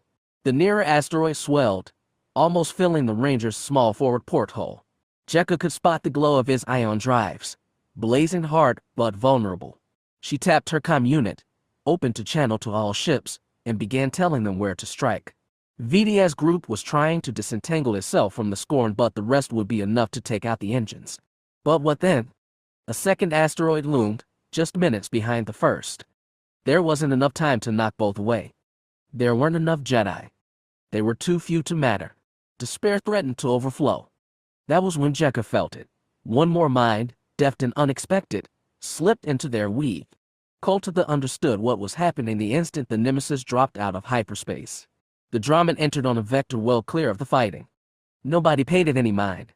The Iduxians and Morlons were scrambling desperately for the inbound asteroids. Hutts and Scorn pushed toward the planet, and Imperials hung in place, a faltering barrier. The Morgake looked to Kultitha for guidance. He merely told them to hold, then joined his fellow Jedi in the Force. Sitting on the Nemesis's deck with eyes closed, he felt them shatter one ion drive, then another, then two more. Within minutes the asteroid began to shift course, but not enough. It would still collide with Morlon. He urged Jekka to attack the other one next. She did. Iduxan ships darted toward the second target. An idea occurred, and he tried to relay it to the others. They gently nudged one asteroid to the left. If they could take out the second one's engines, they might use the first to ram his partner and throw both off course. It was desperate, dangerous, might not even save Morlon if successful. But it was the best of their awful options. Jekka commanded the other Iduxians to take out the second rock's engines. The Jedi set to their tasks. Some tried to nudge the first asteroid, and Kultitha loaned what strength he could. Sitting on the slave ship's deck, he purged anger, doubt, and all the tools of Bogan. He had every right to hate the Hutts for their intended crime, but he emptied himself even of that. He made himself into a pure vessel through which only Ashla might flow. But, asked Dark, niggling Bogan, would it be enough? 2. They simply couldn't hold against 2. The Iduxians were throwing themselves at the asteroids, sniping at engines, trying desperately to throw both off course. It was a valiant effort. Even Jaminair admired them for it. But he knew it was a lost cause. They were trying to defy the hard laws of physics to shift millions of tons of rock and ice, and they had less than 15 minutes to do it. Not even the old magic could save them today. Hardly any ships had left Morlon. Hardly any ships could. Most of their fleet was with the Iduxans, chasing the asteroids. The toll would be total. One impact would doom the Morlons to slow death beneath endless skies of ash, but 2 might rupture the planet's very crust. He pounded the tabletop in anger. Months of diplomacy and politics, thousands of human lives sacrificed. And where had it gotten them? Only here? Viceroy, the comm lieutenant said meekly, the Morlon minister requests you. What could they possibly say to each other minutes from apocalypse? Jaminair wrenched the handset off the table and held it to his ear. This is the Ascendant. Viceroy, doing what you? Iduxians help. Cried Ankisor. They'll succeed or not on their own, minister. When asteroids hit, Hutts devour us. Make fleet evacuate. Not if but when. And if Jaminair stayed to protect stragglers pulling off the planet post-impact, assuming there were any, he'd turn himself into easy prey for Bunta's warships, which were approaching like carrion birds hungry for a fresh carcass. I'm sorry, Minister. I cannot do that. Enkisor, normally so polite, exploded. You break promise, Viceroy. Zim failed. Never we forget. They wouldn't even survive. Jaminair swallowed. I'm sorry, Minister. We've done all we can. He slammed the handset down, hard enough to draw looks. He fixed eyes on Captain Kale, and said, give the order to all ships. We're falling back to XO's. Her expression faltered. The young woman had heart enough to be broken by what they were doing, what had to be done. But she carried out her orders. Peacekeeper wrenched itself from one bitter battle and streaked toward something worse. Scorned ships hounded them, forcing Marshall and the other pilots into wrenching evasive maneuvers. For most it was struggle enough to keep conscious. The Jedi had an even harder job. They might have used the Force to dissuade the Scorned in pursuit, but their comrades were trying to push both asteroids off course. They'd barely been able to repel one last time, now they had to move twice as much. It would take every scrap of effort. The Jedi did their best. Vidia felt Zephian beside her, 3 more Jedi and other ships, all joining wills. They stretched across the void, felt Jekka bright and frantic, felt Koltatha's grim resolve on battle's edge. All of them were united, calling on the Force to move the unmovable, to work a second miracle. They'd move beyond knowledge or even belief. It simply had to be done. And working together they felt it happen. Both asteroids nudged further off course, closer toward each other, closer to a collision that just might save Morlan's billions. Vidia begged across light years for more help. She felt Erakas, Essen, and their separate groups' lone power, felt the collective will of all the Jedi and the Tion unite in this essential moment. But where, she thought, were Asher and Talak? Where was Jetter, the most powerful of all? A moment of doubt. Then calamity. The ship off her port flank was slammed by a missile and vanished in fire and melted metal. 6 lives disappeared, including the Jedi aboard. It was so quick they felt neither fear nor agony, but it rippled through Vidia's group, breaking concentration. She tried to pull them together, but the Scorned were too close. Peacekeeper shuddered, then spun. Marshall shouted. Vidia's eyes popped open in time to see bullet sprays tear through the hull. Metal ruptured, sparks flew, and consoles blew. Marshall burst like a balloon, blood and flesh popping from her shot-through suit. Vidia looked for Zephian, frantically reached in the Force. The cockpit shattered. Shards flew like glass and metal knives. Vidia lifted arms to protect her face. Then she knew nothing. When Vidia disappeared from the Force, Koltatha knew all was lost. He'd never been the young woman's master, but he tried to be her guide after Sora's death. He tried to nurture her potential. All they'd been through, all those years. Now she was gone. Vidia and 2 more Jedi simply ended. He felt the other ships from their group, 2 more Jedi aboard, drop out of the battle meld as they tried to escape. Jekka tried to hold the Jedi together, but the careful pattern in which she'd woven them had been undone. Strands of thought spooled everywhere. The newer Jedi panicked. The asteroids slipped from their grip, rocks too heavy to keep hold of. Unerring, invincible, they plunged straight toward Morlon. As he sat on the deck of Nemesis, eyes still stubbornly closed, he heard Morgug mutter, 3 minutes. 3 minutes passed in forever and an instant. Koltatha urged the Jedi to try again, but their thoughts were too scattered. Panic took hold, then the despairing knowledge that nothing could be done.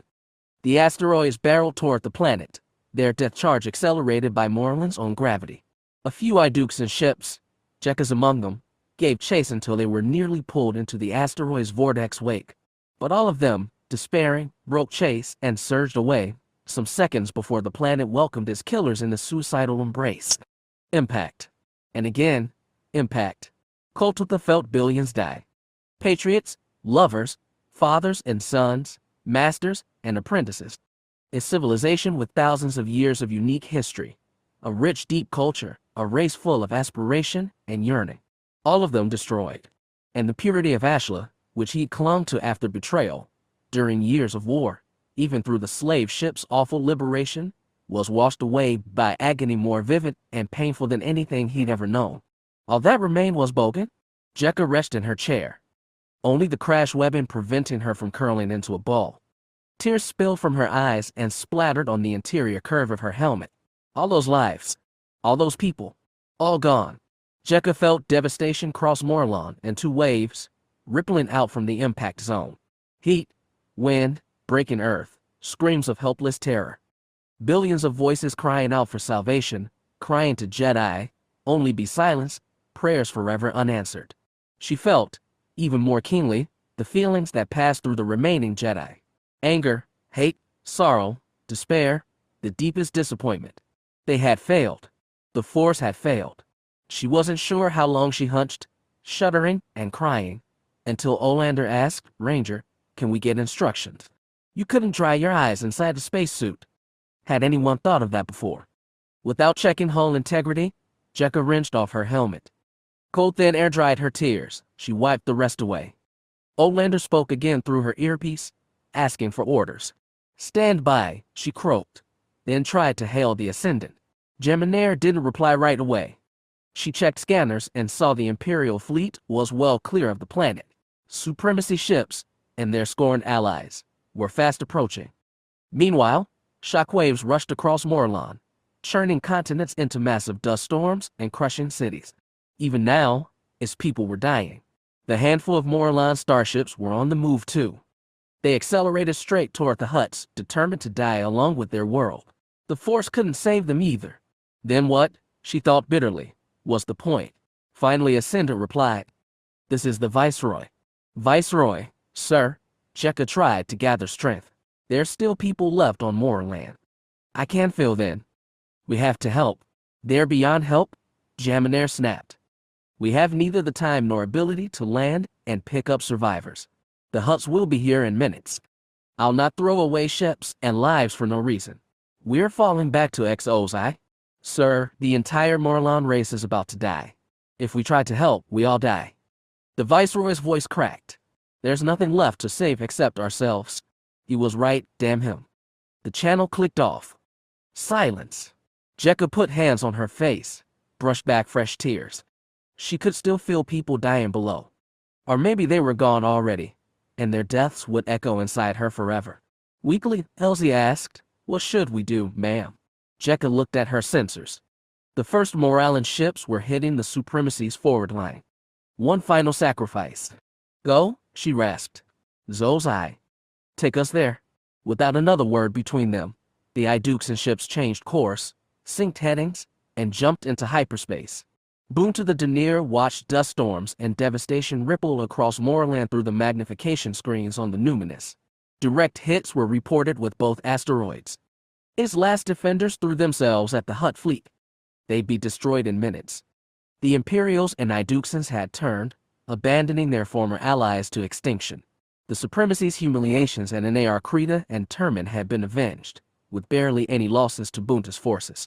Better still, Cossack had called before the battle to inform him that the Paterii had pledged their entire fleet against the humans. He said Talak the Esteemed was irate and planned to lead the fleet himself. Preparations were underway for a final push that would exterminate the humans forever.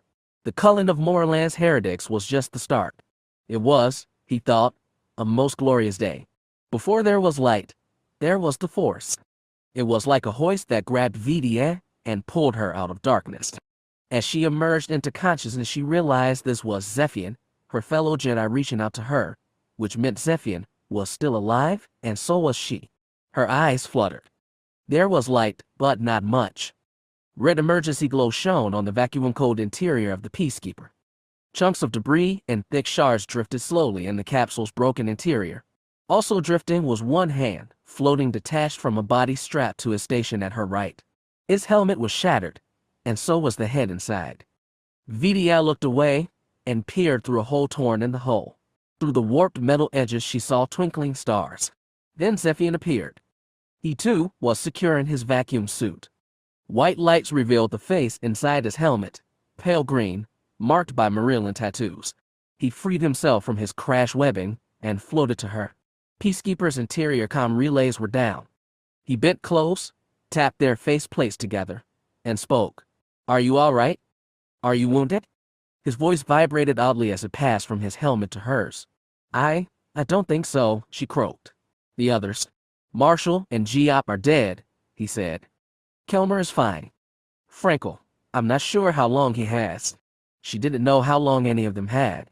The battle, she whispered. Over. Zephian rasped. Did you feel Morlon die? She realized how cold her lips were, how dry. No. You're lucky. Neither of them were lucky. The others, I think they fled. Good. She'd rather they escaped than die trying to retrieve her. She was already dead. That was awful, undeniable fact. All her training and travels, successes and failures, yearning and insecurity, they all ended here. Dying in a cold metal tube, adrift in space. Zephian understood. The older Jedi tried to add comfort in the Force, but he had little to give. VDF felt like she could slip back into darkness again, and this time it would be relief. Instead, there was light. Blinding light through the shattered remains of the cockpit nose. The Jedi held up their hands to block the glare. It was a starship, and her first thought was that they were rescued. Then reality took hold. Her friends were far away. These could only be the Hutt's minions. Zephian pulled close to her and tapped helmets. Do you have a weapon? He asked. She did, strapped beneath her seat.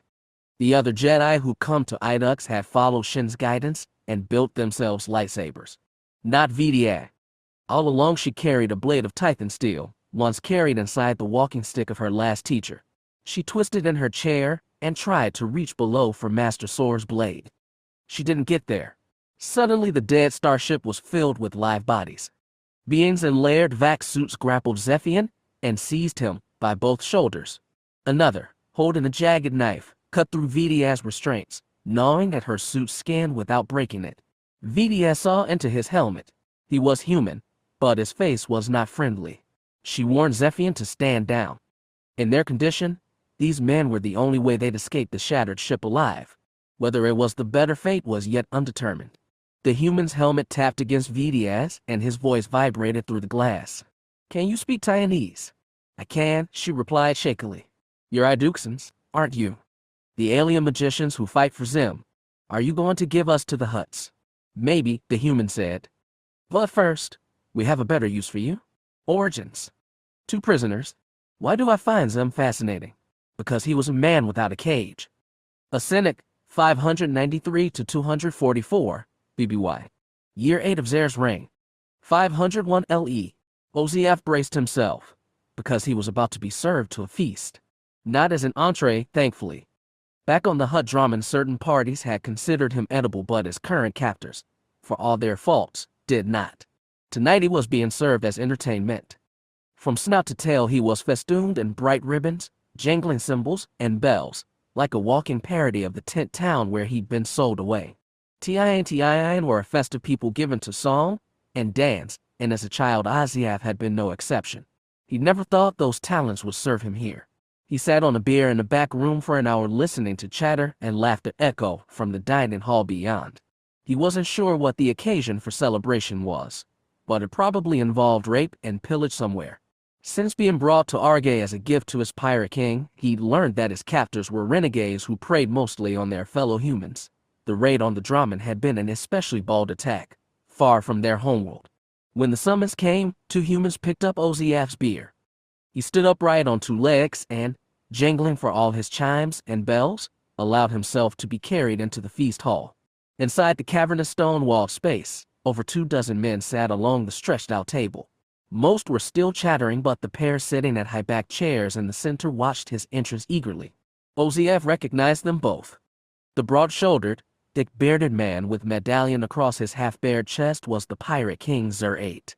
At his right hand, literal and metaphorical, was Thane, son of Talak, he of the long black hair and equally long whiskers, or mustaches, as these humans called them.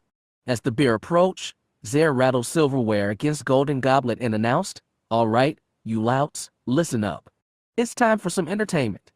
Kren, shut up over there. Show some respect." It wasn't respect Oziaf saw in the humans' beady eyes.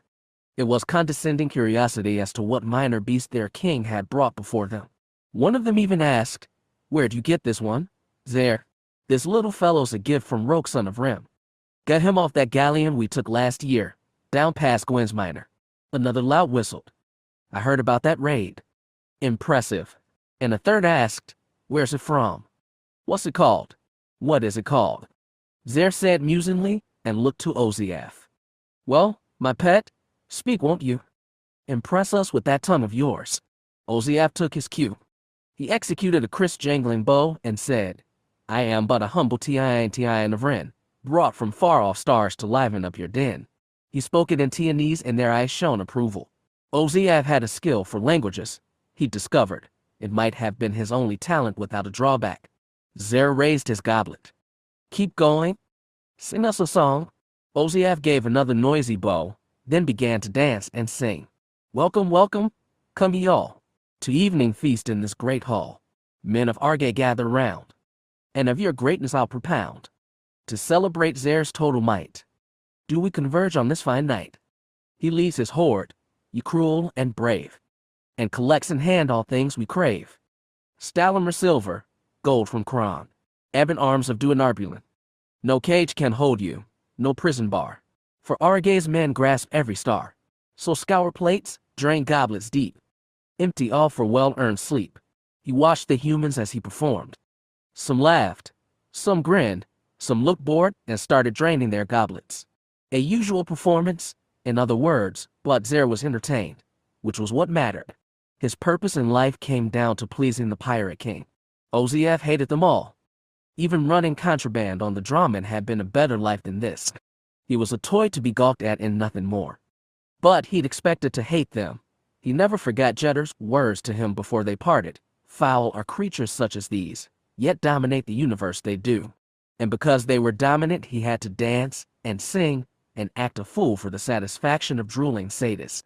Sometimes he thought Jeddar was in the back of his mind, reaching for him in their ethereal bond. He didn't know if it was real.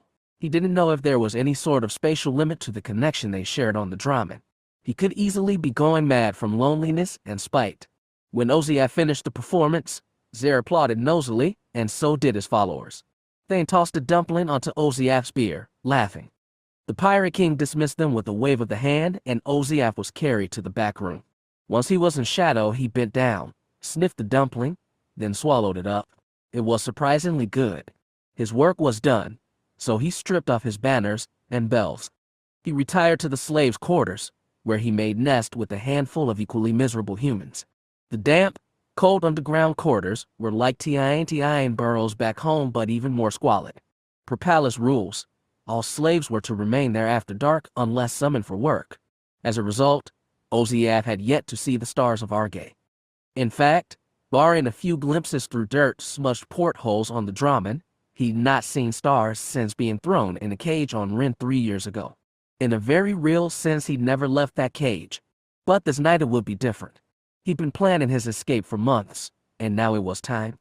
The celebration in the dining hall would go until dawn, and keep guards and palace staff busy. Oziaf settled in for an hour, and when the slave quarters had gone totally still, when he could spy no busy minds with his third eye, he sneaked out into the palace.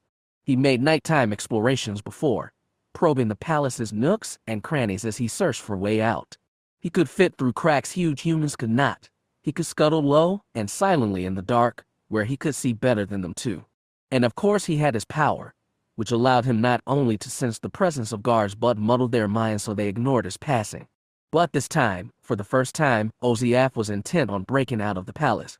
He'd been patient, and his previous ventures had been meant solely to explore the place. Last week he'd found what passed for archives in the pirate's den and uncovered schematics of its interior and outer walls. Now, with map in head, he was ready to make his break for freedom. If he bungled it, they would kill him. So be it. Oziaf had used the map to identify a weak spot in the fortress walls, a drain running into the hills outside. He followed dark paths to reach the drain and the courtyard it spilled from, relying on his third eye to warn him of guards. At times he risked scuttling past them and used his power to blur their sleepy minds. He passed 3 sets of guards like that. According to the map he'd memorized, he was almost at the courtyard. His heart raced faster with excitement. He barely thought about what he'd do outside the palace. Maybe he'd live in the woods and dig burrows like an animal. It didn't matter. He just wanted to be free. He wanted to see the stars at night. As he drew closer, his lust ran wild. The distraction nearly killed him. As he passed the last set of guards, one of them jerked in his direction, threw a torchlight on him, and growled. "Who's there? Who is it?" The second guard turned on his light too. The glare blinded Oziaf. He squeaked in distress and tried to blur their minds, but panic, damn it, was ruining his control. "Hey, it's Zare's pet," the first guard said. "What are you doing out here, rat?" growled the second. He was cornered. Oziaf rose on hind legs and said in his most commanding voice, "Let me pass." His most commanding was not enough. The guards growled and approached him. "I asked you a question," the second one said. "What do you think you're doing?" "Urgent business for the king." Oziaf's squeaky voice couldn't intimidate, but he called on his power. "Let me pass," he spoke into their minds. "I command you. Let me pass. Let me pass. Let me pass." The ugly humans glowered but didn't seize him. Thoughtfully, the first one said, "Maybe we can let him pass." "Maybe," pondered the second one. "I'm on the king's business. Let me pass, let me pass, let me pass." "I guess we can let him pass," number two shrugged. "He's on the king's business." So they let him pass. Oziaf's heart pounded as when they unlocked the gate and ushered him through. He didn't dare release their minds until they closed the door behind him. He done it. Oziaf turned giddy. He scampered into the center of the courtyard garden and looked up at the sky. It was the blackest black he'd ever seen, but dotted with the whitest white. The stars never ended. The universe seemed limitless, his prison dissolved. He set about finding the exit. He saw a stream running through the garden, followed its soft tinkle and reflected starlight, and found the circular drain at the base of the outer walls. Across that drain was a grate. Its bars were laid horizontally and vertically in a crisscrossing mesh, with gaps so small not even a TIN could fit through. He'd come close, so close. Oziaf wanted to laugh and scream. Both sounds escaped him together. Then he collapsed on the ground. He rolled onto his back and stared at the stars, beautiful and taunting, and the high walls around him. Let the guards hear him. Let them find him, punish him, even kill him. He'd rather die than spend the rest of his life in this cage. Then a silhouette blocked the stars. Oziaf jerked to 2 feet. It was so dark here he couldn't make out the human's face, but the body seemed thin, young. A voice asked, "What are you doing out here, little pet?" Why did that seem familiar? Oziaf reached out to smudge the young human's mind. "Let me go," he urged. "Ignore me. Go away. I'm nothing." But the human said, "I asked you a question. You're Oziaf, aren't you? My father's jester." Then he understood. He'd only seen Zare's son from a distance. There seemed little of the pirate king in Zim. He was a slim, quiet, often sullen boy. He'd heard Zare complain about his son many times, sometimes in Zim's presence. He called him weak, lazy, and worst of all, civilized. Zim would always sit there and take it. Zim asked again, "Why are you out here, Oziaf?" His voice was a little hoarse. What, he wondered, had the pirate king's son been doing in this lonely courtyard in the middle of the night? "Nothing," Oziaf muttered, and tried again to nudge Zim's mind. "Let me go, let me go, let me go." But Zim was unmoved. Oziaf could feel his mind like a steady, bright light in the dark. It refused to waver. "How did you get past the guards? How did he?" Oziaf muttered flippantly. "This is my palace." "No, it's not. It's your father's. And he doesn't think much of you." "Are you asking me to kill you?" Zim growled. "Maybe I am.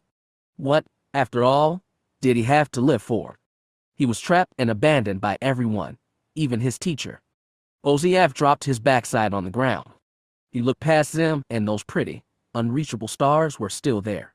"If I'm going to die, at least I'll go out looking at something beautiful." Zim looked at the sky too, and considered. "They are beautiful," he admitted, voice wistful. Neither said anything for a minute. Oziaf gradually realized that Zim wasn't going to kill him or tell the guards. "What did you come out here for?" Oziaf was too exhausted to be scared of Zim now. "Maybe I was looking for an escape route." "Too bad. That grate's too tight, even for me." "Oh well." Zim sounded amused. "Why are you here?" "Stargazing." "Why not?" Laughter shook Oziaf, but his throat was dry, and it turned to a cough. "You're exhausted," said Zim. "Here, have this." The human shifted against the night. He held a small metal water bottle in one hand and his upturned cap in the other.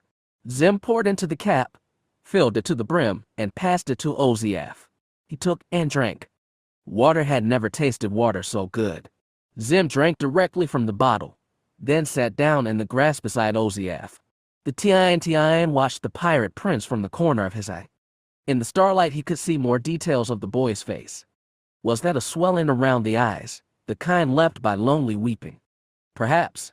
Eventually Zim asked, "If you escape, where will you go?" "I don't know," Oziaf admitted. "To the stars, I suppose. Your home is far away, isn't it?" He thought of Cage's betrayal. "I have no home." Zim considered that. Then why leave? Because he was a slave who spent every day dominated by foul creatures. But the stars teemed with foul creatures too. Wherever he went, there they'd be. Oziaf could feel Zim see into him with his third eye, but he couldn't compel the young human. Even there he could nudge a little, with difficulty. The boy was beyond his influence, and that interested him. "Where would you go if you escaped?" he asked Zim. "I don't want to escape." "Then you just came here to admire the stars." "I want them," Zim said in a whisper. "I want them all." He lifted a hand toward the sky, fingers outstretched, then closed a fist like he was grasping stars. But all he held was empty air. "What would you do if you had them?" Oziaf asked. Zim had to think, like it had never occurred to him before. Then he said, "Whatever I want. Nobody could stop me." It struck Oziaf as the irrational answer of a bullied boy, yet Zim had gravity beyond his years. "How would you conquer every star?" he asked rhetorically. Zim said, "One at a time? That would take forever. I'm patient." How strange this human was. With his third eye Oziaf sensed a wistful kind of greed, melancholy because it knew it could never be sated. After a while Zim said, "You're more than just a jester, aren't you?" Oziaf's fur bristled. A whiff of his water sense had made him castaway from Ren. He'd heard humans talk about ancient alien tyrants who wielded supernatural power. Everyone feared his inner strength. He had to be careful. "It wasn't my first calling," he equivocated. Zim smiled in the starlight. "You can't do more than sing and dance. You can see, you can listen. People let all sorts of things slip when you're around, don't they? It's because they don't see you as a threat." With relief, he realized Zim wasn't talking about his third eye. "I'm just a humble Tian, he said. "And I'm just a pirate prince." Zim laughed once bitterly. "Maybe one day we can get out of this cage, you and I." It was an incredible dream, the kind Oziaf had learned not to trust. "What then?" he asked. Zim looked at the stars, as though they held all the answers. Chapter 8. The Rebel Angels. It is difficult to conceptualize Hutt society before the destruction of their homeworld, but all signs indicate that the ancient Hutts were capable of violence which would make even Zim the despot balk. Was it their famous contempt for bipeds that permitted such atrocity, or was there a deeper element ingrained in their psyche? Centuries of oppression by the Rakata had a profound effect on early Taiwanese culture. Could something similar, yet even more extreme, have befallen the early Hutts? Arhohextrophon, Iconography in the Age of Zim, 6 Abbey. 537 LE. Chiraba wanted to bask in the victory at Morlon but could not. Nor could any Hutt. When the news of Bunta's triumph reached Varl, it was a small sweet pill, insufficient against the bitterness in her throat. Artistak the Immortal was dead. Her theophany had just returned to the homeworld when she received the broadcast going out on all channels. The Blazing One, founder of the Supremacy, conduit of the Holy Light, most blessed by Ardos and Ivona, had passed. She literally wailed in grief. When she was the tiniest Huttlet, Ardustag had been their people's salvation, a divine weapon against the Wardens and the demon. She had literally followed him to the mouth of hell. His stubborn mistakes regarding the humans did not change that. He was eternal, he was holy, he was the supremacy itself. And now he was gone. She rode down to Varl desperate for information. As soon as she got the chance, she breached the outer levels of the sanctum and demanded to see Urid, the Blazing One's physician. When the plump Yaktosh crawled to meet her, his body was draped in black robes of mourning. In her rush, she'd forgotten to don the appropriate color. But Urid did not judge her. Heavily, he said, "This is a grievous day." His health was failing for some time, as you'd seen, but I did not expect him to take such a sudden turn for the worst. Urid sighed. And such timing too. Did he live to hear about Morlon? Chiraba asked. No, only the sacrilege and Anar Krita and Termin. It upset him greatly. Did he at least die peacefully? She asked. The Yaktash averted his eyes, and she knew he died in pain. This is all unprecedented, Urit averred. How can we choose a leader? An election by thrones, perhaps, but with the war against the humans, everything is so confused. He was right. The timing couldn't have been more calamitous. She felt a spike of paranoia. If Zem could strike Anar Krita, could he not strike Varl as well? Could he be so insidious? Or could this be work of the rebel angels? You said Artistag's health declined suddenly, she prodded. May I ask, if you dare share it, what ailed him in his final year? Urit folded his topmost pair of hands, twisting stubby fingers. The physician admitted he'd been suffering terribly. His blood was clotting, his digestive tract would become stuck. Awful headaches as well. I thought there might be clots in his brain, but he refused to be scanned. The blazing one was, he sighed, stubborn with age. Chiraba had seen that too, but she asked respectfully, when did these problems begin? About 4 years ago. They started slowly but mounted fast toward the end. 4 years was around the same time the Iduxians had started poking into the war. Her tail twitched anxiously. You are sure of this? I was his physician, Urit said with dignity. I am sure. In her time, Chiraba had seen several Hutts fall to poison. Armed warfare between hosts was forbidden. The Blazing One had seen to that, and disputes were normally settled with ritual duels, but sometimes more subtle, less traceable methods had been used. They'd whispered that Ontaga the Bounteous had dispatched an Urid virtue that way, but nobody dared speak ill of Ontaga after he'd been martyred by the humans. I wonder, Chiraba said, if I might see the Blazing One's slaves, the ones who prepared his food and drink, for example. Urid shook his head. Impossible. They have all been culled. Her eyes went wide. What? Already? Earlier today, in fact. It was usual for a new throne to kill off his predecessor's slaves, but Artistag had no replacement as yet. Who gave the order? She asked. Mackle, the palace chamberlain. She knew him vaguely. A Hutt with violet skin, red eyes, 700 years old and already too bloated to move under his own power. I would speak with Mackle, she told Urit. The Yaktash nodded. I can arrange it. But please be patient. I have so much else to attend to. As do you, I'm sure. Not a jab, just the truth. Chiraba, aflutter with worry, retreated to her shuttle and patched in the translite call to Cossack. She had no idea where her nephew was right now. Since in Ar Krita he'd been dashing across the supremacy on his hierarch, meeting with the Paterii and other hosts to rally more Hutts against the humans. With Artistag's death, he'd be more frantic than ever. But when his image appeared on screen, he spoke with a firm, heavy voice. We will all mourn the Blazing One, he told his aunt. In Artistag's name, we will exterminate the vile humans. I promise. He was already dressed in black mourning robes. Chiraba had yet to don hers and felt foolish. Where are you now, nephew? En route to Nar Haska. You'd bring the Ugoria into the war. I'd bring every host if I could. We've driven the humans from Morlon back to the mall. I've heard Zem is there as well. It is time to crush him and end this war. She could hear his tail slap off screen. Aunt, tell me, have you made any progress on your mission? That was, of course, to learn the truth about the Iduxians. I've learned nothing certain, she admitted. I've charged the Scorned with procuring a live sample, for whatever that's worth. Cossack snorted. The traitorous humans might be the most reviled lot in the galaxy. Have you found any connection with the demon? Even a hint? Not yet. Then we must hope there is none. In the meantime, I have a plan to destroy Zem once and for all. Bunta and Talak will lead the attack on Zoza, but I'll join them, if I can. Dejundo will retake Termin Station. You should continue your current mission. Of course, nephew. He could see her hesitation. What is it? She couldn't help herself. Chiraba explained her conversation with Urit and Mackle's suspicious actions. Cossack, however, dismissed them. Mackle acted hastily, yes, but surely he was mad with grief. As are we all. We must focus on the clear dangers, Zem and the Iduxians. Urit said the sickness began 4 years ago, around the same time the Iduxians made themselves known. I fear they might be more insidious than we dare think. Cossack rumbled thoughtfully. They seem to have a far reach, but Varl itself, we cannot discount anything. And why would Zim attack the Paterii? That's an invitation for them to join the war. I thought him too canny to make such a mistake. A long war might have made him desperate or careless, said Cossack. Or we've been giving him too much credit all along. After all, he's only a biped. Cossack was right, but she couldn't help her paranoia. Her god had just died.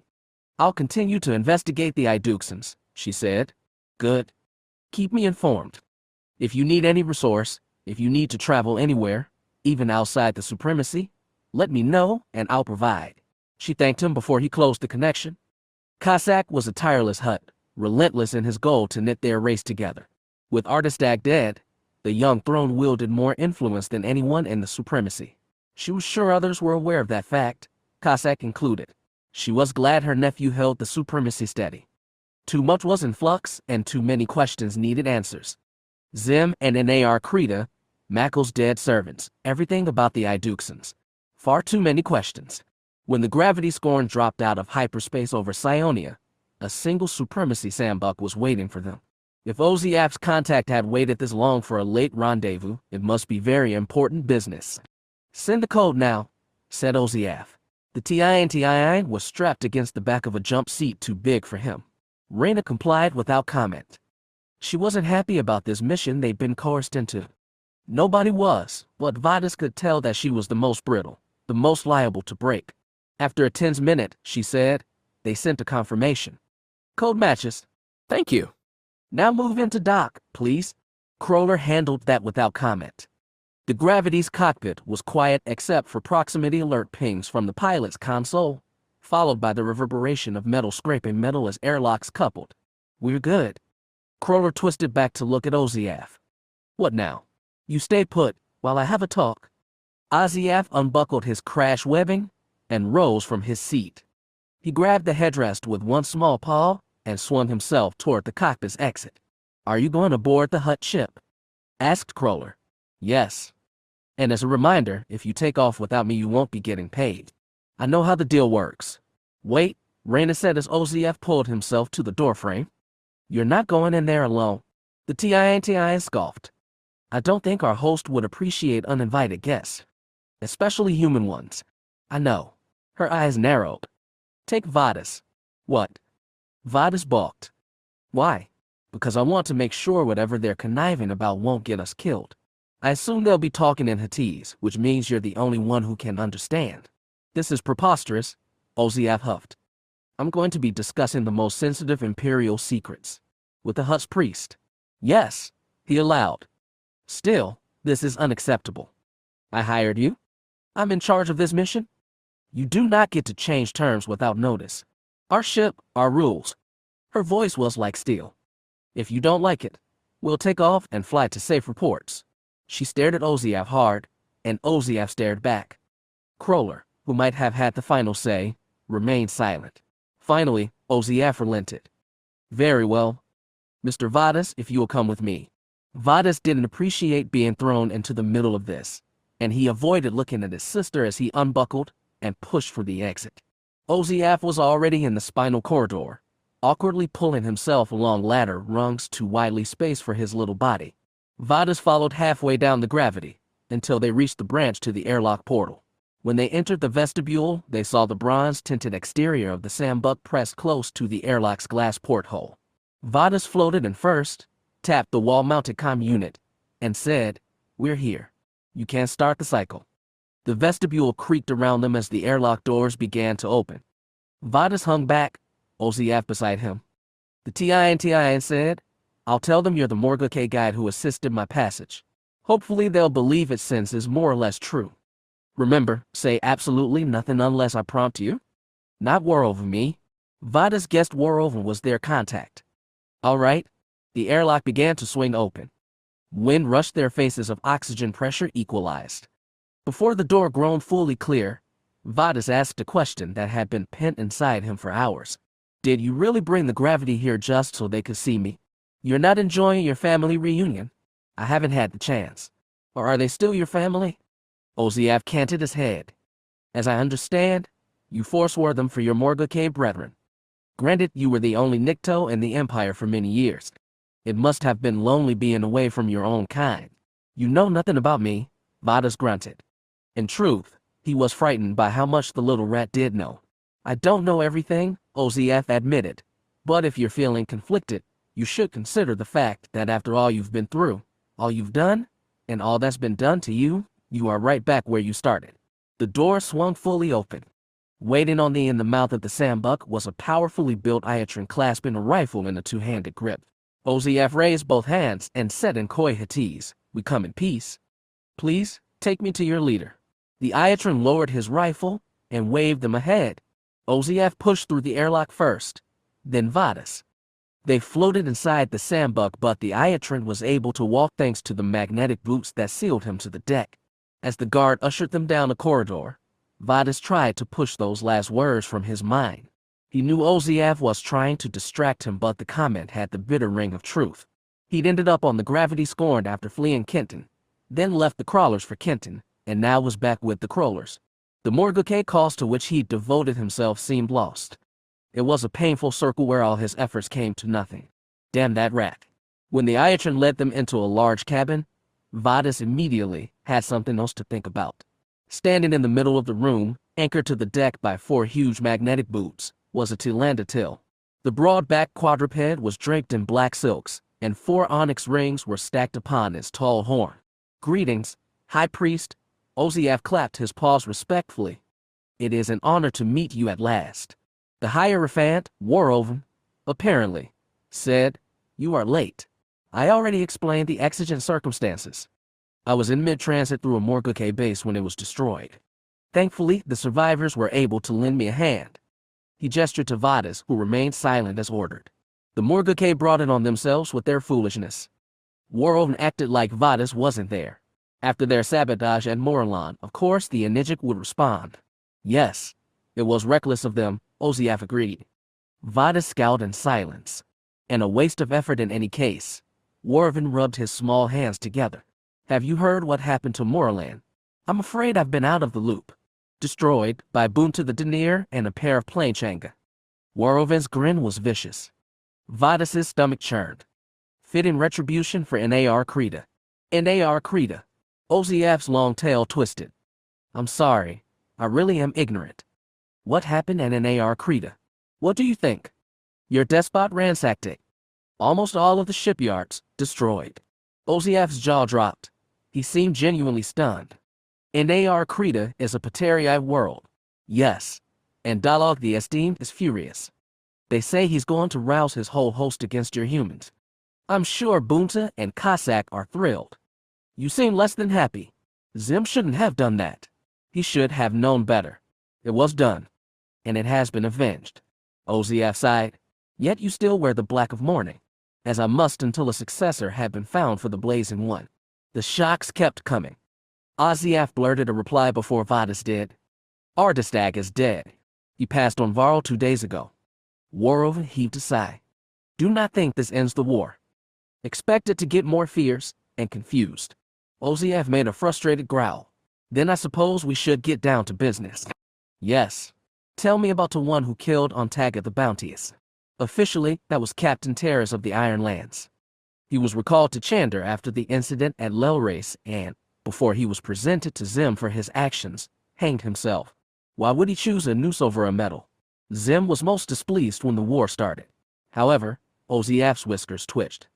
The plan was to give Terrace a medal anyway, to save face and boost morale.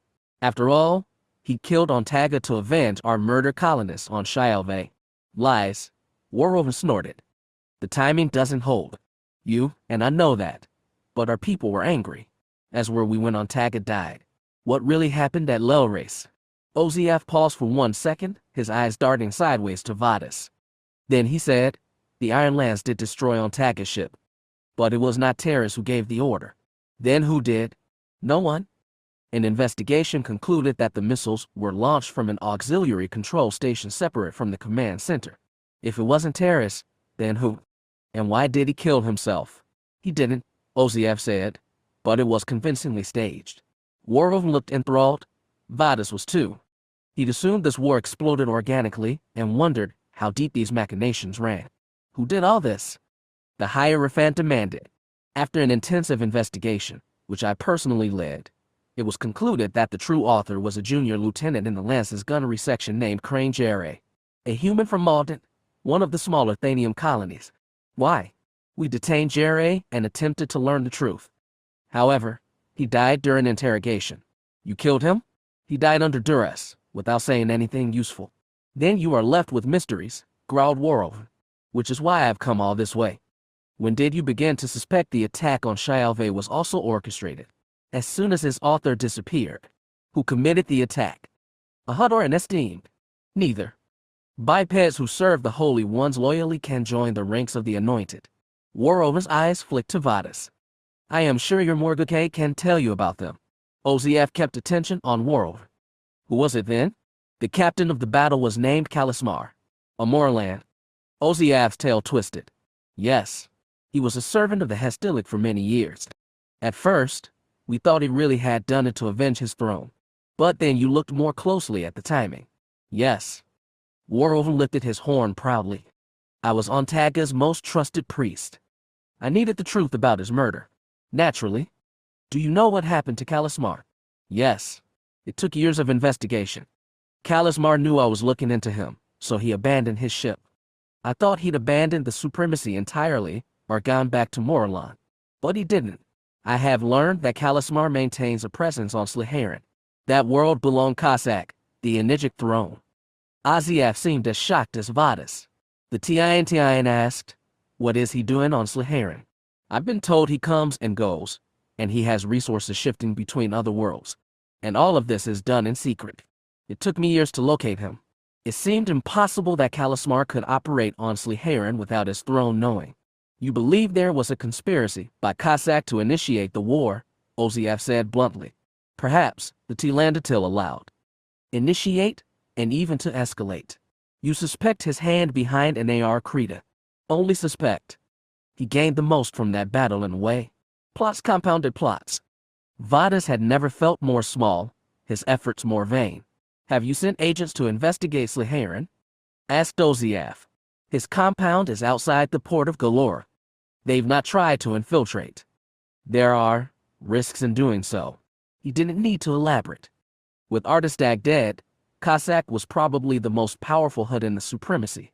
To be caught acting against him would be disastrous, especially for his rivals turned allies, the Hastilic. You brought me here to investigate Sleharan on your behalf. Is that right? Oziaf said sternly. You ask a great deal? I'm aware. I can furnish you with identification codes that would let you land at Galora, even in your current ship. How? Tianese vessels are not automatically enemies anymore, thanks to the Scorned. But you will still draw suspicion. Vadas wanted to blurt that the crawlers would never, ever fly into Cossack's stronghold, no matter how much they got paid. Yet he found that he wanted to know what was going on here.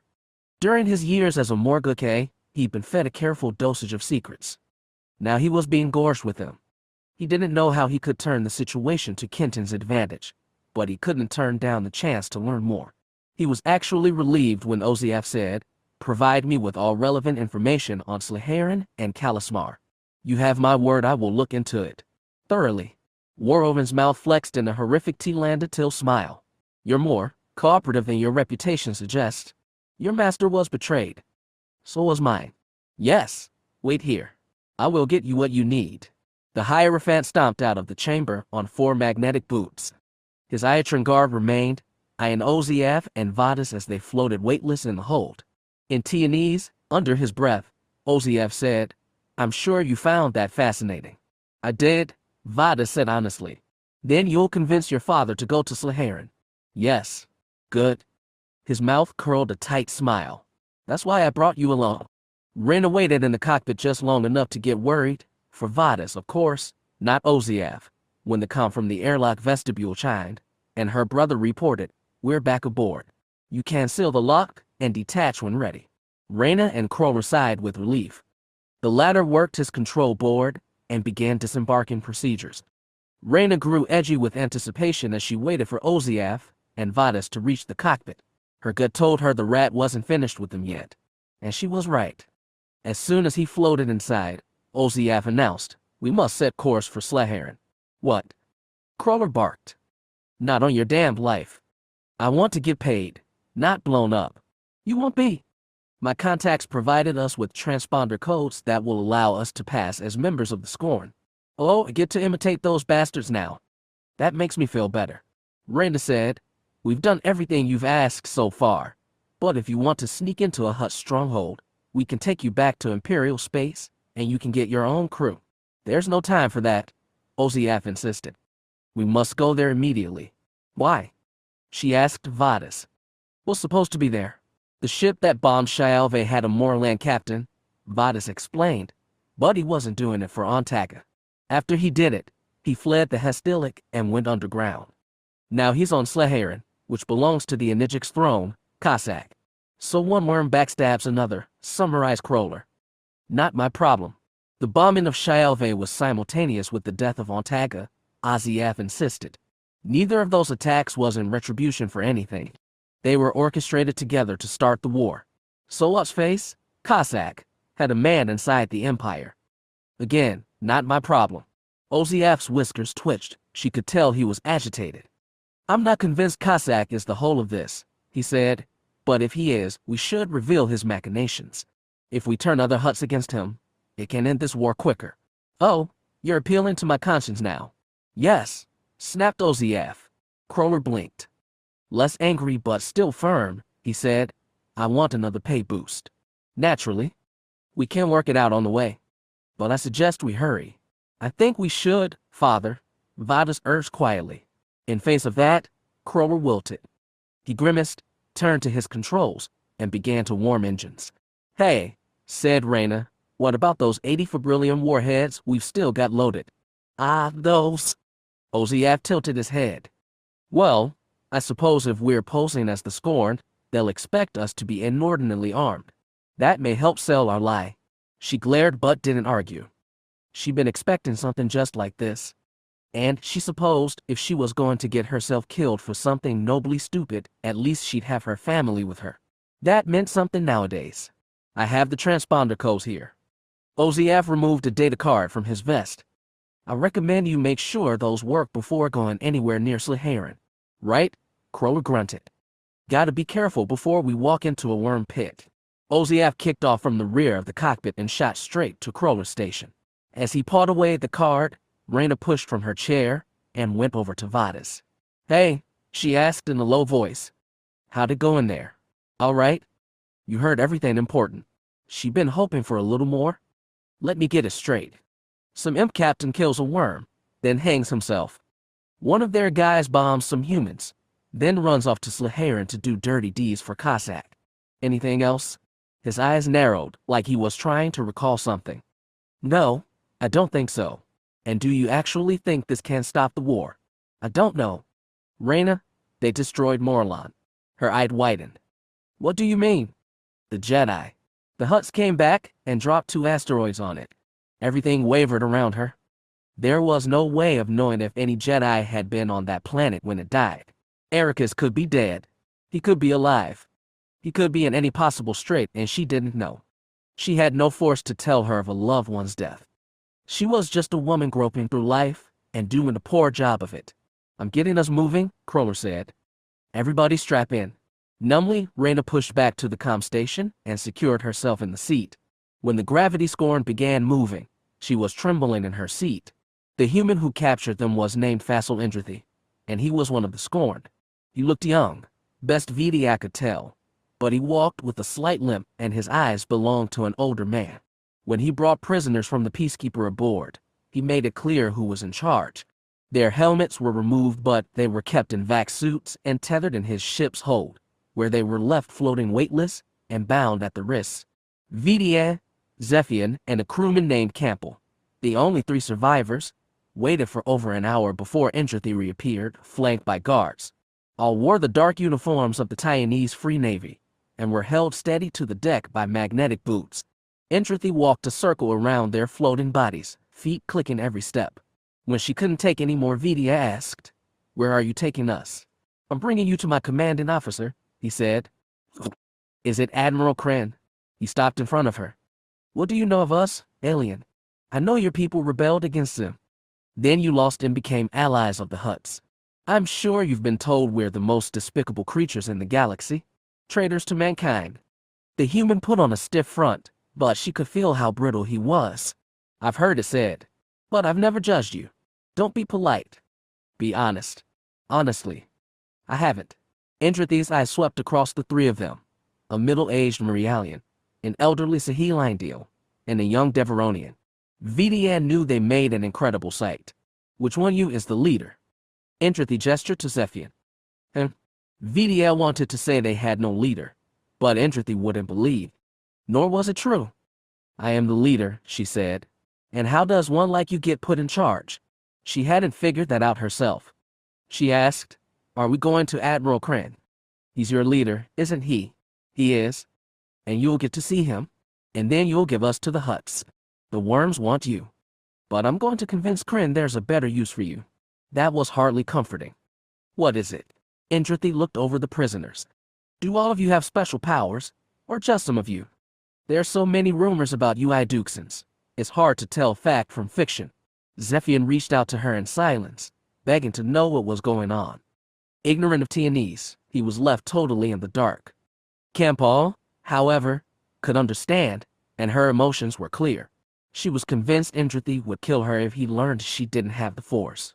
Both their lives were in Vidia's hands. She had to protect them. It was her job as leader and, frankly, the only thing she was capable of right now. So she said, we all share the power. It wasn't like these humans could prove her wrong. Then perhaps you can demonstrate. Entropy reached to his hip and removed his pistol from his holster.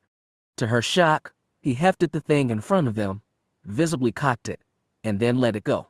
The weapon floated in the air between the Jedi and their captors, twisting slowly.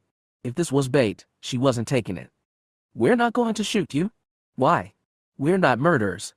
And besides, shooting off bullets on a spaceship is a bad idea. Entropy smirked. Or maybe you're just alien interlopers, and all the stories about you were lies. After all, you did fail to save Morlon. So he said, but she felt a flash of something beneath his smug smile. It might have been disappointment, or regret. She threw him a bone. A push of the Force knocked the gun into his chest. His smile vanished. We're going to have an interesting conversation when we reach Admiral Kren. He stuck the gun back in his holster. Let me ask you one more thing. Are you loyal to Zim? It didn't take the Force to know which answer he'd prefer. It also happened to be true. We have no loyalty to Zim. We only help him because the Hutts are worse. Then what are you loyal to? He could never understand the Force, and she had a feeling he wouldn't subscribe to lofty principles either. So she said, we just want to end this war. He looked at her, judging if she could be believed. She'd never been great at mental influence, but she tried to soothe this brittle, angry young man with the Force. Maybe it worked. Maybe it didn't. He said, we'll talk later, and walked out of the room. His guards stayed behind, sealed to the floor like statues. Vidian, Zephian, and Campbell floated in the middle of the room for a silent minute before Zephian asked in Titan, what do they want from us? She thought on Entropy, the glimpses she caught through the Force. I think he wants our help, she said. Sometimes, when you navigated the stars with the Force as your guide, it gave you little hints of what was coming. Talak felt he was drawing close to their goal. His chest grew tighter with every jump, and his dual hearts pumped faster. He and Asher knew they were just a jump or two away when the Dawn Chaser dropped out of hyperspace, and they saw no stars ahead. The sensors registered it as an absorption nebula stretching across light years. An infinity of interstellar dust particles, coated in frozen carbon monoxide and helium, effectively absorbed all visible light, leaving only sprawling black. I'm starting to think we should have brought more Jedi, Asher said as he stared at the vast dark. It is too late now, Talak said, though the thought had occurred to him. Is it really? Asher was getting nervous. I was thinking we could probably retrace our steps all the way to Morlon. Then we can talk to the others and bring them back. And tell them what? Asher didn't respond. All they had were premonitions. Even Jedi needed more than that. Besides, Talak said, I believe they may be occupied. Asher straightened. What? Did you feel something? Something. A flash of grief, anger, death. Terror dawned on Asher's face, and he added, I don't believe it affected our comrades directly, but they were a part of it. This war is a hideous thing. It leaves scars everywhere. The human swallowed. It's been hard, believe me. But we've gotten through it with each other's help. Now that there's more of us, we'll be even stronger. And it's not like we can just walk away. We have a responsibility. Talak looked down to his pilot's console. With his lower hands, he initiated sensor sweeps of the dust cloud. Asher frowned. You agree, don't you? You're the one who sent us out here. You said this place needed us. I believe there is a reason for us to be here. That's not the same thing. Asher leaned toward him. Is something wrong? Talak didn't know, but when he'd been on Idux, he felt unsettled for reasons he hadn't understood. He started to find words for his feeling, but the process wasn't complete. Asher had never been the most patient Jedi. He pressed, is it something we did while you were away? Jeddar's not a Jedi, but his teachings have always felt right to me. To all of us. He was gnawing at the truth. Talak said, I haven't spoken with Jeddar enough to judge his teachings. But what you've built at Idux is like nothing the Jedi have made before. Is that a bad thing? We're not on Titan anymore.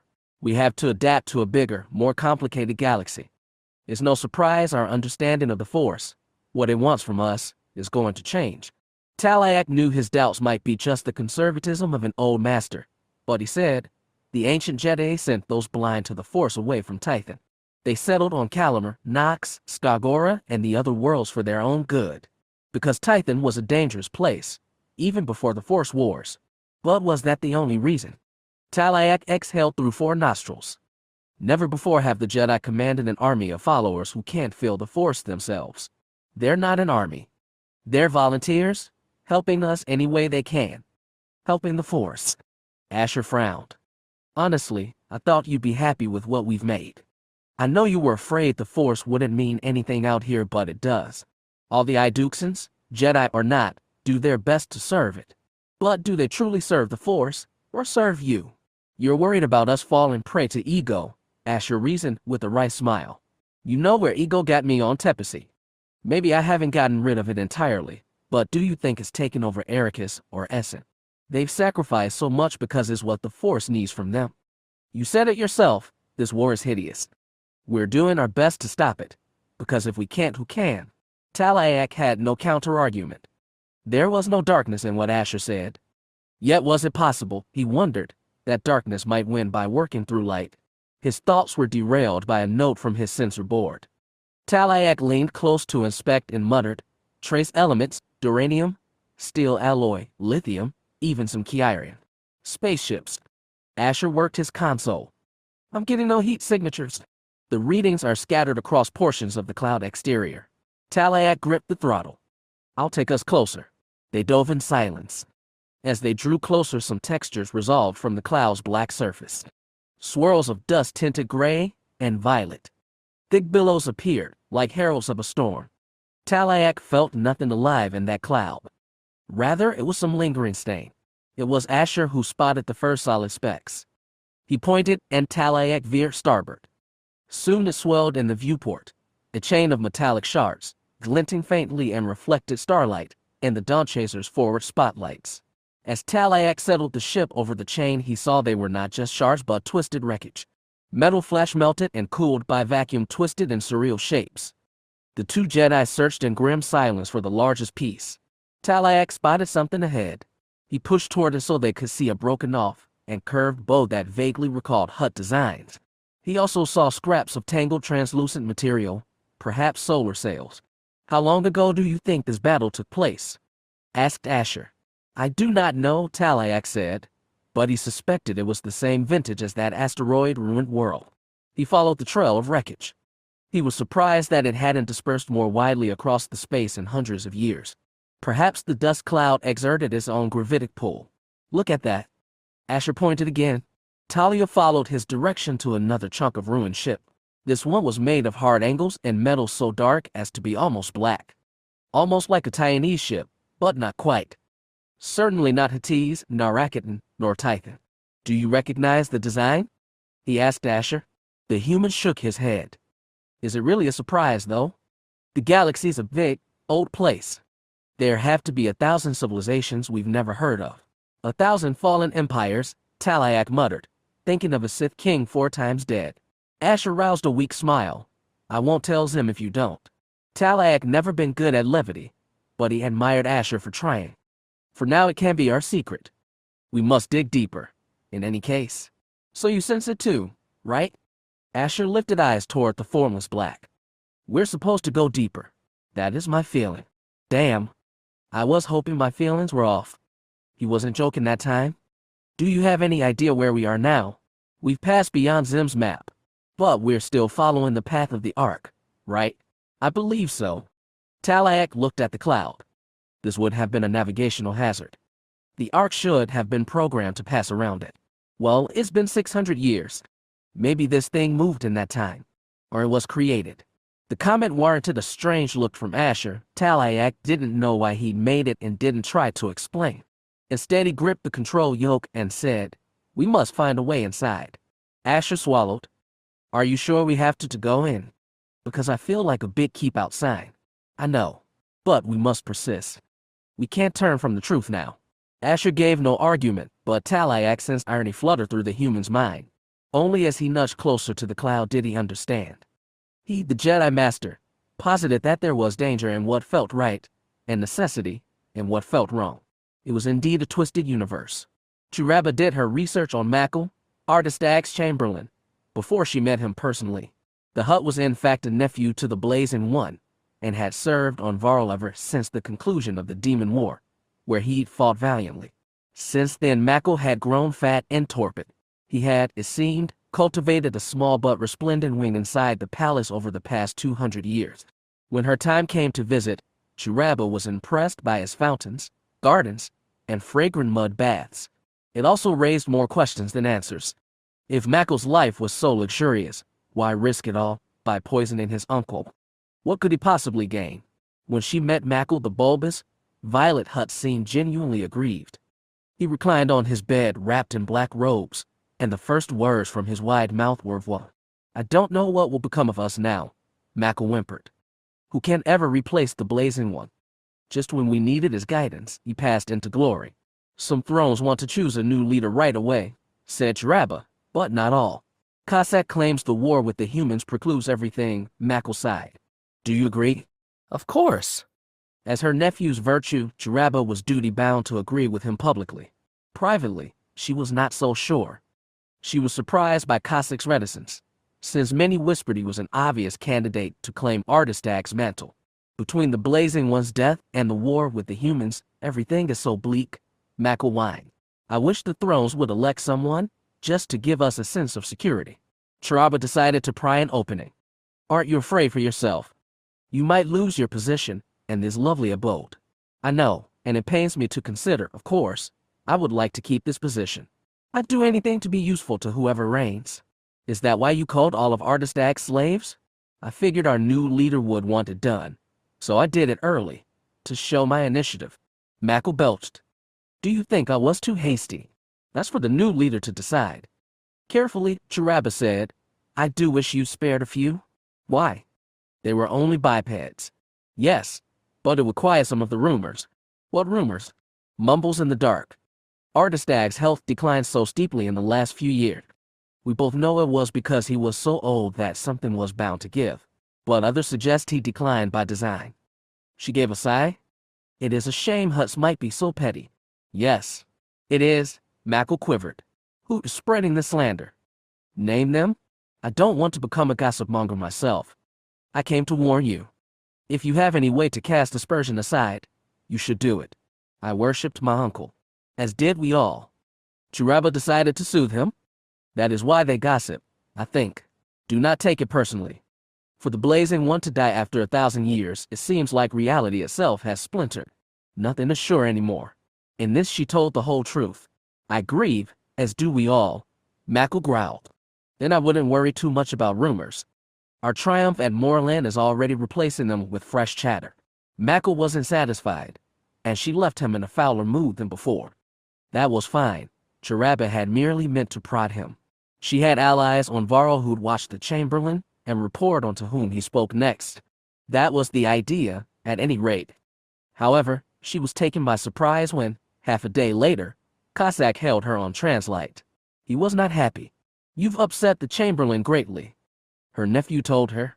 He served the Blazing One for half a millennium, and you dared accuse him of murder. I did nothing of the sort. I merely warned him of a rumor. A vile, baseless one, as he described it. Mackle contacted you to complain. He did. I suppose he thinks I'm likely to replace Ardistag. Not that anyone could. She sighed. Why don't you support a vote, nephew? Now is not the time. Cossack wagged his head. We must eliminate the human threat and their rebel angels. Once we have peace, then we can have a leader. Was it not so for Ardistag? Cossack was too young to remember, but his behavior now was much like Ardistag's had been 500 years ago. Still young, keen, and energetic, the Blazing One had raced about, forging pacts between every host to support his holy war against the demon. The supremacy had been forged in the last war. Now it might be made again. And I understand you're upset by Ardistag's death, Cossack said, but you cannot let grief distract you. Our true enemy is Shem. I've set plans in motion to trap him, but I need you to keep investigating. If there's any of the demon's minions running around, we must squash them. Use your resources. Find the truth. The supremacy may depend on you. He didn't know how to motivate. I will, nephew. I swear it. I believe in you. Now please, put your talents to best use, as I will with mine. She narrowed eyes. What do you have planned? Over the past weeks I've inserted ships behind Zem's lines. They've been lying in wait to make surgical strikes on my signal, and once it is sent, he will permanently cut off from his empire. How will you do that? Cossack's mouth flexed wider, in a proud grin. And with that he ended the call. Alone in her parlor, Churaba finally had the chance to feel surprise. Not for Cossack's audacity, but Mackle's response. She'd not thought he would tattle to Cossack, nor that her nephew would react so angrily. Almost defensively. She swatted away the thought. In his way, Cossack was right. Even if Ardistag had been poisoned, and it was a horrifying thought, the Blazing One was dead. Traitors on Varl could be rooted out later. The rebel angels aligned with Zem, if they truly were the immediate threat. But she was no longer certain they weren't one and the same. Before Zem and Zer, Zo had been the most infamous of Argaean kings. 2 centuries ago, he had earned a reputation as a savage pirate who'd killed thousands. The king of Kron had sworn an entire moon for the man to capture Zo, but none could ever claim the reward. No pictures of him remained, but legend said he'd been maimed in battle and left with one eye, and that one capable of only a cruel squint. Thus, Zoza was appropriately named World. The oblong planetoid, almost airless, swung in awkward loops around a star located perilously close to a cluster of black hole. If there was a more dire place in the universe, Essen couldn't think of one right now. Yet it was refuge for the ships fleeing Morlon. Jaminir's fleet met with Zem's above the homely little world. Zem's people had kindled the fire of victory at Termin Station, but Jaminers carried the cold water of defeat. Essen could feel their despair in the force, dousing every light. The Jedi hurt most of all. Essen took a rocket down to the planet's meager surface base, where several Iduxan ships had dropped for refuel and repairs. Jekathalm's emotions were a darkness cast far ahead of her. I could feel every soul on that planet die. I can't still feel it. Not even an echo anymore, like an echo of another echo. The human woman, normally poised and confident, slumped on her bench. Long hair fell in messy strands to hide the red in her eyes. Essen, standing in front of her, said, there was nothing you could have done against 2 asteroids. The Hutts knew what happened last time, and they came prepared. There was a moment when I thought we really could do it. Smash the rocks together and save Morlon. Not even Jedi can do everything. We should, Jekka sniffed, and mocked Jetter's tone. Possible, all things are with the Force. Essen didn't reply. When younger, she craved to feel the Force's full majesty. She'd wanted the strength to command the universe. Now she thought on Addis and his 4 tombs, the evil that sprang from unchecked power. And she thought, as she often did lately, on Zem himself. If the Force were ever him, as he nakedly craved, he might create an unparalleled darkness. It was good he was just a man. Is not only Morlon, Jekka continued. Vidiag. Zephian. Yevle. I lost them all. Are you sure they're dead? If you're asking what the Force tells me, Jekka winced, averted her eyes. I don't know. Essen's heart ached for the other woman. Asher would have been better able to comfort her, but he was far away, his fate uncertain. Essen lacked Asher's optimism or Erakas' empathy. She kept strong walls around herself and rarely let others in. But she was a leader now. She had to try. She sat down beside Jekka and put a strong hand on her shoulder. You have nothing to blame yourself for. You held the Jedi together better than anyone could have, and most of them survived. They relied on you then, and they're going to rely on you tomorrow. Tomorrow's battles, you mean? I'm afraid so. Jekka straightened but didn't clear her face. What does Zim have in store? I don't know. I don't think he knows. Morlon set him on the back foot. He's meeting with Jem'Hadar now. I'm sure those two will cook up something. She exhaled, blowing pale strands. What about Erakas? His group is with Cadenzi at Termin. They're fine. Good. Essen ventured. Any news from Asher and Master Talak? I don't feel anything. Jekka brushed a hand over her face, finally pushing back hair. I'm off center. I can't concentrate. Take time to meditate. Right? I use this breather while we have it. There was a light cough at the door. Both looked up to see two figures standing there. Koltatha, stout and gray-skinned, stood at 4. Towering behind him was a russet, broad-shouldered Nikto. Come in, Essan told them. I didn't expect you to show, Jekka said. I'm glad you're okay, but for your sake I wish you hadn't. The Nori nodded gravely. For her part, Essan was thankful not to have been at Morlon for the end. Feeling his death from a distance had been bad enough. The Sith rose to her feet and asked in Tianese, who is your guest? I am Morguk, the Nikto said. I've heard of you. I think we have a mutual friend, named Vadas. I flew with him for a time. About as long, she reflected, as he'd been with Morguk. Then you have not heard, Morguk said. His Nikto face was hard, but she could feel his grief in the force. Essen's knees wavered. Jekka put a hand on her arm. What happened? Essen creaked.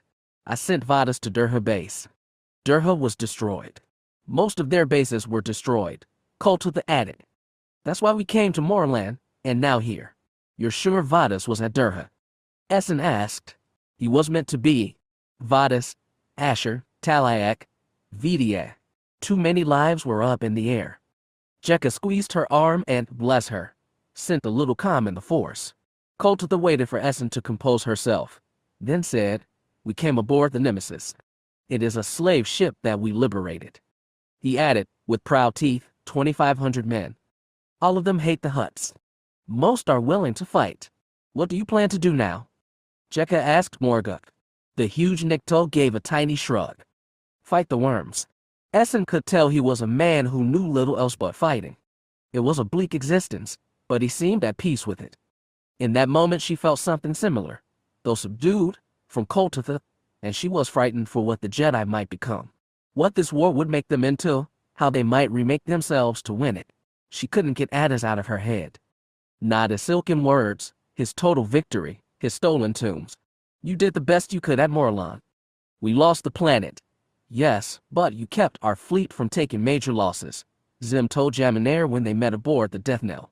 We're going to need every ship possible for the fight to come. Jem'Hadar knew his words were honest. When Zim was mad at you, he let you know. Still, they gave little comfort. The Hutts used their planet smashers successfully once. Where next? Zalach. Kovari. Somewhere in the Empire. We can't defend against those, and they know it. They can't move whole asteroids into our territory without being noticed. We'll have warnings and intercept them before they reach planets. Intercept with what? Jem'Hadar shook his head. We've drawn too many of our ships out into Hutt space. Admiral Felric is still at Chandar, keeping everyone in line, Zim said. Cadenzi is at Kovari. He'll be our first line of defense if they're foolish enough to invade our territory, as we invaded theirs. Jem'Hadar kept from saying it. Every thought was bitter. After all their struggle, a lifetime's worth, and what did they have to show for it? Endless wars. Ruined worlds. Destroyed families. No, he couldn't let himself go down that road. Not when Zim, the author of everything, was right in front of him. Jem'Hadar swallowed and said, do we have any idea what the worms are planning next? Has OZF given you anything? Zim frowned. OZF is unreachable at the moment. Jem'Hadar might have felt relieved to be rid of the enigmatic rodent once, but right now they needed any help they could get. Is he still on his mission in Hutt space? Either that, or he's lost entirely. He's beyond our reach now, and unfortunately we're beyond his help. We'll face the worms with what we have. Jamineer frowned. You said we'll need ships. There's always been a way to get more. Zim's eyes tightened, he understood. Given what just happened, maybe the Iduxians will appreciate the severity of the situation. I'll put the question to Essen. She might be amenable. It amazed Jamineer that he and Red Witch had cooperated for so long. It wasn't a happy coalition, but they kept it alive somehow. We need to press on this, Jamineer insisted. Even if it involves some compromises. Let the Iduxians keep the Starforge, even, so long as they start making us new ships. Believe me, I've thought this out in advance. The Jedi are high-minded and loath to get their hands dirty, but Morlon changes things. I saw it in her. Jamineer narrowed eyes. In Essen, yes. I was speaking with her when it happened. I didn't even know at the time, but she nearly fainted. Their magic could still take Jamineer by surprise. Her mind was linked with her comrades, from that far away. More than that. She said she felt the Morlons die in agony. Ripples of death, she called it. Zim frowned. Much as I covet their power, Marco, I'm glad I couldn't feel that. Jamineer coveted nothing. The magician's power was frightening, strange, and most of all insulting, like spit in the face of reason. And after Morlan's death, he wasn't sure how much it was really worth. Not that his missiles and guns had done better. Zim's comlink buzzed. He switched it on and said, Report. A dim voice replied, Majesty, you should come to the bridge now. We're getting strange readings. That was never a good sign. Incoming ships, asked Zim, but the voice said no. Majesty, it's best to show you. Zim switched his comm off. Jamineer was already on his feet, and both men hurried down the Deathknell's corridors until they reached the command center. The cavernous space was like the Ascendant's, with a tactical screen located on the large table height platform in the center of the tiered room. Zim went straight for the Deathknell's captain. Jesson, a squat bald man from Pasman, said, It just started in the last 25 minutes, sir. At first we thought it was a systems glitch, but then it started happening all over. What started happening? Zim scowled. Jesson wiped sweat from his brow. We lost contact with the nav beacon at Karsabeth first. 7 minutes later, the Duinaheim beacon went dark. We checked with 4 other ships in the fleet, including the Ascendant. All of them reported the same problem. Jamineer asked, could it be interference from the black holes? We thought that, but we sent a translate message to Zalach, and they reported the same issue. A glitch that wasn't local wasn't a glitch. There was an obvious answer, and it was much worse. They can't be destroying nav beacons. Can they? Jamineer asked. That would hurt them as much as us. Jesson said, We lost the Zalach beacon 5 minutes ago. Show us a map, Zim demanded.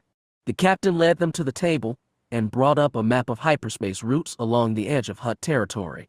A dozen lines had already turned red, their planetary beacons out of contact and presumed destroyed. With the fallback to Zalach gone, there was only one way out of Zol's eye, and that was to jump along a Hutt-controlled route toward the Cyclada cluster. The beacon network was the skein that bound civilization together.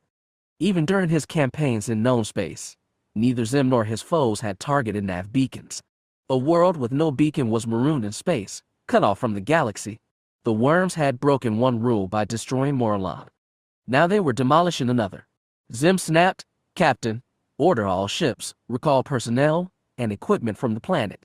Warm hyperdrives. He raised his voice. Communications. Patch an emergency translite to Kovari while we still can. Tell Cadenzi to jump to Termin Station and defend it at all costs. Leave a protective force around the Kovari beacon. The worms must be using drones or manned ships, something fast and powerful. Then he spun on Jamineer. Marco, I suggest you get to your ship. Jamineer turned and hurried for the door. Just as he got there, he heard someone report, new contact. Hutt warships inbound, ETA 29 minutes. After that, the bridge got so frantic hardly anyone registered the sight of Viceroy Marco IV Jamineer sprinting down the hall, fast as he could. When the Dawn Chaser exited hyperspace, the force hit them like a punch to the chest. It left Asher and Talak breathless as they looked on the planet sprawled beneath. The craggy violet sphere radiated dark and ancient energy. They immediately sensed that it bore wounds which had barely healed over the passage of centuries. And worse yet, they sensed this was not their final destination, but another stepping stone. Talak put them into a dive, and Asher began scanning the planet with sensors. As they approached its thin atmospheric envelope, the human noted, "There's a nav beacon up there, swinging between the two moons. Active. I get energy readings? Funny. I didn't expect to see one here." They both knew they shouldn't stay long, just to be safe. But the ravaged world was calling to them. Talak guided them through the upper atmosphere, then leveled out at an altitude of 2 kilometers. They passed above mountains of dark, almost wine-colored rock. They were massive and cold but uncapped by ice. The air was too thin for moisture. Likewise, there were no rivers or lakes on the surface, no oceans. No trees, no grass. Eventually sensors picked up ruined cities. Like the last planet, crumbled buildings sprawled for kilometers. It was similar, but with one important difference. "I didn't see any impact crater," Asher said. "Nothing to indicate heavy bombardment either. No radiation." "I will take us up," Talak said. Scour the planet again. He was glad to put some distance between himself and this cursed world. Because they both knew deep down, the planet was exactly that, cursed. The Dawn Chaser passed a full counterspin orbit so Asher could scan the surface, and it confirmed what both Jedi feared. This planet had been ravaged not by asteroids or bombs, but by the Force itself. That was why its stain was so awful. "I don't understand," Asher said shakily. "Can the Force do that? I know about the storms on Titan, but I've never experienced them." Talak knew someone who had. He longed for Essen's companionship but was glad. For her sake, she was absent. When the Force manifests itself as raw energy, it can be more destructive than any bomb. But an entire planet. We don't know what happened. But it felt like the entire surface had been scoured. Talak could almost picture it, like the storms of Titan but endless. They swept across the planet, devastating everything in their path. The how and why eluded him, but he was certain this world had died in unspeakable agony. A bitter thought occurred. He'd left Titan afraid the Force would mean nothing in the wider galaxy. Now he'd learned it wrought even greater horrors than he'd imagined. The Dawn Chaser's proximity alarm lit on his console. Asher announced, "Incoming." "Damn, that was fast. We'd better run." Talak wrenched the controls and tried to get away from the planet, but they were still in low orbit and pushing against gravity. The newcomer, by contrast, was diving straight for them. No, newcomers. 2 of them. They hadn't opened fire yet but were approaching fast. "Wait a minute," Asher muttered. "Those drive signatures, they're Taiwanese ships. Friendly? I don't know." He sprung from his chair and scampered for the comm station. "Let me try and hail them." Maybe. A new alarm cut him off. "Incoming missiles." Asher cursed and jumped back to the gunnery station. Talak veered hard, trying to put some distance between the Dawn Chaser and the warheads, at least until Asher manned the defensive lasers. But there wasn't enough time. Asher spewed bolts from the dorsal turret and caught one missile, but only clipped the second. It veered, sputtered, then exploded, too close to the Dawn Chaser's hull. More alarms. The ship rocked and the controls jerked in Talak's hands. "More incoming," cried Asher. Talak gunned desperately away from the planet. If they got pinned inside the gravity well, they were doomed. Asher managed to destroy the next 2 warheads with a spray of plasma, but the enemy ships, Taiwanese, somehow, here, were still on them, still shooting. "Are they Zims?" Talak asked through his panic. "No, I don't think so," Asher scowled. "Sensors can't nail a reading." The ship sliced close and a hail of bullets laced their hull. Not enough to pierce armor, but enough to trigger new alarms. One ship flashed briefly across the viewport. Long, angular, almost like the gravity scorned, though much better armed. "Incoming missile," Asher shouted right before it hit. It was the worst impact yet. The Dawn Chaser bucked, then rolled. Talak was certain that his 100 years of life, his century study in the Force, his yearning and doubts and dreams were going to be snuffed out by unknown killers above an unknown world. Then salvation came. The ship that arrived was bigger than an Imperial polyreme, and it dove toward them with guns blazing. Talak instinctively veered from that one too, but when it unleashed missiles, none of them locked on the Dawn Chaser. The two smaller ships dropped pursuit and tried to run.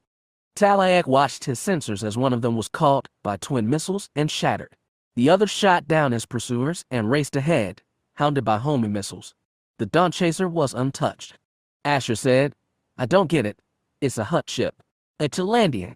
Talak pushed the Dawn Chaser toward space, but its engine sputtered. Worse, warning lights said the hyperdrive might not withstand a jump.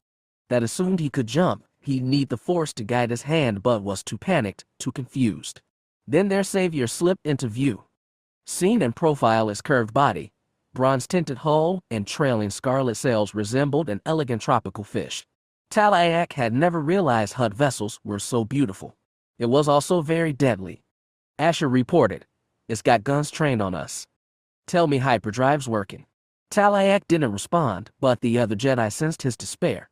Titan ships were not meant to fall into the other hands. They couldn't risk Jedi technology being put to evil use. The Dawn Chaser had a self-destruct mechanism. Talak and Asher looked at each other, the same thought sparking between them. Then the overhead comm blared with a received message. "Do not flee. Do not resist. Do not destroy yourselves," a voice said in guttural Taiwanese. "Chiraba the Inquisitor demands to grace you with her presence." Outcomes: collateral glory. The so-called liberation era in which the humans live is but half the lifetime of a Hutt. Their generations pass like years for us, and their myths are our memories. How can there be any question which is fit to rule the other? Rugged the Obdurate, 537 LE, 568 LE. A planet wheeled slowly beyond the cabin window, shifting slowly from the bottom to the top. That was an illusion. It was the space station itself which spun, and a centrifugal force which kept Tate Onderis in his chair in front of the station manager's desk. He could tell the woman in front of him was a born spacer. She had the unplaceable accent of the widely traveled, and despite her age, past 60, by his guessing, she had the long frame of someone who spent periods growing up in zero-G. She sat in front of him, very businesslike. Her steel gray hair was pulled into a bun. Lines fell from the sides of her mouth to jowls, and the hands she folded on her desk were clearly worn. After interviewing her so-called brother, he'd hoped a human would be easier to handle. Now he wasn't sure. "Thank you for seeing me, Miss Kroller," he began. "I'm sure you're very busy." "I am," she said.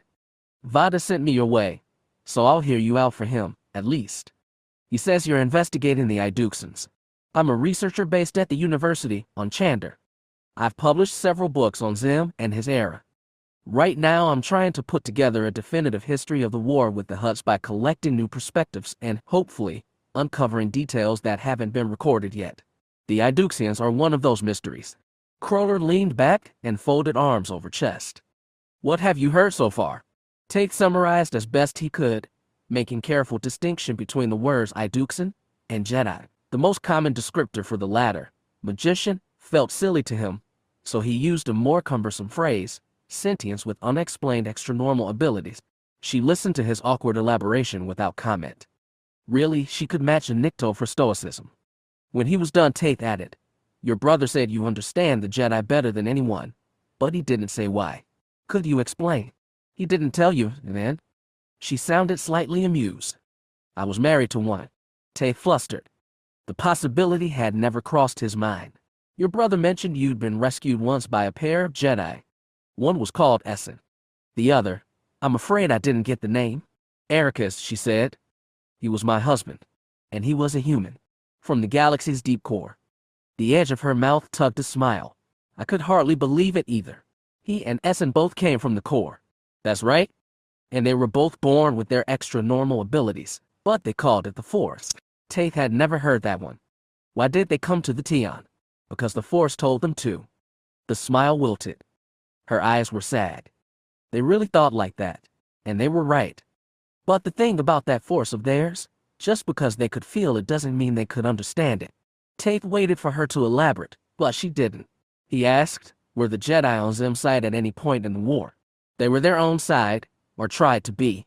I've been told they betrayed Zim at Vonter, if betrayal's the term, and handed him over to his enemies."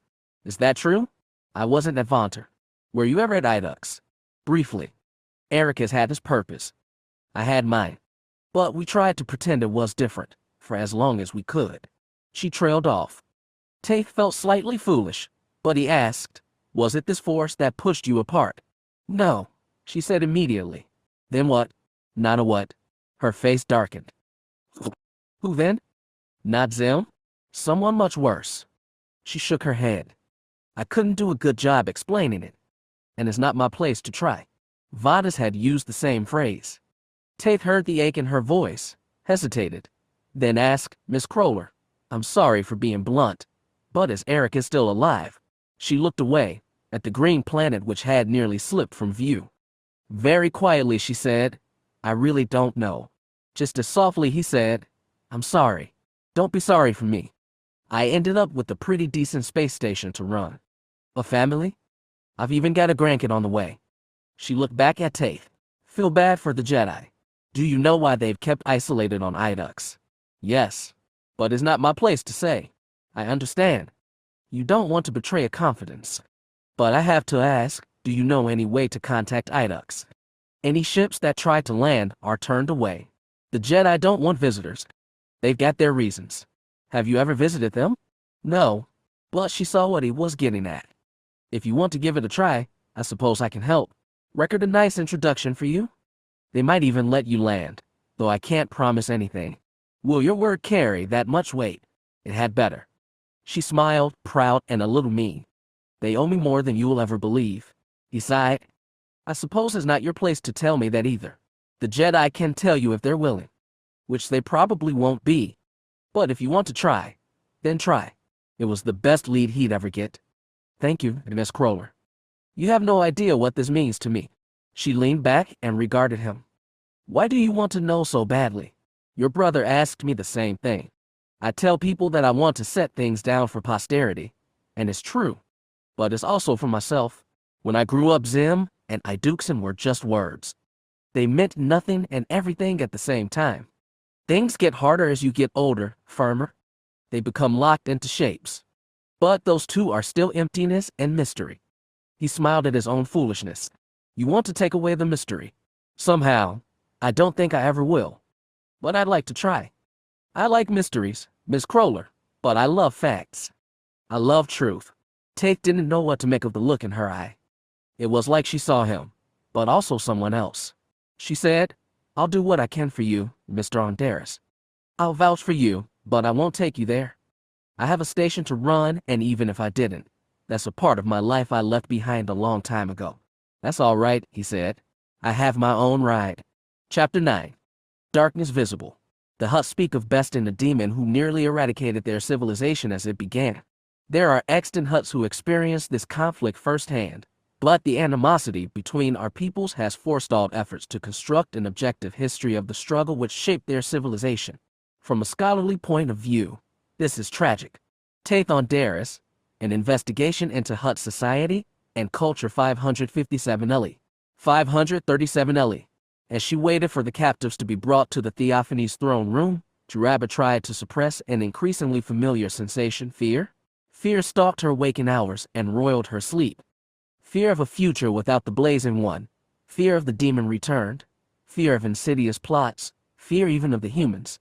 She feared for her race, and now she feared for herself, because she didn't know what creatures were about to enter her presence. But she had to see them. She'd been tracking the strange ship as it penetrated deeper into the Supremacy, appearing before some nav beacons but inexplicably bypassing others. When it passed through the Obsidian Veil, she finally launched the Theophany to seize it. Yet a surprise had been waiting at the ruin of Mhala. The door to her chamber opened. Her chief hierophant, Xanter, stomped inside. Like Jarabba herself, the Tlandatil draped black mourning robes on his broad body. Xanter dipped his horn in respect and said, "We've docked with the forest ship. The crew have presented themselves at the airlock." "How many?" "2. 1 human. I can't identify the other's race. Strange beings of different species, flying strange ships. It seemed they really were rebel angels returned. Why had they come to the Obsidian Veil? And why now? Perhaps they were seeking the demon's lost secrets. We've taken their weapons," Xanter said. "Do you wish them bound? If they were rebel angels, it would make no difference." "Well," she said, "do it." Xanter dipped his horn, then added, "Our team had started examining the wrecked ship. It's Makus Tianese, but those aboard were not. How do you know? It was a mongrel crew, Acquisitor. Jilruin, Evosii, Weequay, even Morlon. Xanter seemed confounded. So was she. Tianese ships should never have been able to reach this forbidden place. Now it seemed they were crewed by being subject to the Hutts but not, significantly, to any single host. Evosii served the Paterii, Weequay the Enigic, Morlon, until recently, the Hastilic. The mystery deepened, and she wished they had taken the second ship intact. But unfortunately it had escaped to hyperspace. Bring the captives to me, she rumbled. This chamber? Yes, this chamber. Xanter gave one last bow, then left. When Chiraba was alone, the fear came back. She risked everything to bring them aboard, but she had to see them. She had to know for certain if the demon's minions were coming home. When the door opened next, Xanter entered first. Behind him, 4 Weequay guards bearing halberds. Between those, the captives, bound at the wrists. One was a mere human, dark, stringy, head swinging around, eyes alert. The other was a race even Chiraba didn't know.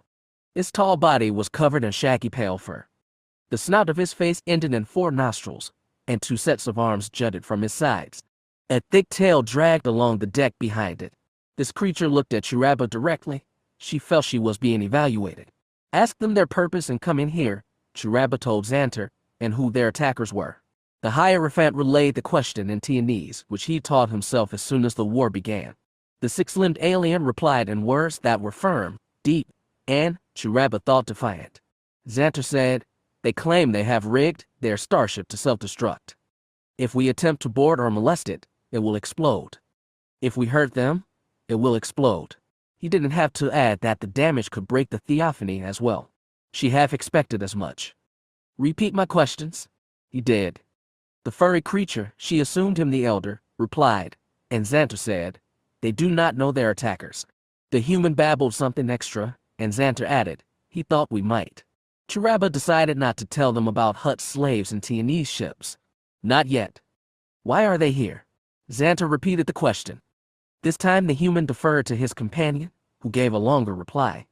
Xanter's tail flicked thoughtfully as he listened, then said, he claims they're attempting to retrace the path of an ancient colony ship that passed through his region 600 years ago.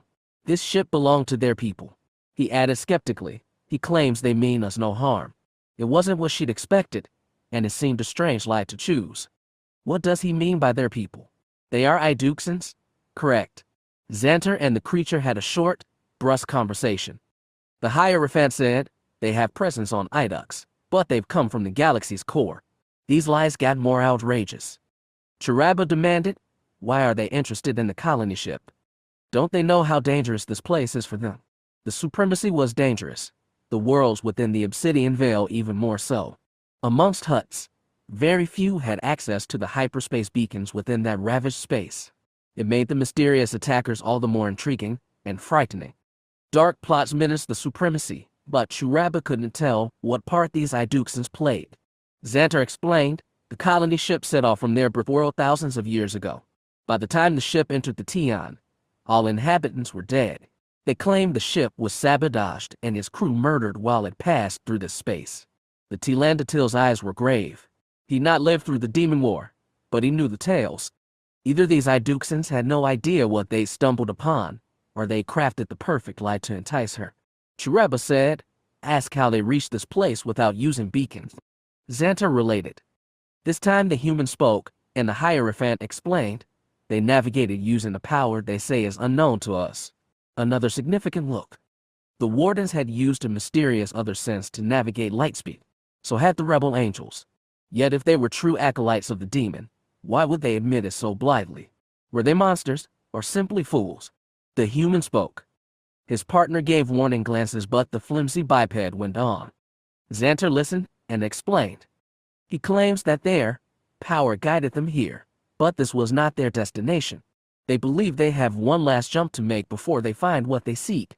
Chiraba knew exactly what these aliens sought, even if they, bizarrely, did not. Whenever she felt sure of something, it was upended. She wanted to have these Iduxans killed, just to soothe her racked nerves, but she'd never get a better chance to understand these incalculable creatures, who schooled them in their powers. She asked. The explanation was a long one. Xanter listened patiently, then summarized. They were taught in the core. They claim there's been an academy there for 10,000 years, but they've only spread across the galaxy within the past century. It could have been a lie, but why pick something so outrageous? Xanter added, Inquisitor, I think they know nothing of the demon. Perhaps, she thought, the rebel angels of her youth had been proud of their ambition and used their ethereal powers for slaughter. Yet they'd also been deceptive. Like their master, they'd concealed their malice beneath layers of affected innocence. Ask them what they think they'll find beyond the final jump. Xanter asked. They looked at one another, uncertain, perhaps fearful. In the end, it was the human who mustered a response. They want to know who killed the colony ship and why, Xanter said, even while they fear the truth. Cheraba snorted. They needn't have traveled so far for that. We can't tell them right now. Xanter tilted his horn. Should I? Virtue? She glanced at the Iduxans. They seemed like children then, innocent and scared, and she did not think it was feigned. These Iduxians were not rebel angels. The demon's minions returned. They were only a piece of an ever more complicated puzzle. Tell them, she said. Xanter spoke. Cheraba didn't understand his words, but she knew the story even better than him. She lived it. Ardistag had united the scattered Hutts and led the uprising against the Wardens. And once the Wardens were gone, the Hutts had flourished, using recovered technology to build a stellar empire of their own. But the Hutts had been fledglings.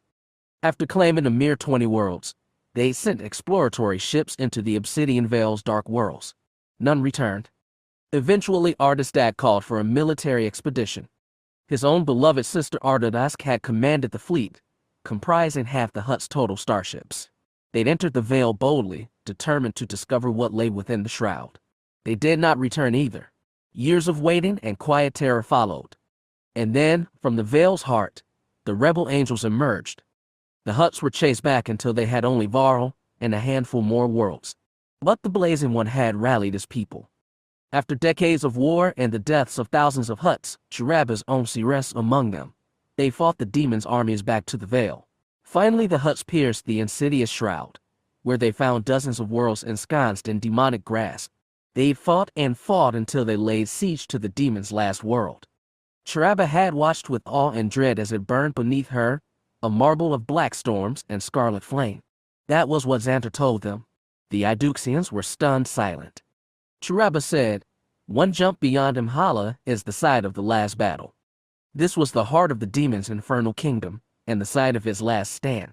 When they did not respond, she added, first the Wardens, then the demon and his rebel angels. Now you Iduxans. All of you wield the same power, do you not? Xanter translated. Slowly, the elder nodded. The human said something. His companion jerked, perhaps in surprise, but did not speak. Xanter said, he wishes to make the final jump. Why? Xanter asked the question. The human responded. They want to see it with their own eyes. Cheraba last been there 400 years ago, but it never left her nightmares. She looked at the two Iduxans, so small, so lost, not the monsters she'd imagined. But there were monsters lurking elsewhere, she was certain of it. An odd thought came to her. Cheraba's first instinct was to ignore it, because it seemed so preposterous. In all her centuries, she couldn't once recall asking a biped for his name. She asked now. The human was called Ashergel. The elder, Maloba Talayak. And Talayak insisted they really did need to see what lay beyond the final jump. Very well, Cheraba said. If you wish it, we can guide you into hell. The last Jedi left on the Star Forge were there to see the first ship come off its assembly line. From the transparent steel window of the viewing room, they watched as great mechanical arms hoisted duranium alloy plates, while torch-fingered hands welded them to the skeletal frame of a 100-meter-long Ranroon gunship. There was still much work to be done, including manual installation of electronic systems and insertion of propulsion, but the body of the ship emerged before their eyes. Every single atom of it had been drawn from the Starforge's flaming core. Kane had seen the process before, but it still astonished him. He'd witnessed technological wonders in his journeys, but even Centerpoint Station at Corellia paled in comparison to this. The Rakata, dark and vicious, had been genius engineers. Everything will go through rigorous quality checks, he explained to Jeddah as they watched, but if this one works, we'll start producing more. Once the forge gets going, it can put out a dozen small ships a day. A wonder, this Starforge is, said Jetter. The gnome-like prophet stood atop a waist-high console to get a better view, to the mild consternation of the technician stationed there. Moray looked to Kane and Shin and asked in Tython, "Do you have enough crew for the new ships?" "There's still plenty on Idux who are ready and willing," said Kane. "Our problem's been a lack of ships, not people." "But what will you do with them?" She looked imploringly at Kane. During the year they spent on Corellia, they'd had many back and forth debates over the role of the Jedi in larger society. Moray seemed to have softened her position recently, but the extent to which the Iduxans had inserted themselves into the war still worried her. It was Shin who said, "We need every tool for our current battle." That much was true.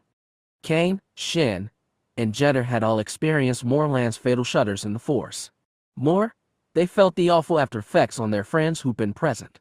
Moray asked, "Are these tools for defense? Or for fighting?" "There may no longer be a difference. The Hutts have declared total war, and you can be sure Zim will respond viciously," Kane told her. "Yet we've aligned ourselves with Zim." "Not aligned," he stressed. "Just partnered. A lesser evil is still evil." Jetter stomped the console top and said in Taiwanese, "Elude me your words do, but an old debate this seems. Worth having, but in private we should continue." Kane bade polite farewells to the engineers as they left the viewing room. He knew the forge's innards well, and he guided the others to an empty observation room. A long window looked out on an empty, calming starfield. "In private we are," Jetter said as he walked to the window. "A decision you wish to make about the future." Shin said, "The forge is operating again?" "That is good, but our comrades are away, fighting and dying. It does not feel right to sit here safe." "I agree." Kane crossed his arms and asked Moray and Tython, "Does it feel right to be here, when the others are in danger?" The Selkath put it simply, "I am not comfortable serving either side. Even if we're working with Zim, we're not serving him," Kane insisted. "Erakas has always tried to make a third way. What has the third way accomplished? We saved Morlon only for the Hutts to come back and destroy it. Now our comrades are in retreat. More may die. We cannot do nothing," Shin insisted. What, then, was the Jedi's role to be? It seemed like a question with no answer. Jetter cleared his throat and said in Taiwanese, "Our ally Zim is not. Tolerate us he will, so long as he can use us. Protection against Zim, the Starforge is." Mighty as it was, it didn't seem enough. The Jedi were scattered amidst Zim's fleet, each isolated on different ships. Jedi became weak when spread too thin. If Zim but gave the order, his soldiers could turn around and destroy them. One by one yet all at once, the Jedi could be purged. "Perhaps," Shin said, "we need more protection against Zim." The others immediately began thinking. Kane said in Tython, "Zim's power isn't what it was. His infantry's been nearly wiped out. It's why he relies so much on his war robots." Moray perked. "I've heard about them. Are they truly dangerous? I battled one of the first ones at their factory on Abrixen." Shin's voice was soft with nostalgia. "They are fearsome machines. Their armor is impervious to lightsabers. And of course, the Force is no good on them. They must have a weakness. The robots obey Zim's orders without question," Kane added. "Unlike flesh, robots are perfectly loyal." "Familiar words do I hear," Jetter said. "Zim? Robot. Fear them you do." The prophet shrugged. "Powerful the machines are, but intelligent. No, only do whatever Zim beams into their tiny metal brains." Mechanicals were a novelty in the Tion, but once Kane, Moray, and Jekka had found a world that used robots for everything from collecting garbage to fighting wars. The Jedi had arrived after a remote control broadcast had caused the robots to run amok, nearly destroying the civilization. Moray was thinking of them too. She asked, "How does Zim control his robots?" Kane said, "I've never taken apart one, but Essan says they receive orders from Imperial command ships. Haven't the Hutts tried to interfere with the signal, or hijack it? If they have, they've never succeeded. I believe the robots have a limited local intelligence. They're programmed to carry out a range of orders and change tactics only when instructed by transmission. There must be a weakness in there somewhere. I'm sure there is, but the Hutts haven't found it, and I'm sure they've been trying." It was such an obvious avenue, but a way through seemed out of reach.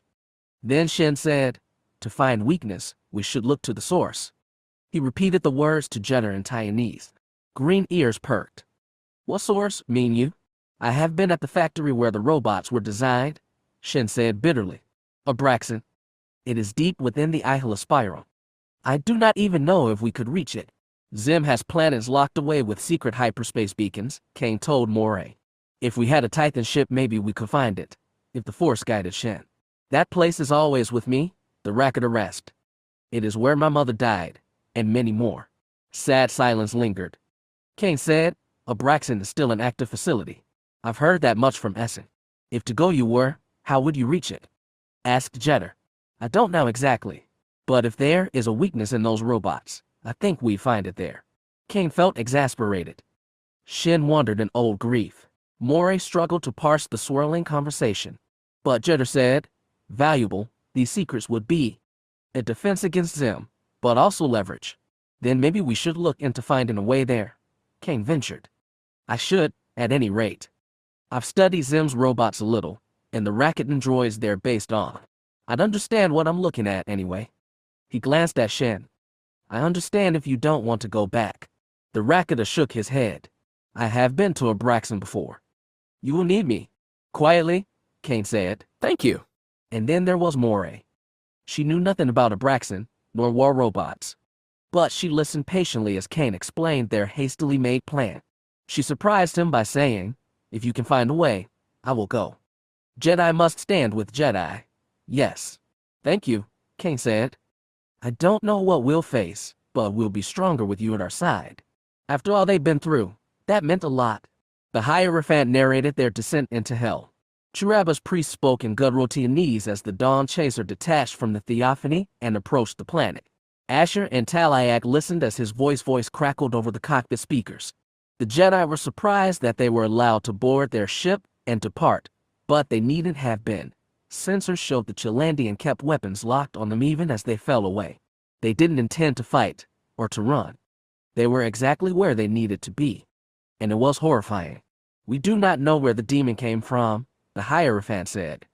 We believe it once wielded great magic, and was revered by its kind. Yet it became arrogant and set itself in glory above its peers. For that, it was expelled. Along with a host of loyal followers, it crossed uncounted stars, and until it found refuge in this hideous ruin. It was like a voice speaking to them from beyond time. Outside the Dawn Chaser's forward viewport, hell was a sphere of swirling geologies, onyx and iron red arranged in jagged contortions. Spread around its equator were 9 rings glinting silver and black. In the Force it bled utter malice. Malobatalayak had spent years on Titan and endured the dark scars left by the Force Wars. This was so much darker, deeper, stronger.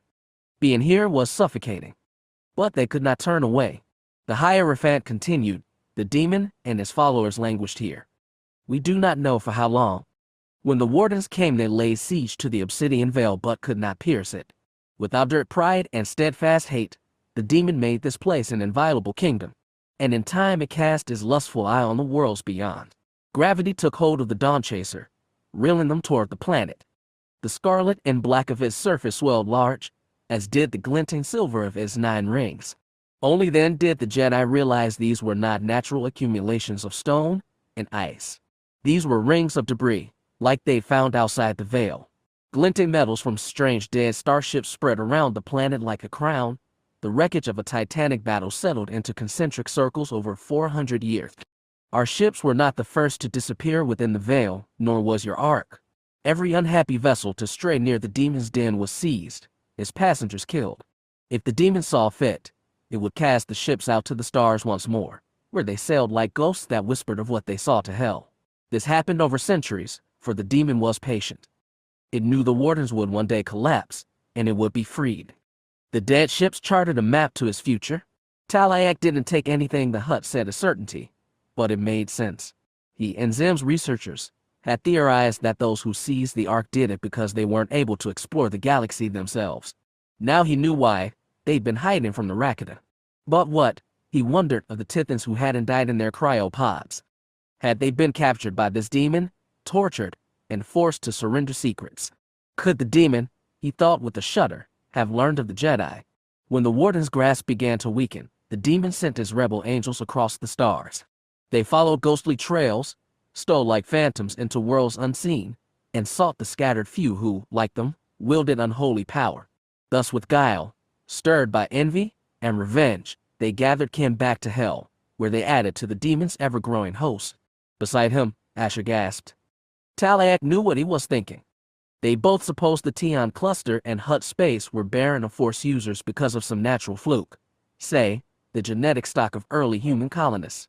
Now it seemed that the Force users had been spirited away to this hideous world. If so, there was nothing natural about the Force's absence.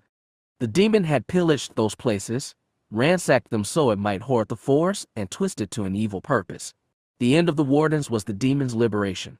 From this seat of desolation it winged outward, piercing the obsidian veil to lay wrath across the stars. But the children of Ardos and Ivona stood in opposition. With the Blazing One as their leader, they gave battle to the rebel angels. For a century they fought, until they forced the demon back within his veil and gave final answer at this place of bottomless perdition. The horrors they'd seen made a grim sense. The planet pulverized by ancient asteroid drops had been a colony of the so-called rebel angels, exterminated by Hutts. The one ravished by 4 storms had been despoiled by the demon's dark power.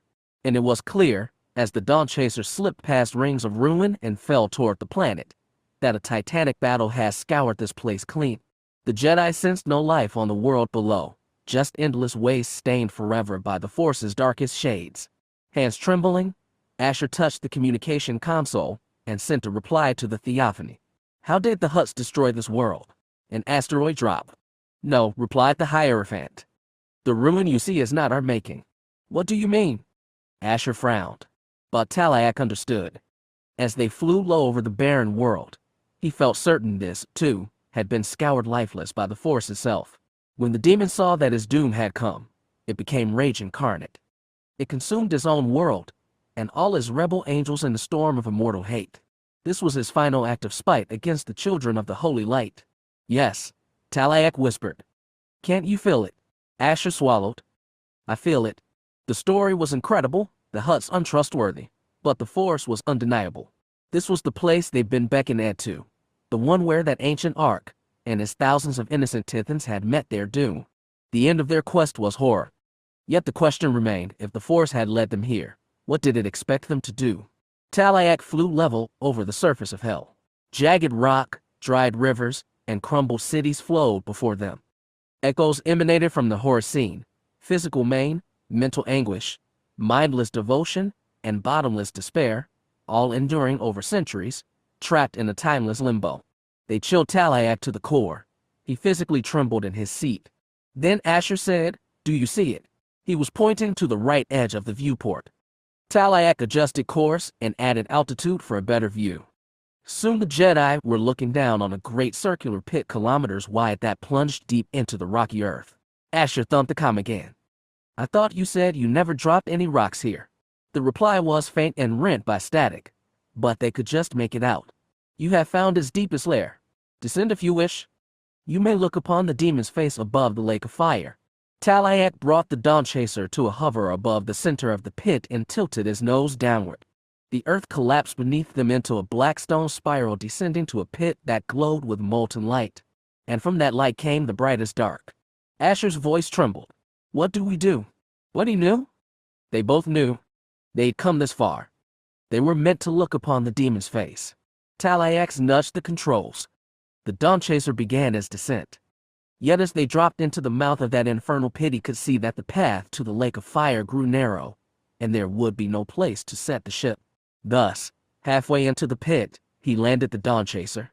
Grimly, without a word between them, Asher and Talak both slid into vacuum-proof suits, sealed them, and stepped out into hell. Smoke and ash swirled up from the bottom of the pit. Brittle stone cracked beneath their steps as they walked. Talak could feel the pit's monstrous heat even through the thickness of his suit, the glass of the helmet. As they went down the spiraling path, they were forced to step around strewn boulders, crumbled debris, and desiccated bodies. They had to stop and look. The pit was hot, dry, and almost airless, which meant the bodies were well preserved. Asher and Talak bent over, one form twisted in agony, wasted mouth frozen forever open in a dying scream. The body was two-armed and two-legged, perhaps even human. They walked on. More bodies littered their path. It seemed that none had been felled by physical violence. Despite their hideous poses, they suffered no slashes or blows. Perhaps they'd been suffocated by the gases from the pit. Or perhaps their lives had been stolen by a more ethereal evil. It became clear that different species were collected in this exterior grave. Some looked human, one looked sahelindial, another Nikto. It seemed the Hutt's claim was true. The demon had stolen Force users from across the galaxy and collected them for this last damnation. It was like a twisted version of the ancient Jedi's convergence on Titan. One body drew Talak's attention. Asher stumbled on Buddy crouched to examine the corpse. The body was human-like, yes, and time had drained color from the desiccated skin, but Talak could make out a faded red tint. And when he examined the face closely, he saw small horns jutting from brow ridges, 2 more framing the jaw. Shaken, he stumbled on. Asher was stopped ahead of him. He could feel the human shock in the Force and hurried to join him at the path's edge. They were dangerously close to the bottom now, and could see what rested on the lake of fire. A colossal statue lay broken in his heart. It had been shattered at the base, and his body lay horizontal, half submerged in liquid fire. Yet it lay facing them, and half of a giant stone face stared at them from across the hot expanse. The face was oval-shaped, human-like but wider. It had a stout nose, flat mouth framed by jowls, a wide forehead deeply wrinkled. A large, long, triangular ear stabbed skyward from the side of his head. Its dead stone eye was like a knife to the soul. The face unmistakably belonged to one of Jedor's race. It was not Jedor. That much was clear, even after centuries rubbed detail from stone. This creature was old, hairless, the age lines in his face like minor canyons. This was not Jedor's face. It was the face of the demon. When Vidia, Zephian, and Campbell were brought before Admiral Kren, they had the small boon of being able to stand on solid ground. Facile Entropy took them aboard Kren's flagship, an exempimperine polyreme called the Falchion, which was big enough to power its own artificial gravity. They were still bound at wrist and ankle, unarmed, and surrounded by rifle-bearing guards. Kren himself wasn't a big man. He was shorter than Entropy or Zephian, but he packed energy into his stout body. He paced before the captives, wagging the pistol in his hand, and even with the Force Vidia couldn't tell if he planned to use it. He stopped in front of Zephian and finally asked, "Where in the hells did you people come from?" He spoke, of course, in Taiwanese. The Morlon Jedi looked to Vidia for help. She told Kren, "We come from the galactic core." His mouth twisted beneath his white mustache. "That's a long, long way. I suppose you can fly around without using hyperspace beacons either. Some of our ships can." Kren laughed. "And you aliens came all the way to the Tion to meddle with us. We want to stop this war. I told your captain that." She glanced at Entropy. "I wanted to see you for myself." Kren tapped the pistol mouth against his chin thoughtfully.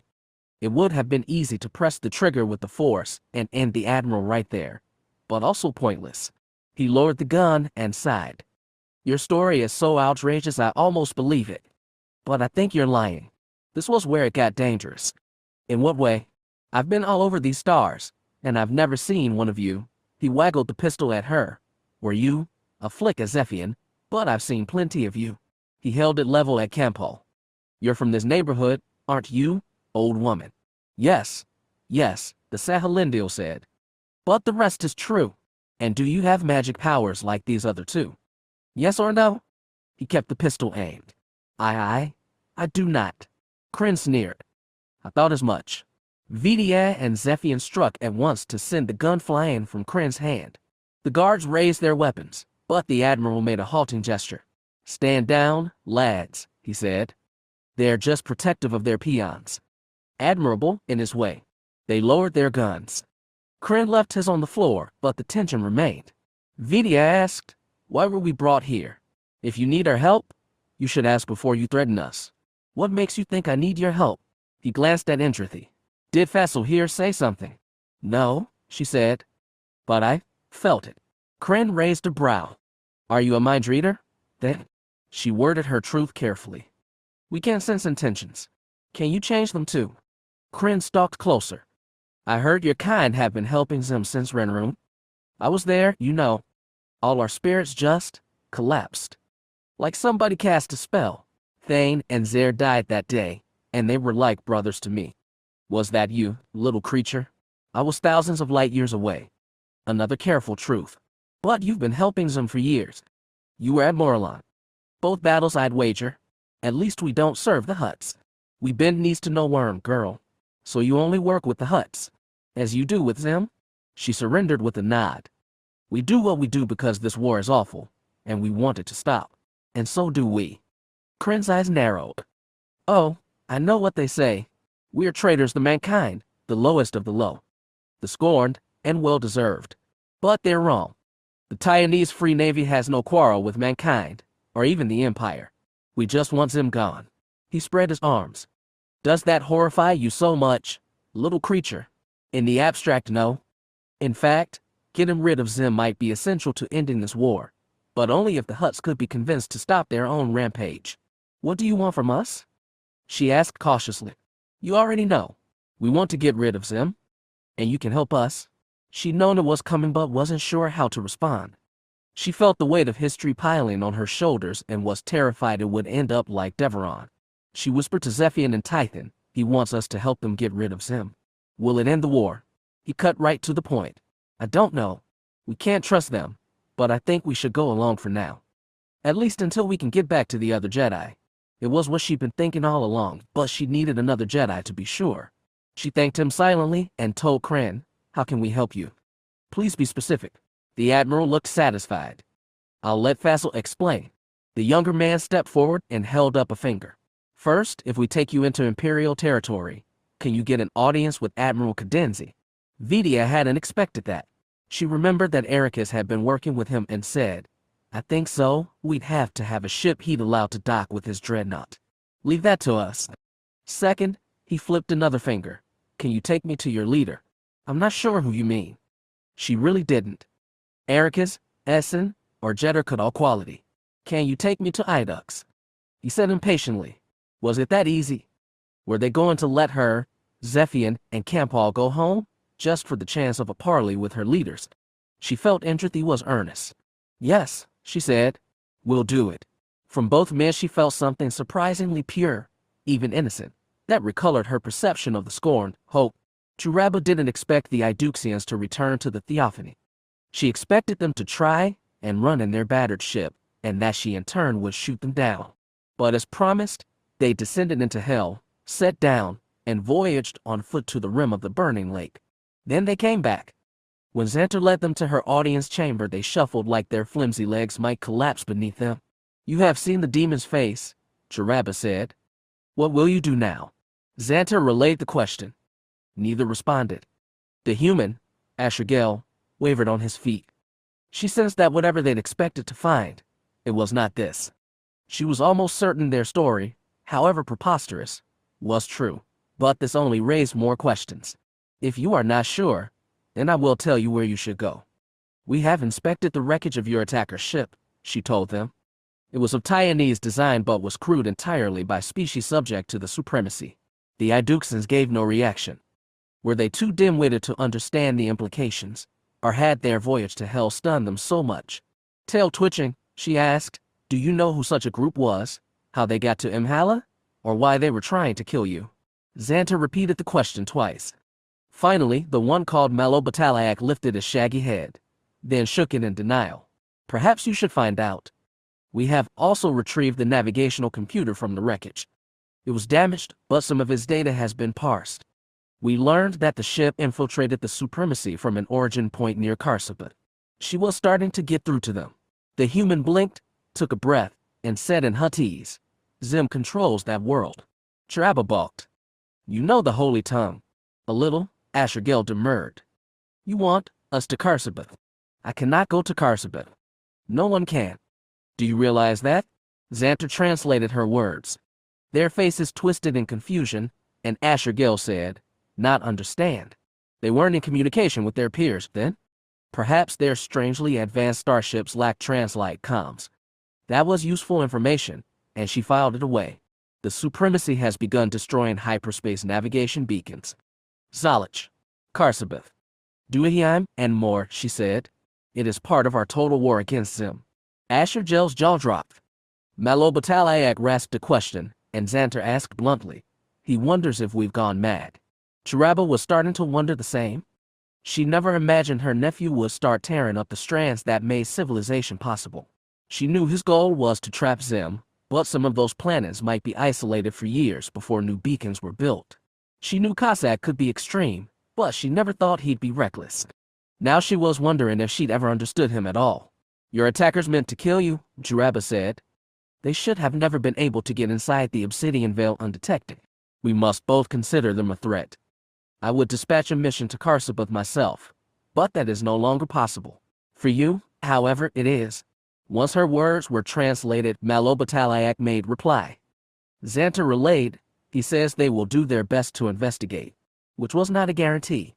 She pressed, something dangerous moves unseen in the Supremacy. I must know what it is. If I have to, I will take your ship and find my own way to Karsabeth. You cannot take, Asher Gil said defiantly. If you try, we destroy. Her threat had been idle, meant to press the situation's severity. Then you must go to Karsabeth. Do you not want to learn who tried to kill you? One ship is still out there, and it may have allies. Yes, Asher Gil insisted. We will go. His companion gave no affirmation. And yet, Chiraba thought grimly, this was the best she was going to get. These Iduxans were not vicious like the rebel angels of old, but they still had ways of defying her. Then go, she said, and tell me what you discover. Xanter translated, but neither moved. It was like they didn't trust her. Chiraba was about to repeat herself, but Malobatalayak spoke. He says their ship is damaged, Xanter translated. It will need time to repair. There is none to waste. More words passed between them. The Tilanda Till, looking skeptical, told Chiraba he believes they can repair their hyperdrive, but not immediately. He asks if you are willing to shepherd his craft out of the Obsidian Veil, and, perhaps, to the edge of the Supremacy. If another biped had made such a request, she'd have killed it on the spot. But these Iduxans had a quiet strength. They'd managed to rouse in her a limited and grudging respect. And she really didn't need them alive. Send them to their ship, Chiraba told the guards. Seal them inside, then prepare to travel through hyperspace. Xanter quickly translated. As guards tightened around the Iduxans, Asher Gil raised his voice and said, "Thank you," in the most respectful tone. Chiraba made no reply as they were escorted out. When the bipeds were gone, the chamber resounded with silence. Chiraba could see the question on her Hierophant's face and said, "Be out with it. Will you really let them go, Inquisitor?" Xanter gave a mighty huff. "These are Iduxans, the enemy. I know what they are," Chiraba growled, "but we need them to go to Karsabeth. Even if they do, there's no guarantee they'll tell us what they found. No, but they still might flush out whoever sulks about the Supremacy. Something is happening beneath our tails, Xanter. There are too many things unexplained. We have to take risks." "Yes, Inquisitor." He dipped his horn obediently. "Are you sure you don't want to take the ship by force? They would destroy it before we succeed." "No, we must let them do as they will." It was an admission of weakness. They both knew it. Xanter had served her for many years, and he knew when to stomp obediently out of the room. Silence again? Fearful silence. Chiraba had thought capturing some Iduxans would give her certainty, but she couldn't be sure of anything anymore, not even her nephew. She wanted to retreat to Varl, bathe in his divine mud, and bask in the holy light, but she couldn't run from this mystery. She'd first come to hell ready to sacrifice everything for her race. 400 years later, that alone was unchanged. Outcomes. Doleful shades. Sure, I was at the third battle. Lots of people were. That doesn't mean I have any idea what really happened. If someone claims to, take it with a grain of salt. Jens Gramman, weapons officer aboard the Death Knell. From Empire of Men, Oral History of a Generation. Tate under is 564 LE. 568 LE. The side of hyperspace is ever-shifting spectral blur, not starlight but light from beyond reality, gave Tate Andres existential dread as well as an upset stomach, so he spent the outbound ride to Idux in the Pilgrim's passenger hold, strapped to a seat, and reviewing the notes he'd brought with him from Chander. When Captain Brexon clambered down the ladder and drifted into the hold, he asked, "Prepping for your interview?" "Something like that." "You really think they're going to let us land?" "No, but I have to try." Brexen looked down at him. What's so special about Idix that you have to be there? He'd explained once to Vadas and again to Raina Crawler. With Brexen, he decided his answer should be practical. I have questions that I don't think anyone else has an answer to. At least, no one else is willing to answer. They've been holed up for 30 years. I doubt they're willing either. There's only one way to find out. Brexen snorted. I guess bookworms are tougher than people give you credit for. I'd like to think so. Tate rested the tome in his lap. Can I ask you a question? You can ask. You were in Iduxan, weren't you? The captain flinched. Where'd you get that crazy idea? Well, you were at Vont, but you've no love for Zim. Not that this precludes you from fighting for him, of course, but when we went to Saraski you never implied you were with Jaminair or Cadenzi, and you don't strike me as a Free Navy man. We all called them the Scorned, Brexen said dryly. So his process of elimination, is that it? That in your obvious reluctance to go to Idux. If I were an Iduxan, wouldn't I want to go back? I wondered the same thing. Now I'm asking it. The captain scowled. Smart guy, aren't you? All your books. You think you've got everything figured out. The opposite. That's why I'm here. Tate softly pressed. Were you always an Iduxan? I wasn't always. Nobody was, not even the Jedi. You know what a Jedi is? A sentient with extranormal abilities. Good description. Very ejected. With an extra sneer, Brexen said, we called them magicians, or gods. With a sigh, he pushed himself to the bulkhead opposite Tate, then tugged himself into another soft chair. Though weightless, his body seemed to collapse into the cushions. All the fight had gone out of him quickly. I did fight for Zim once, he told Tate. I got my start toward the end of the Federation War. Udusk. Bandishal. I was with the first landing parties that made it down to Curoin. We got stuck on that hole for weeks and I lost good friends before we took the planet. Then Zim turned around and handed it back to his Ranroon queen. Then she died too, and it was all for nothing. Brexen shook his head and went quiet, but Tate waited for him to continue. Eventually, he said, when the war with the worms broke out, I deserted. I hopped a ship all the way to Maldit. I didn't know what to do at first, but I started hearing rumors about Idux. They said there were magic aliens there, and I didn't believe it at first, because who would? But those extranormal abilities were the real thing. We really thought they could make a whole new path, a better one. That they could save us all from Zim and the worms, from ourselves. He trailed off again and did not continue. Tate asked, what happened instead? Brexen looked at him with sullen eyes. You probably don't have gods, do you? Not really, no. Then you wouldn't know what it's like when your gods betray you. Tate bent forward. How did the Jedi betray you? The scowl set deeper on his face. You can ask them first. Another impenetrable wall. Tate was starting to doubt he'd ever get through, even if he did set foot on Idux. You think I sound bitter? The captain asked. Maybe I am, but I'm also lucky, and I never forget it. I got out alive, which is more than you can say for most of the poor bastards who followed those Jedi off a cliff. He heaved himself out of the chair, then pushed toward the ladder. Before going up, he said, if they actually do let us land, you can go out and talk to as many magicians as you'd like. I'm staying with my ship. Tate nodded and watched the captain go. Once he was gone, the pilgrim hummed with ominous silence. For the first time, he wasn't sure whether he wanted to learn the Jedi's whole story. He scolded himself. A scholar didn't dig up truth because it was pretty. He did it to understand the universe around him. Truth was his conviction, his guide, his purpose, even, in a sense, his God. But gods, Tate thought with a chill, could betray. Chapter 10. In the hands of gods. In the universe there are two fundamental states, wave, light, and particle, solid matter. We have been blessed to exist firmly on the ground, where holy wave, the light of Ardas and Ivona, meet sublime particle, Varl. In short, we exist at the perfect union of states. Compare our form to those of the Tlandatil, whose four limbs root them without being firmly grounded as we are. What is beneath the Tlandatil but shadow? That is, the lack of holy light. Even worse are the bipeds who touch the earth with 2 feeble feet and cast long shadows from flimsy bodies. Theirs is a tragic lot, discarded by both wave and particle, doomed to be more shadow than soul. It is easy to pity them, easier still to disdain them, but a higher cost to exploit them and sanctify their miserable lives with divine purpose. Inquiry into the Hierarchy of Beings, Pedic the Enlightened, 2nd Century Age of Artistag, 537 LE. When hell broke loose at Terminus Station, Erakas was right in the middle of it. He docked the Hand of Light directly to the captured deep space facility and gone to meet Admiral Cadenzi at his hub. The surprisingly lush space, presumably cultivated for his Hutt masters, had been repurposed as a command center by his human occupiers.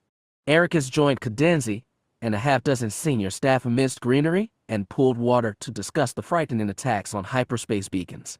They'd barely gotten started when the worms arrived. 3 Chalandians, a half-dozen Taradas, and numerous smaller ships came from the direction of Sleharan. That was enough to match the fleet Cadenzi had rushed here from Kovari, and they were soon joined by smaller attack groups decanting from different vectors: Kinton, Srilor, Vonter, Cladoin. The Hutts had brought everything they had in the Cyclada cluster to retake the transit hub. Within minutes, the Imperials were surrounded. As Cadenzi tried to organize his defense, Erakas slipped to the side of the command room and used his comlink to contact the Hand of Light. "I need you to prep the ship for takeoff," he said. "Already on it," said Tampers. "What are you planning?" Erakas didn't have a plan so much as a compulsion. The attack on Terminus Station was only the immediate threat. The Hutts were destroying hyperspace beacons but, he prayed, weren't so reckless as to sever Empire and Supremacy completely. No, they were paring hyperspace routes down to a handful they controlled. In the process, they trapped Zim, his fleet, and 20 Jedi at the place called Zozai. Erakas was acutely aware that only 3 starships in Empire or Supremacy could navigate hyperspace without the beacons. Only 3? The Ashless Dream was with Essen. Master Talak had disappeared with the Dawn Chaser. So really, it was down to just one. But even then, it wasn't simple. He could sprint off in the Hand of Light, but the other Jedi would be stuck here in their primitive ships. They, as well as Cadenzi's whole fleet, stood on the brink of annihilation. He could save one group or save the other, assuming he could save anyone at all. Erakas didn't have an answer for Tampers. He could barely hold back curses. There had to be a way to save both. All things were possible with the Force. "Just get ready," he rasped into the comm. "Engines, weapons, everything." "Understood." The Saheelan sounded comparatively calm. "We are tracking at least 8 attack ships inbound. It looks like they're trying to board." "I know. Hold position unless you're under direct threat. We'll wait for you, as long as it takes." Tampers closed the link. Erakas stuffed the comm inside his tunic and spun toward the center of the room. Cadenzi was haloed by officers and techs. The white-bearded admiral had eyes locked on a freshly installed tactical screen that showed, all too vividly, the station's dire straits. As Erakas nudged his way beside Cadenzi, he felt the man anew. During the raid on an AR Krita, he'd seemed war-weary and dulled, but now his mind was knife-sharp and keen to cut, as it should be. This was a battle for survival. "If your kind can offer assistance, we'll take any we can get," Cadenzi said gruffly and pointed at the screen. "We've marked one of the Chalandians as the Incarnation. That's Dejundo's ship. They call him the Desolator, and for good reason." Erakas examined the display. "They're launching boarding parties. They're trying to take the station intact. This nav beacon is the crossroads of the star cluster. If they take the station out, they'll lose access to a dozen worlds, plus their main passage to the Tion. So they won't destroy us unless they get really desperate." "Exactly. Are they setting up for a siege?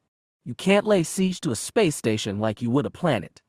They'll try to take us fast and hard." "Can they do it?" Instead of answering, Cadenzi asked, "How can your people help? Be specific." They always wanted specifics from the Force. Erakas bounced a question back. "Where do you need help?" Cadenzi snorted. "We need help everywhere. But if you can do miracles, you'd best work them on the Incarnation." He pointed again.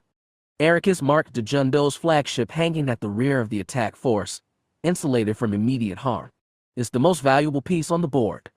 These worms are hierarchical. Take out their leader, especially one as big as Dejundo, and the minions start squirming aimlessly. He'll be hard to get to. That's why we need miracle workers. I don't think we can do it alone. Or at all," he thought. Cadenzi started to reply but was cut off by a tremor that ran through the chamber. Both men looked in alarm to the nearest technician, who said, "The first attack ships landed, sir. Boarding parties have entered the station." The admiral told Erakas, "I suggest you get to your ship." Erakas nodded and, without farewell, sprinted from the room. Outside his garden sanctuary, Termin was like most other deep space stations. This maze of narrow gray corridors was mostly empty, and Erakas barreled down them as fast as he could. He remembered the winding course back to the Hand of Light but was only halfway there when he ran into a fight. It happened literally. He spun into a T-shaped intersection and bodily collided with a leather-faced Weequay half a head taller than him. The Weequay was backed up by a column of his kin, all dressed in armor and bearing a mix of bladed weapons and guns. Erakas grabbed his lightsaber, but he knew he couldn't stand against so many. He didn't have to. As soon as his blade hissed to life, the Weequays lifted their gazes past him. The corridor filled with the thunderous clank of approaching metal bodies. Erakas twisted and saw a column of war robots marching from the other end of the corridor. They were so massive their flat-topped heads nearly scraped the ceiling and two could barely squeeze shoulder to shoulder. Overhead lights gleamed on their Kyrium alloy shells and lit the Death's Head emblems on their chests. The lead robots raised arms, extended wrist-mounted gun barrels, and opened fire. Some Weequays lowered pikes and charged while others unleashed with rifles. Erakas jumped into the branch from which he'd come out of the fray. In that moment, one Jedi Knight, however exotic, became an afterthought. The main passage filled with heat and noise. The Weequays hadn't come unprepared. Their pikes and halberds barely scratched the robot's armor, but explosive rounds from heavy rifles dropped metal bodies in hull-shaking crashes. They were still no match for Zim's machines. Arm-mounted gun barrels released blasts of intense heat that scalded the Weequay pikemen. Screams filled the hall along with merciless thunder of tromping metal feet and the crack of slug throwers. Erakas saw, smelled, heard, and felt it all. The Weequays roiled with anger and fear and dread, but the robots that marched inexorably upon them were avoiding the force. Essen had described it for him once, the sense of erasure that followed Zim's robots. All life in their path simply vanished. They erased the corridor in less than 2 minutes, leaving it filled with charred death. The robots quickly stomped it to a carpet of ash as they continued toward their next target, leaving the path open for Erakas to reach the Hand of Light. At that moment, he was thankful for Zim's lifeless killing machines and terrified what might happen if they were no longer on his side. But that was a problem for another day. Erakas spared a glance at the retreating gleam of their giant backs, then sprinted down the hall. Zim's fleet was a cluster of specks above an ugly oblong rock. The black hole cluster beyond, which ancient Hutt astronomers had dubbed the Maw, was an aberration in reality. Its singularities spread across light years, and many had accretion disks of ionized gas that glowed like ghostly halos. Others were patches of black where stars casually ceased to be. Such a cluster of space-time ruptures should have devoured each other long ago. All science said the Maw shouldn't exist, but it had been stable as long as the Hutts had watched. Vont saw it through the Numinous' magnifier screen, and his tail twitched in anticipation. The Maw was insatiable, but he planned to give it a good meal anyway. As their fleets approached the planetoid that humans called Zozai and the Hutt's Kessel, Talak the Esteemed held Vont from his Chalandian, the Expiation. The Praetorian throne said, "Bombard the planet, Dominion. I will chase Zim into the Maw. He has no escape." A sound enough plan. The Supremacy ships had jumped in from Ulmatra, the only navigable route left, and blocked Zim's exit. Still, Vont rankled at being ordered by a newcomer. He told Talak, "Kessel is lightly defended. I will destroy Zim's ground base, then join you in the attack. Catch what spoils you can, Dominion, but Zim is mine. He will pay for Nar Creta." Vont wasn't just retaliating for some shipyards. He had the murder of his previous throne to avenge. Zim is slippery. We must corner him from all sides before we push him into the Maw. "I know what to do," Talak insisted, then closed the channel. Vont held back a sigh. If Zim did pull off a miracle escape, he didn't want to be blamed for it. He watched his tactical screen thoughtfully. The Imperials were already pushing away from Kessel, abandoning it, but they stayed clear of the Maw too. Their only hope of escape was to push through the Hutt fleets to Ulmatra. It would be a messy, bloody fight. Vont ordered weapons to prepare a bombardment for the planetary base. While the Numinous finished it off, the other Hastilic ships would head for Zim's fleet.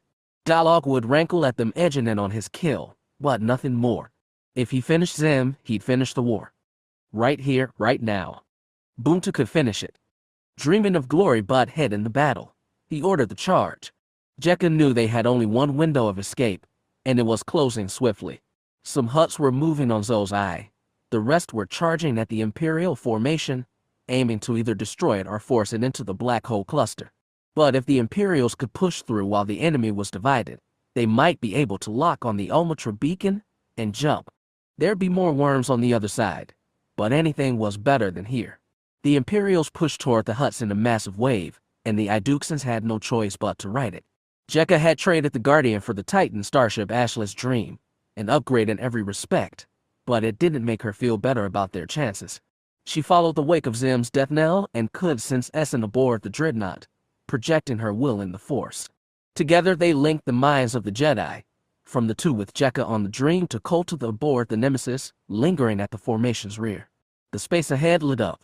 Jekka saw trails of missiles arc toward the death knell, flak screens barely caught them, and the glare of adjacent explosions reflected off the dreadnought's Kyrian plates. The Imperials sent counter-volleys that burst brightly before the bronze-tinted Hutt ships. Too much fire, too much light. Jekka tried to concentrate on the other Jedi, but it was a struggle. Morlon's death haunted her. Essan said it wasn't her fault, and maybe it was true, but she'd never feel clean unless she did something to redeem herself. Yet one thing made it all the harder. Need 8 distracted her, and prevented her from weaving the battle meld as tightly as she once had. More fire, more light. An Emperor Pentacanter on Zim's left flank ruptured. Hundreds of lives gone. Further ahead, a Hutt battle became drifting metal. The push was becoming a stalemate, and the Imperials weren't breaking through. They just bombed the planetary base, reported the Deveronian to her right, a male named Regatta. Totally destroyed. Now they're heading our way, which means it's about to get worse, muttered Halazan, the old classmate on her left. Jekka pulled halfway out of the meld. She wasn't doing much good anyway. Can you get Essen on the line? I'll try. Regatta checked his console. A moment later, the Sith Jedi's voice sounded on the cockpit speaker. Ashley's Dream, what is it? We're not going to break through. A tiny, bleak pause. I know. You have to tell Zim to pull back? There's nowhere else to go except the Maw. Jekka didn't realize that black hole cluster had a name, but it sounded appropriate. Essan was right. Their only choices were fiery death here or getting slurped down to singularity. But Hala said, maybe we can fly between the black hole. Back in the core, I did that once. Well, flew around one, just on the edge. How did you manage that? Asked Regatta skeptically. Even our sensors have a hard time marking event horizons. I didn't check my scanner. I just flew. I let the Force guide me. Hala looked at Jekka, big dark eyes imploring. Please, let me have the helm. Let me try. Jekka hesitated. She'd gotten sick of playing leader. She asked Essan, are you hearing this? Yes, the Sith replied, do it? We have nothing to lose. That summed it up. Jekka clambered out of the pilot seat, and Hala took control. Then she re-entered the battle meld. The others needed to know what they were about to try. Jaminair was so caught up in the brawl with the Hutts that he didn't even notice when the Iduxians cut and ran. It was Captain Kale who alerted him with an uncharacteristic outburst. Are they nuts? They're flying into the black holes. Jaminair spun on her.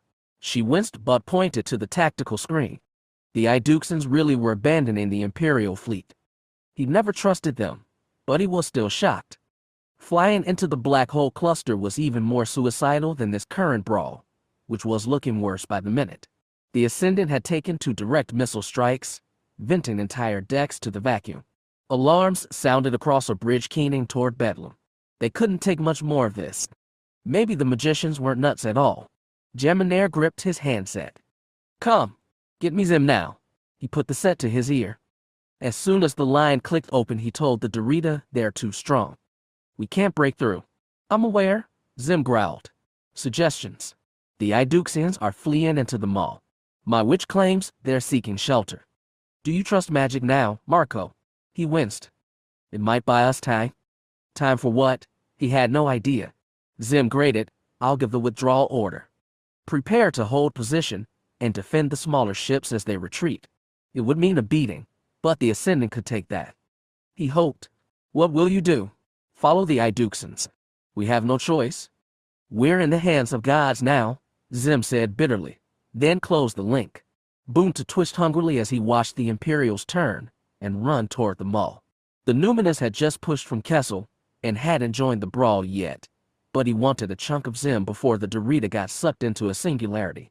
Since their duel at Vont, he'd wanted to capture Zim alive, parade him on Varl, and humiliate him.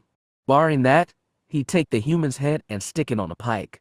Having him get crushed by the Maul's gravitic ties felt frankly anticlimactic. Dolog had no such compunction.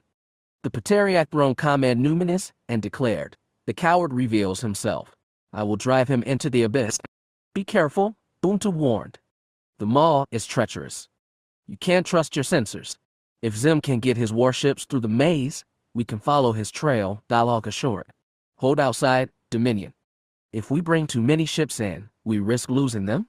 That much was obvious. Bunta still rankled at Dalog's orders, but he was in no mood to throw his ships down that perilous throat. There were limits to his lust for glory. He looked at the tactical screen and saw Dalog's expiation leading the charge.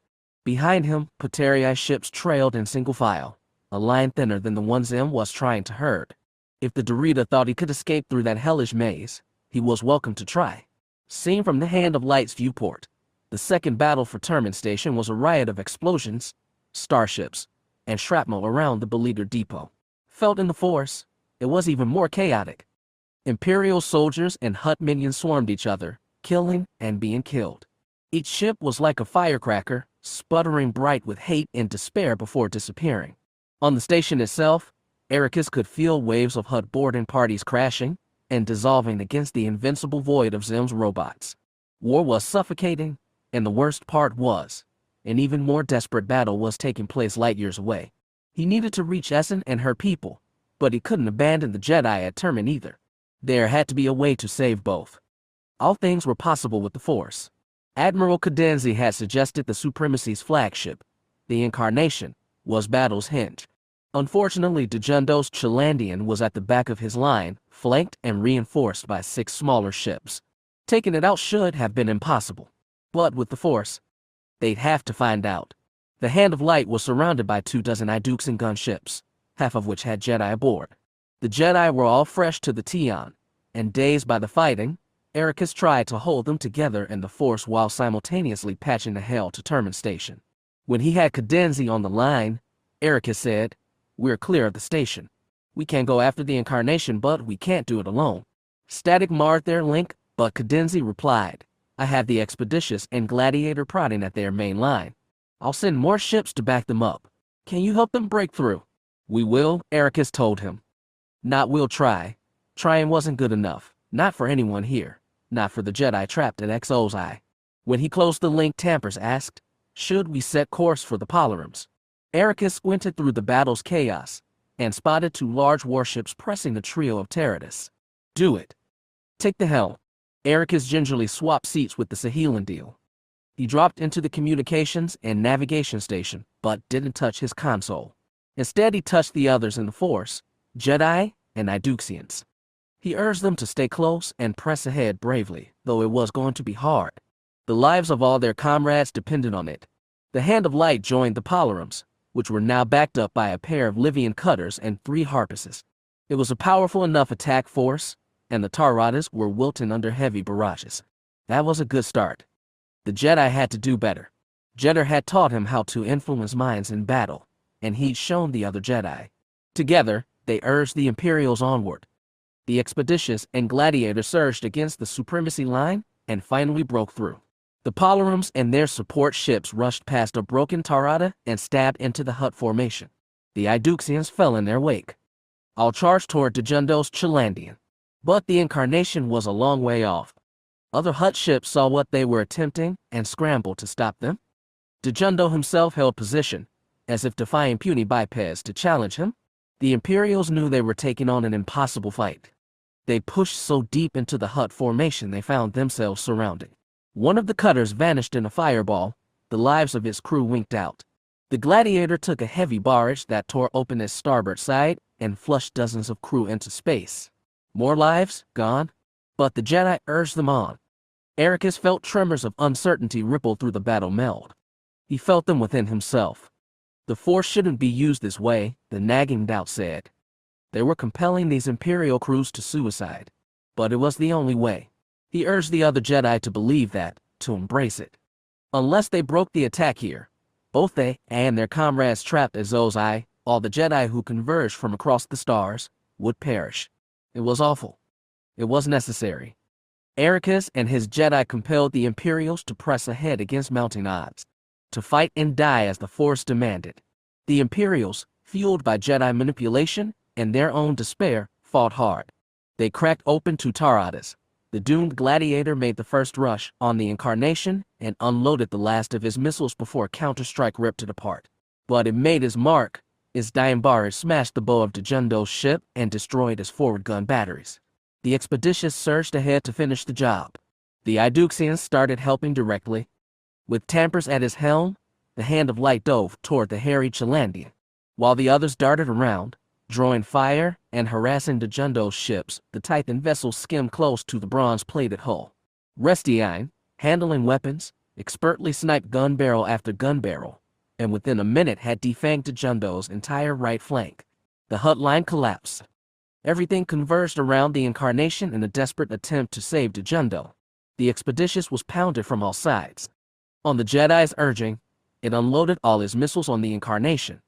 The other Imperial ships were ravaged too. Even the small, nimble Iduxians were not immune. One gunship vanished in a fireball. Then another. The second explosion claimed an Itachi Jedi Erakas barely knew. Grief washed through the battle meld. But with will like steel, Erakas urged them on. They compelled the doomed Imperials in their final moments. As the Expeditious was ripped to shrapnel and Kyrium shards, so too was the Incarnation.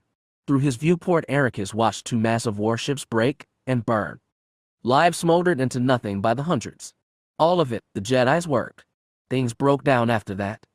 Supremacy ships were thrown into confusion by the loss of their leader. Imperials attacked, impelled by a vigor that didn't need the Force.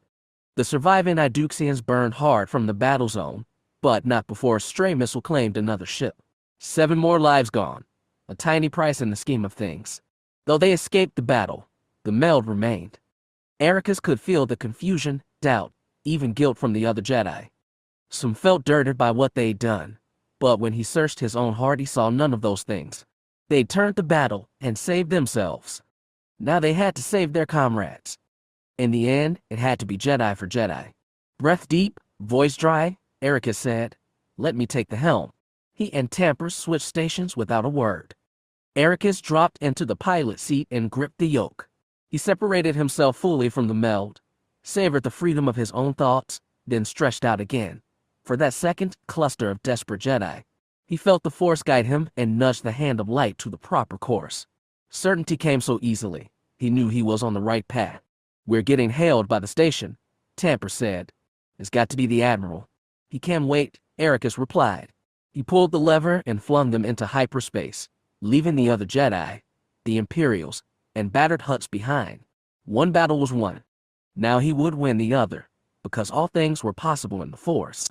It was just a matter of how far you were willing to go. Traversing the mall was like slipping through the eyes of 100 needles, one after another. Stationed on the Death Knell's observation room, Essen couldn't see the distribution of Zim's fleet.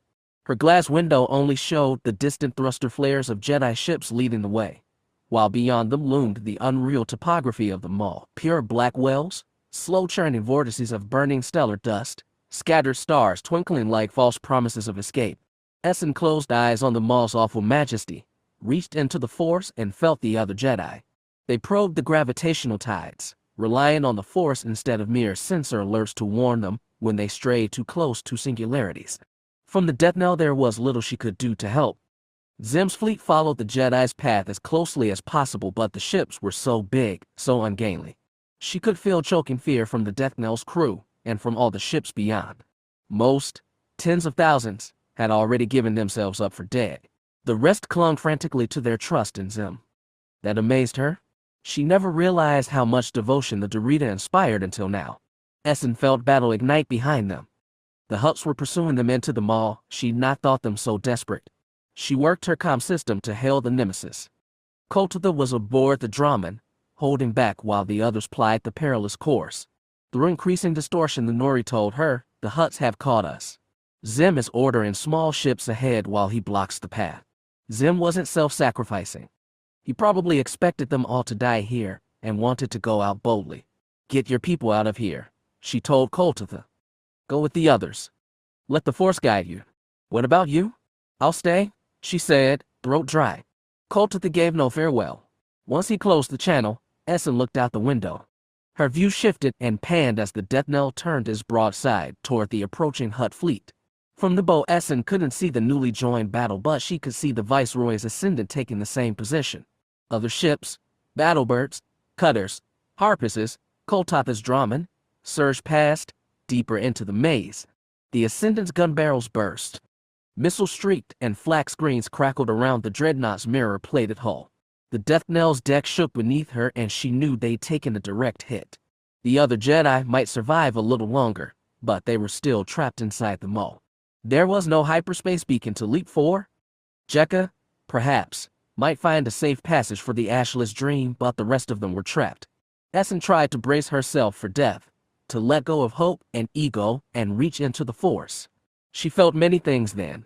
The Jedi ahead, the wrathful Hutts behind, the Imperials around her teetering on despair, and most of all Zim himself, a flickering nova that might burn out and collapse any minute. She'd never felt him like that before. He was a man at his brink. And then, one more mind found her. Erakas. She pushed everyone else away. To him she sent, "Where are you? Are you in Maul?" As if through deep water, she sensed his reply. Outside. Safe. Lighting a beacon to guide the way. A beacon in the Force, or with the hand of light. It didn't matter. It was an offered hand. Essen broke their connection, lurched for the comm system, and tried to hail the Ashless Dream. She needed the clarity of words, but when the connection opened, Jekka's voice was marred by static. The grinding energies of the Maul savaged comms as well as sensors. Soon every ship would be flying blind and deaf. But there was a way out. Erakas had brought a way. "Jekka, this is Essen," she yelled into the comm. "Can you hear me?" From the mess she barely made out, "Hear you. Jekka, Erakas is out there in the hand of light. If you can find a way through hyperspace with the Force, take it. Get to him and light a beacon with your ship. An emergency beacon. A screamer. They'd rigged one of those with the hand of light once, long ago. Did Jekka know how to make one? She didn't know. But she felt the other woman tell her, with the Force, not static choked words, that she would try. Essen slammed the connection off. She turned to the window in time to see an explosion gouge the Ascendant's hull and rip off Kyrian plates. The dreadnought was looking awful, and she doubted the death knell was better. She could still feel Zim in the Force. He was determined to die here. Like this. A hero, making a last stand against his hated enemy. Something that would ensure his legacy was passed through the ages, even if only the Hutts lived to remember. Now the death knell was engaged in a bitter slugging match against the head of the Supremacy fleet. She felt that too. It was like a schoolboy game where opponents stood upon a narrow beam and tried to push each other off, striking harder and harder blows without losing balance themselves. The beam was the narrow space between black holes. The only place to fall was lightless abyss. That was where Zim had chosen for his last stand. She felt him radiate bravery and despair. There was another way. He needed to know that. Essen turned for the exit. The doors opened. All that stood outside were two robot guardians with their glowing lifeless eyes. She put one foot out the door, then buckled and fell to one knee. She felt an entire warship disappear, not hers, not the Ascendant, and felt the attenuate rush of victory aboard the death knell. It didn't slow her down. She rose and sprinted down the flagship's halls. Bunta stared, slack-jawed, at the empty space on his screen, where the marker for Dalog's flagship had been. "Tactical," he bellowed. "Recalibrate sensors." Comms tried to contact the expiation. The crew worked fast but grimly. Truth settled on Bunta. The humans had fled deeper into the maw than he'd ever thought possible. Worse, Zim had chosen to engage Dalog in a slugging match and knock the Pateria flagship into the inescapable grip of a black hole. In an instant, Dalog's mighty Chalandian had ceased to exist and the humans had claimed a second throne. When Evenza confirmed it, Bunta slapped his tail so hard it dented the deck. Next, comms reported an incoming hail from inside the maw. The Numinous had edged dangerously close to the black hole cluster, and the transmission, which escaped, was marred by static. Nonetheless, he could hear Zim's gloating tone. Not that he could understand the biped's high-pitched, whiny babble. He was sure it was like his oration at Termin, a simultaneous congratulation to his man and a taunt to the Hutts. The noise sang across the bridge until Bunta hollered, "Shut it off. Now." Ariba killed the transmission. Bunta's gaze swung across the bridge until it settled on Evenza. The Tilandatil's small hands twitched nervously. "Prepare to follow Dialogue's path," he growled. "We're going in. We are not slaves. We are not victims. We are not fodder for worms. We are men, and we will never be subdued by alien tyrants again. To the Hutts I say, bring your ships. Bring your minions. Bring whatever scraps of bravery you've got in your bloated, slimy bodies. Come and face me. You know where I've made my stand." So Zim ended his snarling, defiant speech, right as Essen rushed onto the bridge. She'd never been here in a battle before, and the crew, whose eyes had been glued to Zim, were stunned by the red witch bounding to the main deck. Zim was stunned too. He just slammed down his handset when he spotted her and froze. She skidded to a stop in front of him. "There's a way out," she gasped. His face twisted. "This place is death. Let us die proud." "No. Erakas is out there." "Where?" "With the worms. He's outside the mall. He's trying to guide the Jedi out. What good does that do us? We need beacons to get through hyperspace. They can set off short-range, emergency screamers with their comms. They'll guide us through." Hope and disbelief ward on his face. "The mall is huge. It would take multiple jumps. We have the Ashless Dream. He has the Hand of Light. 2 ships. They can guide us through." He grabbed her forearm in a vice grip, pulled her close. Almost whispering, he asked, "Are you sure?" There was painful hope in his eyes. She couldn't lie. "No, but it's our best chance." He twisted his head to look at the tactical display. By now it was a mess of static, but one could make out blurred formations of light. Captain Jesson, standing at the table, said, "Majesty, more Hutt ships are moving into the mall." He turned back to Essen. Their faces were so close she could feel the heat of his breath. "We've put everything in your hands. All our lives." "I know," she begged with her eyes. "We're going to have to guide you with the Force. You're going to have to trust us. All of you." She looked into his eyes and felt him vividly. Bravery and despair, doubt and hope, battered but unbroken pride. Most of all, the desire to live, just like any man. He pushed her back. Essen steadied herself. He said, "Do it. Can you get a tight beam audio link to the dream?" He looked to Jesson. The captain said, "We can try." Zim nodded. Jesson waved Essen to the communications section. She went for it, feeling every eye on her, craving to see the fabled red witch work her magic. The Hand of Light was alone in the void. Erakas had left everyone else behind in his mad rush to get here. Dead ahead was the mall, light years of blackness, and twisted colors and distorted spacetime. He dropped into the Force to concentrate on the Jedi lost in the maze. He had to guide them out here, but he needed to go deeper. He had to trust in the Force to lead him through that abyssal maelstrom. He looked at the men beside him, Tampers and Restiine, not even Jedi, just Iduxians loyal to the cause. He could feel their heart-breaking devotion as they waited for orders. They believed in his magic. They believed in him. "Get ready to jump." He placed both hands on the control yoke and prayed that all was still possible. Jekka felt the way. She didn't know if it would take them completely out of the mall, but she felt the Force beckon her. "I think I have a path," she told Essen. Somehow the Sith had achieved a passable, if uneven, audio connection. "Take it. If you can jump someplace stable, rig your comm to let out an emergency burst." "Can you do that?" Jekka looked to Regatta and Hala uneasily.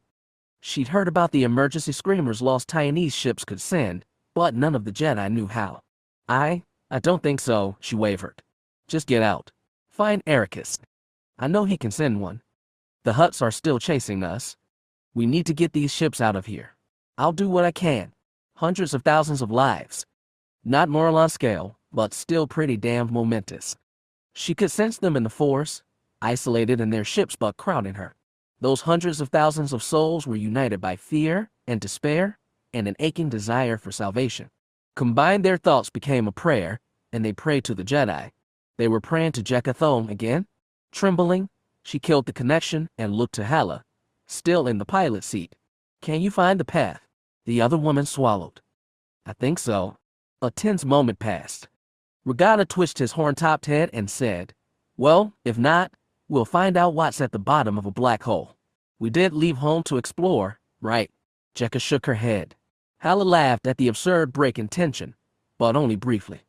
Then she composed herself, gripped the controls, face forward, and said, "Here we go."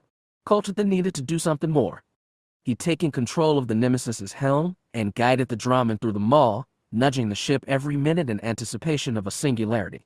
He was no great pilot, but it was easy for him. The black holes were distortions of reality, impossible to miss in the Force. Even his bulky, sluggish Drahman could avoid them. As he maneuvered, a line of large Imperial ships fell in behind him, mimicking every move. But that wasn't enough. The Hutts were gaining. Only the two big dreadnoughts were holding them back, and then just barely. The maw's distortions had rendered comms and long-range sensors useless. Starships, from light battlebirds to hulking polyrums, depended on exterior video feeds and the light from Iduxan engines to guide them through the maze. Koltitha felt the minds of the humans packed in their warships, reaching out, pleading. Taking souls in their hands, the Jedi led their charges through the hungry maw. Then Koltitha felt Jekka disappear. He gasped aloud and reached out desperately, drawing power not just from Ashla but the grief and anger that had been welling inside him since Morlan's doom. He knew Bogan was vile, but he couldn't help himself. It was the only thing that gave him strength. But, like a whisper or brush on the cheek, he found Jekka, alive and light years away.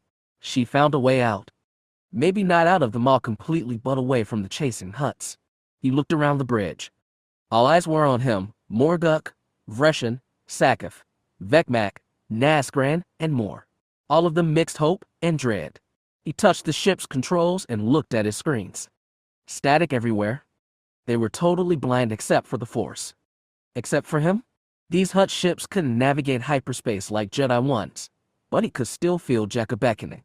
There must be one straight line to her, and all he'd have to do was tug a lever to fling them to safety. Safety, or down a black hole's throat. It was everything or nothing. Life and light or absolute dark. Koltitha pushed Bogan away. He still felt Jekka beckoning. Light or dark. He pulled the throttle. The Nemesis groaned around him as it leaped to hyperspace. People gasped. Sakaf asked, "What have you done?" But as soon as it began, Koltitha throttled back. The Drahman shuddered again, and they fell into real space. He stared at the sensor screens, still full of static, and waited for some indication of where they were.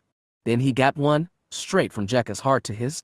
It was like arms spread for embrace. Koltitha hissed happily through his fangs. The Morguk looked at him like he was mad. The sensor screen began to clear.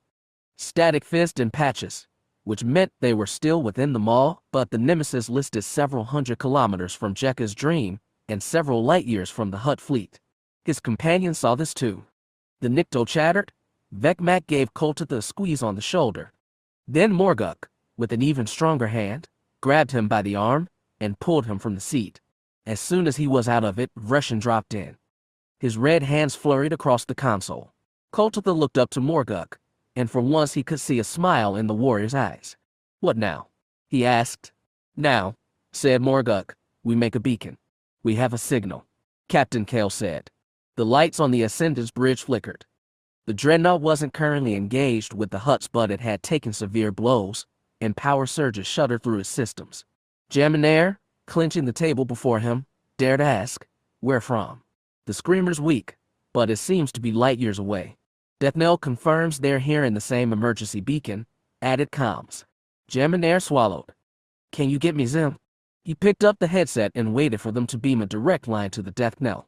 The other ship was close by, and he didn't have to wait long. "Do you hear it?" Zim's voice scratched.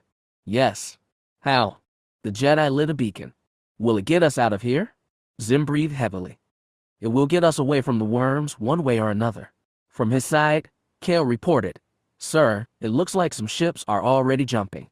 How she'd read anything in the staticky soup Jaminair didn't know, but he didn't doubt her. Other ships had seen a chance to survive. They were taking it. "Jump," he asked. "Jump," said Zim. As soon as he heard that single word, Captain Jessen barked orders to the Deathnell's crew. They hurried to comply. Essen felt the room transform around her. A second ago every man and woman had been drowning in despair. Now, Every soul blazed with the exultation of answered prayers. Even Zim, though nothing showed on his face. He placed the handset on the table and stared into the tactical screen's static blur. Then he turned and looked Essen in the eye. His hard expression didn't change, nor did hers. But beneath the despot's mask was hope, shock, awe, relief, humility, weary gratitude, and battered pride.